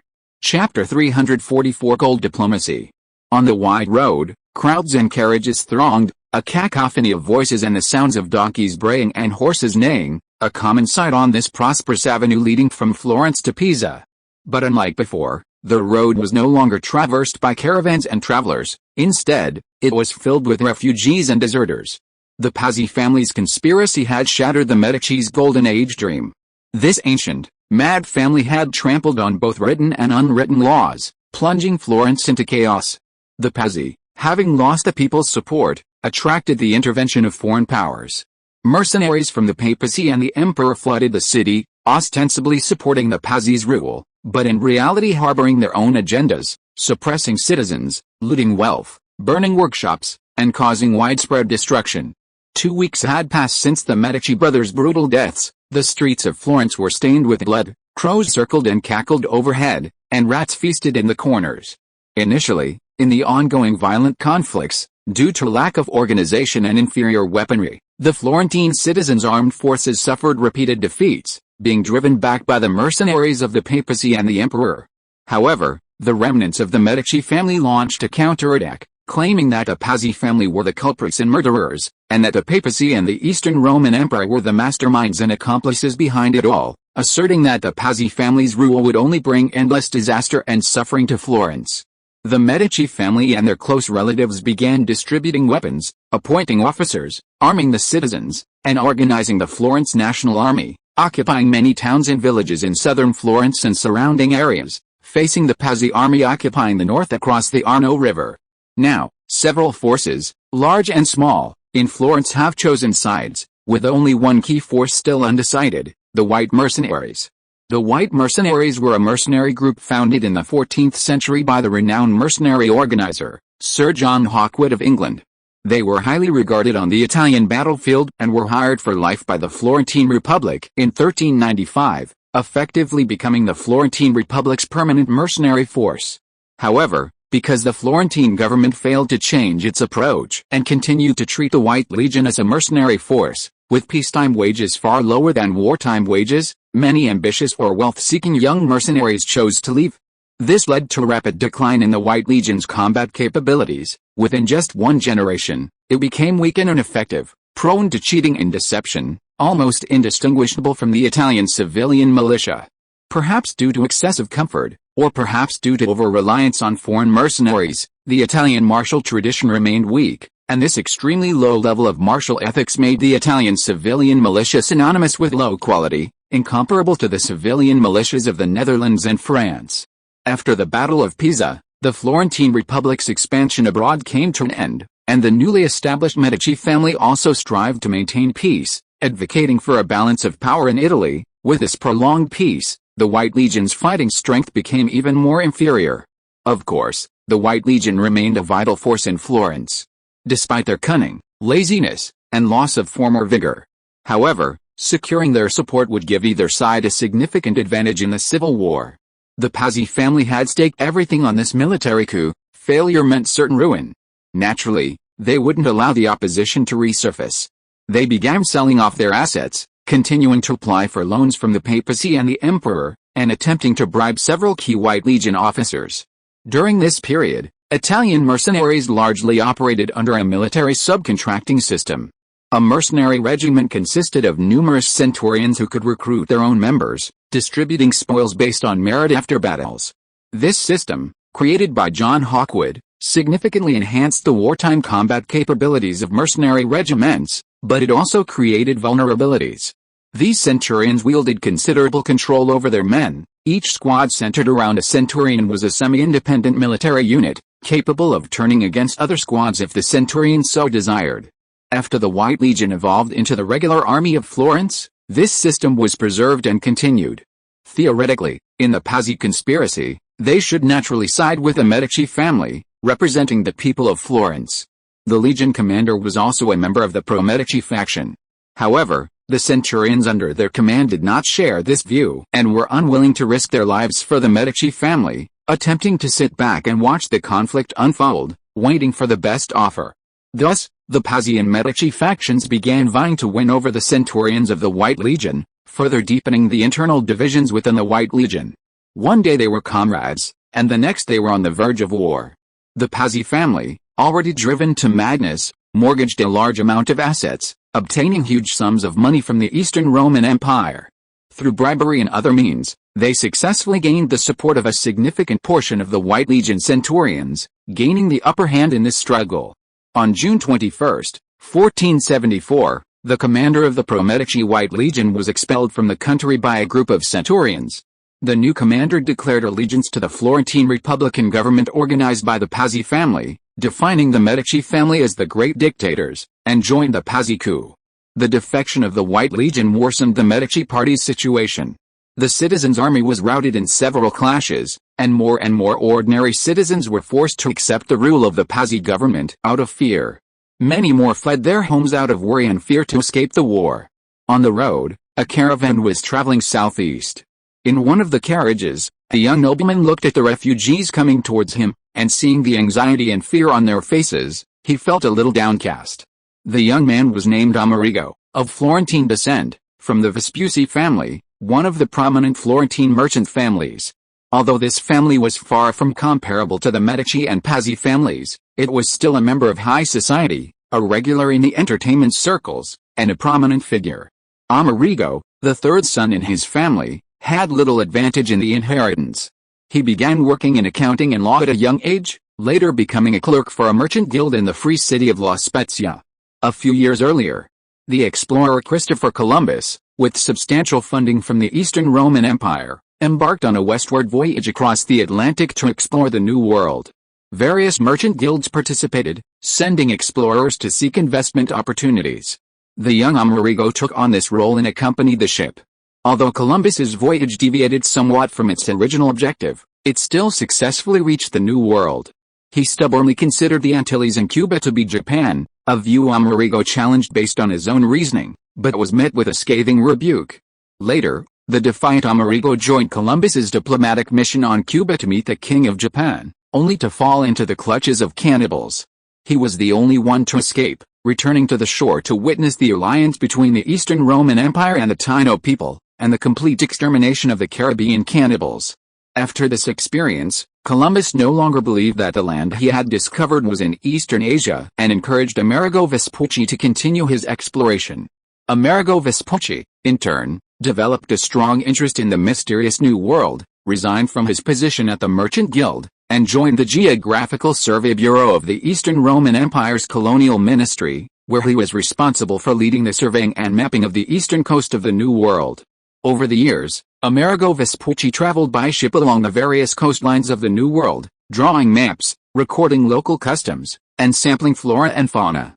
He ventured to the icy seas of the north and the vast grasslands of the south, gradually falling in love with a feeling of exploration and discovery. Unlike Columbus and others, Amerigo Vespucci was not a colonist but an explorer. To better record the geography, he established contact with many indigenous tribes, learned several indigenous languages, and protected many Aztec documents that had nearly been burned, compiling them for targeted analysis. After the fall of the Aztec Empire, the Eastern Roman Empire acquired almost all of the Aztec documents, allowing Amerigo Vespucci to quickly complete his work. Based on his deductions, the land Columbus explored was not East Asia, but a completely new continent. This continent was extremely vast, spanning a great distance from north to south, but relatively narrow in the middle. The Aztec civilization was located on the Mexican plateau in its very center, bordered by desert to the north and Rhine forest to the south. Neither the northern nor southern indigenous peoples were as advanced in civilization as the Aztecs. Comparing Aztec records with his own nautical notes, Amerigo Vespucci drew a map of the eastern coast of the New World, marking everything from French Columbia in the north to the Rio de la Plata in the south. Although this map still had many problems and wasn't particularly detailed, it was still a great achievement, providing general directions for later navigators and merchants. Amerigo Vespucci successfully buried the eastern coast of Asia theory of the New World, but the official name of this continent remained unresolved. Before this, the Eastern Roman Empire simply referred to it as the New World without a formal name. When Amerigo Vespucci's map was presented to the emperor, he readily named it after Vespucci, calling it America. The emperor also divided the Americas into two parts, with a great desert north of the Aztecs as the dividing line. South of the desert were Eastern Roman colonies, while north were Portuguese and French colonies. In the future, the area south of the dividing line, due to the prevalence of Greek, was called Greek America, while the area north of the dividing line, belonging to the broader Latin American language family, was called Latin America. Of course, during the age of exploration and colonization, the initial official names were often gradually replaced by popular names.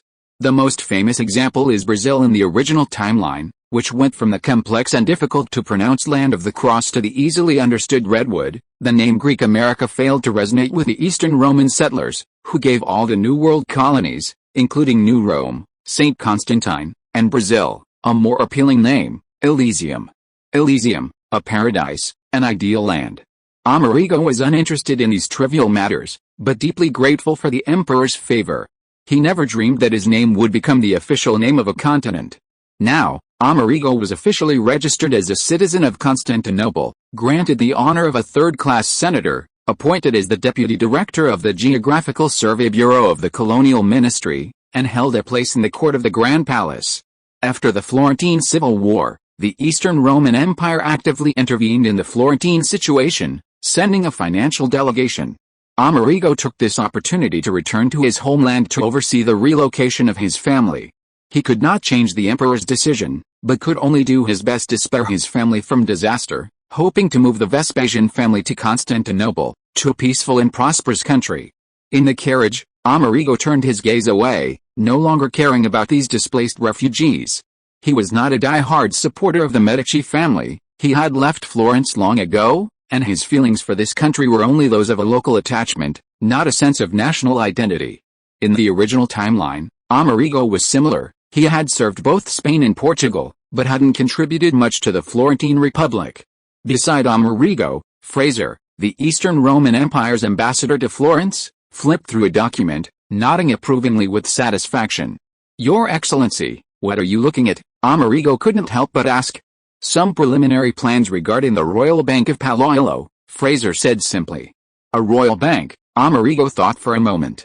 Within the Eastern Empire, besides those private banks, it seems there are only two banks, the Bank of Constantinople and the Bank of Carthage. Yes, it's a newly established bank, its funds mainly coming from the royal family, but also accepting investment from private capital. Fraser nodded. This bank primarily targets overseas markets, and the Royal Bank of Florence will be its first branch. We've obtained numerous privileges from the Pazzi government, covering commerce, labor, finance, and banking. Most importantly, the Pazzi family has mortgaged several branches of the Pazzi Bank to us. They probably can't repay the debts, and these branches will be ours sooner or later. What's the purpose? Amerigo asked. Simply put, it's for economic control, Fraser said bluntly. His Majesty has arrived in Carthage and promulgated the Golden Dollar Law in the Carthaginian palace. Led by the royal family, it encourages private capital to expand overseas, establishing banks and various enterprises. The Royal Bank of Palaiologos has acquired the Pazzi government's currency issuance rights and state-owned capital reserve rights. From now on, the Pazzi government's funds will be stored in our bank. They must obtain our consent before spending money on any business. In the future, we will also penetrate more countries in this way, such as the Italian states, the Sultanates of Egypt and Syria, African countries, and the East Indies. In this gold-dollar penetration, banks are the most important. We can not only use banks to regulate the market but also obtain seigniorage and loan interest, further channeling global wealth towards convergence in Constantinople. Outside the empire, people are accustomed to referring to our solidus, dinars, and drachmas collectively as Roman pounds. The Italian branch of the Royal Bank of Palaiologos will issue Italian Roman pounds, and later there will be African Roman pounds and Indian Roman pounds. Of course, in sub-Saharan Africa today, people rarely use precious metals as currency, still using shells and textiles. But as the colonization process deepens, those backward tribes will inevitably be incorporated into our system, rapidly evolving from tribal slavery to a semi-colonial system, forcibly pulled onto our war machine. But, in this way, the interests of colonies or semi-colonies will certainly be harmed. Won't they rebel? Amerigo asked. There will certainly be resistance, but our fleet and army are not to be underestimated, Fraser snorted. Using gold dollars instead of bullets, and using a big stick to protect gold dollars, this is His Majesty's latest foreign economic policy, known as gold dollar diplomacy. To ensure the smooth implementation of this plan, His Majesty has also requested several economists to reform the existing monetary system of the Eastern Roman Empire. Having acquired ample precious metals, His Majesty hopes to gradually reduce the amount of standard currency, transitioning from a gold-silver-copper monetary system to gold-silver bimetallic system, and then gradually to a world gold standard system centered on the Roman pound. This is a long-term project. I've briefly reviewed the plan. There are many preconditions: a free market for goods, unrestricted free circulation of gold, the opening of the right to mint main coins, and the revocation of the right to mint subsidiary coins. At the current rate of precious metal inflows and outflows, it may take several hundred years. However, we must leave a greater legacy for our descendants. This project must begin as soon as possible. In addition, the economists have proposed some more convenient and efficient settlement methods to replace the heavy precious metal currency, such as checks and paper money. This will also require a long period of experimentation. Fraser paused. However, one thing is certain: one day, the Roman pound will become the world's currency, and all major international transactions will be settled in our currency. Constantinople will become the world's financial center. Seeing that Amerigo didn't quite understand, Fraser smiled. It doesn't matter if you didn't understand. These things are none of your concern. I'm only responsible for diplomatic communication. The Royal Bank of Palaiologos is just a starting point. The real force will be the private capital of the Eastern Roman Empire. They will become the most powerful wave, leading us to the whole world. The Royal Bank will make some improvements to the old models of the Pazzi and Medici banks. There is a great shortage of talent. Your family is considered a wealthy family in Florence. If you know any talented people, you can introduce them to me. Fraser looked at Amerigo. Did you want to meet your cousin? I looked at his information, and he's a good candidate. I'll go with you and try to persuade him. I think we'll succeed. Although he won't say it, my cousin definitely despises the Medici family deep down. Amerigo nodded in agreement. However, he seems to have been terrified by the chaos in Florence. He has sold the merchant guild and no longer wants to stay here. He wants to retire in Carthage or Constantinople. No problem. He can become a citizen of the Eastern Roman Empire. The emperor's fleet and army will protect him. Minister Fraser waved his hand. After the Medici family, clinging to life, is completely defeated, the Pazzi family will allow the Eastern Roman Empire to establish concessions in Florence and Pisa, and grant it most favored nation status. Your cousin can continue to remain in the Roman concession in Florence and serve the empire as a Roman. All right, I will persuade him, Amerigo promised. Concessions and most favored nation status were Italian creations. From the 11th century onwards, Italian commercial city-states acquired numerous concessions along the Mediterranean and Black Sea coasts, obtaining most favored nation status from many local monarchs. The Eastern Roman Empire suffered the most. For a time, Constantinople was home to 4 concessions belonging to Italian city-states: Pisa, Amalfi, Genoa, and Venice. With the decline of Amalfi and Pisa, only Genoa and Venice remained. Venice unified all the concessions within the city, while Genoa firmly controlled Galata. Now, everything has reversed. The convoy bypassed a refugee wave and entered a side road. Instead of heading to Florence, they sped towards a country estate. The estate wasn't far. In about 10 minutes, the surrounding farmland and orchards came into view.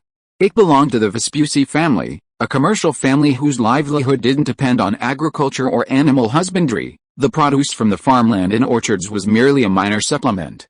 The Vespucci estate was clearly affected by the turmoil in Florence. Amerigo Vespucci's cousin had organized a guard to patrol the main route day and night. Outside the manor, several carriages were ready, and laborers were loading large and small bags of luggage onto the carriages. Clearly, the manor's owner was prepared to flee. The laborers and guards were very wary of the arrival of the caravan. Amerigo showed his family ring and asked them to announce his arrival. A short while later, Amerigo and Fraser were ushered into the inner room of the manor. A plump middle-aged man approached and warmly embraced Amerigo with a bear hug. "You've finally arrived. My dear brother." The middle-aged man's eyes were filled with both warmth and anxiety. "When do we leave?" "First to Pisa, then across the sea to Carthage, and finally to Constantinople. The other brothers have all left. Florence can't be left behind. Mercenaries and civilian militias are looting everywhere. Quite a few wealthy merchants and nobles have already been hanged. Money is secondary. Life is the most important thing. Marco, don't rush. Let me introduce you." Amerigo smiled and pushed Marco aside. "This is His Excellency Fraser, the Eastern Empire's minister to Florence, and also the liaison between the Eastern Empire and the Pazzi government. You may not have met him while you were doing business elsewhere." Marco was surprised and quickly bowed to Fraser, praising his attire and appearance. As a seasoned businessman, Marco certainly didn't think Fraser's arrival was just a coincidence. His eyes darted around, and he bowed to invite him to a seat, instructing a maid to bring dessert and wine. "Go and call the mistress. We have distinguished guests." Always hiding in the room crying and sobbing. "What kind of behavior is this?" Marco scolded the maid and sent her upstairs. "How is she now?" After the group was seated, Amerigo cautiously looked at his cousin. "She's fine, and I don't care," Marco snorted, offering Fraser a cigar ingratiatingly, and poured amber wine for the two guests. "Please enjoy yourselves. The doctor said I have some health problems and cannot drink alcohol for the time being." Marco sighed. Footsteps echoed down the wooden staircase, and soon a young and beautiful noblewoman appeared in their view. Fraser was instantly captivated by her angelic beauty. Her exquisite features, fair complexion, and the melancholy in her eyes, coupled with the tear tracks at the corners of her eyes, did not diminish her beauty. Rather, they added a unique charm. "Marco, as you wish, I have arrived," the woman said softly, gracefully taking her seat. "Your distinguished guest is..." The woman looked up at Fraser, her beautiful eyebrows immediately arching. "It's you, the executioner's accomplice, the murderer's supporter, the root of Florence's turmoil," the woman said angrily, her eyes blazing with fury. "Silence. This is Amerigo Vespucci's distinguished guest, Minister Fraser from Constantinople," Marco shouted, looking apologetically at Fraser. "Your Excellency, I am truly sorry, but recently she seems to be possessed by a demon. Her mental state is not good. She is my wife, Simonetta Vespis." "It's all right, I don't mind," Fraser smiled and shook his head. "Actually, as the Minister of Florence, I have certainly heard of Madame Simonetta's beauty, but by chance I had never met her. Seeing her today, I can confirm that her reputation is well deserved." Simonetta was Marco's wife, a famous courtesan in Florence, the second most stunning beauty of her time after the Portuguese princess and Empress Leonor of the Eastern Roman Empire. Many painters and sculptors of the Renaissance chose her as their model, and her image frequently appears in countless games, films, and novels. Compared to the Portuguese Princess Leonor, Simonetta did not have such a noble birth, and it was unlikely that she would cause a rivalry between the Prince of France and the German Emperor, but she still had many suitors. Almost half of the young men in Florence considered her their dream girl. Among her suitors, Simonetta's two favorites were both of noble birth and renowned, Giuliano de' Medici and Lorenzo de' Medici. Simonetta arrived in Florence at the age of 15 and married the wealthy merchant Marco Vespis in 1468. She quickly rose to prominence, becoming widely recognized as the most beautiful woman in Florence, an embodiment of Venus, and a symbol of love and beauty. In the original timeline, Lorenzo and Giuliano vied for Simonetta's favor, with a dashing and romantic Giuliano ultimately winning over his plain-looking but politically focused brother. However, with Isaac's intervention, the Pazzi family's resources were significantly greater than in the original timeline, causing the Pazzi conspiracy to erupt 4 years earlier, resulting in the tragic deaths of Giuliano and Lorenzo. Following the Florentine Civil War, Simonetta was heartbroken, both for the deaths of her two lovers and for the sudden collapse of Florence's golden age. As for Marco Vespucci, he was fully aware of his wife's infidelity, but he didn't care much. Such things were all too common in wealthy and romantic Italy. Besides, even if Marco had objections, he was powerless against the all-powerful Medici. After the Medici brothers' deaths, although he didn't say it aloud, Marco secretly felt a sense of satisfaction. After all, he was a hot-blooded man, and he still harbored resentment towards such a scandal known throughout the city. HMPH, I saw you. At last year's party, you were with those Pazzi's the whole time. It seems you had planned this all along, didn't you? Simonetta's voice trembled. Lorenzo, Giuliano, you are murderers. You destroyed Florence. You destroyed all love and beauty. God will punish you. Speak, executioner, what brings you here this time? Marco was angry at his wife's unreasonable demands and was about to explode when Fraser stopped him. To be honest, I've come to ask your husband to stay in Florence, Fraser said slowly, picking up a piece of pastry from the ornate wooden table and popping it into his mouth. Under the guidance of Constantinople and the Vatican, the Pazzi government will fully respect the Florentine Code of Justice. It will be a great, democratic, and free government that excludes dictators. It will open the market, eliminate trade barriers, allow our capitalists to establish workshops and banks here, and lease us a small area for diplomatic communication and business dealings. Now, the Royal Bank of Rio is about to move into the Roman concession in Florence, and I, on behalf of the Eastern Empire's Ministry of Foreign Affairs, request Mr. Marco's assistance. Fraser looked at Marco. I know you have experience in banking and are a shrewd businessman. If you wish, we can grant you Roman citizenship, allowing you to reside in the Roman concession. While helping manage the Royal Bank, you can also continue your own business. As Fraser spoke, Marco's eyes grew brighter. By the way, the Pazzi government will grant Eastern Roman merchants trading privileges. That means if you become a Roman citizen, most of your taxes will go to the greatest emperor. The emperor encourages commerce and industry, so the tax revenue will be much less than that of the Medici family. Much less. How much? Marco, suppressing his excitement, asked in a low voice. You used to have to pay 10 florins, now you only have to pay 5. If you're shipping Eastern Roman goods to Italy, the tax will be even lower. Fraser smiled slightly. Marco immediately stood up, his eyes filled with joy, raised his wineglass, and pointed at Fraser. Your Excellency, thank you for your favor. I wish you good health. Marco, you can drink. Amerigo looked at his excited cousin with suspicion. In this situation, true friends are hard to find, Marco said firmly, shaking his head, and downed his drink in one gulp. The two clinked glasses and chatted happily, their conversation becoming increasingly bold and explicit, fully revealing the Eastern Roman Empire's insatiable thirst for Italian wealth. Simonetta, sitting to one side, watched helplessly as her husband gleefully divided Florence's wealth with outsiders. A surge of bitterness and indignation welled up within her, turning into tears that streamed down her face. By doing this, the once prosperous Florence will truly be reduced to nothing, Simonetta murmured to herself. You're taking away wealth, but bringing only suffering. Nonsense. We helped the Pazzi family defeat the great dictator, the Medici. Fraser, somewhat drunk, appeared smug, having successfully navigated Pazzi's scheme, and slowly waved his fingers. The people here have lost everything. Though they have nothing, they have gained freedom. Well said. Haha. Marco raised his glass. To the Empire, to the Emperor, to freedom, to freedom. On June 30, 1474, with the support of the White Legion, the Pazzi government crossed the Arno River and defeated the Florentine National Army in street fighting. The remnants of the Medici regime fled to France, marking the complete end of the Medici era. On July 1, Jacob Pazzi established a free government of Florence, drawing numerous oligarchic families into its ranks. These oligarchs colluded with foreign powers, exploiting and oppressing the wealth of the common people. In this internal strife, the Pazzi family became the ruling family in Florence. The Vatican acquired religious appointments to the dioceses of Pisa and Florence, while the Eastern Roman Empire gained substantial commercial benefits. Not only did it establish the Royal Bank of Palaiolo in Florence, but it also acquired Roman concessions in both Pisa and Florence, opening up Florentine trade and allowing Eastern Roman goods to enter the prosperous central and northern Italy unimpeded. Simultaneously, the concept of dollar diplomacy gradually became a reality.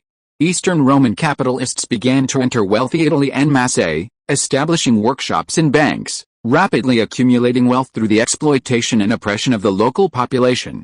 To alleviate the burden on the people, realize wealth among the populace, and ensure that more Eastern Roman citizens could benefit from rather than be victims of this capitalist feast, the emperor continued to enact tax reduction laws, encourage investment, and sponsor dreams, bringing a better and more prosperous life to his people. From then on, monetary diplomacy became the guiding principle for the Eastern Roman Empire's intervention in the Italian states, using money rather than guns to interfere in their internal affairs and achieve de facto control. With this, the Eastern Roman Empire drove Venice and Florence out of the war, and the stable situation in the Eastern Mediterranean provided the Eastern Roman Empire with a solid rear base. The Eastern Roman fleet in Carthage set sail again. If you are listening to this novel on a channel other than Fanfic World, it means it was downloaded and re-uploaded without effort. We warmly invite you to visit our channel, Fanfic World. There you will find the original version of this story and many other novels of various genres. We look forward to seeing you dive into a world of incredible novels. Chapter 345 Moorish Warriors. In the blink of an eye, the Mediterranean world entered the dry and rainless month of July. The sky was clear, the breeze gentle, and southern Iberia welcomed the summer of 1474. Southern Iberia is mostly mountainous and plateau, bordering the Mediterranean and Atlantic Oceans. Even in summer, it is not too hot, with average temperatures remaining around 25 degrees Celsius. For the past 8 centuries, the Moors living on the Iberian Peninsula had endured countless summers like this. Industrious and intelligent, they built numerous irrigation systems, ensuring that farmland and orchards did not wither due to drought, but instead thrived thanks to the stronger sunlight. In agricultural production, the lack of sunlight and heat is clearly more detrimental than the lack of rainfall. While rainfall can be compensated for by rivers, lakes, and groundwater, the lack of sunlight and heat is truly insurmountable. Europe is a high-latitude continent, with average sunlight and heat levels lower than other major populated areas. The further north one goes, the worse the sunlight and heat conditions become, and the less arable land there is. This is a key reason why the flowers of civilization first blossomed in the Mediterranean region. In this vast continent, Iberia, located in the south, is exceptionally precious. Its coastal areas are blessed with abundant sunshine, heat, and water, making them suitable for the growth of various grain crops. Besides wheat and oats, eastern and southern Iberia are among the few regions in Europe capable of cultivating rice. Andalusia, located in the southernmost part of the Iberian Peninsula, is one of its core agricultural regions. Although surrounded by mountains, its fertile land and abundant water resources allowed the Moors of Granada to develop a highly advanced agricultural civilization. Especially around Granada and along the southern coast, fertile fields stretched as far as the eye could see, turning the landscape golden with each harvest. However, with the invasion of the Eastern Roman Empire, these changes were shattered. General Gonzalo led his expeditionary force from the fortress of the British Isles, advancing eastward along the coastline, successively capturing the important cities of Malaga and Almeria, and occupying the entire Costa del Sol. Half of the Granada kingdom fell. Due to the unique matching mechanism in the Iberian region, military tactics there were quite primitive. Military reforms had not yet reached this area, and the use of muskets and artillery was severely inadequate. Before many battles, the generals even had to engage in a one-on-one duel. In the original timeline, the Spanish army only truly modernized after the rise of the Catholic monarchs. Before them, the old medieval system of knights plus conscripted peasants still prevailed, whether in Castile, Aragon, or Granada. For the original Spain, the Granada War and the subsequent Morisco War were of great significance. They not only achieved a complete victory in the reconquest movement in these two wars, but also completed the initial national construction, a simple reform of the military system, and reclaimed many privileges from feudal landowners and Catholic knightly orders through war. This initial internal integration provided the best conditions for their expansion during the Age of Exploration. Historically, the Granada Wars were protracted and slow-paced due to two main factors: Granada's steep terrain and the Moors' formidable martial spirit, and the internal opposition faced by both Castile and Aragon, requiring significant time for internal consolidation. Consequently, the Kingdom of Granada gained valuable experience during this war, with firearms and artillery coming into the view of the Moorish nobility. They not only utilized these weapons but also developed specific tactics to counter the combined firepower of the two kings' allied forces.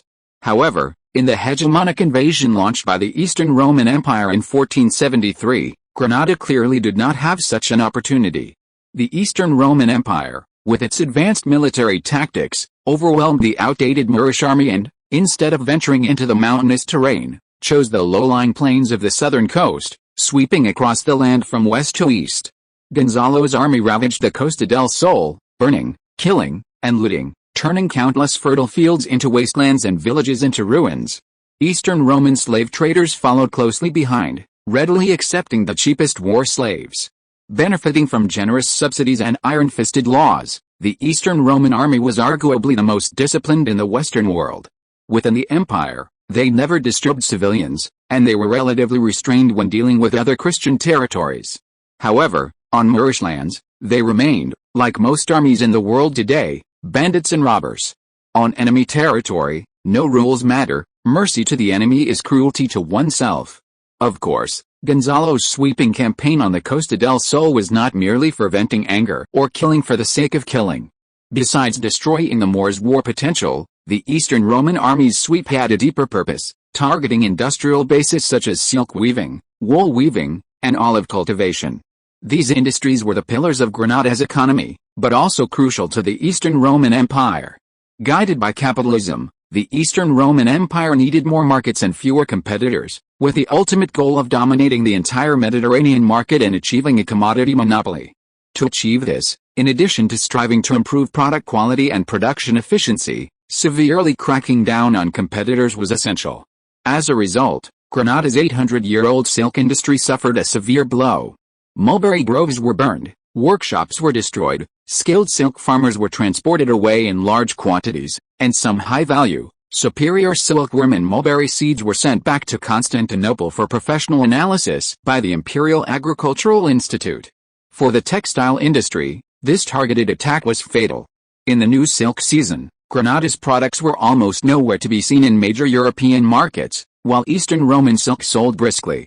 Among the handicraft centers around the Mediterranean, Venice and Florence had already declined rapidly under the intervention of the Eastern Roman Empire. Now it was Granada's turn.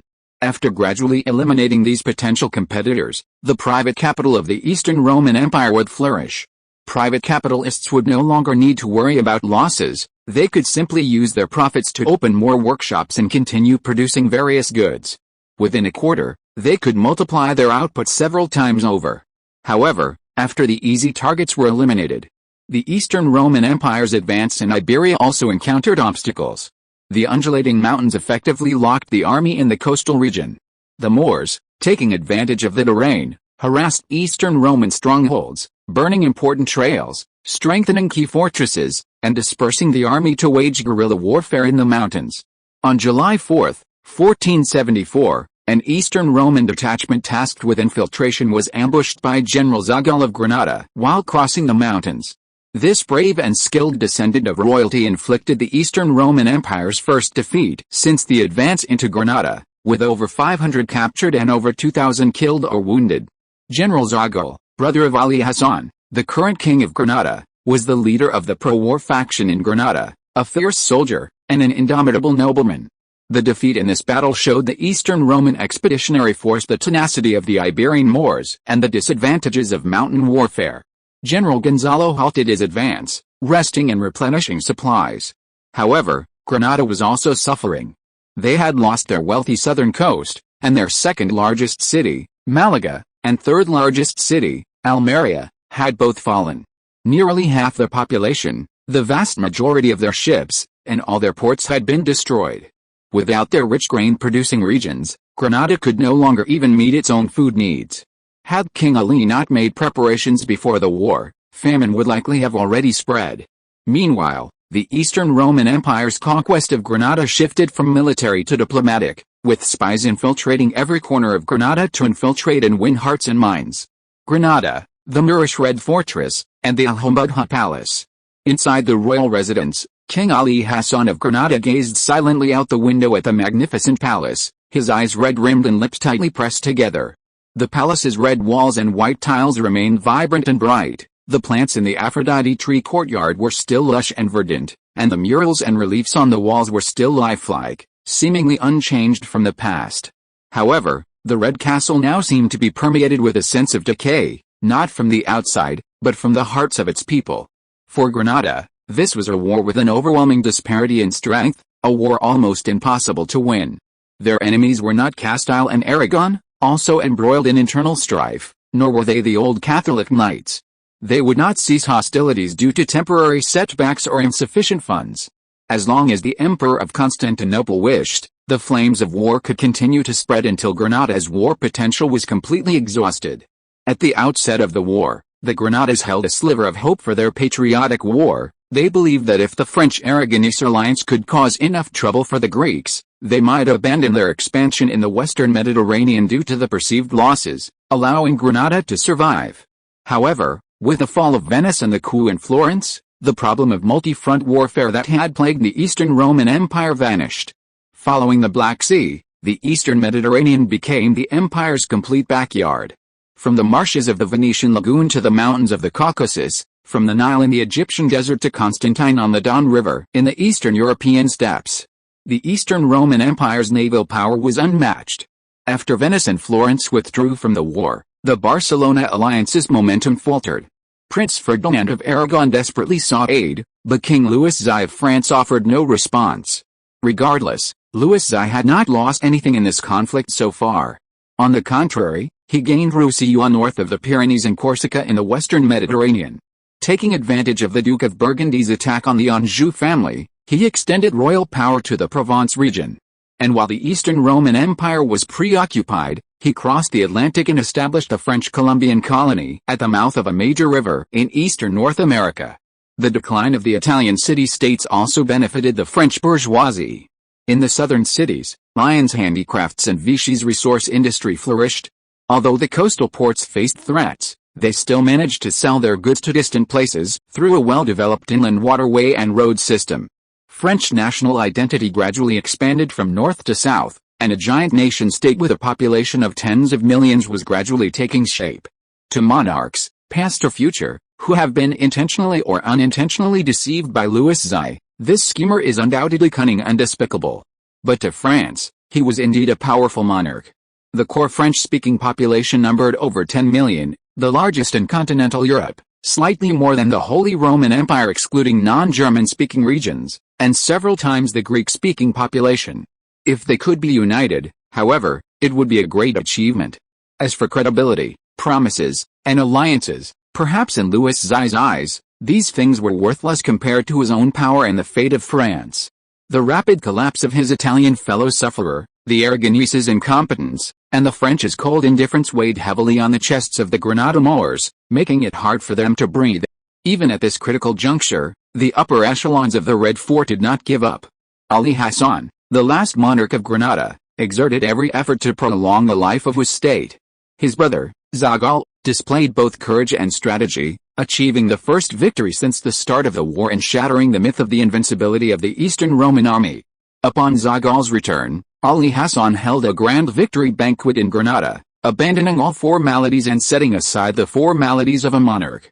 He personally went out of the city to welcome him, embracing his brother and speaking warmly with every soldier, treating them with the highest honors reserved for Muslim warriors, regardless of whether they came from Granada, Tripoli, Tunisia, or Algiers.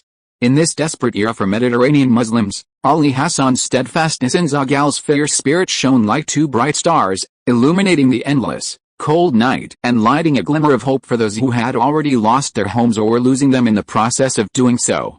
However, the night was cold, the road was fraught with despair, and the candlelight was dim. Besides the dual pressures of military and economic hardship, Ali Hassan faced an even greater crisis, internal strife. As a Muslim regime without a strict law of succession, disputes over the right of succession were common and inevitable. Granada had declined because of this in the past, and it would perish because of it in the future. Ali Hassan could be considered the last capable ruler of Western European Muslims. He had maintained 10 years of peace in the Kingdom of Granada, During these 10 years, the country seemed to have escaped the long period of internal strife that had begun in the early 15th century, and everything was slowly but surely improving.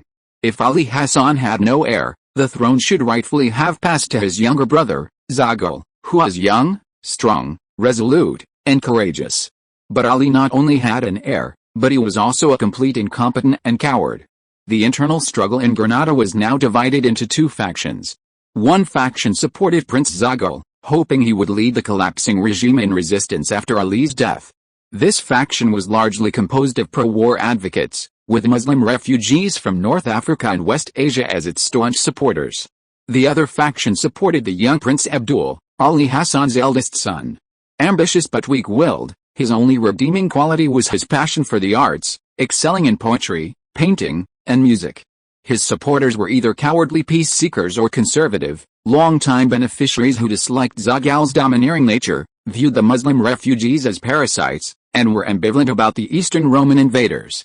Before the war, as a father, Ali Hassan naturally favored Abdul, hoping to pass the throne to his son rather than his brother. Therefore, he adopted a policy of suppression against Zagul's faction, helping Abdul cultivate his own power. However, after the war began, the country was in chaos. Ali Hassan had to rely on the staunchly pro-war faction united by Zagul, and political and war resources began to tilt towards his brother. Especially after Zagul's victory, his prestige was unparalleled, and countless people regarded him as a jihadist hero. On the other hand, the old king had also placed his hopes on Abdul, organizing a decent army for him, attempting to let him establish prestige and gain merit on the battlefield. As it turned out, the old king's hopes were completely dashed. Prince Abdul's performance was extremely poor. In the battle for Almeria, Prince Abdul was so terrified by the overwhelming Eastern Roman army that he stood frozen in place, abandoning everything and fleeing back north the following night, leaving General Hamid, who had retreated from Malaga, in a mess. As a result, the prince's desertion demoralized the defending troops. General Hamid, who had fled all the way from North Africa, was so enraged that he vomited blood, cursing Abdul's cowardice and incompetence, and believing that even the Latin pirates gathered in Almeria were braver than him. This disillusioned man ultimately led 2,000 remaining soldiers to fight to the death, and the city of Almeria fell in less than a week. The old king was naturally furious and severely punished Abdul, dismissing him from all his posts. However, he still modified the true reasons for the defeat, praising General Hamid's glory while remaining silent about the prince's dereliction of duty. Ali Hassan thought things would end so abruptly, but Abdul delivered another gift to him. Upon learning of his uncle Zagul's victory, the prince felt not encouragement and excitement, but rather crisis and jealousy. At the victory banquet, in front of all the soldiers, he spoke sarcastically to his uncle's North African exiles, constantly displaying the arrogance of a legitimate heir and the refined manners of an aristocrat, utterly looking down on these refugees from the countryside. His brother Zagul was naturally furious. He had never liked his frail nephew and was deeply pained by the tragedy in Almeria, but he had refrained from speaking out of respect for his brother and the family's dignity. He could tolerate his nephew's inaction or even misbehavior, but he could not tolerate his disrespect and insults towards the jihadists. Faced with Abdul's humiliation, Zagul flew into a rage, punching Abdul in the mouth and berating him, revealing all the reasons for Almeria's defeat. He then stormed off. His men also looked at Abdul with disdain, following Zagul as they walked away, leaving behind a resentful Abdul and a pained Ali Hassan. After this incident, the conflict between the prince and his brother escalated openly, and Ali Hassan faced a crucial and difficult choice. If it were for the sake of the country, his best course of action was to depose Abdul, violently eliminate the prince's faction, install his brother as his successor, and fight alongside him until the end. However, no one is a true saint. Between a son and a brother, any normal person would choose their own son. This is the continuation of bloodline and life. After Zagul's victory, Gonzalo halted his attack. Many Granada nobles began to harbor a sliver of hope, believing that the mountains of Granada could keep them confined to the south, allowing them to retain Granada and the surrounding villages, and continue their comfortable lives. Against this backdrop, the conflict between the two factions rapidly intensified, and their respective goals became clear. The prince's faction advocated for the complete expulsion of the Greeks, while the prince's faction attempted to settle the matter peacefully, trying to persuade the Eastern Roman Empire to withdraw through tribute, submission, ransom, and reparations. They even considered buying back the already conquered territories. However, Ali Hassan, of course, did not believe the prince's arguments. The Eastern Roman Emperor had no shortage of money or vassals. Their goal was clear: to destroy Granada and completely eliminate Muslim influence. Even so, he did not completely side with his brother's faction. Zaghal's prestige was already too high, and he did not want to repeat the mistakes of his ancestors. He loved Granada, but only if Granada was his. Due to old age and declining strength, Ali Hassan still gave Abdul a chance, appointing him to oversee the Royal Guard, a force composed of respectable men from the capital, with many junior officers being sons of noble families, whose members were mostly powerful and influential. This was a force that absolutely could not be entrusted to Zaghal. To the old king's surprise, Abdul seemed very enthusiastic about his new position, and the guards even liked him quite a bit. This brought Ali Hassan great comfort, who thought his son was finally beginning to mature. So, one evening, he went to the camp with great enthusiasm to reward the soldiers, only to be shocked to find that his son had turned the camp into a playground. The officers were drinking, singing, smoking opium, and visiting prostitutes, indulging in extravagance and debauchery. Ali Hassan trembled with rage, pointing at Abdul's eyes, which held a hint of fear yet remained indifferent, unable to utter a word for a long time. "You are unworthy to be king." These were Ali's last words to his son. Upon returning home, Ali, already weakened by overwork, collapsed on the spot, sending for his brother before losing consciousness.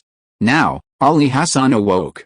Compared to before the war, the wrinkles on his face were deeper, his hair was completely white, and his once meticulously groomed beard was now disheveled.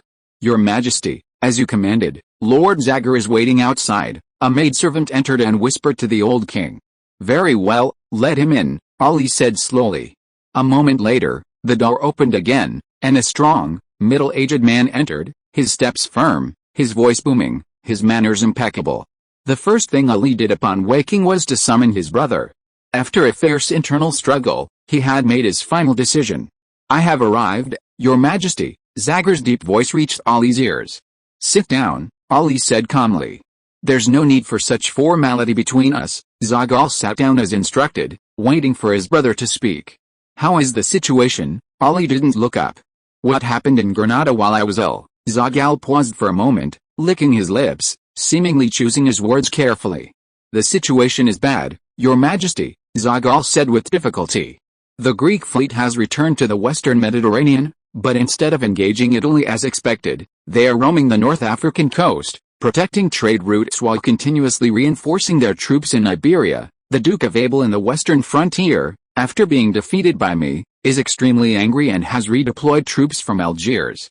A third of the Western Frontier Legion is currently ravaging our territory. Gonzalo Zabatin's Locust army has split into many small squads, constantly infiltrating our settlements to carry out sabotage behind enemy lines. More than a dozen villages and towns have been burned to ashes. Crown Prince Justinian has also transferred several thousand auxiliary troops from Circassia. They too grew up in the mountains and have considerable experience in mountain warfare, not to mention the Greek Central Army. Just 2 weeks ago, I led my troops in a raid on a Janissary garrison north of Almeria, and gained nothing. Their firearms are too powerful, and now there's a drought and little rain. The weather isn't on our side. The Greek army is gradually improving and adapting, while we don't have that time or the energy." Zaghal sighed. "And the Hospitallers, they've completed their final handover. Most of the Hospitallers have arrived in Malaga. They're well equipped. In a head-on confrontation, we're no match for them. The Greeks never intended to spare our lives. The exchange at Malaga and the arrival of the Hospitallers are the best proof." "How fast?" Ali muttered to himself. "Their resources seem inexhaustible. At this rate, they'll only wear us down, Your Majesty. According to intelligence, King Henry of Castile is nearing his end and could die at any moment. Chaos is emerging in Castile, and the Greeks are likely to launch a full-scale attack before the storm arrives, clearing the last obstacle to Toledo. Queen Isabella of Greece and Prince Carlos of Greece have already arrived in Malaga by ship and, witnessed by the Archbishop of the Revelli family, have been crowned kings of Granada." Zaghal gave a bitter smile. "The Greeks probably don't even consider us an opponent. We're merely a stumbling block in their path to ambition. If they defeat us, they'll overthrow Castile. Once Castile is overthrown, their New World strategy will be completely secure." Ali closed his eyes, remaining silent. What about domestically? Zaghal asked, still silent. What's wrong? This isn't like you, Ali forced a smile. Speak plainly. The Hebrews betrayed us. Zaghal raised his eyes, his gaze filled with resentment. A group of Hebrews accepted bribes from the Greeks and revealed the layout and weaknesses of Ronda to the Greek army. Ronda fell completely. Now, the Greek army can cross the mountains unimpeded and enter the north. How could this be? Ali stood up, incredulous. Both Greece and Rome are the Hebrews' mortal enemies. It was the Roman emperor who drove them out of Jerusalem. The Greek Empire will not accept their faith. They have betrayed us, but what can we do? The Greeks gave them a lot of money. Although they didn't accept them, they sent ships to England, where things are more enlightened, Zaghal said. I opposed your acceptance of Hebrew refugees from the beginning. They are always like that, they will betray everything for money. They saw no hope. They were afraid of the Greeks, and under the onslaught of money, they simply went with the flow. I have taken it upon myself to wipe out all known Hebrew communities. I beg your punishment. Zaghal knelt on one knee. Ali was speechless, and could only help his brother up. It's nothing, you did the right thing, Ali sighed. What about the rest? Grain storage, my son, Abdul, how is he? Ali interrupted Zaghar, asking bluntly. Zaghar's brows furrowed with anger. He's still the same, indulging in wine, women, and wealth all day long, but those merchants, nobles, and old fogies who support him aren't so peaceful. They're gossiping about you, about your actions, and even trying to stop me from returning to the city. Many wealthy merchants have already fled.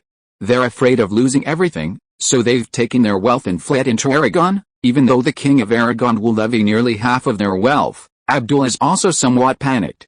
I heard he's come to visit several times, but he's been stopped each time because of your orders. HMPH, visit?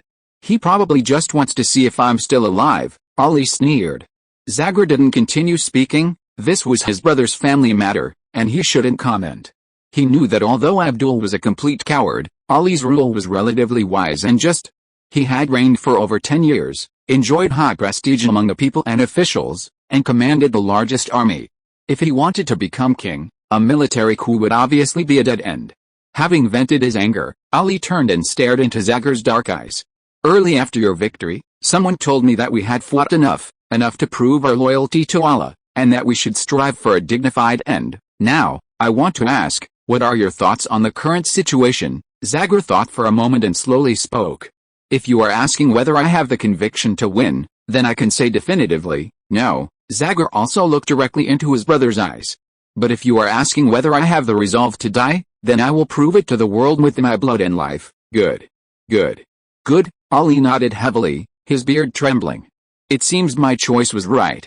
Our Nasser family may have had cowards, may have had traitors, but as long as you and I are alive, we will never allow outsiders to defile us. In the name of Allah, I have decided to make you my heir. If one day I do not live to see the day the Greeks are driven out, you will become the new king and lead the people to continue the resistance. Zaghal was stunned, overwhelmed with joy and sorrow. Zaghal knew that his brother's greatest fear was that the Nasser dynasty would end in his hands. This Moorish warrior had always tried his best to save the country from ruin and, like other monarchs, had tried to pass on a complete kingdom to his descendants. To exclude his own son and make him crown prince only proved one thing: the country was indeed in peril, and hope was indeed slim. Zaghal suppressed his myriad thoughts, knowing he could not appear too excited, and carefully prepared his words. Your Majesty, Zaghal said, licking his lips, I believe now is not the time to establish an heir. The Greeks have already reached the Sierra Nevada mountains, and Granada is in imminent danger. They are not Castiles. Their aim is not to replace a pro-Greek monarch, but to utterly destroy the kingdom. If you insist on doing so, Ali said, I will gladly accept it, but I urge you to make proper arrangements for Prince Abdul and his cronies. Otherwise, it will only create greater chaos. Ali looked at Zaghal, fully aware of his thoughts. Proper arrangements meant delegating power to him and then suppressing them by force. Rest assured, Zaghal said, the kingdom is at a critical juncture of life and death. I will arrange everything properly. I will keep Abdul under control until after the war. As for his faction, I will adopt a policy of appeasement. If they still disobey, I will have the Granada army suppress them. Zaghal nodded emphatically, but deep down, he still felt a pang of regret. Keeping Abdul under control meant that even after the war, if victory was achieved, the succession struggle would continue. I hope you can shoulder this heavy responsibility and defend the capital, thus delaying any eventuality. Ali continued. My son Abdul is a good-for-nothing, he cannot be entrusted with any important task. He should remain a leisurely nobleman. Thank you for your trust, Your Majesty. I will stay by your side and fight to the last moment, Zagar said firmly. That's good, Ali nodded wearily. My son is incompetent, he dares not rebel, nor is he capable of rebelling. I know this very well, but this matter cannot be delayed too long, lest things change. Having committed so many crimes, it's good for him to calm down. I will immediately send troops to arrest Abdul and his cronies. Those wealthy merchants must also be placed under surveillance. Their wealth and resources should have been confiscated long ago. You don't need to worry about these things. I will bear their discontent and anger alone. Just then, a servant rushed in, his face filled with anxiety. Your Majesty, the prince has defected. What? Zagar roared, grabbing the servant by the collar. This was found in his residence. The attendant, his legs trembling, handed Ali a badge. Ali took it. It was the familiar design, the familiar cursive Greek script, but this time it wasn't Prometheus, the god of technology, but Athena, the goddess of diplomacy. Looking at the lifelike goddess on the badge, Ali's vision blurred, and he collapsed to the ground. In the summer of 1474, the Eastern Roman Empire's intelligence agencies conducted several operations in Granada. The most important being the Hebrew Rebellion and Prince Abdul's defection. The Hebrew Rebellion led to the fall of Ronda Fortress into the hands of the Eastern Roman Empire, opening the passage to the north of the mountains. Prince Abdul's defection was a natural consequence. The prince knew he had completely lost his father's trust, and after learning that his father had summoned Zagal to the capital, he fell into despair, spending his days in alcohol. His cowardice prevented him from rising up in rebellion, but when faced with the offer from the Eastern Roman Empire, he almost immediately agreed, fleeing Granada via a back road and taking refuge under the banner of the Eastern Roman Empire.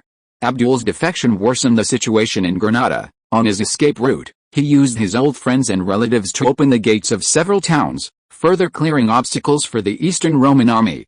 On August 2, 1474, General Gonzalo led an army of 30,000 in a surprise attack on Almeida, thus beginning a full-scale offensive. On August 10, another piece of news broke, quickly spreading throughout Iberia. King Henry IV of Castile had died, from illness and old age, a relatively peaceful death for such an absurd and eccentric monarch. Henry IV's death plunged Castile into deeper chaos, with various princes forming factions, colluding with outsiders, and vying to divide the remaining remains of the Tristama family. On August 12, upon learning of Henry the Navigator's death, the United Kingdom of Portugal and the Algarve began claiming sovereignty over Galicia. Crown Prince João personally led a large army north to demand a referendum to respect the will of the people. On August 14, Juana, Henry the Navigator's daughter and illegitimate child, was crowned queen in Toledo with the support of some loyalists, becoming Juana I of Castile. On August 16, Ferdinand, Prince of Aragon from the same Tristama family, proclaimed himself King of Castile with the support of the northern Castilian princes and the Kingdom of France, and was crowned King of Castile in Zaragoza, becoming Ferdinand IV of Castile. On August 20, Carlos, a descendant of the Palaiologos family, nephew of the late king, and son of Princess Isabella, was crowned King of Castile in Malaga with the support of the southern Castilian nobles and the endorsement of Pope Revere, becoming Carlos I of Castile. Thus, Castile now has 3 kings, each insisting that he is the only legitimate monarch of the Kingdom of Castile and regarding the other 2 as usurpers, making a war of 3 kings inevitable. Chapter 346 Lighthouse Project. Amidst gentle breezes and light rains, the Mediterranean world enters a bountiful and mild autumn. Rainfall gradually increases, the weather cools, and many inland rivers resume their vital role of communication. Farmlands and pastures flourish with vitality. For European nations, the astonishing and unpredictable year of 1474 is finally drawing to a close. The rainy autumn and winter are approaching, and a new year is about to begin. Risk? Opportunity? The answer remains to be seen. From the establishment of the Barcelona League to the start of the Burgundian expedition, from the outbreak of the Granada Wars to the rise of the Latin Vikings, from the complete annihilation of Venice to the horrific massacre in Florence, the people of the Mediterranean have experienced too many upheavals, far beyond their expectations. Some have been disgraced, some have risen to prominence, Some have been forced to flee their homes, and some have returned home in glory. Heroes, valiant figures, traitors, collaborators.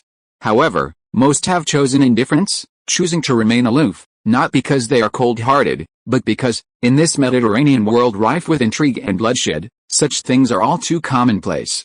The death of the incompetent Enrique pushed the chaos in Iberia to a new climax. The three claimants of the Kingdom of Castile each held sway over their own territories, all accumulating their own power, and a large-scale military conflict had yet to erupt. As the heir designated by the late king before his death, Juana I, under the guidance of loyal ministers, was busy clearing her name and strengthening her authority as the legitimate queen. However, her efforts had little effect. The stain of her bloodline was too difficult to erase, and the various lords still harbored their own ambitions and disobeyed the king's orders. Ferdinand was busy borrowing money to strengthen his army, waiting for an opportunity to march south. The 10-year Catalan rebellion brought countless disasters to the United Kingdom of Aragon. The economic centers on the eastern coast were far from recovering their former glory, and the destruction of the largest silk-producing base on the Iberian Peninsula made it difficult for trading ports such as Valencia and Barcelona to maintain their former transit status. Silk fabrics and woolen cloth from Granada no longer entered the Christian world through Aragon, and their trade revenue plummeted. Young King Carlos, as always, watched the adults' busy lives with indifference. Aside from studying languages and writing, his favorite pastime was to hide alone on the cliff of the Malaga Palace, holding the garland given to him by his elder brother, watching the sunset and the drifting clouds. By this time, young Carlos had already earned the title of honorary member of the Knights Hospitaller. His grandfather was the Emperor of the Eastern Roman Empire, his godfather was Pope Rovere of the Roman Catholic Church, Count Alonso of Cordoba was his foster father, and Grand Master Giovanni of the Knights Hospitaller was his martial arts instructor. With his prestigious titles and ancient lineage, his future seemed bright. Meanwhile, in Granada, the combined forces of the Eastern Roman Empire and the Knights Hospitaller were besieging the city. The resolute and courageous Moorish king sternly rejected the surrender edict, determined to fight to the last for his beliefs. Granada was a formidable city, and the Moorish Red Fortress at the foot of the Sierra Nevada mountains served as both a military stronghold and a spiritual symbol. The city's soldiers and civilians were united, making the city easy to defend and difficult to attack. However, one thing is certain, no one can hold out for long when deeply entrenched in enemy territory and left with only an isolated city. Morale aside, the Moors' food supplies wouldn't even last until next spring. Beyond the Mediterranean, the wars of the Eastern Roman Empire were rather lackluster. The technological gap was simply too vast to be bridged by mere bravery and numbers. Across the Atlantic, in what the Eastern Roman settlers called Elysium, the New World expedition had already destroyed the Aztec Empire. Tenochtitlan, the city in the lake, survived under the constraints of Archbishop Valens and the emperor's protection. Aside from the nauseating sights of human sacrifice, it remained undamaged. Tenochtitlan was renamed New Constantinople, and Aztecs willing to convert to Orthodox Christianity were granted citizenship. The emperor's first decree was simple, containing only 3 points: no human sacrifice, no cannibalism, and no city-state wars or tribal feuds aimed at human sacrifice or cannibalism. Just as the New World Expeditionary Force was clearing out and subduing the remaining city-states, Latin pirates, supported by France and England, attacked Cuba, opposite the Mexican plateau, burning half of Havana's harbor.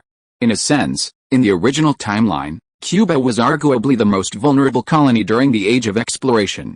The surrounding Antilles provided excellent sanctuary for the pirates, and the Spanish colonists, lacking a large enough native population, couldn't muster sufficient troops, making destruction and reconstruction commonplace. However, the Eastern Roman Empire in this timeline implemented a completely different approach to governance than the Spanish kingdom in the original timeline. Its methods of exploitation transitioned from simple, brutal robbery and slaughter to more subtle and covert capitalist plunder. The island's indigenous population survived thanks to the invention of the smallpox vaccine, embraced Orthodox Christianity and Greek, and rapidly transitioned from a precarious primitive communard to an agricultural one.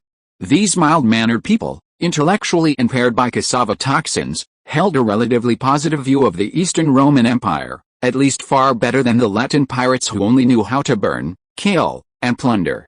At least, unlike pirate sailors, a mature capitalist would never intentionally kill his own oxen and horses. After the fall of the Aztecs, The status of the Tanos improved significantly.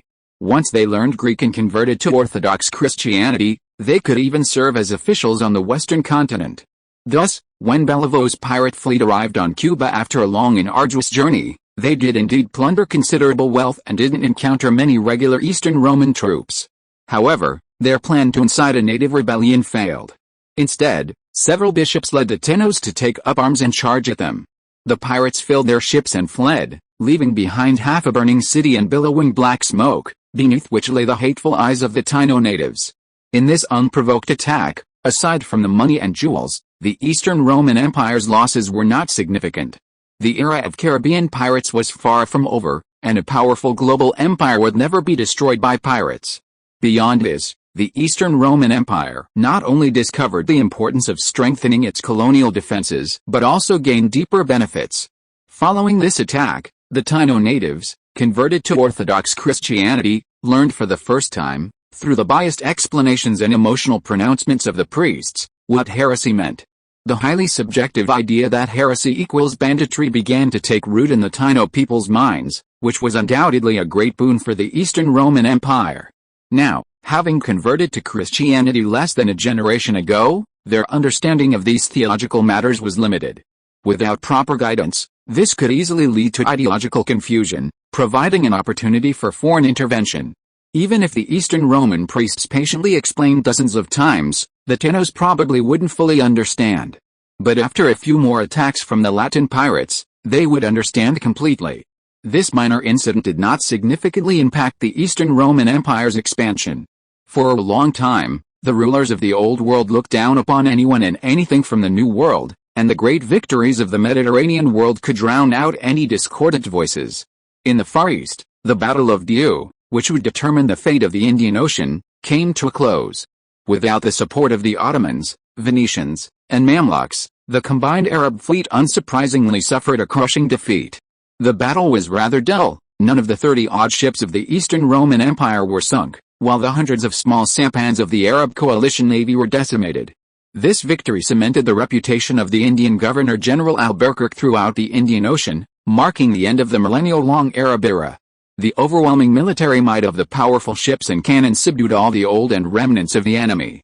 The valiant and decisive Albuquerque, riding the wave of his victory, marched into Cochin State, successfully capturing the first trading port on the South Asian subcontinent. Albuquerque's ambitions extended far beyond this. He had already begun planning the conquest of Goa, the Strait of Hormuz, and the Strait of Malacca, attempting to spread the maritime influence of the Eastern Empire to every corner of the Indian Ocean. In Albuquerque's view, the Strait of Malacca, a vital trade route, was of paramount importance. Controlling it would open the gateway to the Spice Islands, unleashing a flood of wealth to Europe.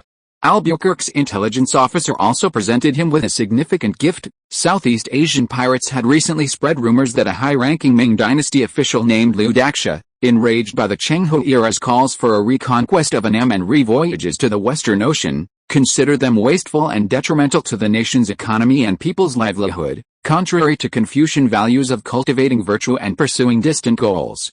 He allegedly burned Zheng He's voyage route maps and ship designs as a warning to future generations.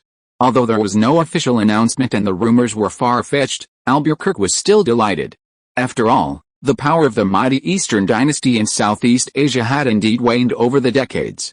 Since the Islamic colonists uprooted the old port and other Ming dynasty overseas territories decades ago, they had never been able to recapture the glory of their 7 voyages to the Western Ocean. Moreover, the current Ming emperor is Emperor Cheng Zhu Jianshan. Having ruled for so long, he has lost even the slight wisdom and vigor he possessed at the beginning of his reign. His extreme infatuation with the old woman, Consort Wan, is even known to some of the pirates of the South Seas, becoming a topic of gossip among these unruly people. Albuquerque has a considerable understanding of Arabia and India, making him a veritable Oriental expert, but he has never seen the giant treasure ships of the Eastern dynasties, only hearing snippets from the local people. Adhering to the principle of better safe than sorry, he adopted a cautious policy. Now, all obstacles have vanished, and his grand ambitions can be gradually implemented. It was evening, and on the calm Mediterranean Sea, a fleet sailed slowly. The northern islands were close at hand. The lookout on the lighthouse spotted the emperor's flag, and the light changed, signifying respect and welcome. In the spacious cabin, Isaac was perusing documents from Constantinople. In recent years, he had focused on military affairs, constantly traveling the Mediterranean, leaving state matters to his grandson, the Crown Prince Constantine, and the two empresses. In reality, the Crown Prince Constantine was just a child and lacked the ability to handle political affairs, and Leonor was also relatively inept in both domestic and military matters. Most administrative tasks were handled by Isabella. Since the Iberian War reached its climax, Isabella had taken Carlos to Granada, but the administrative system of Constantinople had not experienced significant chaos. Through several years of reform and reorganization, the civil service government had been continuously improved, and officials, unconcerned about changes in upper power, faithfully implemented established policies. From local to central to deep-seated government, decades later, the administrative system of the Eastern Roman Empire had finally returned to normal. In truth, Isaac didn't want to maintain an overly large administrative structure. He aimed to establish a relatively efficient and incorruptible government, gradually weeding out the incompetent through selection and dismissal, leaving behind a group of capable elites.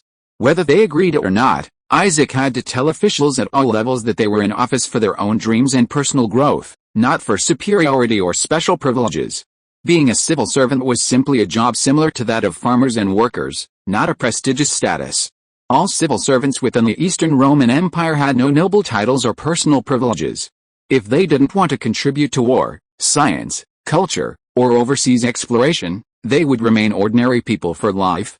In return, Isaac paid them extremely generous salaries, more than enough to support their families and even afford luxuries. Even Ishard, the vizier of the Eastern Roman Empire, earned his title years earlier for his defense of Sirte, and many military nobles in the army held ranks equal to his. Officials do not produce any wealth, they are entirely free from productive labor. They are servants, not regulators. Now supported by the emperor, they serve the emperor. In the future, supported by the people, they serve the people. The Eastern Roman Empire had a tradition of a large government and civil service. Isaac's civil service system was designed to limit these elements that did not conform to the trends of modern development. Official privileges derive from the government and, in turn, affect the government. Unrestricted government power not only leads to rampant corruption but also poses a serious threat to imperial and civil rights. Overly bloated administrative departments produce more and more redundant officials, and excessive regulation of society will stagnate science and culture. While there may be stability in the present, it is detrimental to the future of the nation. Unlike technology, which requires more physical labor, and literature, which can find a way no matter what, the more abstract science and art require an open and inclusive ideology, genius, a social environment that can accommodate genius, a social trend that tolerates deviant ideas, a public opinion atmosphere that allows for individual wild ideas, and a prosperous era that can support the continuous growth of genius. The revived Eastern Roman Empire successfully fulfilled all the above requirements. Here, amateur scientists could boldly question the new research of the Royal Academy in newspapers, and ordinary people could publicly express their opinions on government policies. If they wished, they could even publish articles offering scathing satire of the emperor, though he never read them. Of course, this intellectual revolution only began to take root in major cities, especially Constantinople, which became almost the absolute center of scientific and cultural activity in the Eastern Roman Empire. In the prosperous and wealthy Constantinople, taverns, markets, and outside churches were filled with hopeful dreamers, capitalists, inventors, navigators, and writers. They aspired to these goals and genuinely believed that in this enlightened and fertile land, all dreams were possible and had the opportunity to be realized. Now, due to changes in the international situation, the emperor began to establish the search, attraction, training, and protection of talent as a fundamental national policy, encouraging thought, funding dreams, and using substantial secular benefits to attract talent from all over the world, settling them in major cities along the Aegean coast to contribute to the empire's intellectual innovation and industrial revolution. Under the influence of the Age of Exploration and the Eastern Roman Renaissance, Italy's decline was inevitable. Its economy was in decline, its people were impoverished, and it seemed increasingly distant from its former status as a center of thought. However, Isaac was well aware that Italy ranked first in the Western world in terms of literacy rates, cultural levels, technological prowess, and personal wealth. The accumulation of the past few centuries had not yet been completely squandered, It had already nurtured numerous artistic giants and scientific stars. As the birthplace of the Renaissance, its decline was not something that could be achieved overnight. Isaac's talent recruitment plan primarily targeted the Italian peninsula, aiming to attract a vast pool of Renaissance talent, encompassing literature, art, technology, and science. Later generations often say that the fall of the Eastern Roman Empire led to a large influx of Eastern Roman talent into Italy, thus initiating the Renaissance. This view is extremely one-sided and unfair. The Italian Renaissance had already begun long before the fall of Constantinople, and its essence was never a pursuit of ancient Greek and Roman literature and art, but rather a new cultural movement led by the bourgeoisie. Regardless, the bourgeoisie of this era was remarkably progressive, serving as the vanguard and standard-bearers of social progress. They shifted the public's focus from the ethereal god to the living, breathing human being, thus initiating this great intellectual revolution. Art, literature, science, these were merely byproducts of this intellectual revolution. Isaac named this project the Lighthouse Project, aiming to transform the Eastern Roman Empire into a lighthouse of civilization attracting talent from all nations. If you were talented enough, you could have anything you wanted in Constantinople. Loved gold and silver? The emperor had no shortage of that. Loved houses? The emperor would build them for you to the standards of a royal palace. Loved beautiful women? You could choose from the Circassian slave girls of Prince Justinian. Even disregarding these benefits, Constantinople's standard of living was unparalleled in the entire Mediterranean world, making it far more attractive to foreigners. The first genius attracted by the Lighthouse Project was Leonardo da Vinci, a young man who, after completing his studies, was drawn to Constantinople by the generous rewards. After drawing up renovation plans for the Grand Palace, he was persuaded to stay, even though he should have gone home. He moved into a picturesque residence in the Golden Horn district of Constantinople and began traveling throughout the empire painting, occasionally taking on architectural commissions. With the fall of Venice and the coup in Florence, two important Italian city-states declined, and the Eastern Roman Empire opportunely extended the Lighthouse Project outwards. Besides increasing funding, the target audience was no longer limited to talent. Even if you lacked talent but had money, you could still obtain Constantinople citizenship. The emperor didn't care whether your money was obtained through robbery or embezzlement. Depositing it in the Constantinople Bank and spending it in Constantinople was considered a great benefit to the empire. Thus, in just a few months, the Executive Office of Project Lighthouse recruited over a dozen talented individuals and even more wealthy people from Italy. Among them were many power-seeking losers and corrupt officials seeking political asylum, all of whom the emperor accepted without question, refusing to return them to their original countries. If this atmosphere could be maintained, Constantinople's wealth, technology, and culture would continue to rise. Talented individuals would be scarce. The princes and nobles who had lost power struggles would be the perfect mouthpieces for interfering in the internal affairs of other countries, and the corrupt officials would leak all the secrets of their former nations. Of course, this channel was one way. If any other small country dared to accept Eastern Roman defectors, the emperor's fleet would show them who the absolute ruler of the Mediterranean truly was. His Majesty has personally reviewed and approved the near completion of the Ottoman Chronicle, which covers 173 years of history from the uprising of Osman I to the fall of Bursa. In addition to the main chronicle, it includes biographies of each Ottoman monarch and a few capable ministers, totaling 5 volumes and 1.05 million words. Over 130 people participated in the compilation. Your Majesty is encouraged to commend us. The letter was signed by the royal historian, Lake. Isaac placed the letter aside and nodded slightly. While vigorously encouraging scientific and technological innovation, the Eastern Roman Empire also established the Institute of Social Sciences, which, likewise, had several departments: humanities, geography, and history. These departments were responsible for education, language research, recording the customs and traditions of various countries, surveying land resources, and compiling historical materials. When compiling history, these departments would cooperate closely, following the unified command of the Institute's head, striving to cover as many aspects of the country as possible. This Ottoman Chronicle was the first foreign history compiled by the Eastern Roman Empire. It provides a relatively detailed account and fair assessment of the entire Ottoman period, from its rise to its fall. It was a practical application of Isaac's historical writing and a sign of respect for the Ottoman Empire. However, Because the Western world lacked a long and rich tradition of historical writing like the Eastern dynasties, and folk records were relatively limited, this Ottoman chronicle was shorter and less detailed than many Eastern historical works. The main body was a relatively concise chronicle rather than a biographical history, only 1/5 the length of the history of the Song dynasty, half the length of the history of the Yuan dynasty, and even shorter than the Jami al-Tawrit compiled by the Ilkhanate. However, it was just the beginning, and everyone believed that subsequent works would be even better. The royal historian Rek, responsible for compiling the history, devoted considerable effort to this work. Although he was eccentric, he was diligent in his historical writing, and completing a history book fulfilled his lifelong dream.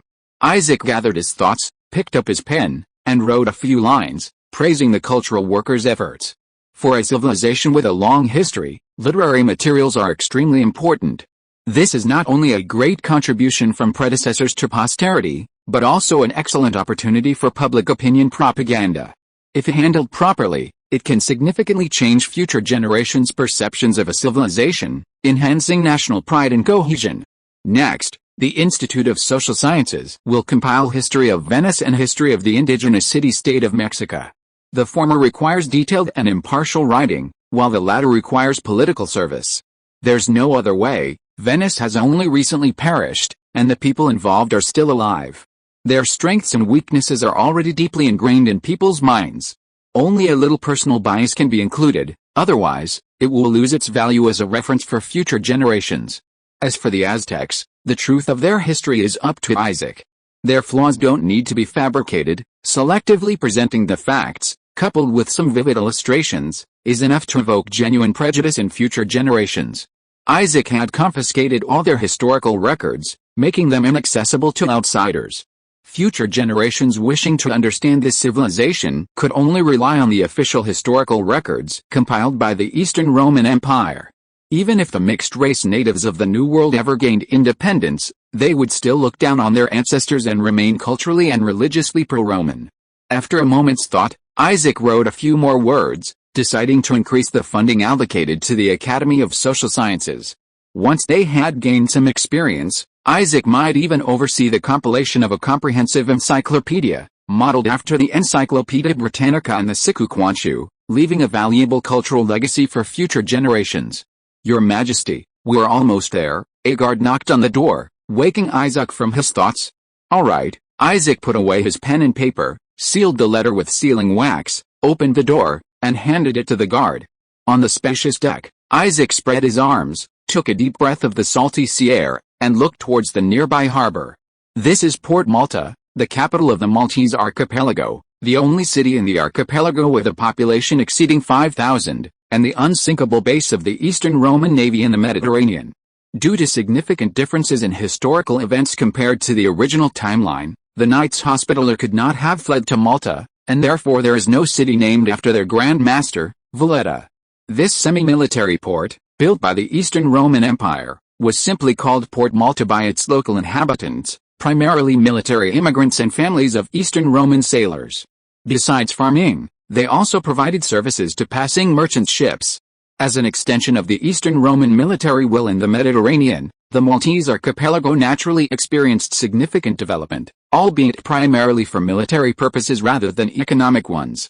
Currently, after 10 years of construction and improvements, the Malta Fortress complex is largely complete.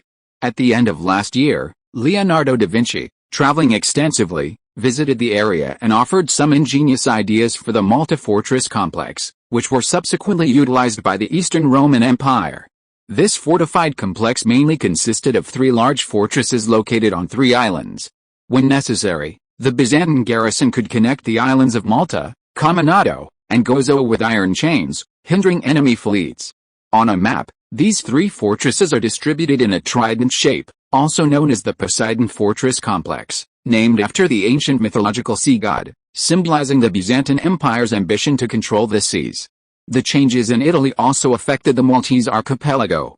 The last potential threat to the eastern Mediterranean disappeared, and trade began to recover, with more and more merchant ships passing through. The Maltese archipelago was also an important part of the Lighthouse project. Being close to Italy, the Byzantine government invested heavily in building a massive lighthouse on the coast near the port of Malta, which burned day and night, guiding civilization and wealth. Upon arriving in Malta, Isaac briefly spoke with local officials, inquired about the lighthouse project, and after a simple dinner, returned to his lodgings. This time, Isaac's trip to the Maltese archipelago wasn't solely for the lighthouse project and Poseidon's fortress. Lighting a candle and spreading a map on his mahogany desk, Isaac located the Maltese archipelago in the central Mediterranean. The Maltese archipelago lies between the European and African continents, with Carthage, the southern capital of the Byzantine Empire, not far to the south. Isaac circled the Maltese archipelago, pointing north to a large, triangular island. Sicily. Sicily is the largest island in the Mediterranean, with rolling hills in its central region and a relatively arid climate. Its population is mainly concentrated in the coastal basin, and it has been a beautiful yet peculiar island since ancient times. For millennia, Sicily has seemingly never achieved true independence. Rule has constantly changed hands among foreign powers: Phoenicians, Greeks, Romans, Arabs, Normans, French, Spanish. For the pitiful Italians, whoever possessed the strongest military might could be their master. Voltaire's words truly capture the enduring suffering and vicissitudes of the Italian peninsula. Compared to northern Italy, Sicily and southern Italy has clearly suffered even more. The city-states of northern Italy at least spoke for their own people. The foreign rulers of Sicily, however, would not seek benefits for these natives. From the retreat from Rome to the Italian Risorgimento, for over 1,000 years, nothing has changed. However, the people of Sicily today are no longer the original inhabitants. Blood-wise, many are very pure Roman descendants, having fled from mainland Italy, their lineage even purer than that of Isaac. Under prolonged foreign rule, Sicily developed a unique political structure. The local populace deeply distrusted foreign princes and held the government and nobility in contempt. They often rallied under the banner of local powerful families, who maintained basic order, fairness, and justice for the people, forming mutual aid groups somewhat resembling primitive communes. This grassroots structure began to emerge during the Angevin dynasty and neared completion during the Sicilian Vespers War. Members of these groups called themselves bold and confident men, despising foreign governments, considering serving them shameful, and taking pride in opposing them. While their order was rife with violence and bloodshed, containing elements of barbaric utopianism, it remained a force to be reckoned with in Sicily, a desperate choice made by the islanders after countless days and nights of foreign exploitation. In the original timeline, after Italy lost its economic center, these people inevitably declined.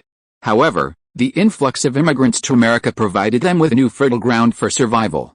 There, too, was a lack of order, and an underworld existed. These Sicilians revived, gradually developing into a transnational criminal organization bound by family ties, and with an arrogance far surpassing their former glory, they made a name for themselves. Later, Eastern translators gave them a derogatory name, the Mafia. Isaac gently stroked the exquisite map, pondering a countermeasure. A bell rang, and a clerk entered. "Your Majesty, have they arrived?" Isaac didn't look up. The clerk thought for a moment, nodded, then shook his head.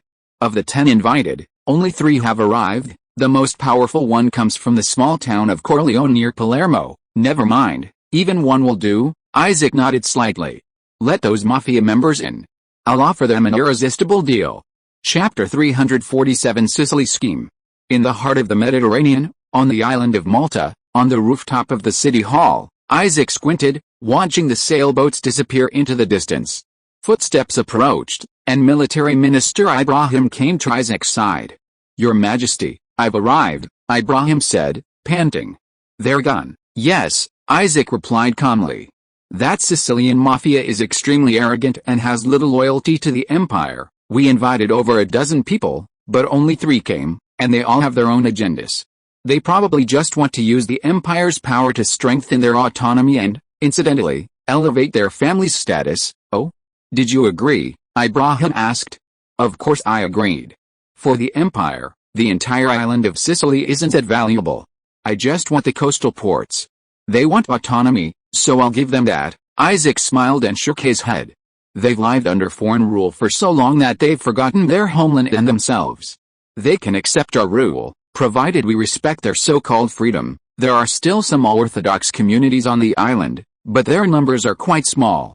After so many years, they probably have no attachment to the empire anymore, but our shared faith will draw them closer to me. HMPH, a bunch of ungrateful wretches.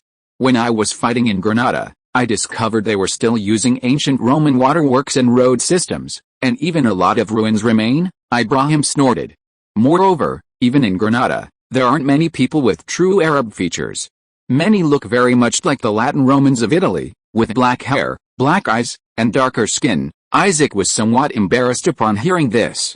Bloodline doesn't matter, appearance is even less important, what matters is thought and identity. In terms of appearance alone, the Palaiologos family at this time differed considerably from the ancient Romans.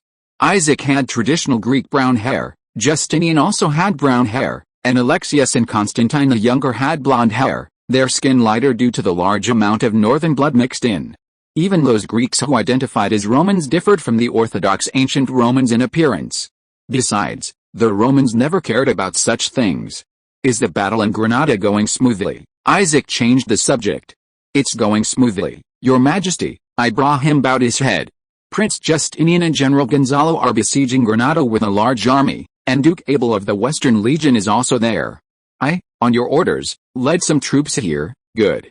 Our war with Aragon is all-encompassing. Our next target is their Sicily. Isaac patted Ibrahim on the shoulder.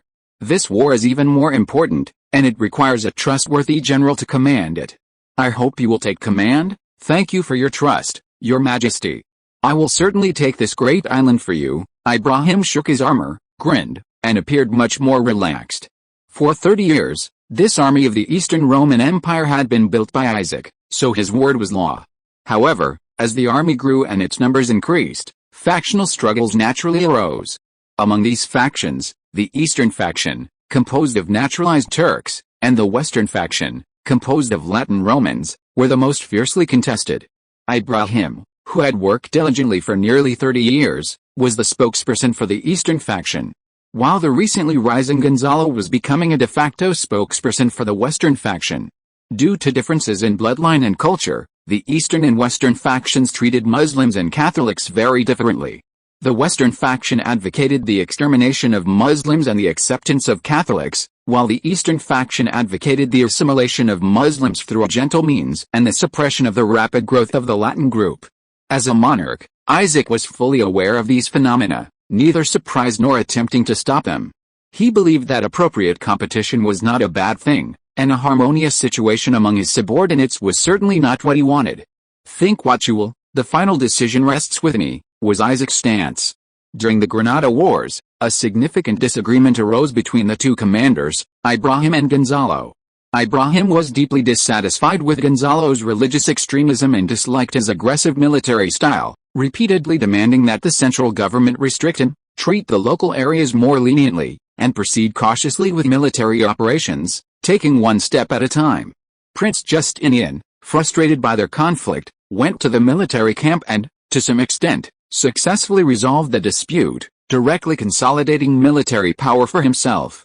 He suspended large-scale military operations and began to engage in political maneuvering and diplomacy, using his intelligence network to orchestrate the Hebrew rebellion and Prince Abdul's defection, thus breaching Granada's formidable defenses from within. In the letter, Justinian also mentioned that he had planted his own spies among the Hebrew community, sending them all to England to hide and prepare for future use. Now, Isaac had transferred Ibrahim, partly because of the Sicilian War, and partly to relieve Justinian and Gonzalo of any worries about their rear. The Iberian Peninsula was never a significant interest of the Eastern Roman Empire. Isaac only wanted a weakened, fragmented Iberia, with no intention of gaining much from it or investing in its development. Therefore, it was better to let Gonzalo do as he pleased. How many troops did you bring? Isaac asked Ibrahim. More than 8,000, still at sea, definitely not enough, Ibrahim replied truthfully. I saw the intelligence provided by the shogunate on the ship, to attack Sicily, at least 40,000 are needed, that's too many. I'll only send you another 12,000, making it 20,000. Isaac rejected Ibrahim's suggestion. Tell me, why do you think the war in Sicily is so difficult? First, Sicily is almost entirely populated by Catholics, and their civilian organizations are powerful. They may not have much affection for the Spanish, but their attitude towards us is certainly not good, Ibrahim pondered. Even if you are willing to give those civilian organizations a lot of autonomy, don't forget their true nature, Some violent criminal gangs opposed to the government, they hate the nobles and resent the monarch, which will pose a significant obstacle to our rule. No, I do not intend to forcibly implement the imperial administrative system in Sicily in the short term. All government officials will be Sicilians, Isaac said. As for hating the nobles and the government, what if those civilian leaders themselves become nobles and members of the government? Isaac smiled slightly. After the war, I will grant noble titles to those well-behaved local strongmen, bringing them into the government and giving them real power, not just empty titles. Seeing Ibrahim frown, Isaac looked at him. Ibrahim, in your opinion, why do the people of Sicily, and even Naples, unite under the banner of popular forces and so hostile to foreign governments? I'm a soldier, I don't know, Ibrahim said frankly. Perhaps they are born that way. No, no one is born that way. What kind of adult a child becomes depends entirely on the external environment he is exposed to. Isaac's eyes gleamed. The external environment in Sicily is very bad. The officials and nobles, as rentiers, have failed in their duties as administrators. Ordinary people do not feel care and protection in this order. Over time, trust will erode and rejection will grow. Now, I am making the leaders of those local forces rentiers and administrators, giving them real power. They have two choices. First, reform the nature of their organizations to truly protect the people and win their support. In this way, their violent nature will gradually dissipate, and they will truly become members of the ruling class, because now they represent the government. Second, continue down the path of violence, turning their jurisdiction into a criminal kingdom and using their power to exploit the people. In this way, the people will realize that the real destabilizing factor is them, and they will no longer be able to gain the support of the people as before. After all, Sicily is just an agricultural island. Most people are honest farmers. If they have a choice, they still prefer a peaceful life. Ibrahim seemed to understand somewhat, but still had concerns. What if those families and gangs don't accept your investiture? Don't accept. Fine, Isaac sneered. Then I'll grant power to their rival families, making them uneasy. You don't need to worry about these things, I've made arrangements. I estimate that the civilians of Sicily will likely play a bystander role in the war. There probably aren't many willing to sacrifice their lives for the Spanish. I'm relieved to hear that, Ibrahim thought for a moment. The second problem is Sicily's extremely poor transportation system. They basically have no officially built roads, the terrain is rugged, the roads are terrible, and it's currently the rainy season. We estimate we'll be delayed for a long time and lose many soldiers. Hearing this, Isaac nodded slightly. The roads in Sicily were indeed extremely poor. From ancient times to the present, the island's economic value has never been very high. Even the ancient Romans didn't build many roads here, let alone the Western Europeans who didn't care much about infrastructure development. With the arrival of the rainy season, transportation in Sicily and Naples became a nightmare. In the original timeline, the Allied forces in World War II needlessly lost countless soldiers here. Compared to Sicily, Anatolia's road system was quite well developed, thanks not only to the accumulation of ancient Roman and Eastern Roman periods, but also to the considerable efforts of the Ottomans. Furthermore, Sicily's terrain was rugged, with extremely scarce coastal plains and many coastlines consisting of cliffs, making it impossible for fleets to anchor. Relying solely on sea transport was absolutely unacceptable. I've also made arrangements for this. An engineering corps will be dispatched to accompany the army, clearing roads through mountains and building bridges over rivers. Wherever the Roman army goes, Roman roads will be paved. Isaac waved, signaling Ibrahim to follow. Soon, the two arrived at a backyard, where a pile of grayish-white powder lay on the ground, next to a sticky gray slurry. You've been campaigning abroad these past few days, so you might not be familiar with the technological innovations within the empire. Isaac pointed to the grayish-white powder. This is cement powder we made based on the experience of our ancestors. Its main ingredients are limestone, clay, gypsum, and slag. Besides this gypsum cement, we also have volcanic cement, the kind used by the ancients, whose main ingredient is volcanic ash. Cement has a very long history, but people's use of it is still quite primitive, merely using it as a building adhesive. Isaac pointed to another pile of sticky mud. This is a building material derived from cement, which I call concrete. Its main components are sand, cement, and water. Compared to cement, concrete has the advantages of high strength and high durability, and its price is still relatively low, and its production method is still not difficult. Your Majesty, this kind of thing you're talking about doesn't seem to be usable directly in construction. Does it? It's like the soft mud commonly found in rural areas. It can only be applied to brick and stone surfaces. Ibrahim looked at Isaac with doubt. Yes, the use of concrete requires a frame structure for support. Isaac nodded, walked into the yard, and picked up an empty flower pot. Have you ever grown flowers here? Ibrahim nodded, looking at the clay flower pot. Isaac tossed it, and the flower pot shattered. Your Majesty, Ibrahim was confused. Isaac didn't answer, picked up another flower pot, and smashed it on the ground. This time, although the flower pot also cracked, it didn't shatter into pieces. Through the crack, Ibrahim saw wire in the clay. You understand? Isaac raised an eyebrow. Adding wire when making flower pots can greatly increase their strength. I understand. You mean, wire can also be used to fix concrete, allowing high-strength buildings to be completed quickly? Ibrahim's lips gradually curled into a smile. Yes, but not wire, but steel bars. The structure of steel bars and concrete can effectively increase construction speed, not only for buildings, but also for roads, Isaac said. Concrete roads are also a good option.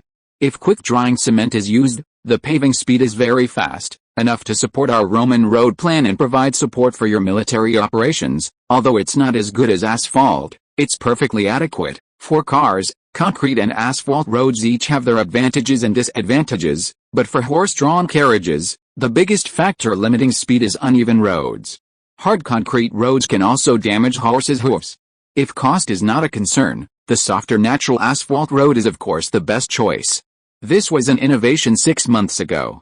If you go back to Constantinople now, you'll be surprised to find that more and more construction projects are using concrete structures. In fact, the invention of reinforced concrete doesn't require too advanced technology or laboratory research. It's more of an inspirational idea. The original inventor was a French gardener who, through his research on flower pots, coincidentally ushered in an era of architecture. However, precisely because of this, when this storm of architectural innovation swept from Constantinople to Europe, architects in other countries could easily obtain this inspiration. Technology cannot be hidden. After Isaac finished speaking, Ibrahim's eyes grew brighter and brighter. Your Majesty, what about the steel reinforcement? It must be very expensive, right? Yes, except for military fortresses, our concrete buildings don't use steel reinforcement, Isaac replied. In fact, most Eurasian civilizations at this time possessed the ability to produce steel. The Indians' Wootz steel was renowned, and the wise Easterners had already developed blast furnace iron-making and carburizing steel-making techniques by the Han Dynasty. These techniques were quite advanced by then, although certainly not as strong as industrial steel, they were still usable. However, this type of steel required craftsmen to forge it over a long period, consuming too much time and effort, and was very expensive. In this era, the advantage of concrete buildings was their speed and cheapness. In terms of aesthetics, they were far inferior to the brick and stone structures of the Renaissance. The high price of steel reinforcement made this construction method difficult to popularize. However, besides steel reinforcement, there were other options: bamboo reinforced concrete and wood reinforced concrete. These alternatives may have originated from the steel-poor Japanese, who even wrote a book specifically about bamboo reinforced concrete. As it turned out, this alternative method was entirely feasible. In a certain period in a major Eastern power, bamboo reinforced concrete even became one of the guiding principles of rural architecture. Of course, without steel reinforcement, the strength of concrete would be greatly reduced, making it impossible to build high-rise buildings. However, the Eastern Empire at present did not have a need to build high-rise buildings, so using dehydrated hardwood strips to replace steel reinforcement was feasible. Wood with good stability and corrosion resistance, such as pine, was sent to a processing plant, cut into hardwood strips of roughly equal size, dehydrated, and ready for use. It wasn't that bamboo was bad, but that Europe simply didn't have bamboo. From early practical experience, this construction method was quite good, its biggest advantage being its simplicity and speed, allowing simple houses to rise from the ground in a very short time. This early alternative approach was ultimately unsustainable. Isaac was already widely absorbing the metallurgical techniques of Eastern civilization, striving to find a feasible method for large-scale steel making as soon as possible. Admittedly, as a science student from his previous life, Isaac certainly knew the general theories of the Bessemer process and the Thomas process, but they too stood on the shoulders of their predecessors. Without decades of technological accumulation, Even the necessary tools could not be produced. Your Majesty, since you say so, I think it's fine. 20,000 troops are enough, Ibrahim said confidently. As long as the navy is strong enough, I'm confident I can take the whole of Sicily within 2 years. That's too long. I'll give you 6 months. Make sure you capture 3 important cities. You can ignore the other places for now, Isaac said in a deep voice. I'll handle the technology, supplies, and diplomacy. You just focus on fighting. If you complete this successfully, you will be the second Duke of Merit in the Empire. The initial intelligence infiltration and communication will probably continue for a while. Let the soldiers rest and be ready to launch an amphibious landing at any time. Chapter 348 Frozen Castle. The mountains to the north and south are covered in snow, while the plains in the middle are lush with green grass. A great river flows calmly and gently from west to east across the valley, bringing boundless vitality to the vegetation and crops on both banks. On the newly built road, a caravan heads east. In the most luxurious carriage, a blond young man draws back the curtain, observing the surrounding scenery with great interest.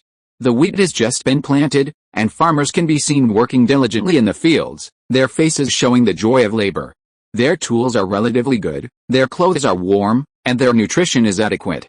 This is the Karar River Valley, located between the Greater and Lesser Caucasus Mountains, between the cities of Tbilisi and Ganja.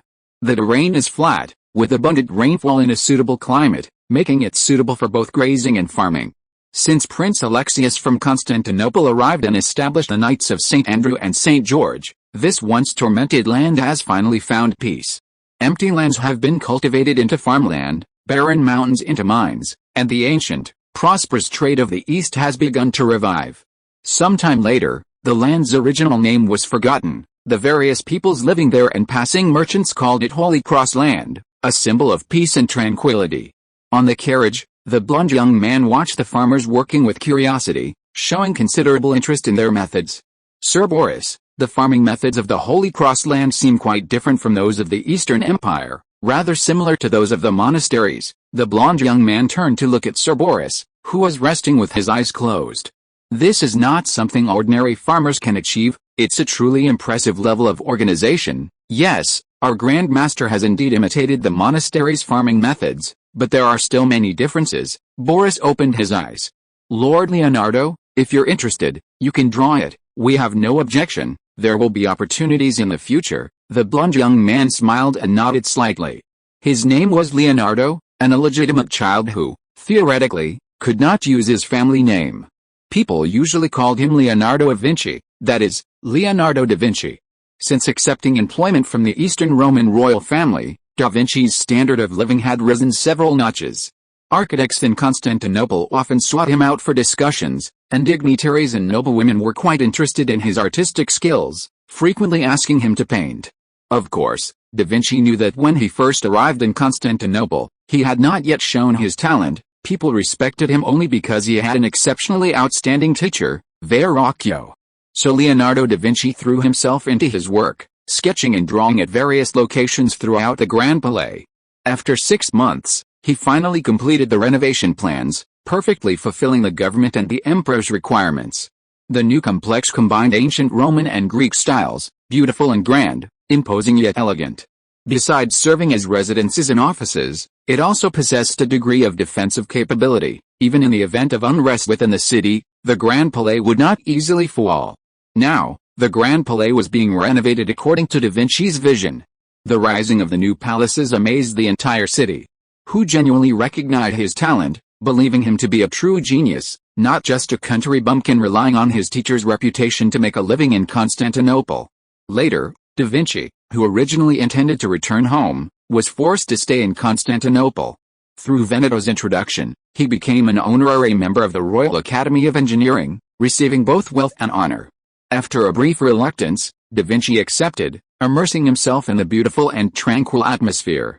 During this period, Leonardo da Vinci also made numerous sketches, designed some buildings, and received invitations from several architectural firms to serve as their resident architects. The liberal reforms of the Eastern Roman Empire provided fertile ground for the development of capitalism. Dramatic changes occurred in the social environment and modes of production, and innovations in building materials brought about a series of architectural revolutions. Under the guidance of the royal family, some early professional architectural firms began to emerge. These firms were often composed of capitalists, contractors, designers, engineers, laborers, and logistics personnel. Members cooperated and, upon receiving an order, would rush to the construction site to complete the building for their employer. Compared to the old, classical system, this was more efficient and technologically advanced. Later, when government departments and wealthy nobles needed to build structures, they no longer needed to contact quarries, brickyards, lumber mills, or architects themselves. They only needed to place an order with the architectural firm, which would handle everything, payment upon delivery. However, among these early construction companies, the one that developed most rapidly was not the Royal Construction Group, invested by the royal family, nor the Golden Horn Construction Group, jointly funded by the three noble families, but the Marmara Construction Company, collectively formed by the people of Marmara Island. This island, rich in marble and limestone, was an excellent quarrying ground, and the islanders were naturally suited to construction. Many were skilled masons and stonemasons. The rapidly prospering cities brought the construction industry its first boom. The establishment of the Royal Construction Company was reported in the newspapers, and a quarry owner on Marmara Island saw an opportunity. He gathered the people, raised funds, signed agreements, and jointly established a Marmara construction team. Because the market was far from saturated and the old system was indeed inefficient, this emerging small construction team quickly received several orders. After gaining some reputation, they immediately sought loans from the Bank of Constantinople. Being native Roman citizens, loan negotiations went smoothly, and the large amount of low-interest loans allowed the company to gradually expand, taking on orders ranging from simple to complex. However, lacking experience in constructing large-scale and military buildings, without outstanding designers, and lacking connections in high society, the Marmara Construction Company fell behind in competition with the other two major construction companies. Later, the islanders, now shareholders, held a meeting and decided to completely abandon the high-end market, such as palaces, castles, fortresses, and mansions. Avoiding competition with the two giants and instead focusing on what the two giants disdained, opening up a new blue ocean. They began real estate development, building family homes for ordinary people in major Aegean cities like Constantinople and Thessaloniki, introducing modular housing for the masses using concrete structures to minimize labor costs and shorten construction time. These houses lacked any artistic flair, high-end building materials, or personal style. Their only advantage was their affordability, meeting the needs of the general public. While Constantinople was indeed wealthy, no large city is entirely populated by the rich. Below the middle class, there were still a large number of ordinary people. Moreover, in recent years, many rural residents had begun migrating to the city, and these people had little spare money. Marmara Construction Company's low-end real estate business was a great success, quickly accumulating capital, making headlines, and gaining widespread fame. Having completed its initial accumulation, Marmara Construction Company shifted its focus to high-end real estate, attracting more and more talent. In a competition, it successfully defeated the Royal Construction Group, winning the construction rights to Seaside Villa Street in the Galata district. The head of the Royal Construction Group was naturally furious, submitting a report to the emperor demanding restrictions on the company and even proposing a complete takeover. Surprisingly, the emperor was not angry. On the contrary, he was very pleased. Not only did he not severely suppress this private company, but he also instructed the government to encourage it, increasing loan limits and order volumes. He even specially sent several architects employed by the royal family to the company for technical guidance, leaving their decision to stay entirely up to them. Marmara Construction Company, which had been anxious just moments before, was naturally grateful and voluntarily surrendered 1/10 of its shares to the royal family as a sign of obedience and respect. The emperor didn't accept the offer outright, but instead bought the shares at double the price, increased technical assistance, and awarded them a contract for one of the castles in Poseidon's fortress. Later, Leonardo da Vinci's rising fame attracted the attention of the construction industry, and several construction companies offered him lucrative positions. Ultimately, perhaps because of their shared commoner background, or perhaps because of their highest salaries, da Vinci chose the then prosperous Marmara Construction Company, but only as a consultant, not an employee. Da Vinci's first job at Marmara was with Poseidon's fortress. Still ambitious, he didn't devote much effort to the already largely completed project, only offering valuable suggestions. After traveling in Malta for a while, Da Vinci set off again, traveling throughout the country while also fulfilling the construction company's commissions. After a period of observation, Da Vinci gradually understood the new architectural style of the Eastern Roman Empire. He also knew that the revolution in architectural style was inseparable from the innovation of construction technology. While the brick and stone buildings he favored were beautiful and elegant, they were indeed too cumbersome and not the best choice for ordinary people. This time, the Marmara Construction Company, commissioned by the Knights of St. Andrew, sent a small construction team to the Holy Cross, partly to expand their overseas business and partly to investigate the unique building materials of the Holy Cross. Leonardo da Vinci was also a member of the expedition, but his main purpose was not construction. Rather, he wanted to take this opportunity to make contact with Prince Alexius and see if he could ask him to be a model for a new painting. Da Vinci pulled himself out of his thoughts and turned his gaze back to the farmland. Could I ask them which landowner they are working for? They seem very enthusiastic and efficient. Da Vinci couldn't help but ask. This is something I've never seen in Italy, nor in the Eastern Empire, Boris explained. They are all free farmers. There are no slave owners or landowners. Grandmaster Alexius believed that land and food were treasures bestowed upon humanity by God, and every Christian had a responsibility to cultivate them and the right to enjoy the fruits of their labor. Jesus Christ was a poor man, and the exploitation of the poor by the rich was something he did not want to see. After the War of the Frozen Age, the Safavid order ceased its activities, and the Holy Cross began to expand, with more land than people. The Grand Master decided to develop the people's livelihood and reform the existing agricultural production system. The Grand Master divided farmland and pastures into crosses, with farmers and herders as members and owners of these crosses. Each cross was a production unit, and members worked, ate, and celebrated the harvest together. Even women could participate in labor equally. There was only a division of labor, not a difference in status. Lo, the knights will send monks and knights as administrators. The monks will provide them with technical guidance, spiritual leadership, and basic medical care, while the knights will be responsible for training the militia. The knights will collect some grain based on the harvest of each crusade, keeping the rest for themselves. The handicrafts of the Holy Cross are also mainly family workshops. Each crusade develops its own handicrafts under the guidance of the knights. The Grand Master is not very willing to let the sweatshops of Constantinople open here. You just said that this model is somewhat similar to primitive monasteries and has some similarities with the Christian mutual aid communities of ancient times. That's correct. The Grand Master did indeed refer to them. They have no master above them. If there's, it's God. Boris puffed out his chest with some pride. The Grand Master dislikes the capitalists of the Eastern Empire, dislikes the feudal lords of Georgia, and does not believe that the excessive concentration of personal property is God's will. He also deeply abhors slavery.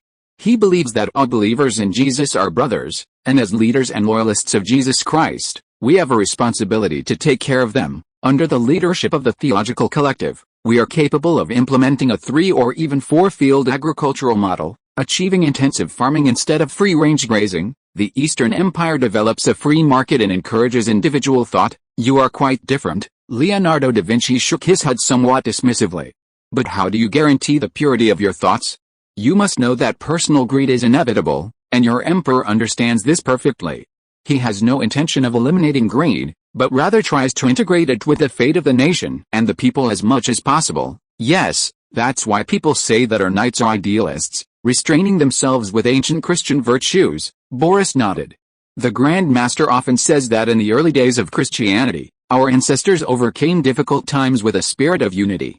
At that time, individual interests were never above collective interests, and every Christian fought tirelessly for the purest ideals: gender equality, monogamy, equality of all beings under God, valuing family, loving children, prohibiting murder and human sacrifice, respecting life, respecting the land. This is the best proof that we Christians are spiritually superior to other primitive religions. We call these universal values, and one day, these values will spread throughout the world. Boris paused.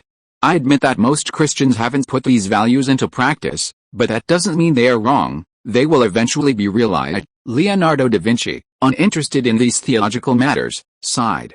Forget it, I'm just a painter, here to observe and paint. Do as you please. Speaking of which, does your Grand Master still want to be king? Under your old-fashioned theories, how do you explain kings and nobles? How, although the Grand Master hasn't said it, the people all hope he'll be king. benevolent and loving, peaceful and just. Even the farmers of Tbilisi yearned for the Holy Cross, Boris chuckled. The Grand Master says that God bestowed upon nobles a more illustrious lineage and wealthier families, but this is also a responsibility. Nobles should be at the forefront of war, while commoners should take a backseat, a very typical chivalrous retrogressive ideology, but it's fine, I like it, Leonardo da Vinci chuckled. Sometimes I really wonder if your Grand Master is a Westerner, not only in appearance but also in thought. Oh? Are there others who also practice this theory? Boris became interested. There are many, just one school of humanism. In the last few decades, all sorts of ideas have emerged in Italy, Germany, the Netherlands, and even remote England. I don't know much about them, but I know these ideas are very advanced, Leonardo da Vinci recalled. Your Grand Master's theological collective's revivalist commune ideology is one of them, especially in England. Even the Archbishop of Canterbury has expressed this philosophy. They've recently started developing the wool industry, what you call the enclosure movement, but they don't have any heretics to exploit, and the king and nobles won't protect the common people. It's all their own people who suffer. There are successful theological rural communes, like the Dietmarschall Farmers Republic in northern Germany, and the Swiss Confederation could be considered half of one. In recent years, they've been gaining momentum, but it probably won't work in large countries. However, one thing is certain, not many nobles and higher-ranking clergy are willing to promote theological revivalism. Your Grand Master is quite unique. Do you think we'll succeed? Boris asked. I'm just a painter, how would I know? Leonardo da Vinci chuckled and shook his head. But your Grand Master's faith is pure, but what about his successors? His descendants? Will they be able to maintain the status quo? Boris didn't answer, he didn't know either.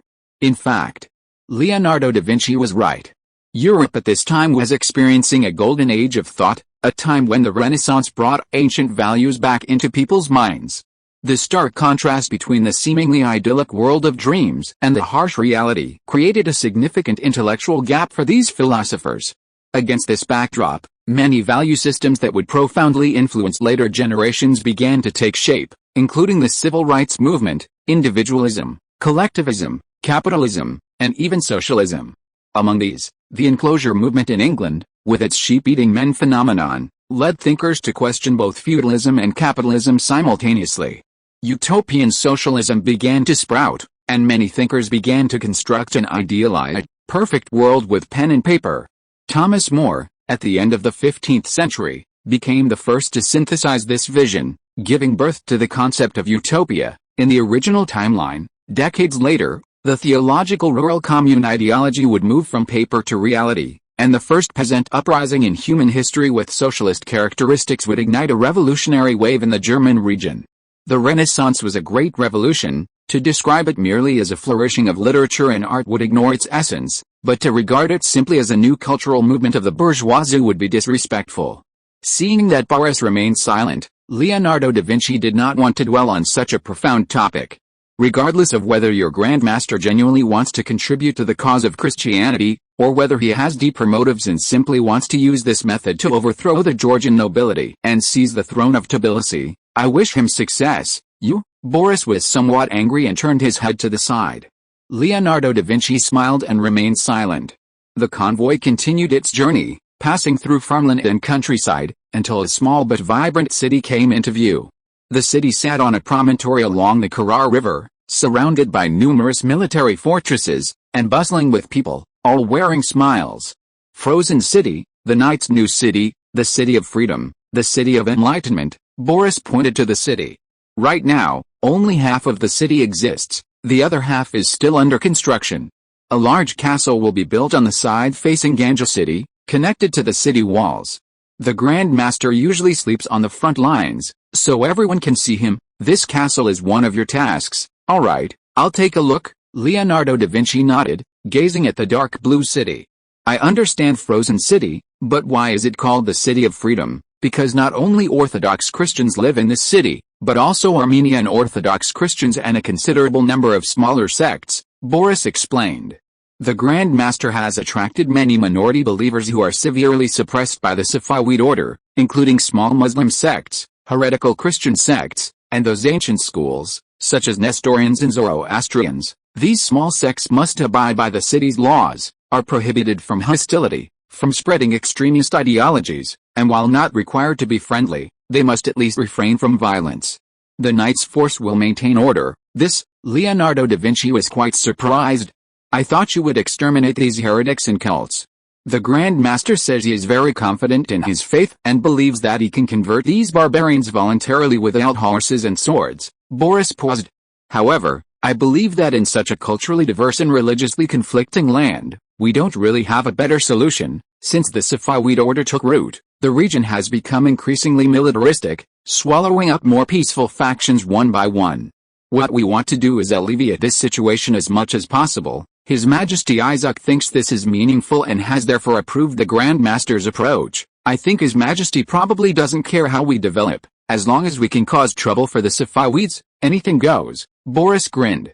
To the south, our ally Arslan is a representative of pacifist Muslims, and he's doing the same thing as us. The Grand Master said we must provide a haven for peaceful individuals who don't want to take the path of extremism, and let them know that there are better options than being tied to the Safavids' extremist chariot. Well, that's your own business. Leonardo da Vinci pointed to the city. Weren't you attacked when you were building the city? Who attacked? The pain Emperor Justinian and General Gonzalo inflicted on the Helvins last time hasn't faded yet, and besides, they're busy dealing with the United Circassians. Boris scoffed. The Safavids did attack several times in the past few years, but after the Aries civil war, Haidar returned to Tabriz, supposedly to participate in the power struggle. Otherwise, we wouldn't dare develop the people's livelihood, reform the system, and build the city like this. How many years has it taken to build this city? Leonardo da Vinci asked. Almost 2 years. Members of the Crusaders come to help during the off-season, and in the last 6 months, Constantinople's advanced technology has also provided great support. Truly a great advancement, Leonardo da Vinci said sincerely. But why are the city walls dark blue? What building materials were used? You'll find out soon enough. Come with me. Our destination this time isn't the city. Boris winked at Leonardo da Vinci and gave a few instructions to the coachman. The caravan bypassed a frozen city and continued southward into the mountains. Soon, a camp came into view, the knights' banners fluttering above. Outside the camp, Alexius watched the approaching caravan, a slight smile playing on his lips, a hint of anticipation in his eyes. 2 years had passed since Alexius and his wife returned to Holy Cross after their marriage, and he had devoted himself to his work. The internal strife of the Aries dynasty had drawn the attention of the Safavid order. The opening of the Constantinople Batumi route and the recapture of Trebissoun had greatly increased the Eastern Roman Empire's influence in Georgia. The princes and nobles no longer dared to restrict the development of the Knights of St. Andrew, all of which provided favorable conditions for the order's growth. Against this backdrop, Alexius steadily advanced towards his ideals, making breakthroughs in systems, technology, and the economy, attempting to transform his first base into a true earthly kingdom. From the already renowned Georgian wines to the pioneering use of modern architecture, from manganese mining to the promotion of fertilizers, the development of Holy Cross lands over the past 2 years, while not as rapid as that of the Aegean coast, has still been quite swift, attracting a large influx of refugees and gradually increasing the population. However, Alexius was well aware that the knights themselves lacked any technological research and development capabilities. He was merely reaping the benefits of the Eastern Roman Empire through family connections. For instance, the money his mother and brother had sponsored for his wedding alone was several times the knight's annual income. Among these, Alexius valued most the advancements in architectural technology and the use of new building materials, which he saw as Holy Cross land's unique advantage. At the beginning of this year, Alexius and Maria welcomed a daughter, named Tamara. The arrival of the newborn brought Alexius immense joy, and gifts from family members filled several carriages. Despite his wife's reluctance, Alexius sold all the gifts to realize his ideals. Alexius felt a pang of guilt at the unconditional support from the Eastern Empire. He knew that the collectivist path of the Holy Cross's theological revival differed greatly from the market liberalism of the Eastern Roman Empire, but was more similar to some peasant republics in Germany. The capitalists from the Eastern Empire hadn't reaped much benefit from Alexius's success in Georgia. However, his parents didn't blame him in their letters. The emperor believed his practices were valuable and took copies of the order's reform documents with him, hoping to learn from their experience if the Eastern Empire encountered problems in the future. No path is entirely wrong, anything can be done for the happiness of one's people, Alexius remembered this saying. Alexius knew that his father was clearly more concerned about the Safavid order and the kingdom of Georgia than the reforms in the Holy Cross, and had expressed his willingness to help him seize the Georgian throne. Had his long-standing practice of the ancient chivalrous code truly been for a better life for the common people, or, as others slandered, merely for gaining popular support in securing the Georgian throne? Alexius wasn't entirely sure, but he knew that things could be accomplished through human effort. The carriage stopped, and Boris and Leonardo da Vinci alighted, greeting Alexius. "It's an honor to meet you, Your Highness Alexius. I've long heard of your handsome appearance, and seeing you today, it's certainly remarkable." Da Vinci's direct gaze made Alexius somewhat embarrassed, and he quickly offered his welcome. "It's a pleasure to meet you, Mr. Leonardo. I've heard you're very interested in our new building materials. I'll show you around now. Boris, you're in charge of receiving the other representatives from the construction company. I'll host a banquet for them when I'm done with my work," Alexius instructed. Boris nodded and left, while Alexius led Da Vinci to hillside. Mr. Leonardo, how much do you know about concrete? Alexius asked on the way. "Somewhat. The architectural innovations of the Eastern Empire all rely on cement and concrete," Da Vinci pondered. "I remember, cement is a very ancient thing. It existed in ancient Rome. Your Majesty's Institute only found a way to produce it quickly a few years ago, and even divided cement into volcanic cement and gypsum cement. Concrete is a new thing invented by the Engineering Institute under Your Majesty's guidance. Its main components are cement, sand, water, and slag, and sometimes other ingredients are added. It's not difficult to produce, you're right, Mr. Leonardo, but do you think concrete is really cheap?" Alexius stopped. I haven't considered that. I heard from the construction company that the raw materials are very cheap, and the proportions have been tested by the Engineering Institute. It shouldn't be difficult to produce, right? Leonardo rarely dealt with low-end construction and didn't really know much about it. At least, the citizens of Constantinople can afford concrete houses, but not all cities are called Constantinople.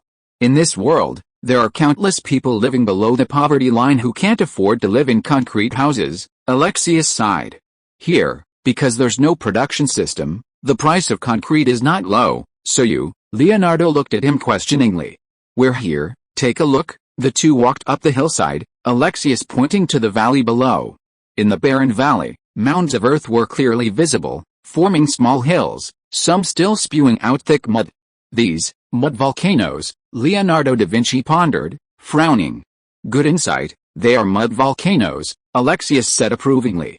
"Unlike volcanoes, these mud volcanoes don't erupt scorching lava. The vents are actually quite cool. The architectural advancements at Holy Cross rely entirely on the mud from these mud volcanoes. We discovered that it can be used as a lower-grade alternative to concrete, at a lower price, requiring almost no investment, and can be used immediately after extraction. In Azerbaijan to the east, there are even more mud volcanoes, an inexhaustible resource, a gift from God to mankind," Alexius said with a smile. "We use mud and European black pine to replace reinforced concrete. Although the quality is inferior, it can provide almost free housing for ordinary refugees." "Good idea, brilliant," Leonardo da Vinci murmured. "Then why is the frozen city dark blue?" "That has to do with another specialty of Georgia, which Father Emperor calls manganese ore." Alexius pointed to the distant, faintly visible mines.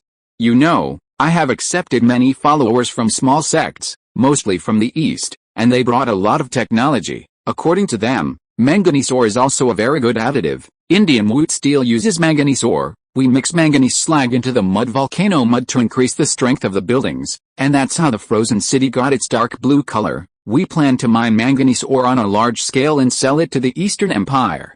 The iron and steel industries may need it, and we can enrich our people. That's your business, but if I were God, I would be pleased with your series of actions in the Holy Cross," Leonardo da Vinci said.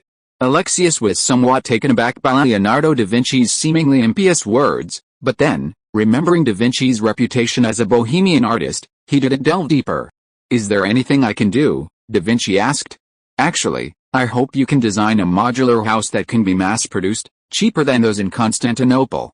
Aesthetics aren't important, just habitability is essential, at least providing shelter for those refugees," Alexius stated bluntly. "Also, I want to use these natural materials to build a fortress complex in a very short time, centered on the frozen city, Ideally completely blocking the Turkmen nomadic raiders from the east, Da Vinci gave Alexius a deep look but remained silent. Once the fortress complex was completed, the nomadic tribes of the east would pose no threat to the knights, freeing up their forces. For a long time, the Georgian princes had relied on the knights to defend them from nomadic invasions, allowing them to enjoy their lives in their castles without worry, a crucial prerequisite for peaceful coexistence. It was precisely out of fear of the Turkmen tribes and awe of the powerful Eastern Roman Empire that the Georgian princes tolerated the existence of the knights, even refraining from pursuing the refugees who fled to the Holy Cross, allowing Alexius's power to grow rapidly.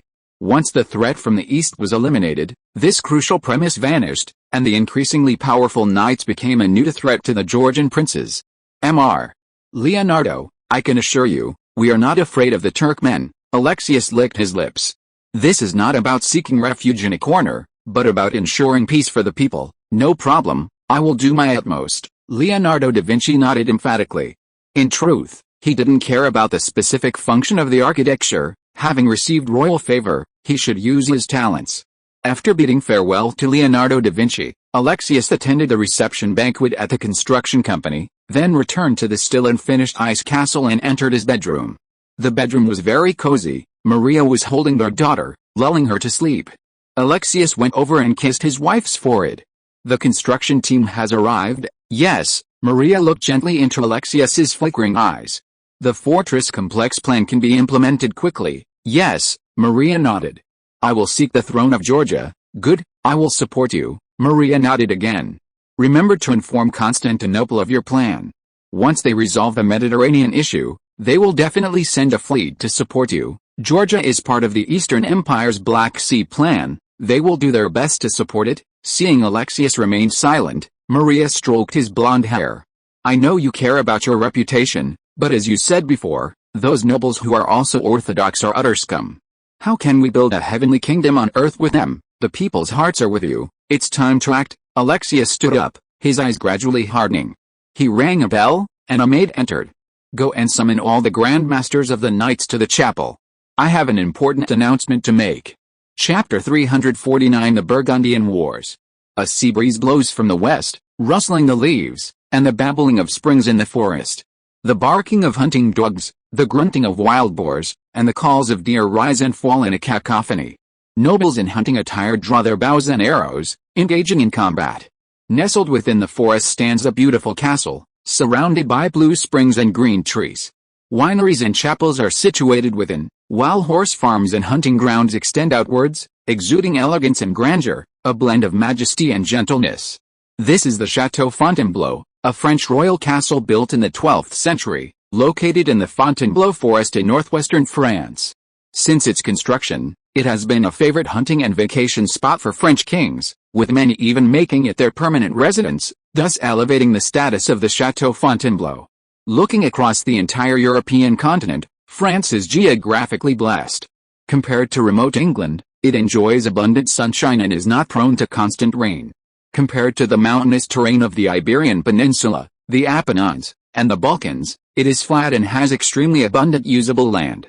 If we exclude the few low plateaus in the southeast, the core region of France is a vast plain, stretching from the Ardennes forest in the northeast to the Pyrenees mountains in the southwest, a flat expanse that stretches as far as the eye can see. At this time, the North European plain and the East European plain were mostly in the wild stage of primeval forests, and the eastern part of the Hungarian plain was also full of swamps. The French plain undoubtedly became the most developed and densely populated plain in all of Europe, with numerous rivers and lakes, a suitable climate, a chosen land, the land of God. The warm Middle Ages had ended, and the Little Ice Age had insignificantly impacted France.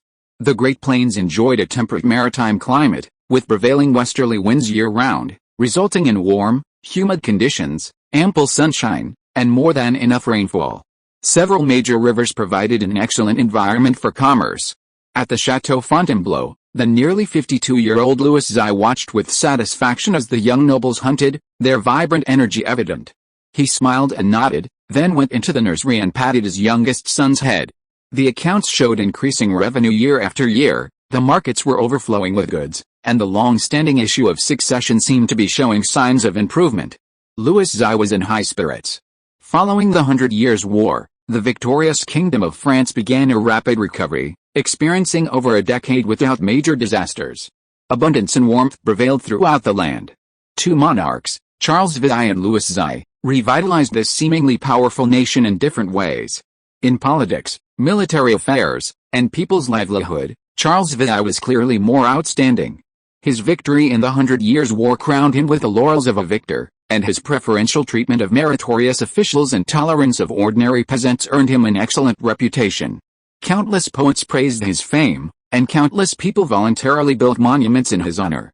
However, in diplomacy and economics, his rebellious son, Louis XI, was far superior. In diplomacy, Louis XI adopted a repressive policy towards the nobility, showing no mercy to rebels. He spent half his life employing extremely cruel methods, using marriage alliances, demands for concessions, and the confiscation of property and the extermination of entire families to bring feudal territories back into the king's hands. By this time, apart from the major princely states of Burgundy, Brittany, and Provence, the territory of France had been largely cobbled together by Louis XI. Except for Burgundy, the other two had virtually no ability or motivation to resist. Louis XI's economic achievements were even more remarkable. Long before the Eastern Roman Empire began its capitalist reforms, this exceptionally gifted king initiated sweeping reforms, promoting civic officials, counterbalancing feudal power, forcing the church to disclose its assets, suppressing the clergy, developing workshops, empowering large and national capitalists, and promoting a commodity economy. Louis XI's affinity for capitalists led to rapid advancement in France's commodity economy. Workshops in cities like Paris and Lyon flourished, with industries such as printing, textiles, brewing, and iron smelting receiving strong support. The winds of the Renaissance blew from the coast to the interior, from large cities to small villages. France's vast population of over 10 million was gradually awakening, steadily moving towards nationalism and capitalism. However, for ordinary people, the spring breeze brought by Louis XI carried a chilling cold.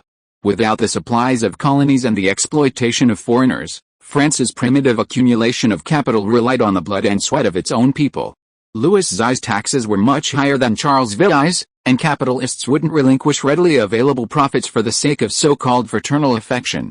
The exploitation of the lower classes occurred every second, and Louis XI not only failed to implement any protective measures but also provided legal aid and moral support to the exploiters.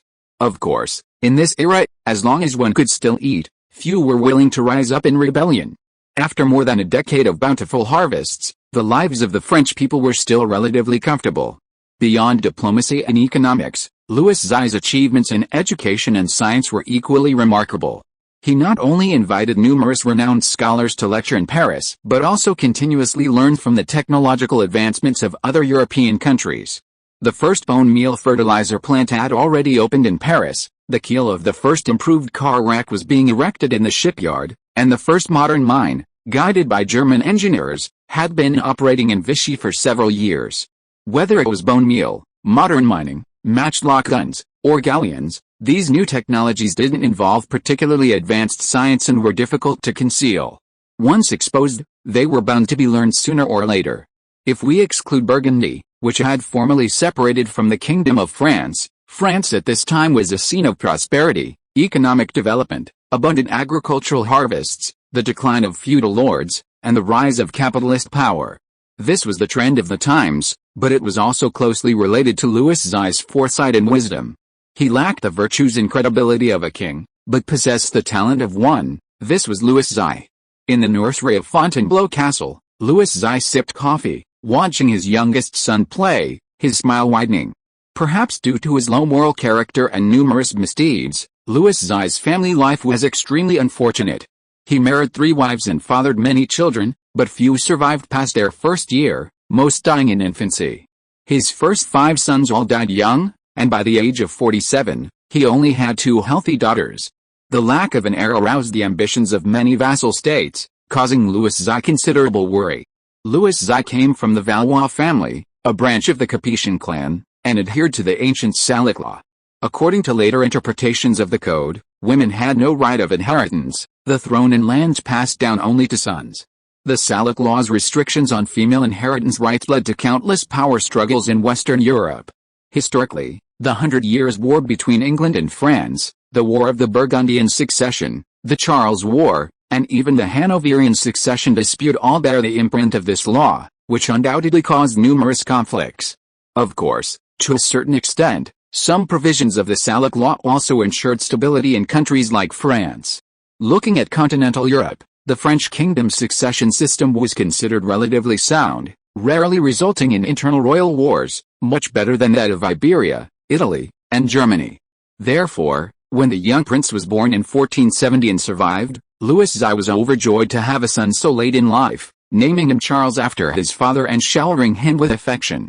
For some reason, the young prince's health remained poor, and Louis XI was constantly worried, fearing something might happen to his lifeblood. He hired the best doctors for him and even sacrificed his education to preserve his health. Now, Prince Charles is 4 years old. Although he still falls ill frequently, his life has been saved. Louis XI still hasn't allowed his son to attend a systematic aristocratic education. Although he has hired renowned teachers, he strictly controls the amount of time spent studying, allowing his youngest son to grow up freely. A knock came at the wooden door, and a servant entered. "Your Majesty, His Excellency Guillaume is waiting for the Crown Prince. He should be at his class." Louis XI turned his head, seeing his son playing happily, and felt a pang of guilt. "Let's skip today's class. Let Guillaume wait. I'll go find him and discuss state affairs." Guillaume is Prince Charles's teacher and Louis XI's advisor, a renowned humanist. Straightening his clothes, Louis XI put down his coffee and went to the drawing room. "Long time no see, Guillaume. I didn't expect you to come to Fontainebleau." Louis XI looked at Guillaume. "Charles has been unwell recently. Perhaps it's best to skip the class." "Your Majesty, Prince Charles is the future King of France. His education is of paramount importance," Guillaume said helplessly. "A 4-year-old child, even without other education, should at least learn Latin." "Right, we'll talk about that later. Since you're here today, I have some ideas for the reforms we discussed last time. Could you share them with me?" Louis XI straightened his slightly hunched back and sat down. "I plan to learn from the Greeks and establish higher technical schools to train skilled craftsmen for the kingdom. What do you think of this idea? Shipbuilding, iron smelting, mining, textiles, these all require skilled personnel. It's feasible.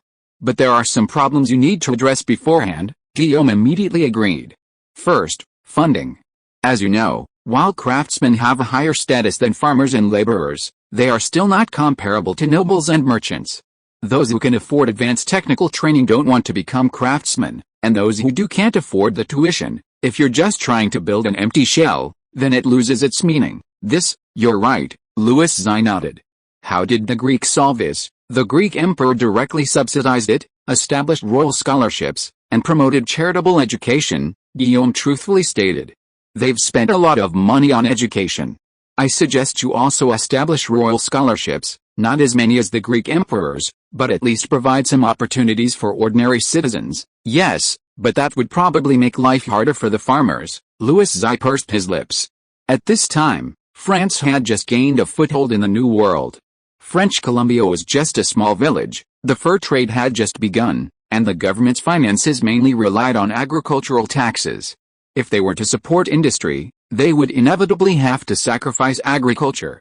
They've had bumper harvests in recent years. Paying more taxes shouldn't be a problem, right? Of course not.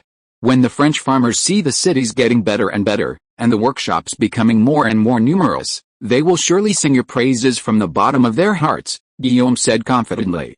"You must know that the middle class represents progress and advancement. They know they are French and are willing to dedicate their lives to the future of France. But the farmers are different. They are stubborn, closed-minded, and apathetic.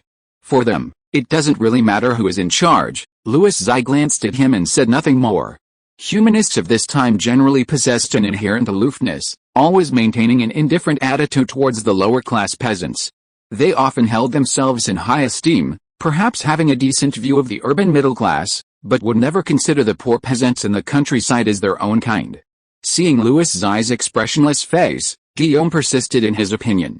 "Your Majesty, if you think I'm wrong, then go and see the western border regions of the Greeks. There are over 10,000 Christians there, the vast majority of whom are Italian and Spanish peasants. They have no affection for their country or nation, all they desire is more land and less taxation, and the second question, Louis Xi ignored him, directly changing the subject. Secondly, advanced technology and advanced models. You've already noticed this. In the past, Italy represented the most advanced technology, now it's Greece. You can send spies to Constantinople to see how they conduct handicraft production, to see how they train skilled craftsmen, Guillaume said. Very good. I've already ordered it done.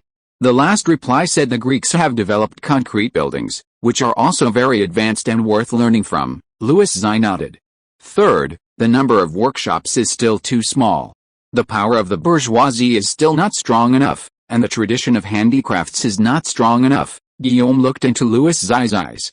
I remember you once did a statistic that although the Greeks are far fewer in population than us, the total number of workshops is roughly the same as ours, and they are surpassing us at a very rapid pace. We're talking privately. There's no need to include the workshops in Burgundy and Brittany, Louis Xi said curtly.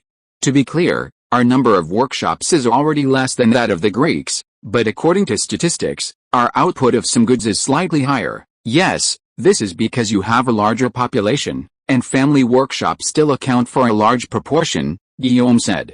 It has been proven that family workshops are detrimental to the progress of handicrafts. I suggest you follow the example of the Greeks and enact laws to gradually eliminate family workshops and allow more farmers to work in factories. No, this will cause domestic unrest. Louis Xi frowned and refused on the spot. The Greeks could do this mainly because they had vast land and a sparse population, allowing them to allocate more land to farmers, turning them into de facto agricultural workers who could focus on producing agricultural products. The Greek emperors enacted a series of supplementary laws to transform handicraft production from family workshops to urban factories. We lack the financial resources and energy for that. Moreover, the large-scale farms established by the Greeks had a crucial prerequisite: rapid breakthroughs in agricultural technology and a large-scale accumulation of livestock. Louis Xi rubbed his forehead. That blue liquid can eliminate pests, freeing up labor for pest control. Fertilizer produced in factories can also greatly increase land productivity, and the abundance of livestock reduces the population required per unit of land. I've never been able to steal the method for producing the blue liquid, and I don't have the phosphate and platinum mines needed for factory fertilizer. Using bone meal fertilizer alone still doesn't achieve their level. Louis Xi waved his hands somewhat irritably. Our agricultural production has always been dominated by small-scale farming. Our population is too large and too dense.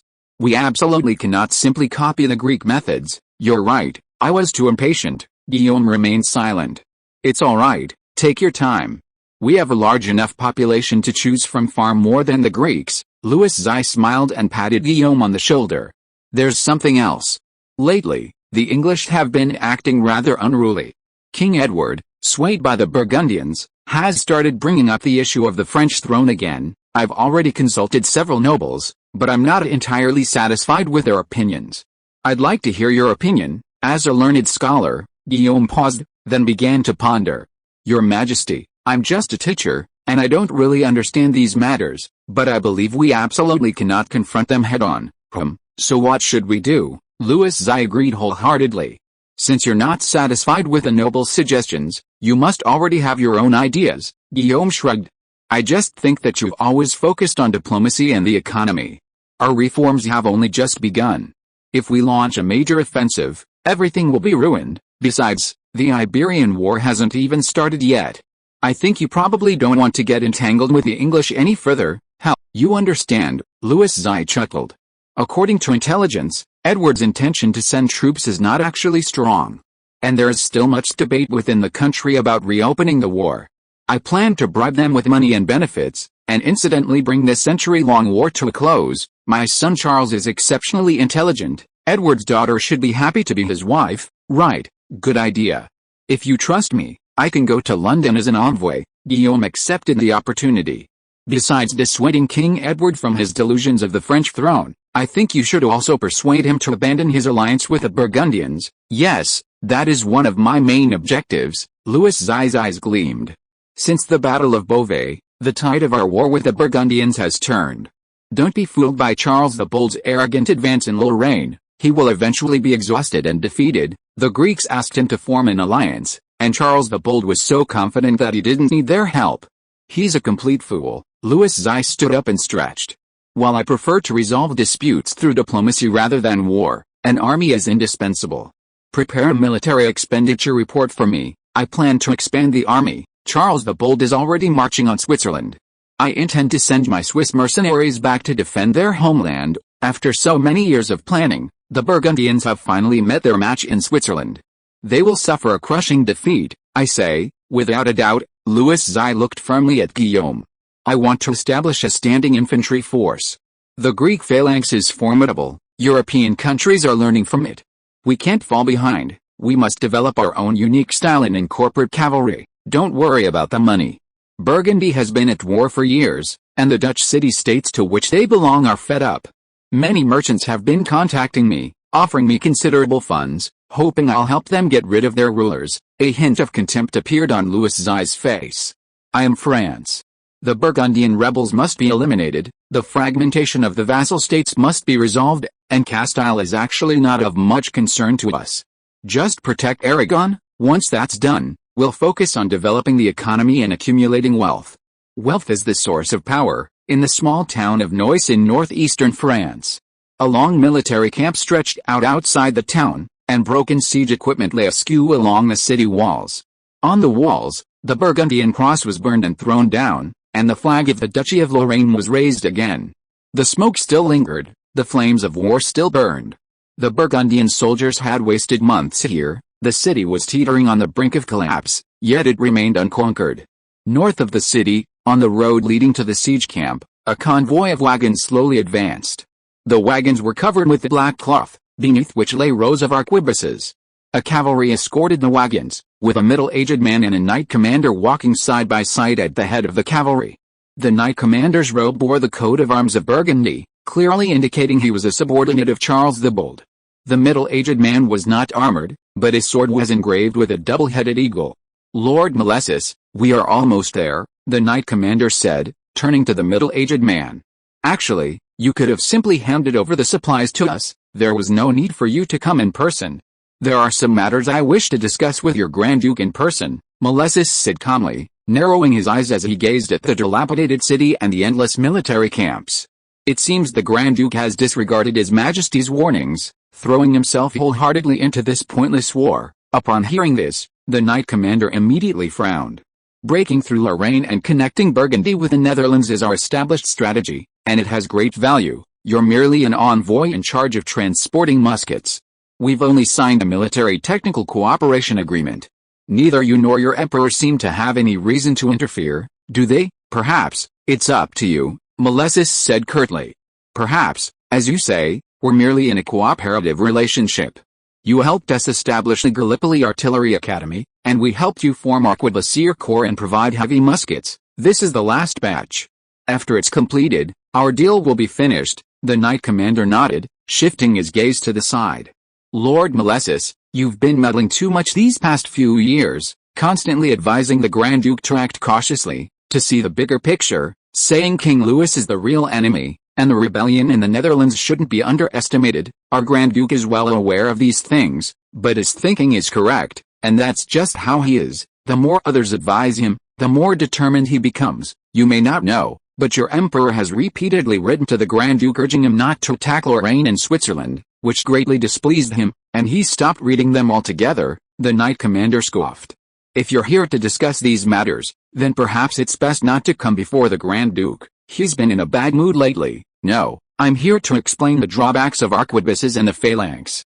Your Grand Duke is indeed enlightened militarily, understanding the need to adapt to the times, but his love for firearms and artillery borders on superstition, Malessus said in a deep voice. The phalanx isn't a panacea, especially with your Grand Duke preparing to advance into the mountains. In the mountains, artillery positions can't be set up properly, the distance between enemy and friendly forces is too close, and the musketeers will also be limited. Alice, that's true, but there's nothing I can do. I've already tried to dissuade him. The knight commander smiled helplessly. Our Grand Duke is the most sincere, brave, honorable, and generous nobleman in the world. His only flaw is that he's a bit stubborn. Speaking of bravery, did your Grand Duke personally lead the charge again? Malessus looked at the banners on the camp. Yes, the Grand Duke believes that this can inspire the soldiers' enthusiasm and sense of honor. The knight commander nodded immediately, clearly considering it a rare and excellent virtue. Furthermore, the Grand Duke is the greatest warrior in Burgundy. A warrior? Our emperor rarely leads the charge personally, and even when he does, he never leads the charge, but no one denies his bravery. Milesius shook his head. As a monarch, constantly putting yourself in danger is irresponsible towards the people. HMPH, that's precisely why His Excellency the Grand Duke doesn't like you much. The Knight Commander glanced at Milesius. Our Grand Duke is not like Władysław II of Poland and Hungary. He grew up in the flames of war from a young age. In terms of bravery and horsemanship, few can compare to him. Milesius was speechless, waved his hand, and said no more.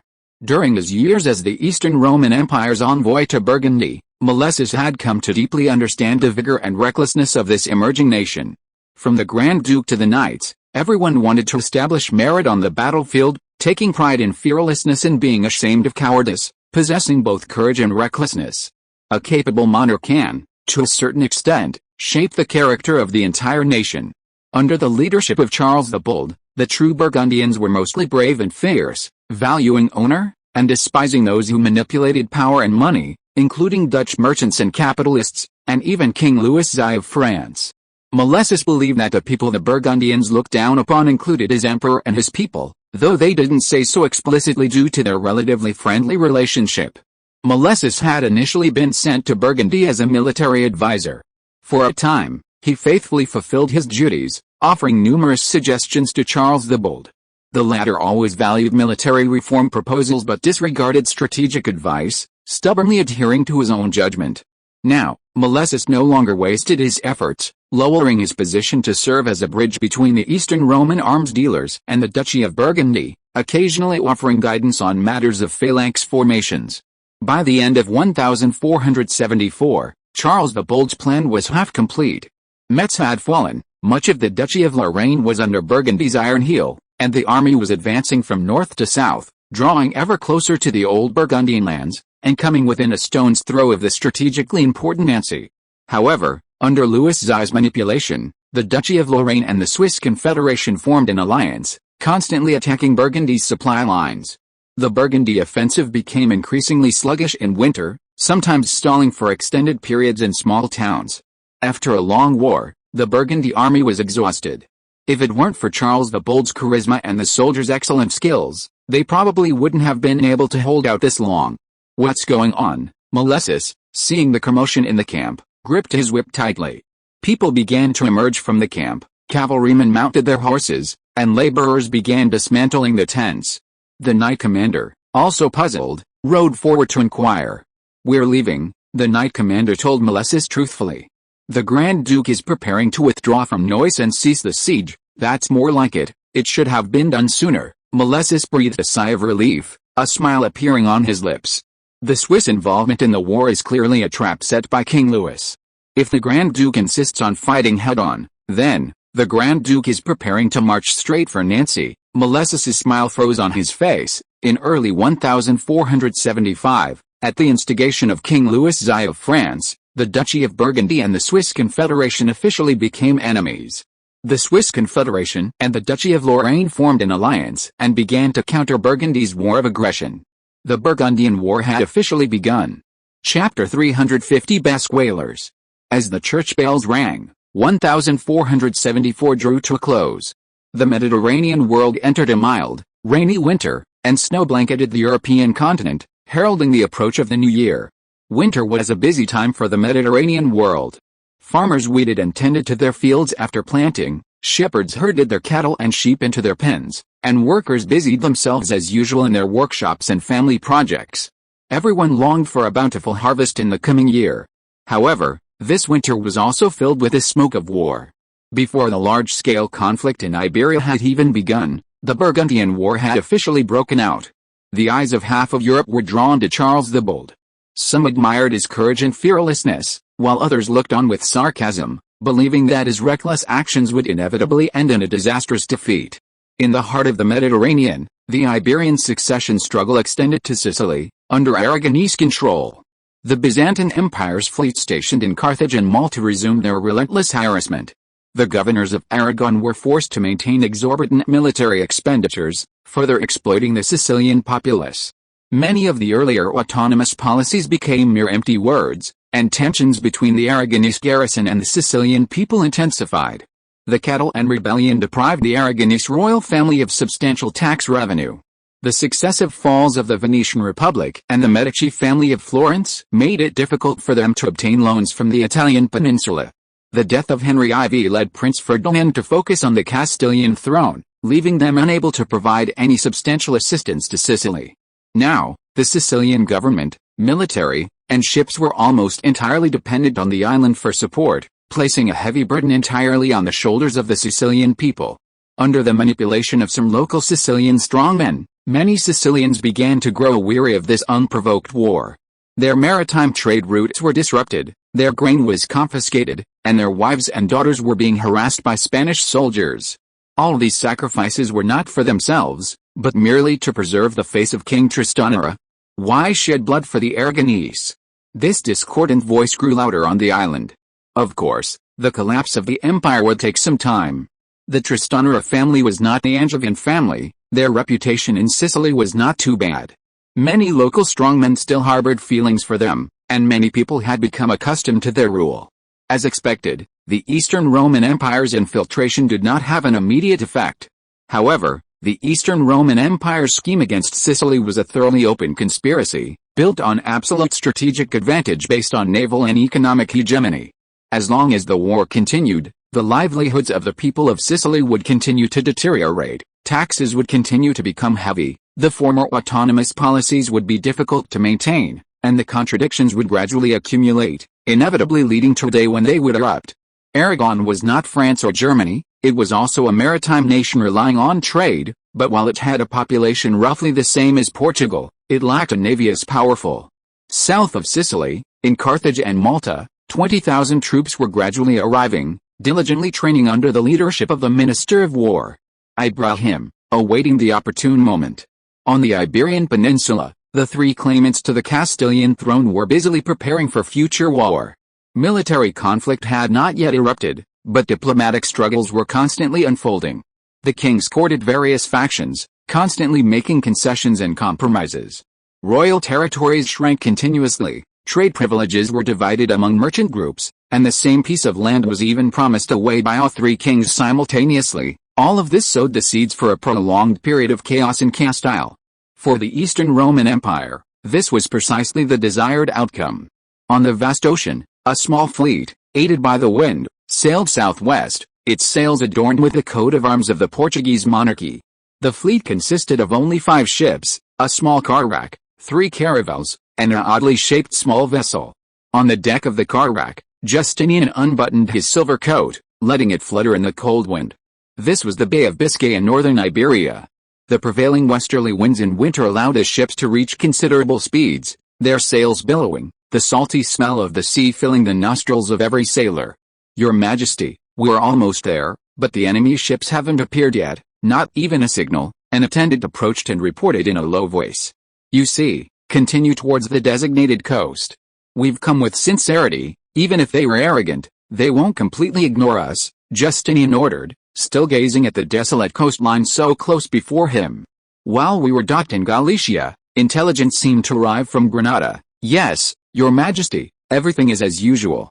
General Gonzalo has heavily besieged Granada, and their food and firewood won't last much longer," the attendant quickly replied. General Gonzalo said he intends to starve Granada to death within 3 months, to buy more time for preparations in the subsequent War of the Succession. This conflict in Iberia had consumed much of Justinian's energy.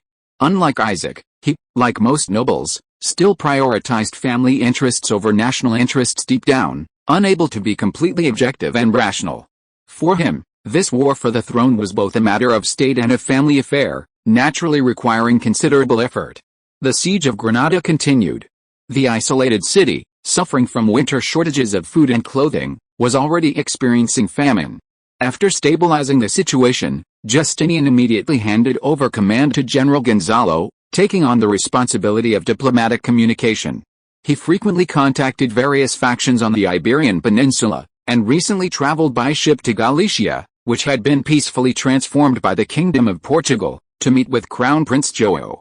Justinian was well aware of his own abilities, cherished his reputation, and never interfered in matters he wasn't confident in.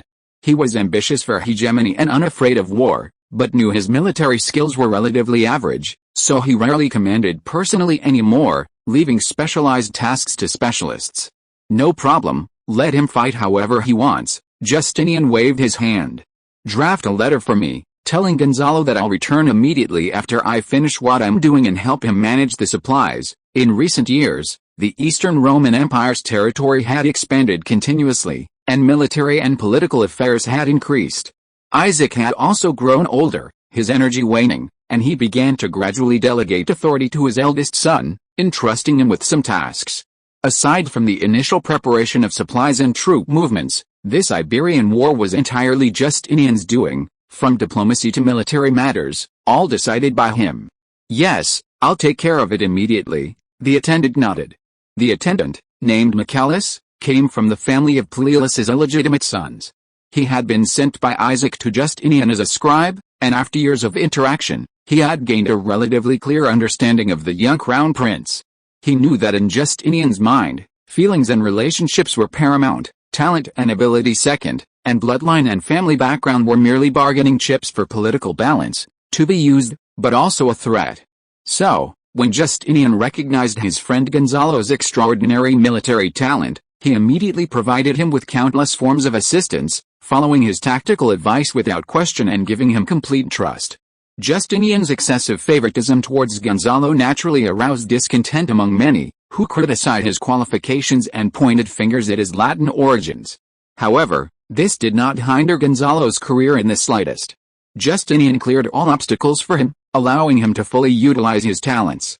Gonzalo proved himself in battle after battle, repaying Justinian's kindness with concrete actions. Although, as many criticized, he remained essentially a Western European knight, lacking any sense of loyalty to Rome or the Roman people, only willing to swear undying allegiance to his sovereign. Michaelis, what do you think of us, those Basques? Justinian asked casually, gazing at the gray sky as the ship slowed. Your Majesty, Michaelis pondered, the Basques are a very unique people. Their history and culture are extremely ancient. According to the latest research from the Academy of Humanities, they are likely among the oldest indigenous peoples on the European continent. They have a unique language, a unique system, and a unique way of life. It can be said that, apart from their beliefs, they have virtually nothing in common with the Spanish. According to historical records, the Basques already existed when the ancient Romans marched into Iberia. At that time, they were still very primitive. It was the ancient Romans who taught them how to build irrigation systems, cultivate farmland, train soldiers, and even left them many roads. Their relationship with the ancient Romans was relatively harmonious. For 600 years, there were almost no rebellions.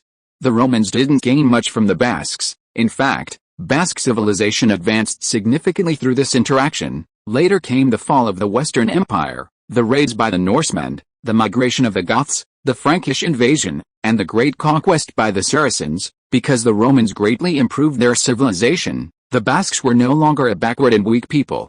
They maintained their independence thanks to the isolation provided by their mountainous terrain, rivers, and coastline, along with their relatively advanced military tactics, and even defeated the Frankish barbarians on the main battlefield. Michaelis smiled.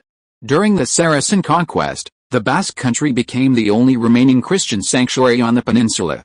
Emperor Sancho established the Kingdom of Pamplona, which was later renamed the Kingdom of Navarre. However, the Kingdom of Navarre is no longer what it once was. Of the major Basque settlements, only a small portion remains under Navarre's actual control. The rest of the Basque country is either occupied by France or Castile. Currently, the Navarre throne is held by King Juan of Aragon, but the Navarrians are clearly dissatisfied with one's control. Pamplona and Zaragoza were previously hostile, only recently settling down. As expected of a student from the University of Constantinople, your understanding of these obscure topics is quite thorough, far surpassing many so-called scholars. Justinian nodded slightly. However, you didn't answer a single crucial question, only offering simple repetitions of written knowledge without providing any insights. Don't do this again. Yes, Your Majesty. Michaelis bowed his head. I will improve my own skills and study more. It's nothing.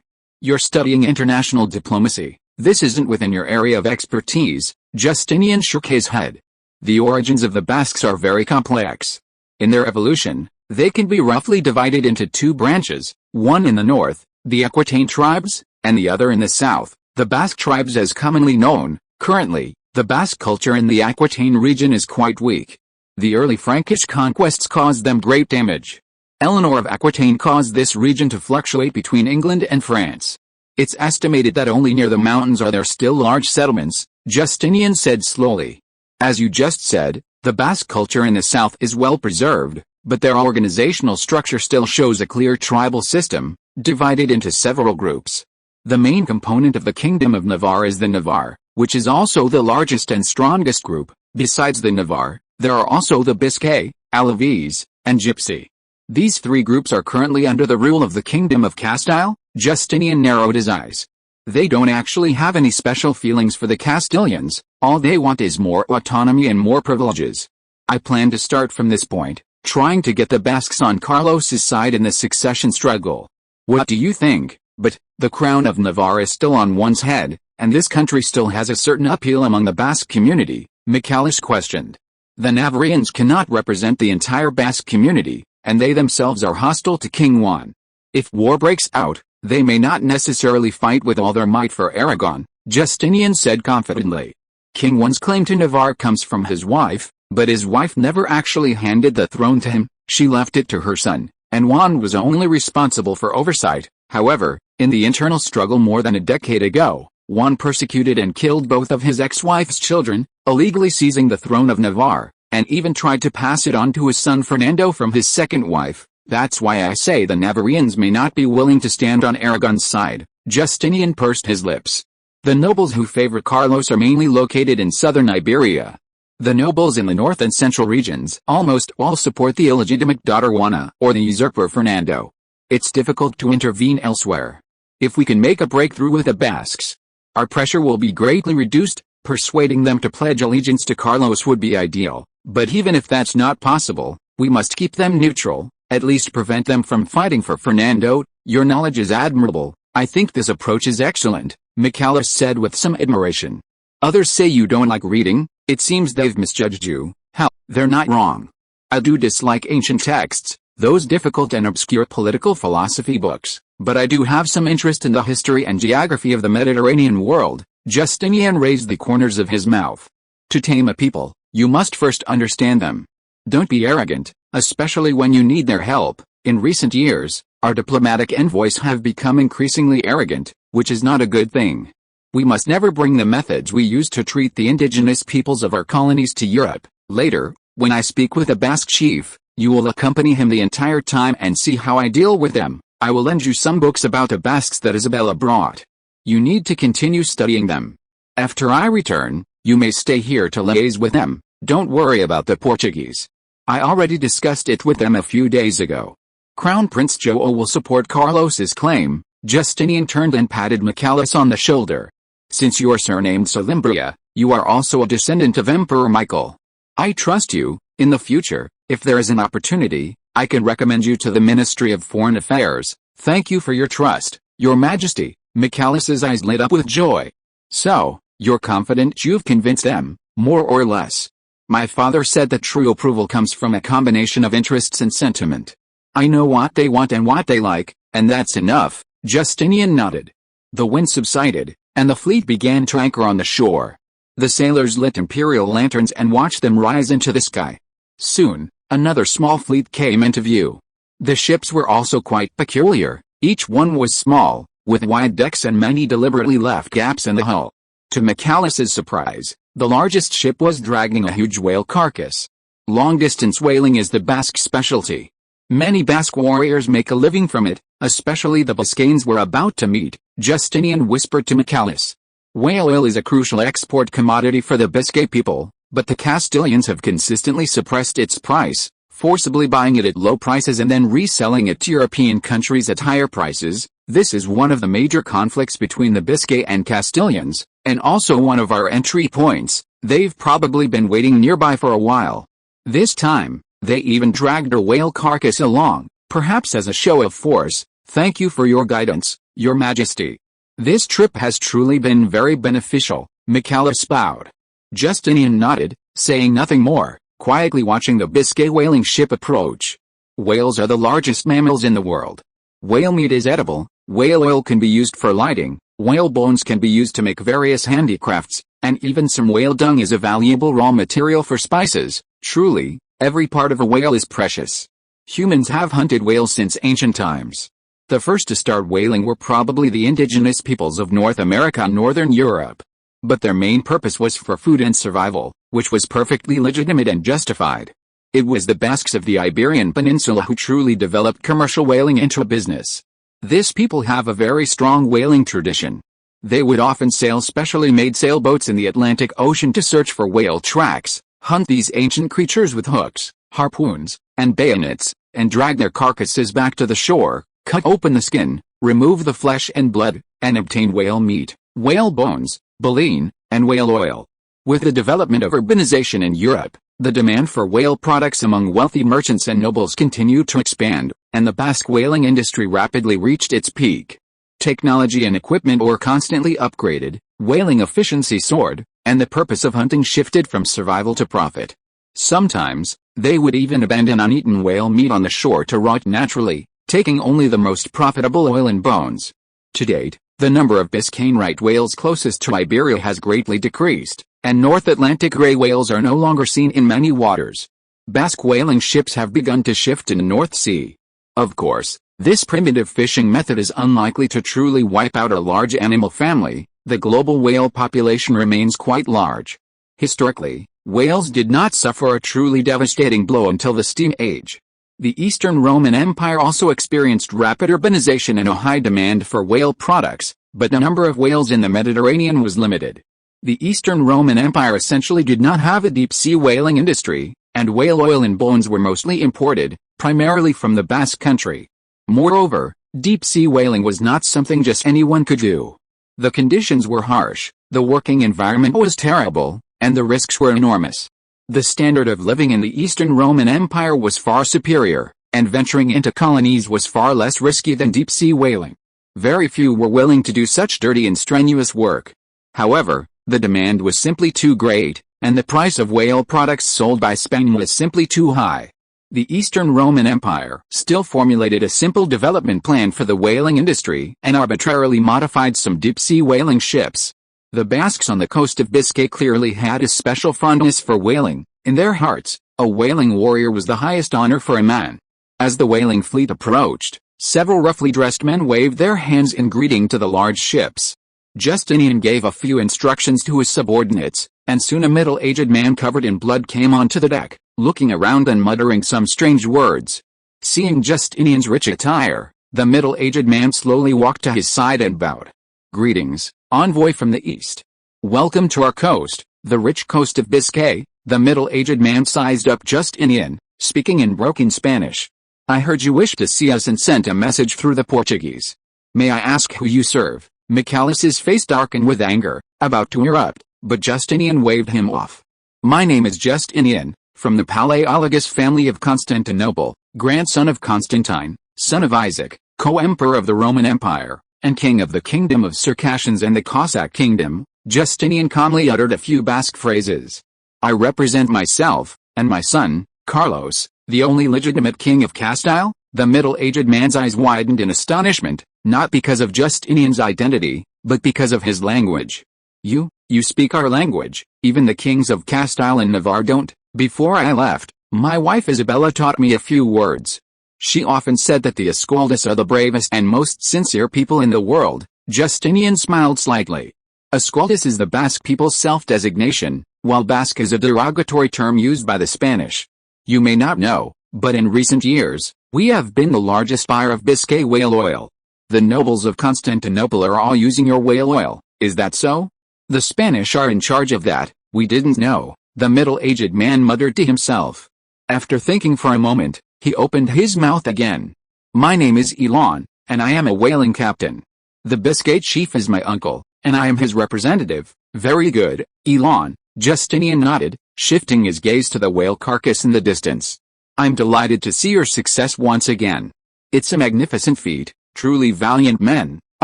Sir, you just mentioned buying our whale oil. What was the price?" Elon asked tentatively. Where we live, the total whale oil extracted from a whale the size of today would be worth about 500 Venetian ducats, Justinian said thoughtfully. Whale oil is indeed a good thing, but it's certainly not cheap. So expensive, Elon exclaimed in surprise. Those Spaniards cheated us again. Justinian remained silent, looking at Elon with pity. After cursing for a while, Elon recovered and looked at Justinian. Sir, why have you traveled so far to find us? I've read some records in ancient texts. Many years ago, the Romans came to your land, but they didn't commit murder or deception. Instead, they brought you civilization, and you were very docile. We lived in harmony and progressed together, Justinian recalled, without directly answering Elon's question. I think those were truly wonderful times. I heard you're still using the roads of ancient Rome. Is that true? Perhaps. I don't know much about ancient times, but roads have indeed remained unchanged for many years. My grandfather, and my great-grandfather, all walked the same road. Elon scratched his head. It seems the Castilian kings and nobles don't consider you one of their own, unwilling to even build a road for you, Justinian chuckled. To be frank, the old king of Castile has passed away, and 3 Castilian kings have emerged on the peninsula. War is imminent. Whether you support Juana or Fernando, you will only become their victims. I came here specifically to save you, to spare you from disaster. Michaelis's eyes widened. Justinian's main purpose was clearly to negotiate with the Kingdom of Portugal. Coming to the Basque country was merely a side trip. Elon clearly knew something about the struggle for the throne, his eyes darting around. My lord, we are subjects of Queen Juana, we are loyal to her, and she guarantees our autonomy, but the agreement you signed was manipulated in secret. Your core rights are still difficult to protect. You are living under a web of lies and deception. You must have already realized this. Justinian became serious, staring into Elon's eyes.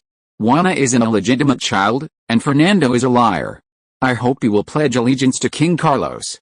For yourselves and for justice, my lord. Isn't this a bit inappropriate? Elon looked around, beginning to decline. We are already quite satisfied with our current life. You see, Carlos will grant you greater autonomy, including political and economic ones. Justinian understood Elon's thoughts perfectly.